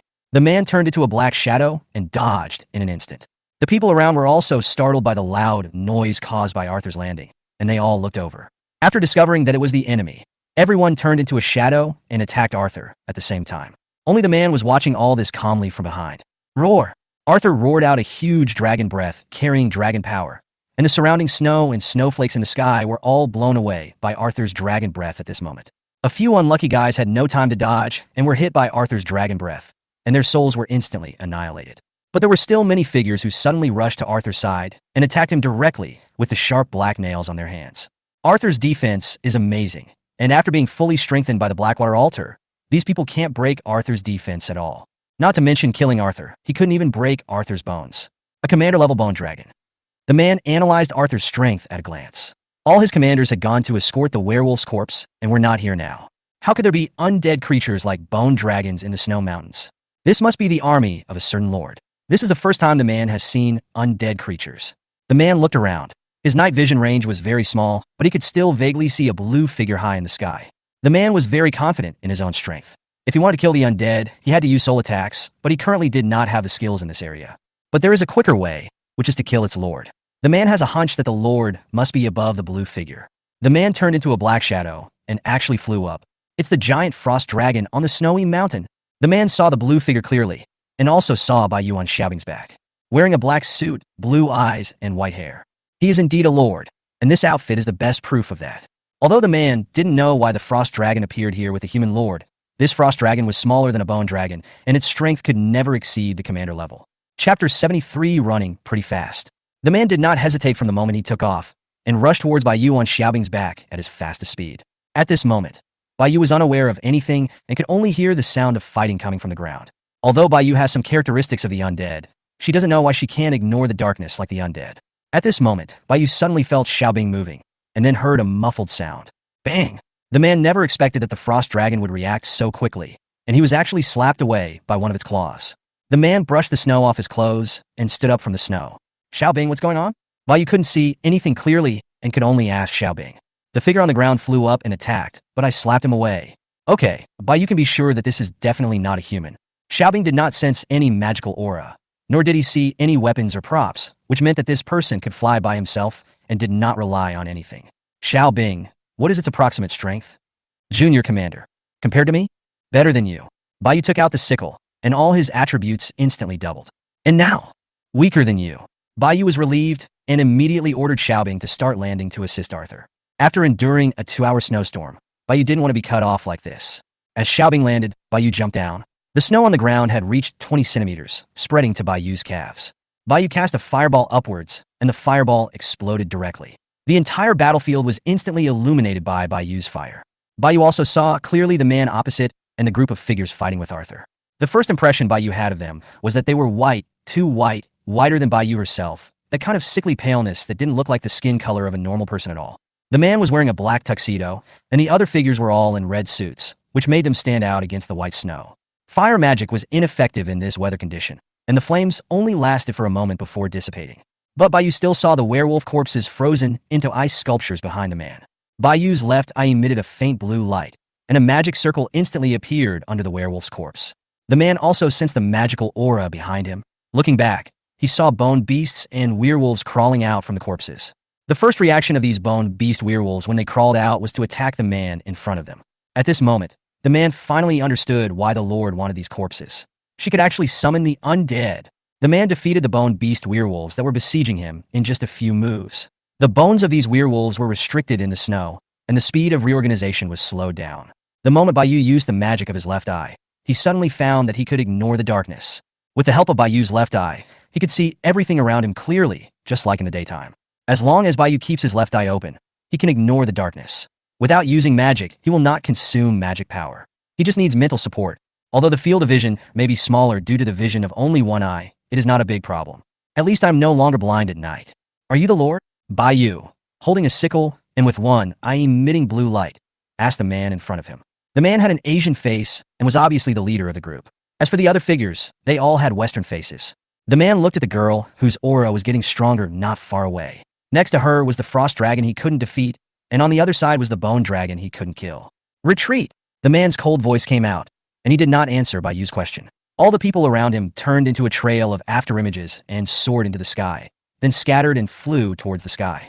With the help of his left eye, Baiyu felt that his 5 senses were strengthened and his body became much more sensitive. Baiyu cast dark magic, and his figure instantly turned into black mist and disappeared. When he reappeared, he was already in front of the man. Baiyu swung the sickle in his hand, and the huge sickle blade was burning with black flames, slashing at the man. The black flame formed a long black tail under Baiyu's rapid swing.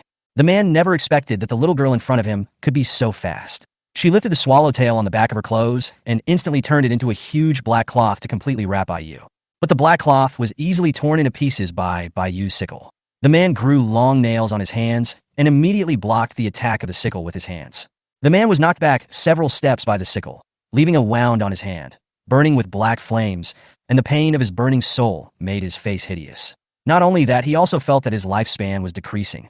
The man immediately decided to chop off the injured arm with his other hand. The fallen arm quickly turned into ashes on the snow, and the man disappeared on the spot, covering his broken arm. It runs pretty fast. Arthur flapped his wings and flew towards the group of people. Xiaobing still stayed where she was, responsible for Bayu's safety. The sickle in Bayu's hand turned into a stream of light and then turned into a bracelet which was worn on Bayu's wrist. Bayu couldn't fly, so he could only watch them escape. Arthur chased them, but their flying speed was not slow, and their bodies were small and more flexible. Even if they couldn't run away, they could hide. It turns out that opening the left eye has hidden attribute bonuses. Bayu had never discovered this before and only used it as a summoning skill. There were traces of turning over in many places on the snow, indicating that these people had arrived a long time ago and had carried away a lot of werewolf corpses. Someone else got there first. Bayu also specifically asked Xiaobing, but Xiaobing had no impression of them. It was likely that the castle was outside the snow mountain, and he could also see the battle in the center of the snow mountain. Bayu couldn't understand what use these corpses could be to other lords besides himself.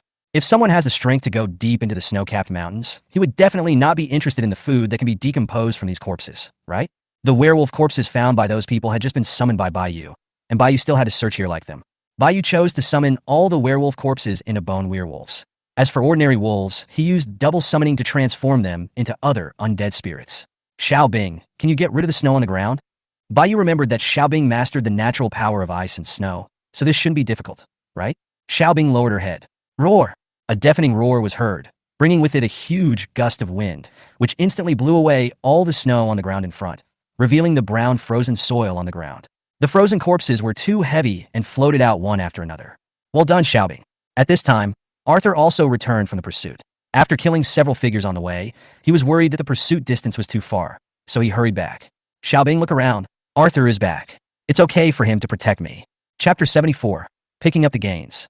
Xiaobing flapped his wings and flew away, heading towards his nest. Bayu was counting the corpses on the ground. He used his left eye to summon werewolf corpses and used his sickle to double summon ordinary wolf corpses. It is unknown how long it will take to transport this frozen werewolf corpse back for summoning. The more you can summon, the better. Moreover, this place is deep in the snowy mountains, and the terrain is not easy to walk on. It is also very far from Bayu's castle. Bayu couldn't imagine how long it would take for the army undead summoned here to return to the castle. Bayu planned to summon some of these corpses here, and then decompose them one by one. It would be more convenient to transport the remaining corpses and supplies back in this way. An hour and a half later, other bone dragons and gargoyles also arrived one after another, and helpers came to transport supplies. Bayu had almost summoned and decomposed these corpses. Bayu found not only the werewolf's body, but also a few strange stones, which should be the body of the stone giant that Xiaobing mentioned.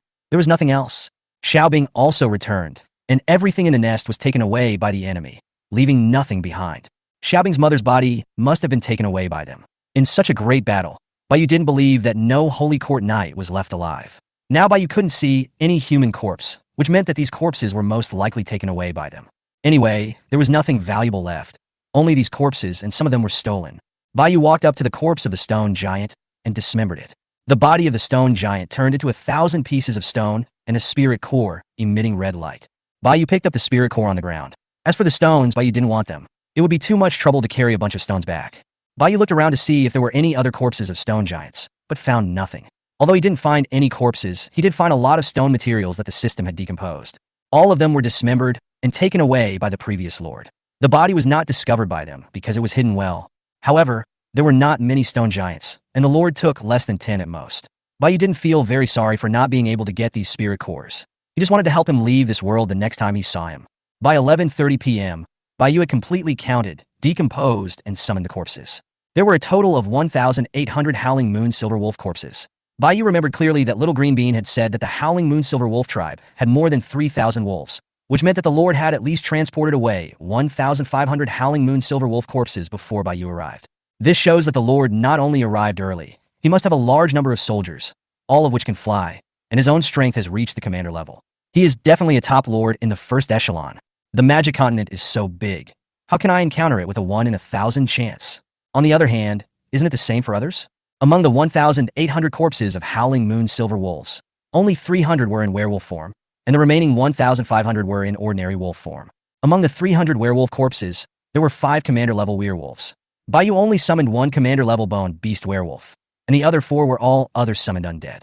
The 4 commander-level creatures are a skeleton demon, 2 demon soul masters, and a gargoyle. The decomposition of 300 werewolf corpses yielded 6,000 portions of elite food, 500 magic crystals, and 160 spirit cores. The remaining 1,500 corpses can summon 3,000 undead, and Bayou's undead army can be directly expanded to 5,000. The wish is beautiful, but the reality is not. Summoning 1,500 corpses is a huge project. Bayou calculated that his magic power is 120, summoning consumes 3 points, and 1 point is restored in 1 minute. It took 2 hours to summon 40 corpses and 80 undead spirits. Bayou needed to summon continuously for more than 3 days, without sleep, to summon all 1,500 corpses. Wait, taking out the sickle will double your magic power, which means you can summon 80 corpses in 2 hours. This way, time will indeed be accelerated a lot. But it is still unrealistic to summon all of them before the beast tide comes, because Bayou cannot summon them all day long, and Bayou still needs to rest. Bayou vomited blood directly. The goal of summoning 3,000 undead from 1,500 ordinary wolf corpses was simply unrealistic. Bayou first summoned 300 werewolf corpses, because Bayou could use the magic of his left eye to summon them directly without consuming any magic power. As for the remaining 1,500 corpses, they can only be transported back to the castle and summoned slowly. Although the sickle can summon 2 at a time, it still consumes 3 points of magic power. Not only does the magic power take time to recover, but it can only summon 1 at a time. Throwing them directly into the Blackwater altar would allow for quick summoning. In order to save time, Bayou thought about it. It was almost the last day. Before the beast tide arrived, he could only summon a maximum of 400 corpses, or 800 undead. Bayou planned to throw the remaining 1,100 corpses directly into the Blackwater altar. If Bayou used his left eye to summon so many corpses, he would probably faint. Bayou first used up all his magic power to summon a part of them, and he will slowly summon the rest from tonight to tomorrow night. Bayou ordered the undead that had rushed over to start carrying the bodies of the Howling Moon Silver Wolves. As for the army that had just been summoned, Bayou did not make things difficult for them and let them return to the castle with all their strength. Fortunately, Bayou brought enough gargoyles this time, and with the help of the Bone Dragon, he was able to transport all the corpses back at once. Bayou ordered Arthur to escort from behind, while Bayou rode Xiaobing back to the castle first. 2 hours later, Bayou finally flew out of the snow mountain and returned to the castle. The operation that had lasted a night of agony finally came to an end. It's already 2 o'clock. The first thing Bayou does after returning to the castle is to put the 10,000 pieces of equipment sent by Zhao Lianxue on the shelves. Now Bayou only needs magic crystals to upgrade the barracks, and the last day has begun. Bayou planned to upgrade the barracks before summoning them. Anyway, he already had a lot of undead now, and he wouldn't need these 20. Even if they were very powerful, they couldn't be upgraded to the commander level in 1 day. Bayou recovered the supplies looted from the werewolf castle piled outside the gate with just 1 click. Congratulations to the Lord for obtaining 4,000 magic crystals, 5,000 portions of food, 2,000 portions of stone, 80 soul cores, and 200 pieces of animal fur. These are the supplies in the werewolf castle, as well as the 10 wood, 20 stone, and 5 iron ingots that Bayou obtained by decomposing the werewolf castle crystal. This time I found a bargain, and it can be said to be a great harvest. What else do you want if it's given for free? Chapter 75, Allocating Resources. The army undead don't stay in the castle to sleep. Bayou harvested 2,800 pieces of wood and 2,000 pieces of stone, which were the undead's harvest in 1 night. As for the animal carcasses next to the castle gate, Bayou planned to leave them alone for now and wait until tomorrow morning to decompose and recycle them.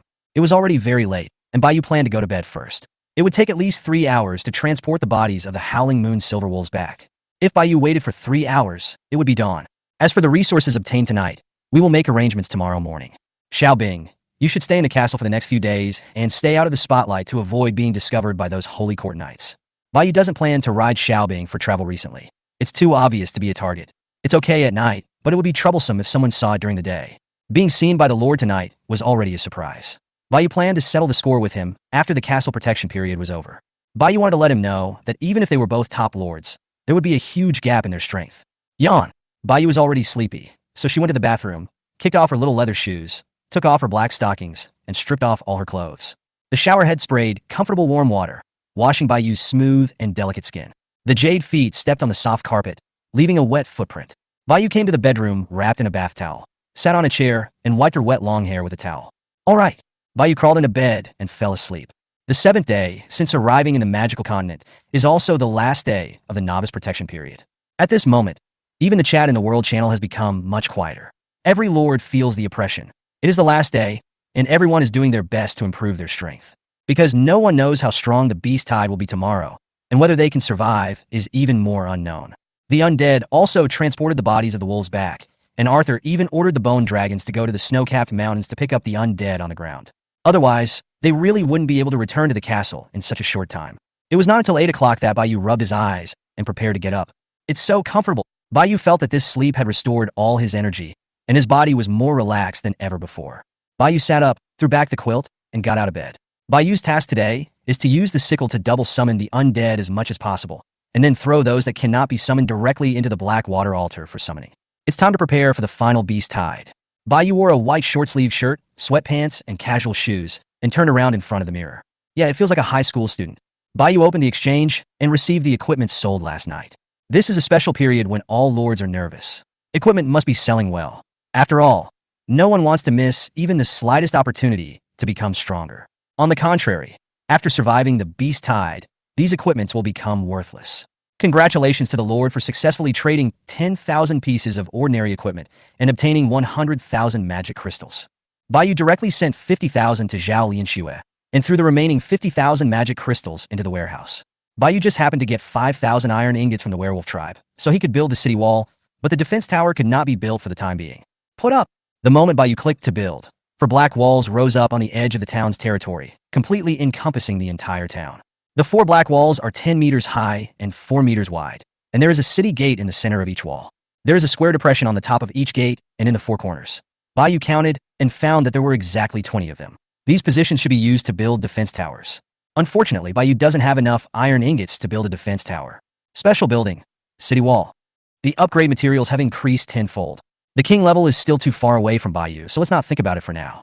Just relying on the command level defense of the city wall, most of the monsters in the beast tide can be stopped outside the town territory. Combined with Bayou's undead army, there is nothing to fear at all.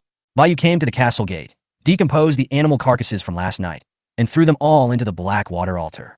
These animal corpses below level 3 are not worth Bayou's use of undead summoning magic. Besides, Bayou couldn't summon all the corpses of Howling Moon Silver Wolves, so he didn't have time to take care of them. A Howling Moon Silver Wolf, at the very least, isn't it much stronger than those wild beasts? Break down! Congratulations to the Lord for successfully decomposing. There is too much food. Bayou now has more than 7,000 portions of food, including 6,000 portions of elite food. However, Bayou does not plan to sell the elite food this time. He will leave it for Xiaobing as rations. Xiaobing can also gain extra experience points by eating it. Maybe he will level up while eating it. These ordinary foods were not very useful, so Bayou sent 1,000 portions to Sun Xiaoxiao and Zhao Lianxue respectively. These foods are enough for Sun Xiaoxiao to eat for a while. At least she doesn't have to worry about food for the time being. As for Zhao Lianxue, there is no need to mention her. She has helped Bayou so much. Next, Bayou plans to upgrade the barracks, but he has not summoned today's troops yet. Required to upgrade the barracks: 12 magic crystals, 120 spirit cores. Upgrade. Required to upgrade the barracks: 14 magic crystals, 140 spirit cores. Upgrade. He upgraded 2 levels in a row, with good results. If he had enough spirit cores, Bayou could have upgraded 1 more level. Bayou took a look at the warehouse and found that there were still a lot of wood and stones, more than 20,000 magic crystals, and more than 100 spirit cores. In addition to iron ingots, Bayou was not short of other supplies. There is still a town-specific building, Shuttle Gate, that has not been built yet. Now that we have plenty of resources, we might as well build it all at once. Bayou clicked on build directly with her little hand. The castle gate faces the city wall gate 2 kilometers away. A black building emerges roughly in the middle. Bayou walked over and planned to take a look at the portal. The black building was 5 meters high. A few steps up was a big door. Bayou opened the door and saw that the inside was empty except for a tall, rectangular portal at the innermost position. Bayou came to the portal and found the system panel. He could also set the location he wanted to teleport to. There were only Sun Xiaoxiao and Zhao Lianxue in the list, and they were all gray and could not be clicked. It's boring. Bayou suddenly felt bored and went back into the castle. Bayou came to the barracks and prepared to summon soldiers, hoping to draw new ones this time. Bayou's little hands are in the shape of claws. Luck cannot be forgotten. The undead crystal has been charged. Do you want to summon it immediately? Bayou exerted a little force with her little hand and clicked without hesitation. Call. Chapter 7610 by 10. The undead crystal emitted a familiar pale green light. 20 figures began to gather behind the barracks crystal. Bayou saw 10 special figures emerging, different from all the undead in the past. This is a new type of soldier, and there are 10 of them at once. Each figure was skinny, dark-skinned, and sickly looking. It's not quite accurate to say that it's in human form. To be precise, it's a person, but he looks very weak, as if he had been hungry for several days. Everyone was wearing a loose black robe that extended from head to toe, and holding a long black magic wand in their hands. When the 10 people saw Bayou, they immediately fell to their knees. Your most pious apostle has met Her Majesty the Queen. The remaining 20 undead were all summoned ordinary undead. There were no liches or zombie titans, and Bayou did not pay too much attention to them. However, 2 ghost dragons were summoned, which was a pretty good harvest. It was just that this zombie titan was a bit mysterious. Bayou had unlocked it a long time ago, and he had a total of 50 chances twice, but he didn't summon it once.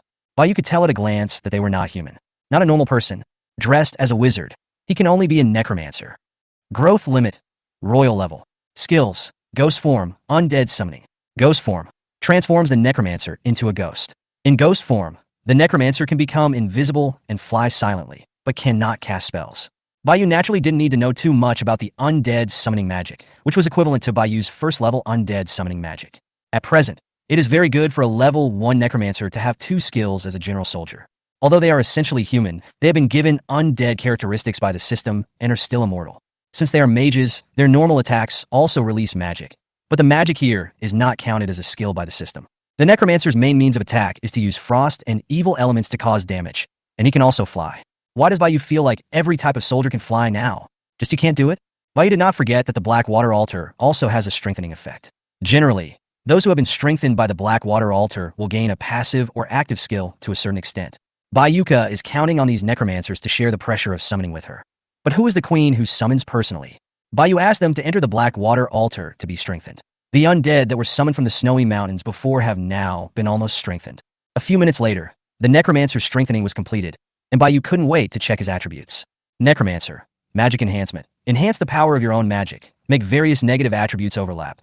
Increase the magic value limit by 20 points, and each attribute point. Although this attribute is a bit lame, the necromancer fights with magic. After being strengthened, the necromancer can directly have 50 points of magic power. It is indeed a bit abnormal. Since it was a magic enhancement, Bayou also looked at the necromancer's skills again. Ghost form now allows you to cast spells or attack while in ghost form, while still remaining invisible. Bayou was even happier when he saw the magic of summoning the undead. The necromancer's magic of summoning the undead was also upgraded to the 2nd level, and he could also summon 2 undead but only skeletons. Currently, the skeletons have broken the level cap. With John here, even the skeleton soldiers summoned by the necromancer can still be upgraded. It is Bayou's best choice to improve his current strength. Bayou smiled happily. Not only could all the 1,500 Howling Moon Silver Wolves corpses be summoned, but he could also release them directly without Bayou having to do it himself. The necromancers have the bonus of the Bone Throne in the castle. Their level is increased by 1, and their magic points are increased by 10 points, so they can summon 3 more. The core of the undead army's violent assault. Bayou immediately arranged them to engage in tense and exciting work. 1,500 corpses is a huge project, and they cannot slack off. When Bayou checked the system panel, he saw a bunch of red dots at the bottom, and then he reacted. Yes, Arthur killed a lot of that Lord's soldiers last night, and the system has a kill prompt. Because you are outside the territory, no prompt will pop up when you kill enemy troops. Otherwise, if you are fighting with others and a system reminder suddenly pops up in your face, you are doomed. Moreover, this reminder could be actively chosen to be Do Not Disturb because at that time Bayou's undead were killing enemies almost every moment, and the message kept popping up almost annoyed Bayou to death. Especially when they were cleaning up Quinn's nest. There were so many messages that Bayou directly turned on the Do Not Disturb function. Bayou clicked on the system prompt. Your unit killed. Vampire?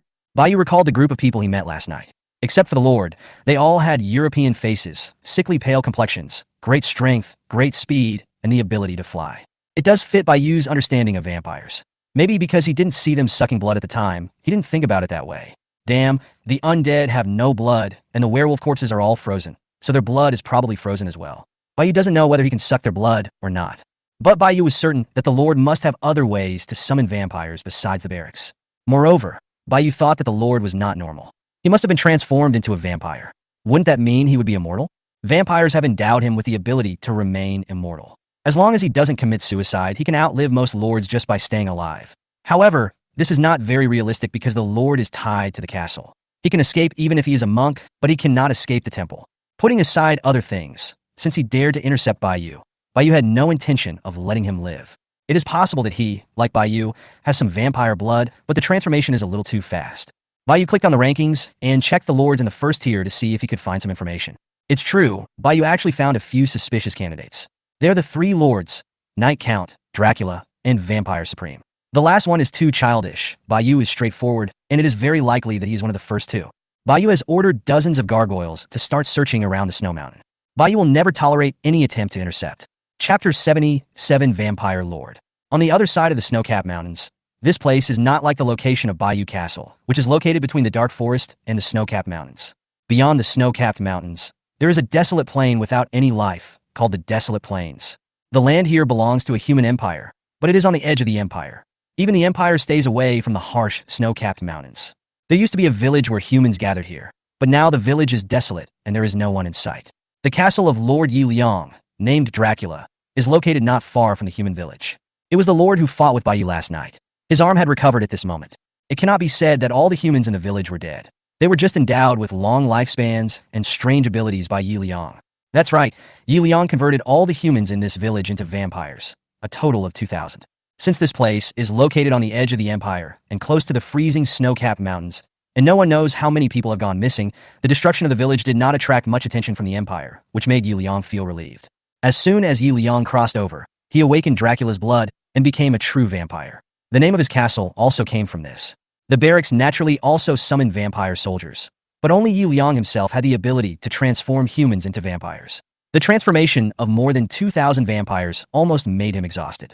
Vampires need to suck human blood to ensure a long lifespan and unlimited vitality, but the humans in a magical continent may also be the human forces in martial state.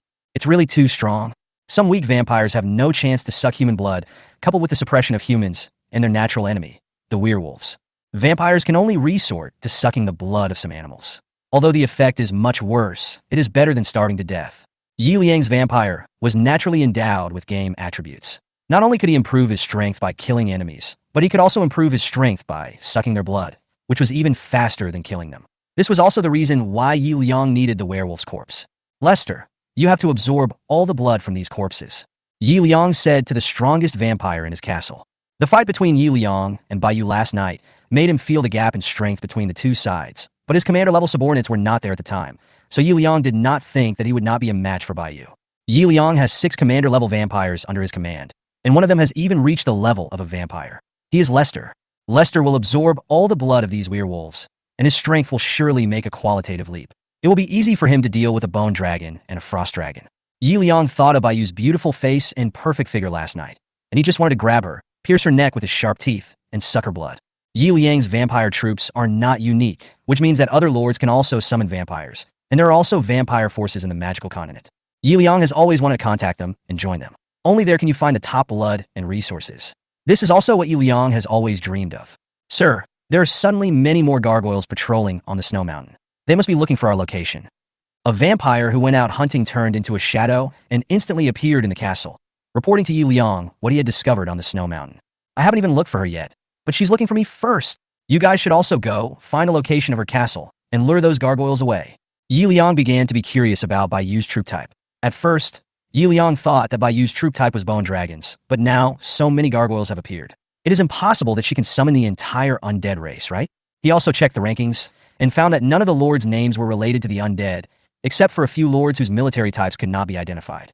Yi Liang guessed that Baiyu was one of them.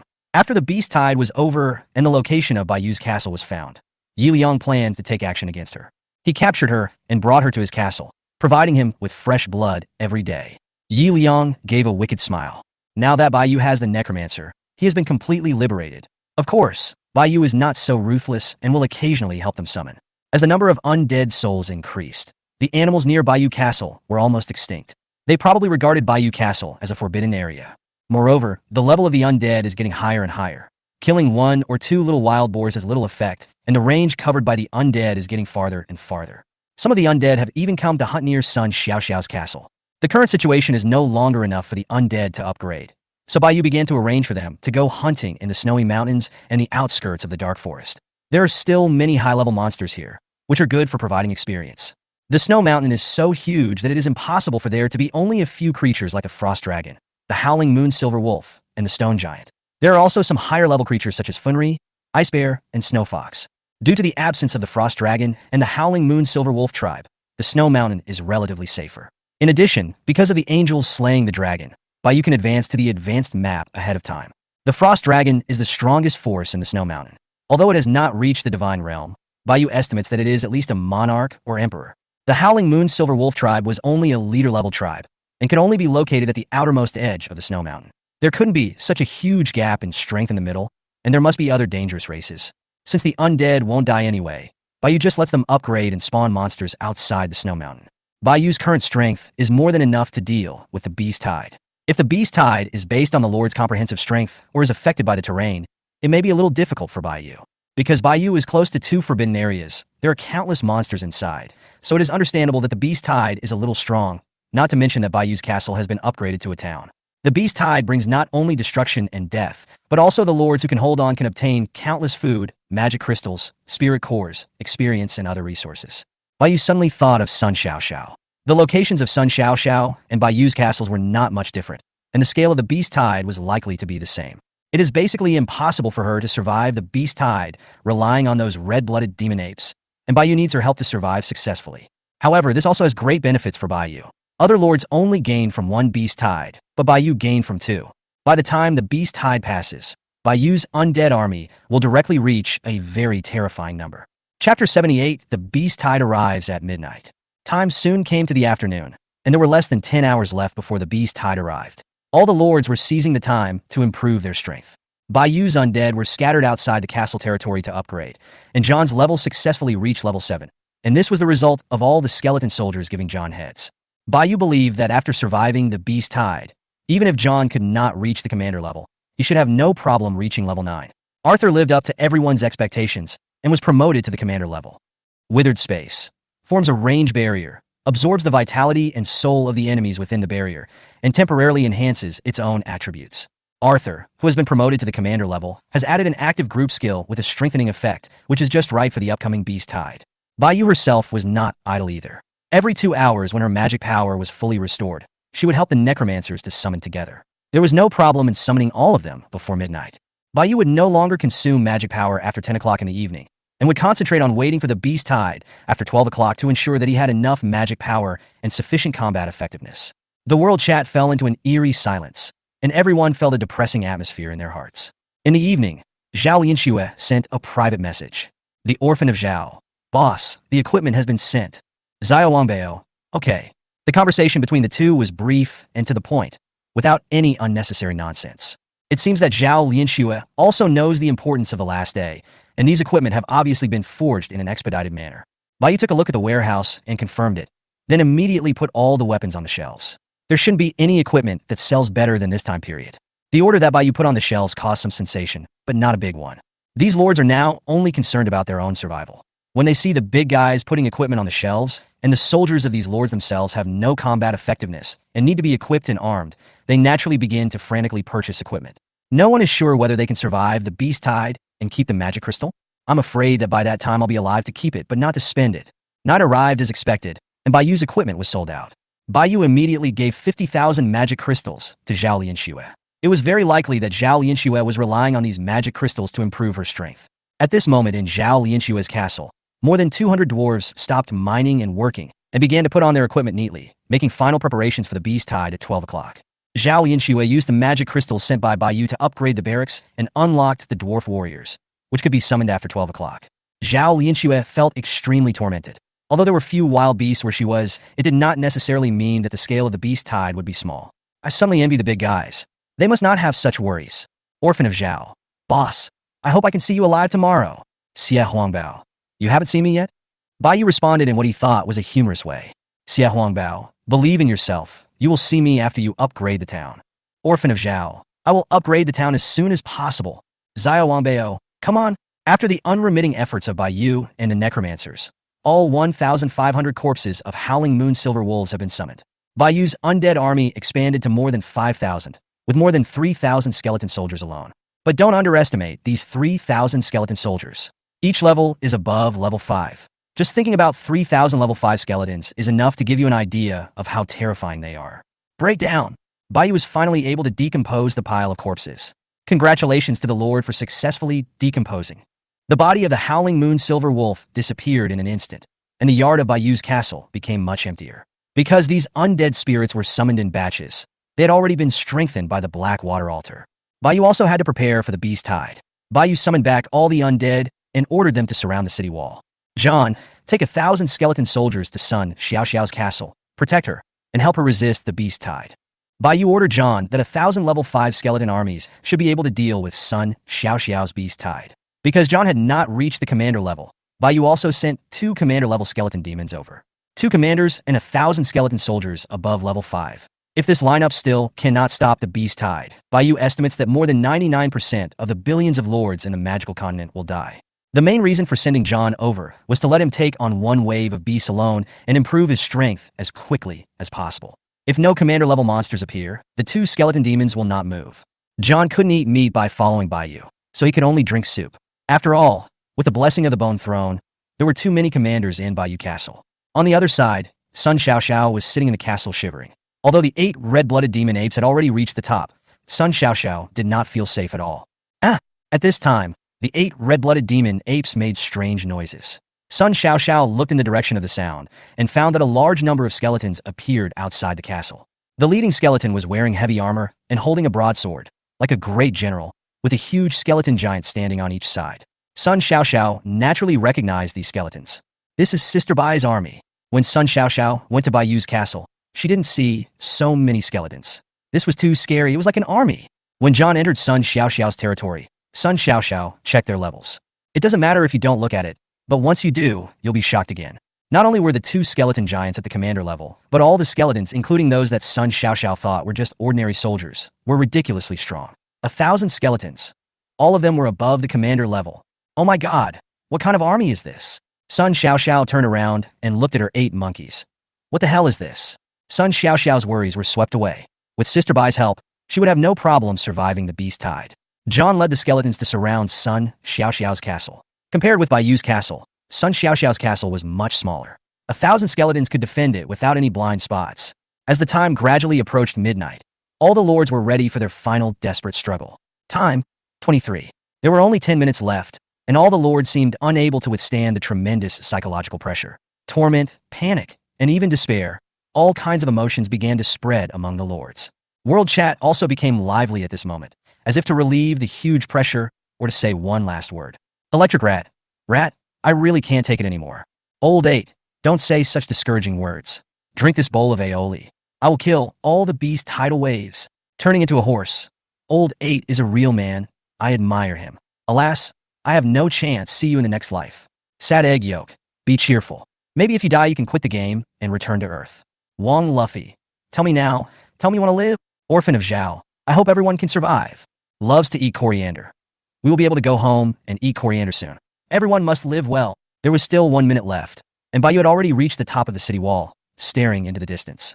Bayou didn't wear a skirt today, just to facilitate her movements. All the soldiers had to fight the enemy outside, so Bayou naturally wouldn't stay in the castle. She had to stop the beast tide outside the city wall. Bayou has discovered that the protective shield in front of him has begun to flicker. As time goes by, the flashing frequency becomes faster and faster, like a light bulb that may go out at any time.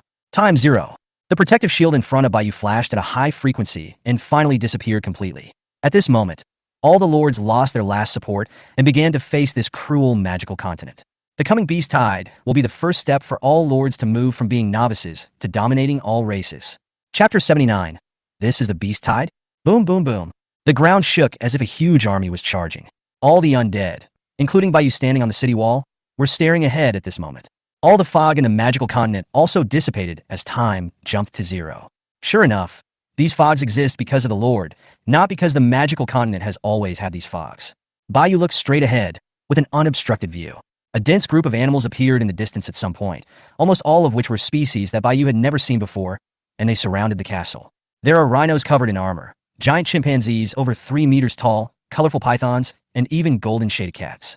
These are just the animals that Bayou can see in appearance. There are many strange and unknown species. But at this moment, without exception, all of them had bloodshot eyes, as if they had lost their minds, and launched a fierce attack on Bayou's castle. The huge, strange bird in the sky emitted rays, and flocks of crows launched a suicidal charge towards Bayou's castle. Kill! Bayou raised her little hand and shouted. If the beast tide was only of this degree, then Bayou would be very disappointed. The creatures here were all just ordinary levels, and there weren't even any commander-level ones. On the other hand, on Bayou's side, above the castle were hundreds of gargoyles flapping their wings and floating in the air, hundreds of ghosts with transparent spirits floating, and even a dozen undead dragons. There are also thousands of various undead armies on the ground, including bone beasts, werewolves, skeleton soldiers, zombies, and undead knights. This was the first time that Bayou gathered so many undead in the castle. The scene was much more shocking than the beast tide. Beast tide? What a joke! Bayou sneered and showed these beasts what a beast tide is. What kind of defense is this? Just fight it. Soon, as the frontline beast tide approached, the undead also fought with the beasts. This group of beasts seemed to be coming with great force, but in fact they could not even break through the blockade of the undead on the ground, not to mention that Bayou's undead air force was the strongest force. Bayou stood on the city wall and looked up. Magical beasts began to rush down the snow-capped mountains, not far away. Bayou looked back at the back of the castle and found that the same thing was happening in the dark forest. It seems that this beast tide is not as simple as imagined. The first one that appears should be the most common beast tide that all lords have to face. As for the later ones, it should be determined by the location of the castle and the overall strength. Bayou released fire magic on the city wall, attacking the monsters in the sky. After using up about 1/3 of his magic power, Bayou took out his sickle and used dark magic to teleport directly from the city wall to the ground. The beast tide was not very powerful, which was a good opportunity for Bayou to practice his combat skills. Moreover, the monsters killed with the sickle would be directly transformed into undead. As for the other monster corpses, they would be summoned by the necromancer on the city wall. Bayou's undead army will only grow larger and larger. The beast tide may be a disaster for some lords, but for Bayou it is a great opportunity to become stronger. The Warcraft Bayou was directly transformed into a bone beast, and all those below it were summoned into ordinary undead. All of these monsters were as follows. With Bayou's level +1 on the bone throne and the double attribute of the sickle, he could basically kill them one by one, just like chopping melons and vegetables. At this moment, Bayou was just using the sickle to launch the most common attack, and even magic was useless. These beast tides had no power to resist at all. At least Bayou killed them one by one, but Arthur was even more unreasonable. He used the Withering Space skill to instantly kill a large number of monsters. With the monsters from the two forbidden areas of Snow Mountain and Dark Forest in the rear joining the battlefield, the overall strength of the monsters has also been improved to a higher level. As a commander, Bayou leads the undead in the rear on his own. A huge white bear rushed towards Bayou, and the huge force brought by its paw directly smashed the skeleton warriors on both sides. At this moment, the white bear's eyes were bloodshot. Although it was a commander-level monster, it was just like an ordinary monster without intelligence. It relied entirely on its own brute force to attack. The white bear slapped Bayou with its palm, but Bayou dodged nimbly and swung the flaming sickle in his hand towards the white bear. Jingle! When the white bear heard the crisp sound of the sickle, the redness in his eyes faded a little, revealing a puzzled expression. Why am I here? The sickle's attacks followed one after another, leaving a huge wound on the white bear's side, and the flames burned the skin, leaving a charred area. The white bear felt pain and slapped Bayou on the side. Bang! The huge force formed a crack in the ground, but Bayou's figure had long disappeared. The white bear sensed something and looked down to see a red magic circle appear under his feet. Before he could react, a huge pillar of fire swallowed him up. Then instantly several black spears flew over and pierced into the pillar of fire. The white bear's body was instantly pierced by the black spear. The pain that pierced its soul made it completely sober up, and the scarlet in its eyes completely dissipated, turning into a trace of clarity. Just as the white bear was about to beg for mercy, the surrounding pillars of fire suddenly disappeared, and the red magic circle under its feet turned gray. The white bear's body was pierced by a black spear and was burning with a strange black flame. It was completely powerless to resist, and its huge body was crushed to the ground in an instant. The white bear felt that his vitality was rapidly dissipating. That's right, this gray magic circle is Bayou's undead summoning magic. Bayou had been trapped in a misunderstanding before. That undead summoning magic can only be used on corpses, and Bayou had always believed that this was a skill that did no damage. What if you summon a living thing? Now the answer is obvious. Although living creatures cannot be summoned, their vitality will be rapidly depleted until they die. In other words, the undead summoning magic will also cause harm when used on living things. There is also a small suppressing effect that prevents them from escaping from the magic circle. If it were an uninjured white bear, it might have been able to break free in an instant, but it is now seriously injured and cannot break free at all. You can only wait quietly for death in the summoning magic circle. The white bear fell and died in the magic circle. A huge skeleton demon crawled out of the magic circle, instantly joined the battlefield, and began to rampage at the surrounding beasts. It's not that Bayou doesn't want to double summon, but with Bayou's current level of undead summoning magic, corpses above the commander level cannot be double summoned, and only one can be summoned. Congratulations to the Lord for killing the winter ice bear and gaining 240 experience points. Double experience at night. It must be so cool with so many monsters. Little Karami, do you want to fight with me? Chapter 80.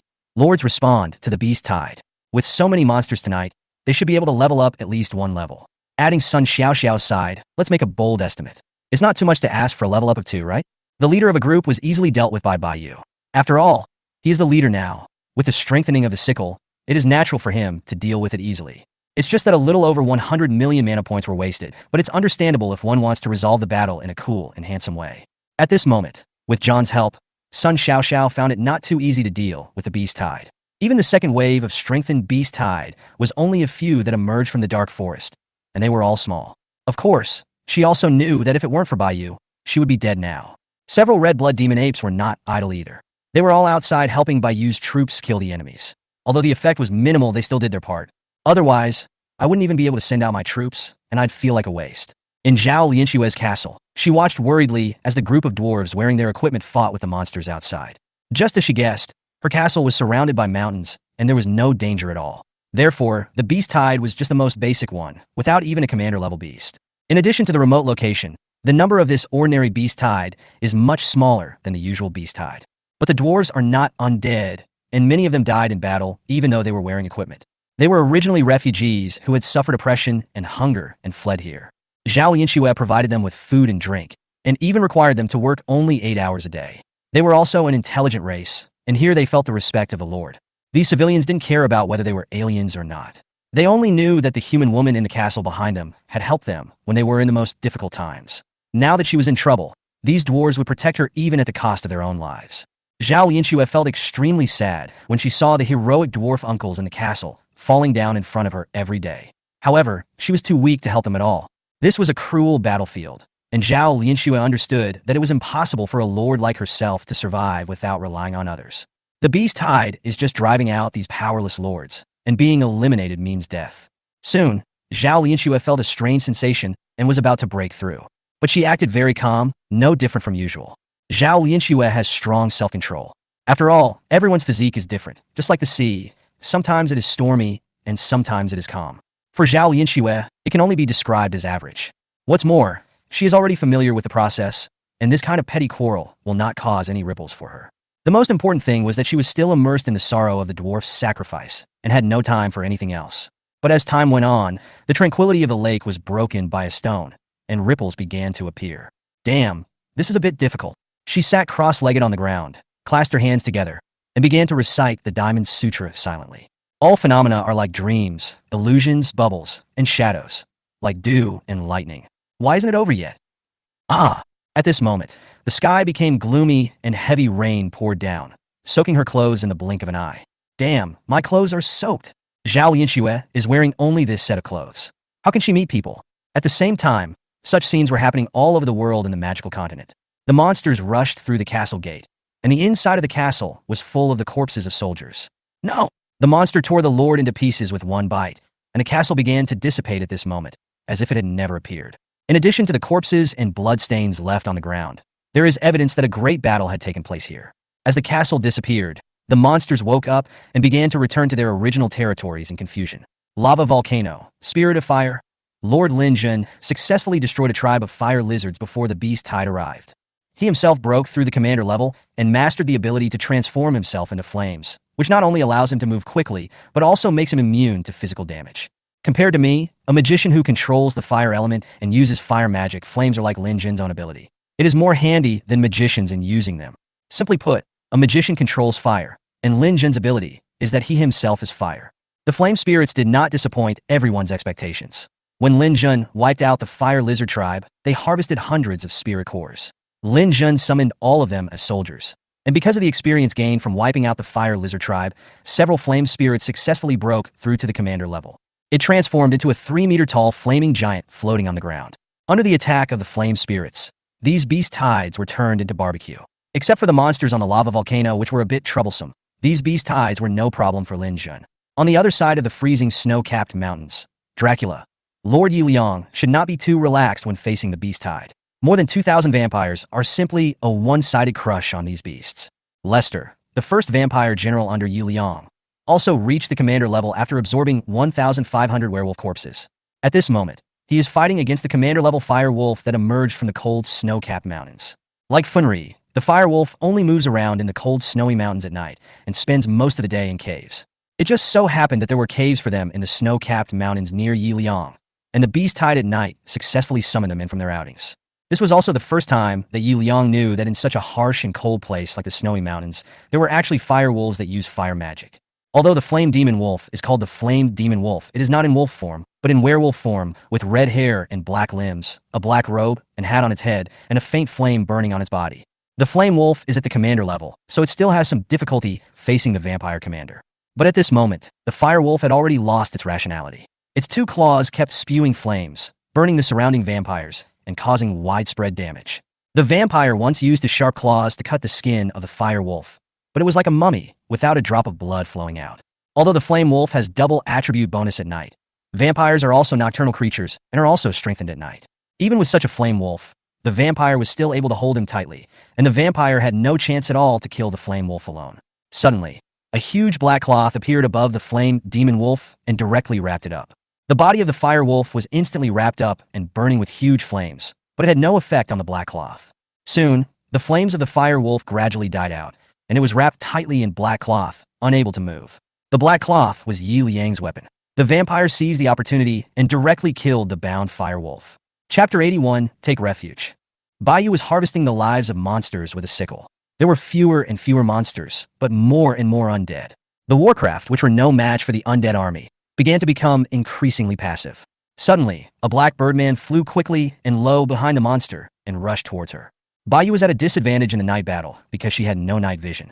Upon hearing the reminder from the necromancer above, she instantly opened her left eye and her 5 senses were enhanced.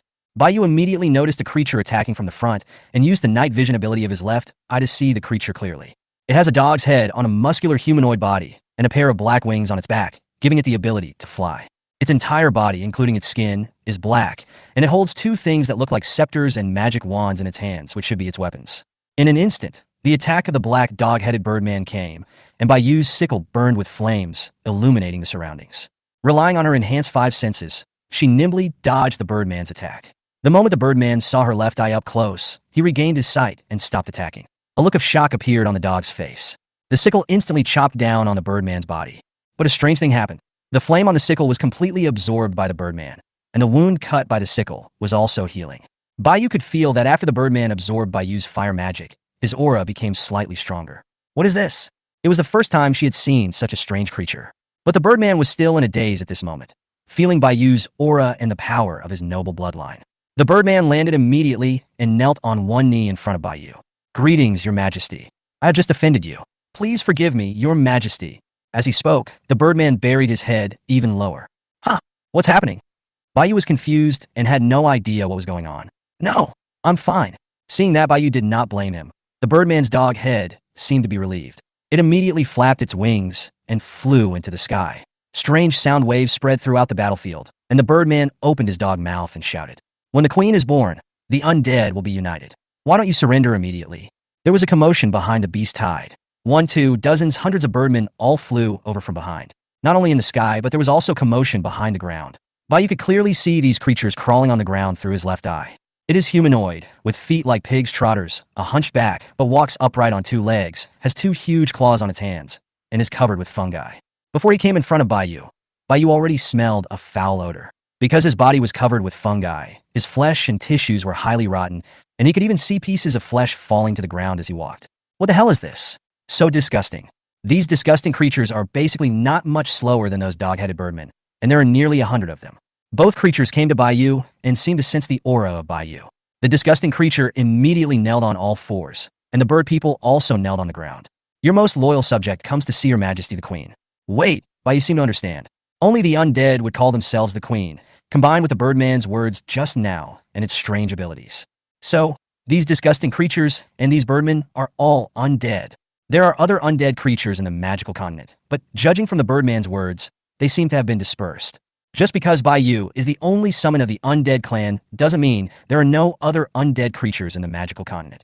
Yes, but not many, because there are too many types of undead. These native undead may have been glorious in the past, but now they have split up for unknown reasons and are fighting each other. Their status is basically at the bottom of the magical continent. According to the birdman, the undead tribe should have had a king in the past, but the king died. This led to the split of the undead tribe into more than a dozen tribes, large and small. Kill all these monsters.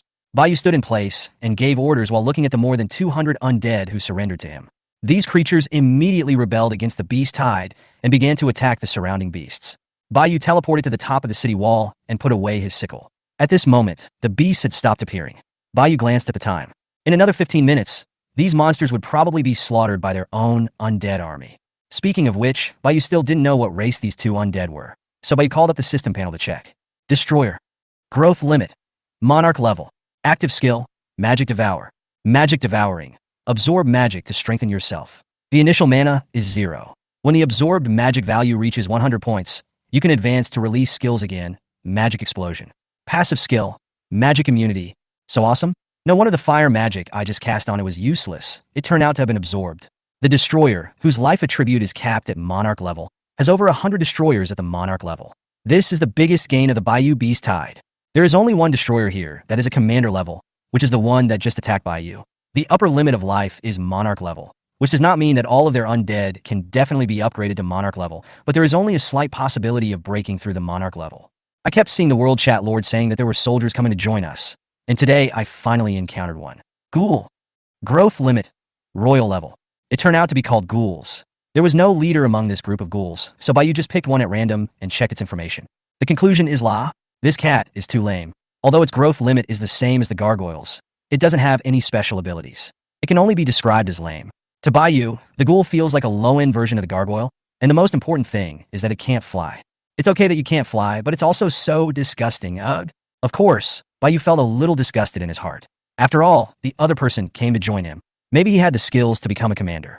Chapter 82 is over. After killing so many monsters and gaining double the experience, Bayou finally got the chance to level up again. She felt that after she reached the commander level, her experience bar became much longer and the upgrade speed became much slower. She quickly took out the sickle again. The double attribute improvement brought by the sickle would greatly increase her resistance. Time 01. All the monsters have basically been destroyed by Bayou's undead army, and Bayou feels much better. The beast tide was almost over, and the eyes of the beasts in the rear suddenly returned to normal, no longer the strange scarlet color, and they seemed to have regained their sanity. All the wild beasts and monsters began to turn around and leave, and lost interest in Bayou's castle. Some of the monsters that regained their senses even had a hint of fear in their eyes. It should not be described as leaving, it would be more appropriate to describe them as running away. It seems that the beast tide was deliberately arranged by the system to eliminate those unqualified lords, and these monsters were forcibly controlled to carry out fixed procedures. This made them completely lose their minds and attack all the lords. Bayou teleported twice from the city wall to the bathroom and started to wash. Because she was planning to take a shower in the bathroom, she put away her sickle and her senses were amplified again. Then she took a cold shower. The feeling of the cold water on her skin made Bayou feel much more awake. When I walked out of the castle, the battle outside was over, but the struggle in my body was not over yet. Bayou just ignored it and summoned today's troops first. Then he had to deal with the corpses outside. The task was huge. Bayou was already counting 10,000 alpacas in his heart. He finally understood that this bath was a waste of time. The undead crystal has been charged. Do you want to summon it immediately? Call. At this moment, she didn't care whether she was lucky or not, and she just wanted to summon all the soldiers first. A light green light began to fill the entire room, and a huge figure appeared out of nowhere. Bayou was instantly attracted by this gaze. Its height alone was nearly 20 meters, with thick limbs and physical features somewhat similar to those of humans, gray skin, and empty eye sockets without eyeballs, burning with green flames. Giant. This was Bayou's first thought when he saw it. And since it belongs to the undead clan, it can only be a zombie titan. She simply couldn't dare to imagine that with such a huge body, even without any skills, the destructive power would be very astonishing. As for the other 29, Bayou looked at the other figures. There are 10 more necromancers. They are here to reduce Bayou's workload. Well done. There is also a bone dragon and a ghost dragon, and nothing else, just some undead with low health limits. Greetings, Her Majesty the Queen. Go to the Black Water Altar and strengthen yourself first. Bayou nodded and gave instructions to the undead. 10 minutes later, the undead were strengthened, and Bayou checked the properties of the Zombie Titan. Zombie Titan. Growth limit. Monarch level. Skills. Flame God Body. Ice God Body. Enhancement effect. Flesh greatly improves the defense of the flesh, reduces the magic power consumed by the skill Divine Body, and each attribute point. At first glance, Bayou realized that this Zombie Titan wasn't fake, but really awesome. This is probably the highest attribute for a single character except for Arthur, John, and Xiaobing. The first level strength attribute has exceeded 10 points, and the enhancement directly adds another 10 points. Bayou also looked at the two skills of the Zombie Titan. The effects were similar. Both were strengthening skills, but the properties were different. After the skills were activated, they continuously consumed mana. When the mana was used up, the skills would naturally be turned off. The summoning rate of Zombie Titan is a bit touching, much lower than that of other types of troops. Otherwise, Bayou will summon all the Zombie Titans and directly destroy the magical continent. Alas, that doesn't work either. The Zombie Titan can't fly. Its shortcoming is too obvious. Bayou came to the city wall and began to command the undead to carry the corpses of the monsters and pile them all within the territory of the town. 20 necromancers began a long journey of work. Bayou also chose to directly pick out some of the powerful monsters and summon them directly as bone beasts. There were not many monsters besieging the castle this time, only more than 7,000. This number was achieved with the help of the monsters from the Dark Forest and the Snowy Mountains.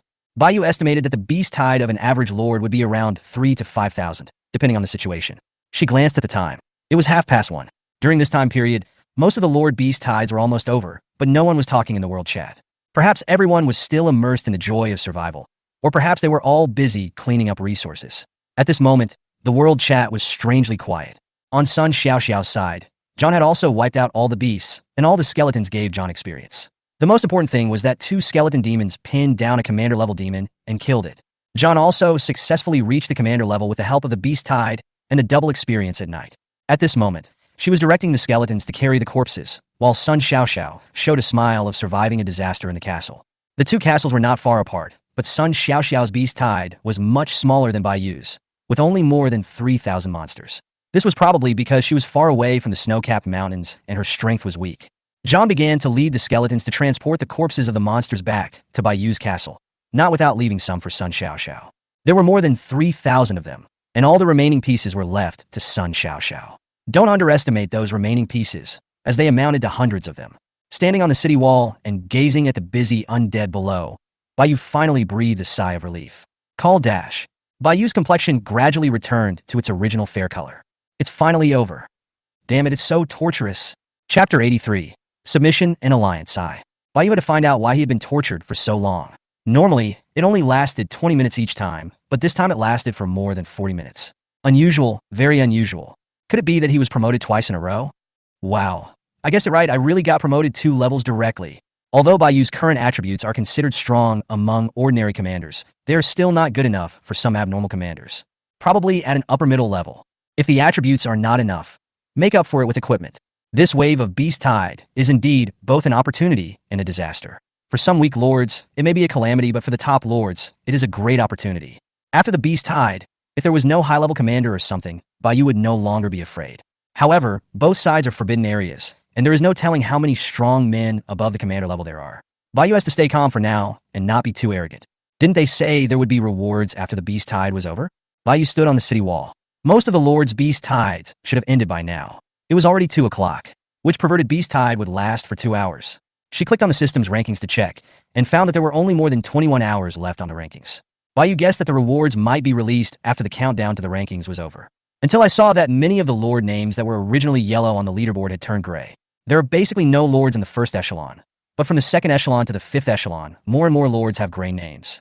Bayu didn't even need to think. He knew that they were the dead lords, but the number was much more exaggerated than Bayu thought. The death rate of the 5th echelon was close to 70%. Looking around, more than half of the lords' names were gray. On the other hand, in the 1st echelon, there are basically no lords with gray names. The lords in the world chat also began to become active, celebrating the joy of being alive after the beast tide. Middle-parted boy. Haha, actually survived. Old 8. You didn't expect that the bowl given by Aoli 2 hours ago was not the last one. Big Mango. Although most of the soldiers are dead, at least they survived. Tyrannosaurus, god of war. Tremble. Everyone. From now on, you will all be my enemies. I'm going to start a war for supremacy among all races. Ha ha ha. Huiyin, is the guy upstairs stupid?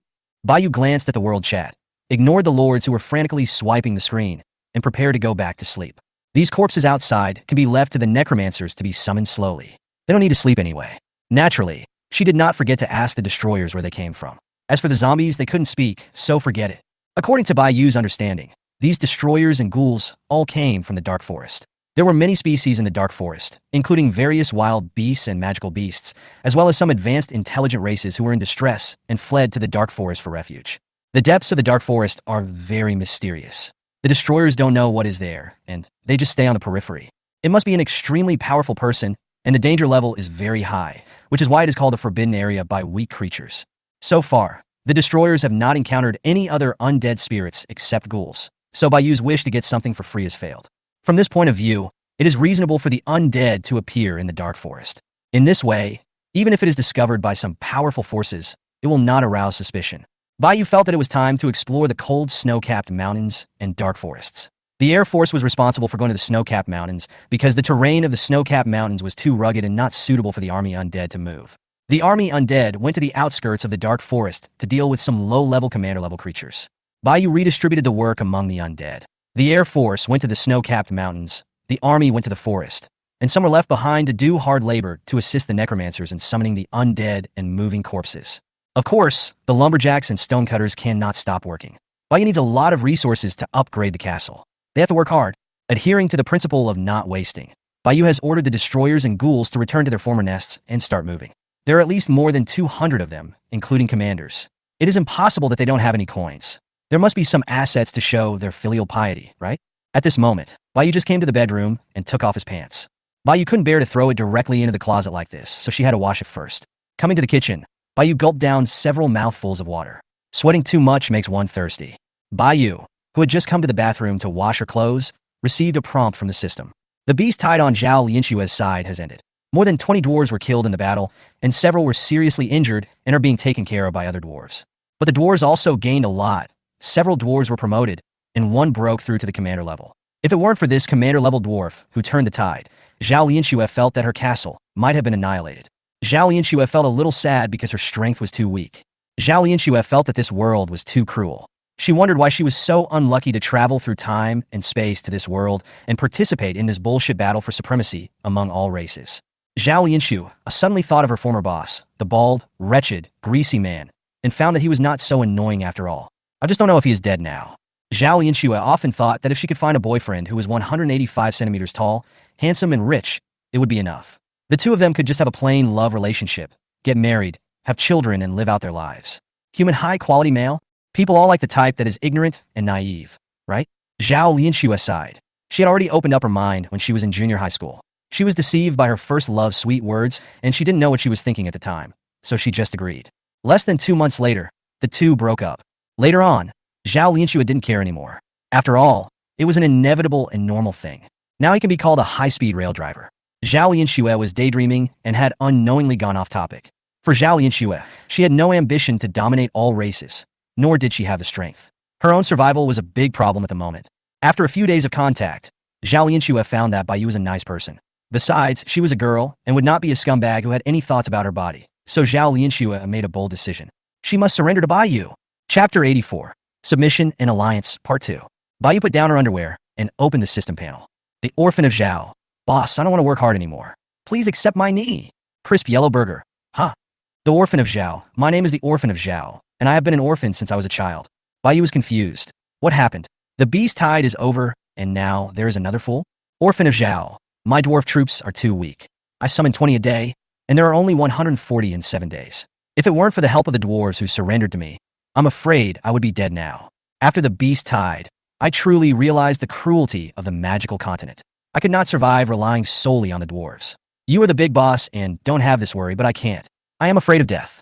The dwarves were also very kind to me. Apart from their appearance, they were almost the same as normal humans. They would chat with me, die, and feel pain. I had already treated them as humans during these days. Just because I gave them food, they would kill the beasts that invaded the castle even at the cost of their lives. Even when they were seriously injured and fell to the ground, they would still smile when they saw that I was still alive. I don't want them to die, and I don't want to die either. I want to submit to you, sir, and become your vassal.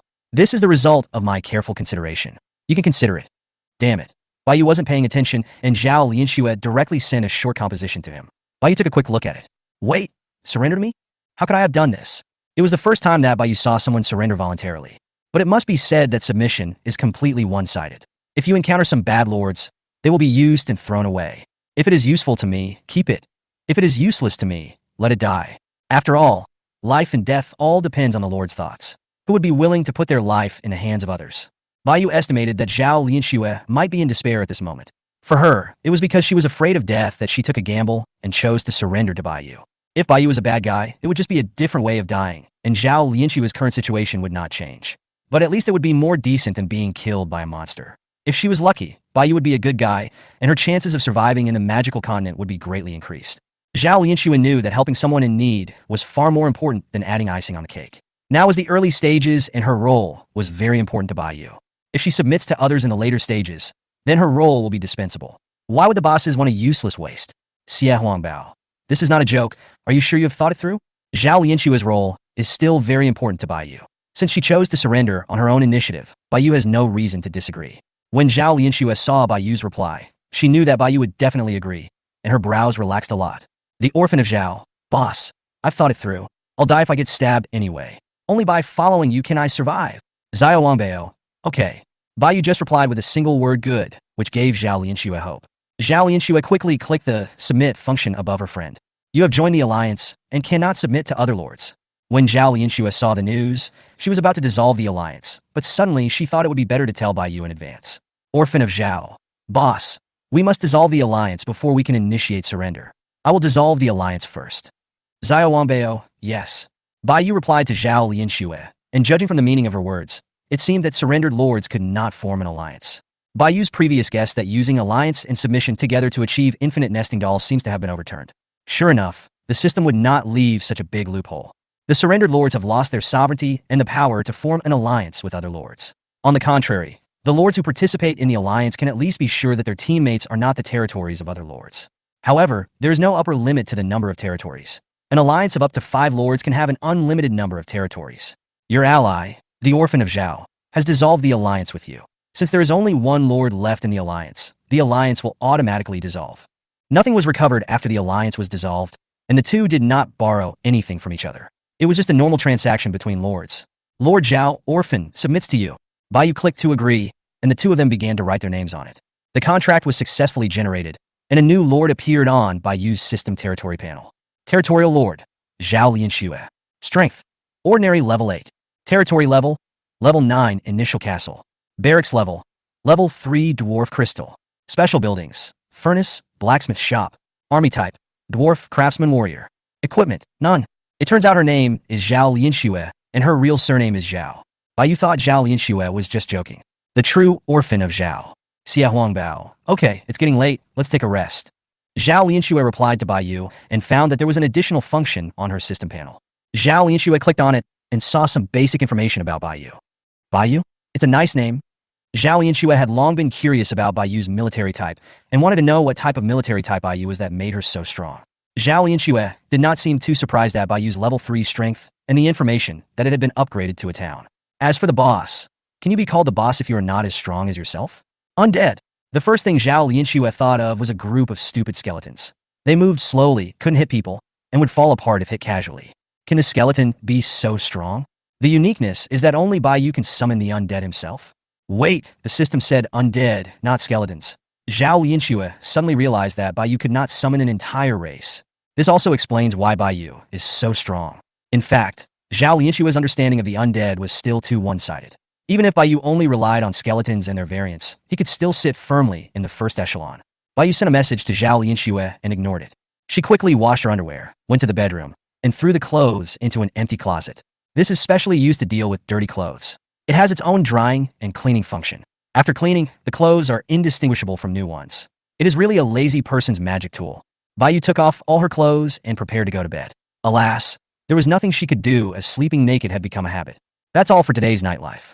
Chapter 85, Submission and Alliance, Part 3. At 3 o'clock in the morning, when Bai Yu, Zhao Lianxue, and others fell asleep one after another, all the lords who survived the beast tide began to follow a trend: alliance. Almost 80% of the lords who survived the beast tide were able to withstand the beast tide with difficulty. Like Zhao Lianxue, they had a clear understanding of their own strength. That is weak. Too weak. So besides improving your own strength, are there any other ways to become stronger? Yes. That is the alliance. The alliance has become the only choice for almost all weak lords. Although the alliance has only 5 people at most, the flow of resources and mutual support among the 5 people can greatly enhance the lord's sense of security. After the first lord came up with this idea and started speaking in the world chat, it completely ignited all the lords. Everyone in the world chat is talking about one topic, which is finding teammates to form an alliance. In order to prevent arbitrary withdrawal from the alliance, the conditions for joining the alliance and the penalties for withdrawing from the alliance have even been tightened. Of course, this restriction is a contract jointly formulated by all alliance members. With the system in place, it is impossible to disobey it. In the lava volcano, Spirit of Fire, Lord Lin Jun was still counting the spoils after the beast tide ended. Because Lin Jun's castle is located on a volcano, the monsters that attack his castle are mostly fire creatures native to the volcano. The experience gained from the attacking beast tide is not important. What is important is that among the 4,000 or 5,000 monsters, more than half of them are from the volcano, and their own strength is above 100%.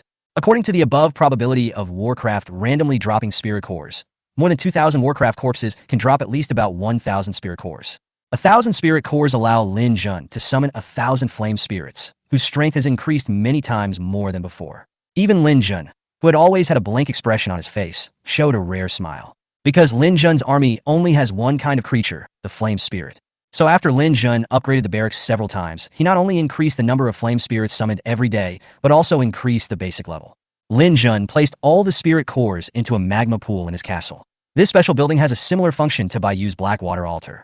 The spirit core can be transformed into a flame spirit, and it is also connected to the barracks crystal. That is to say, as the barracks improves the basic level of summoning flame spirits, the level of the flame spirits summoned by Lin Jun himself will also be upgraded accordingly.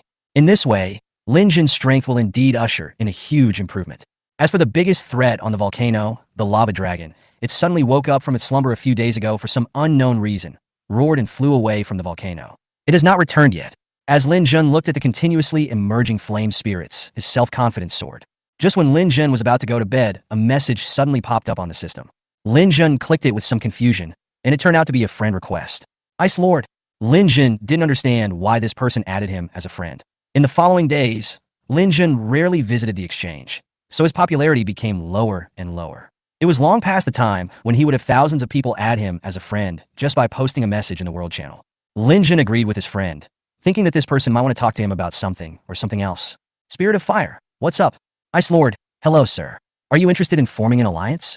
Currently, our alliance already has 4 lords, all of whom are lords of the second echelon. We would like to find a top lord of the first echelon to take charge.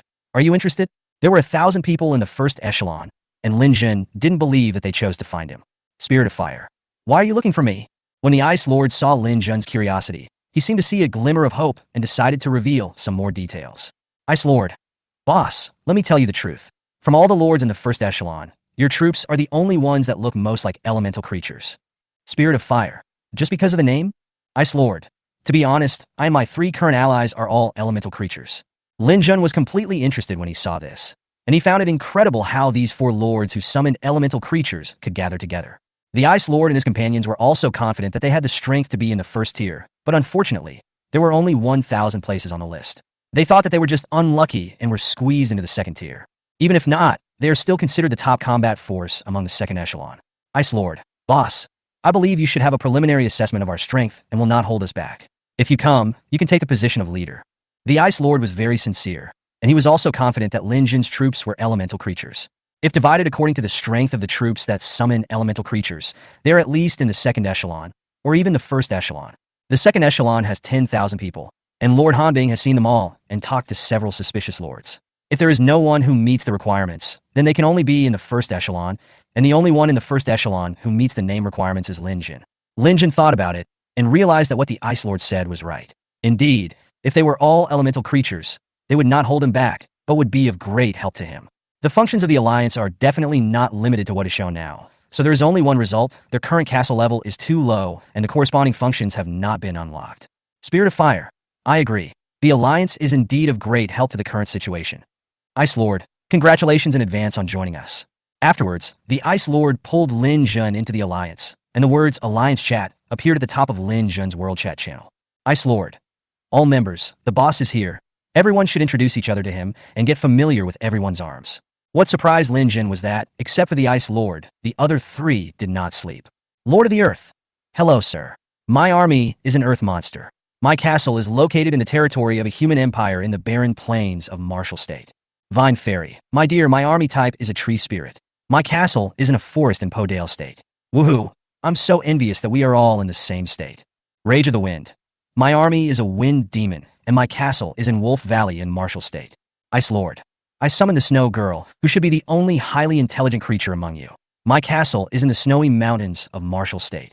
After the 4 people had finished their introductions, Lin Jun also had some understanding of their types of troops. From the names, they sounded like elemental creatures. Flame Spirit. Just as the Ice Lord guessed, my army type is Flame Spirit, and my castle is in the lava volcano in Marshall State. Vine Fairy. Wow. One of you is on a snowy mountain, and the other is on a volcano. How romantic. Ice Lord, I've been feeling a bit unsafe here lately. There are always some vampires and gargoyles appearing on the snowy mountains.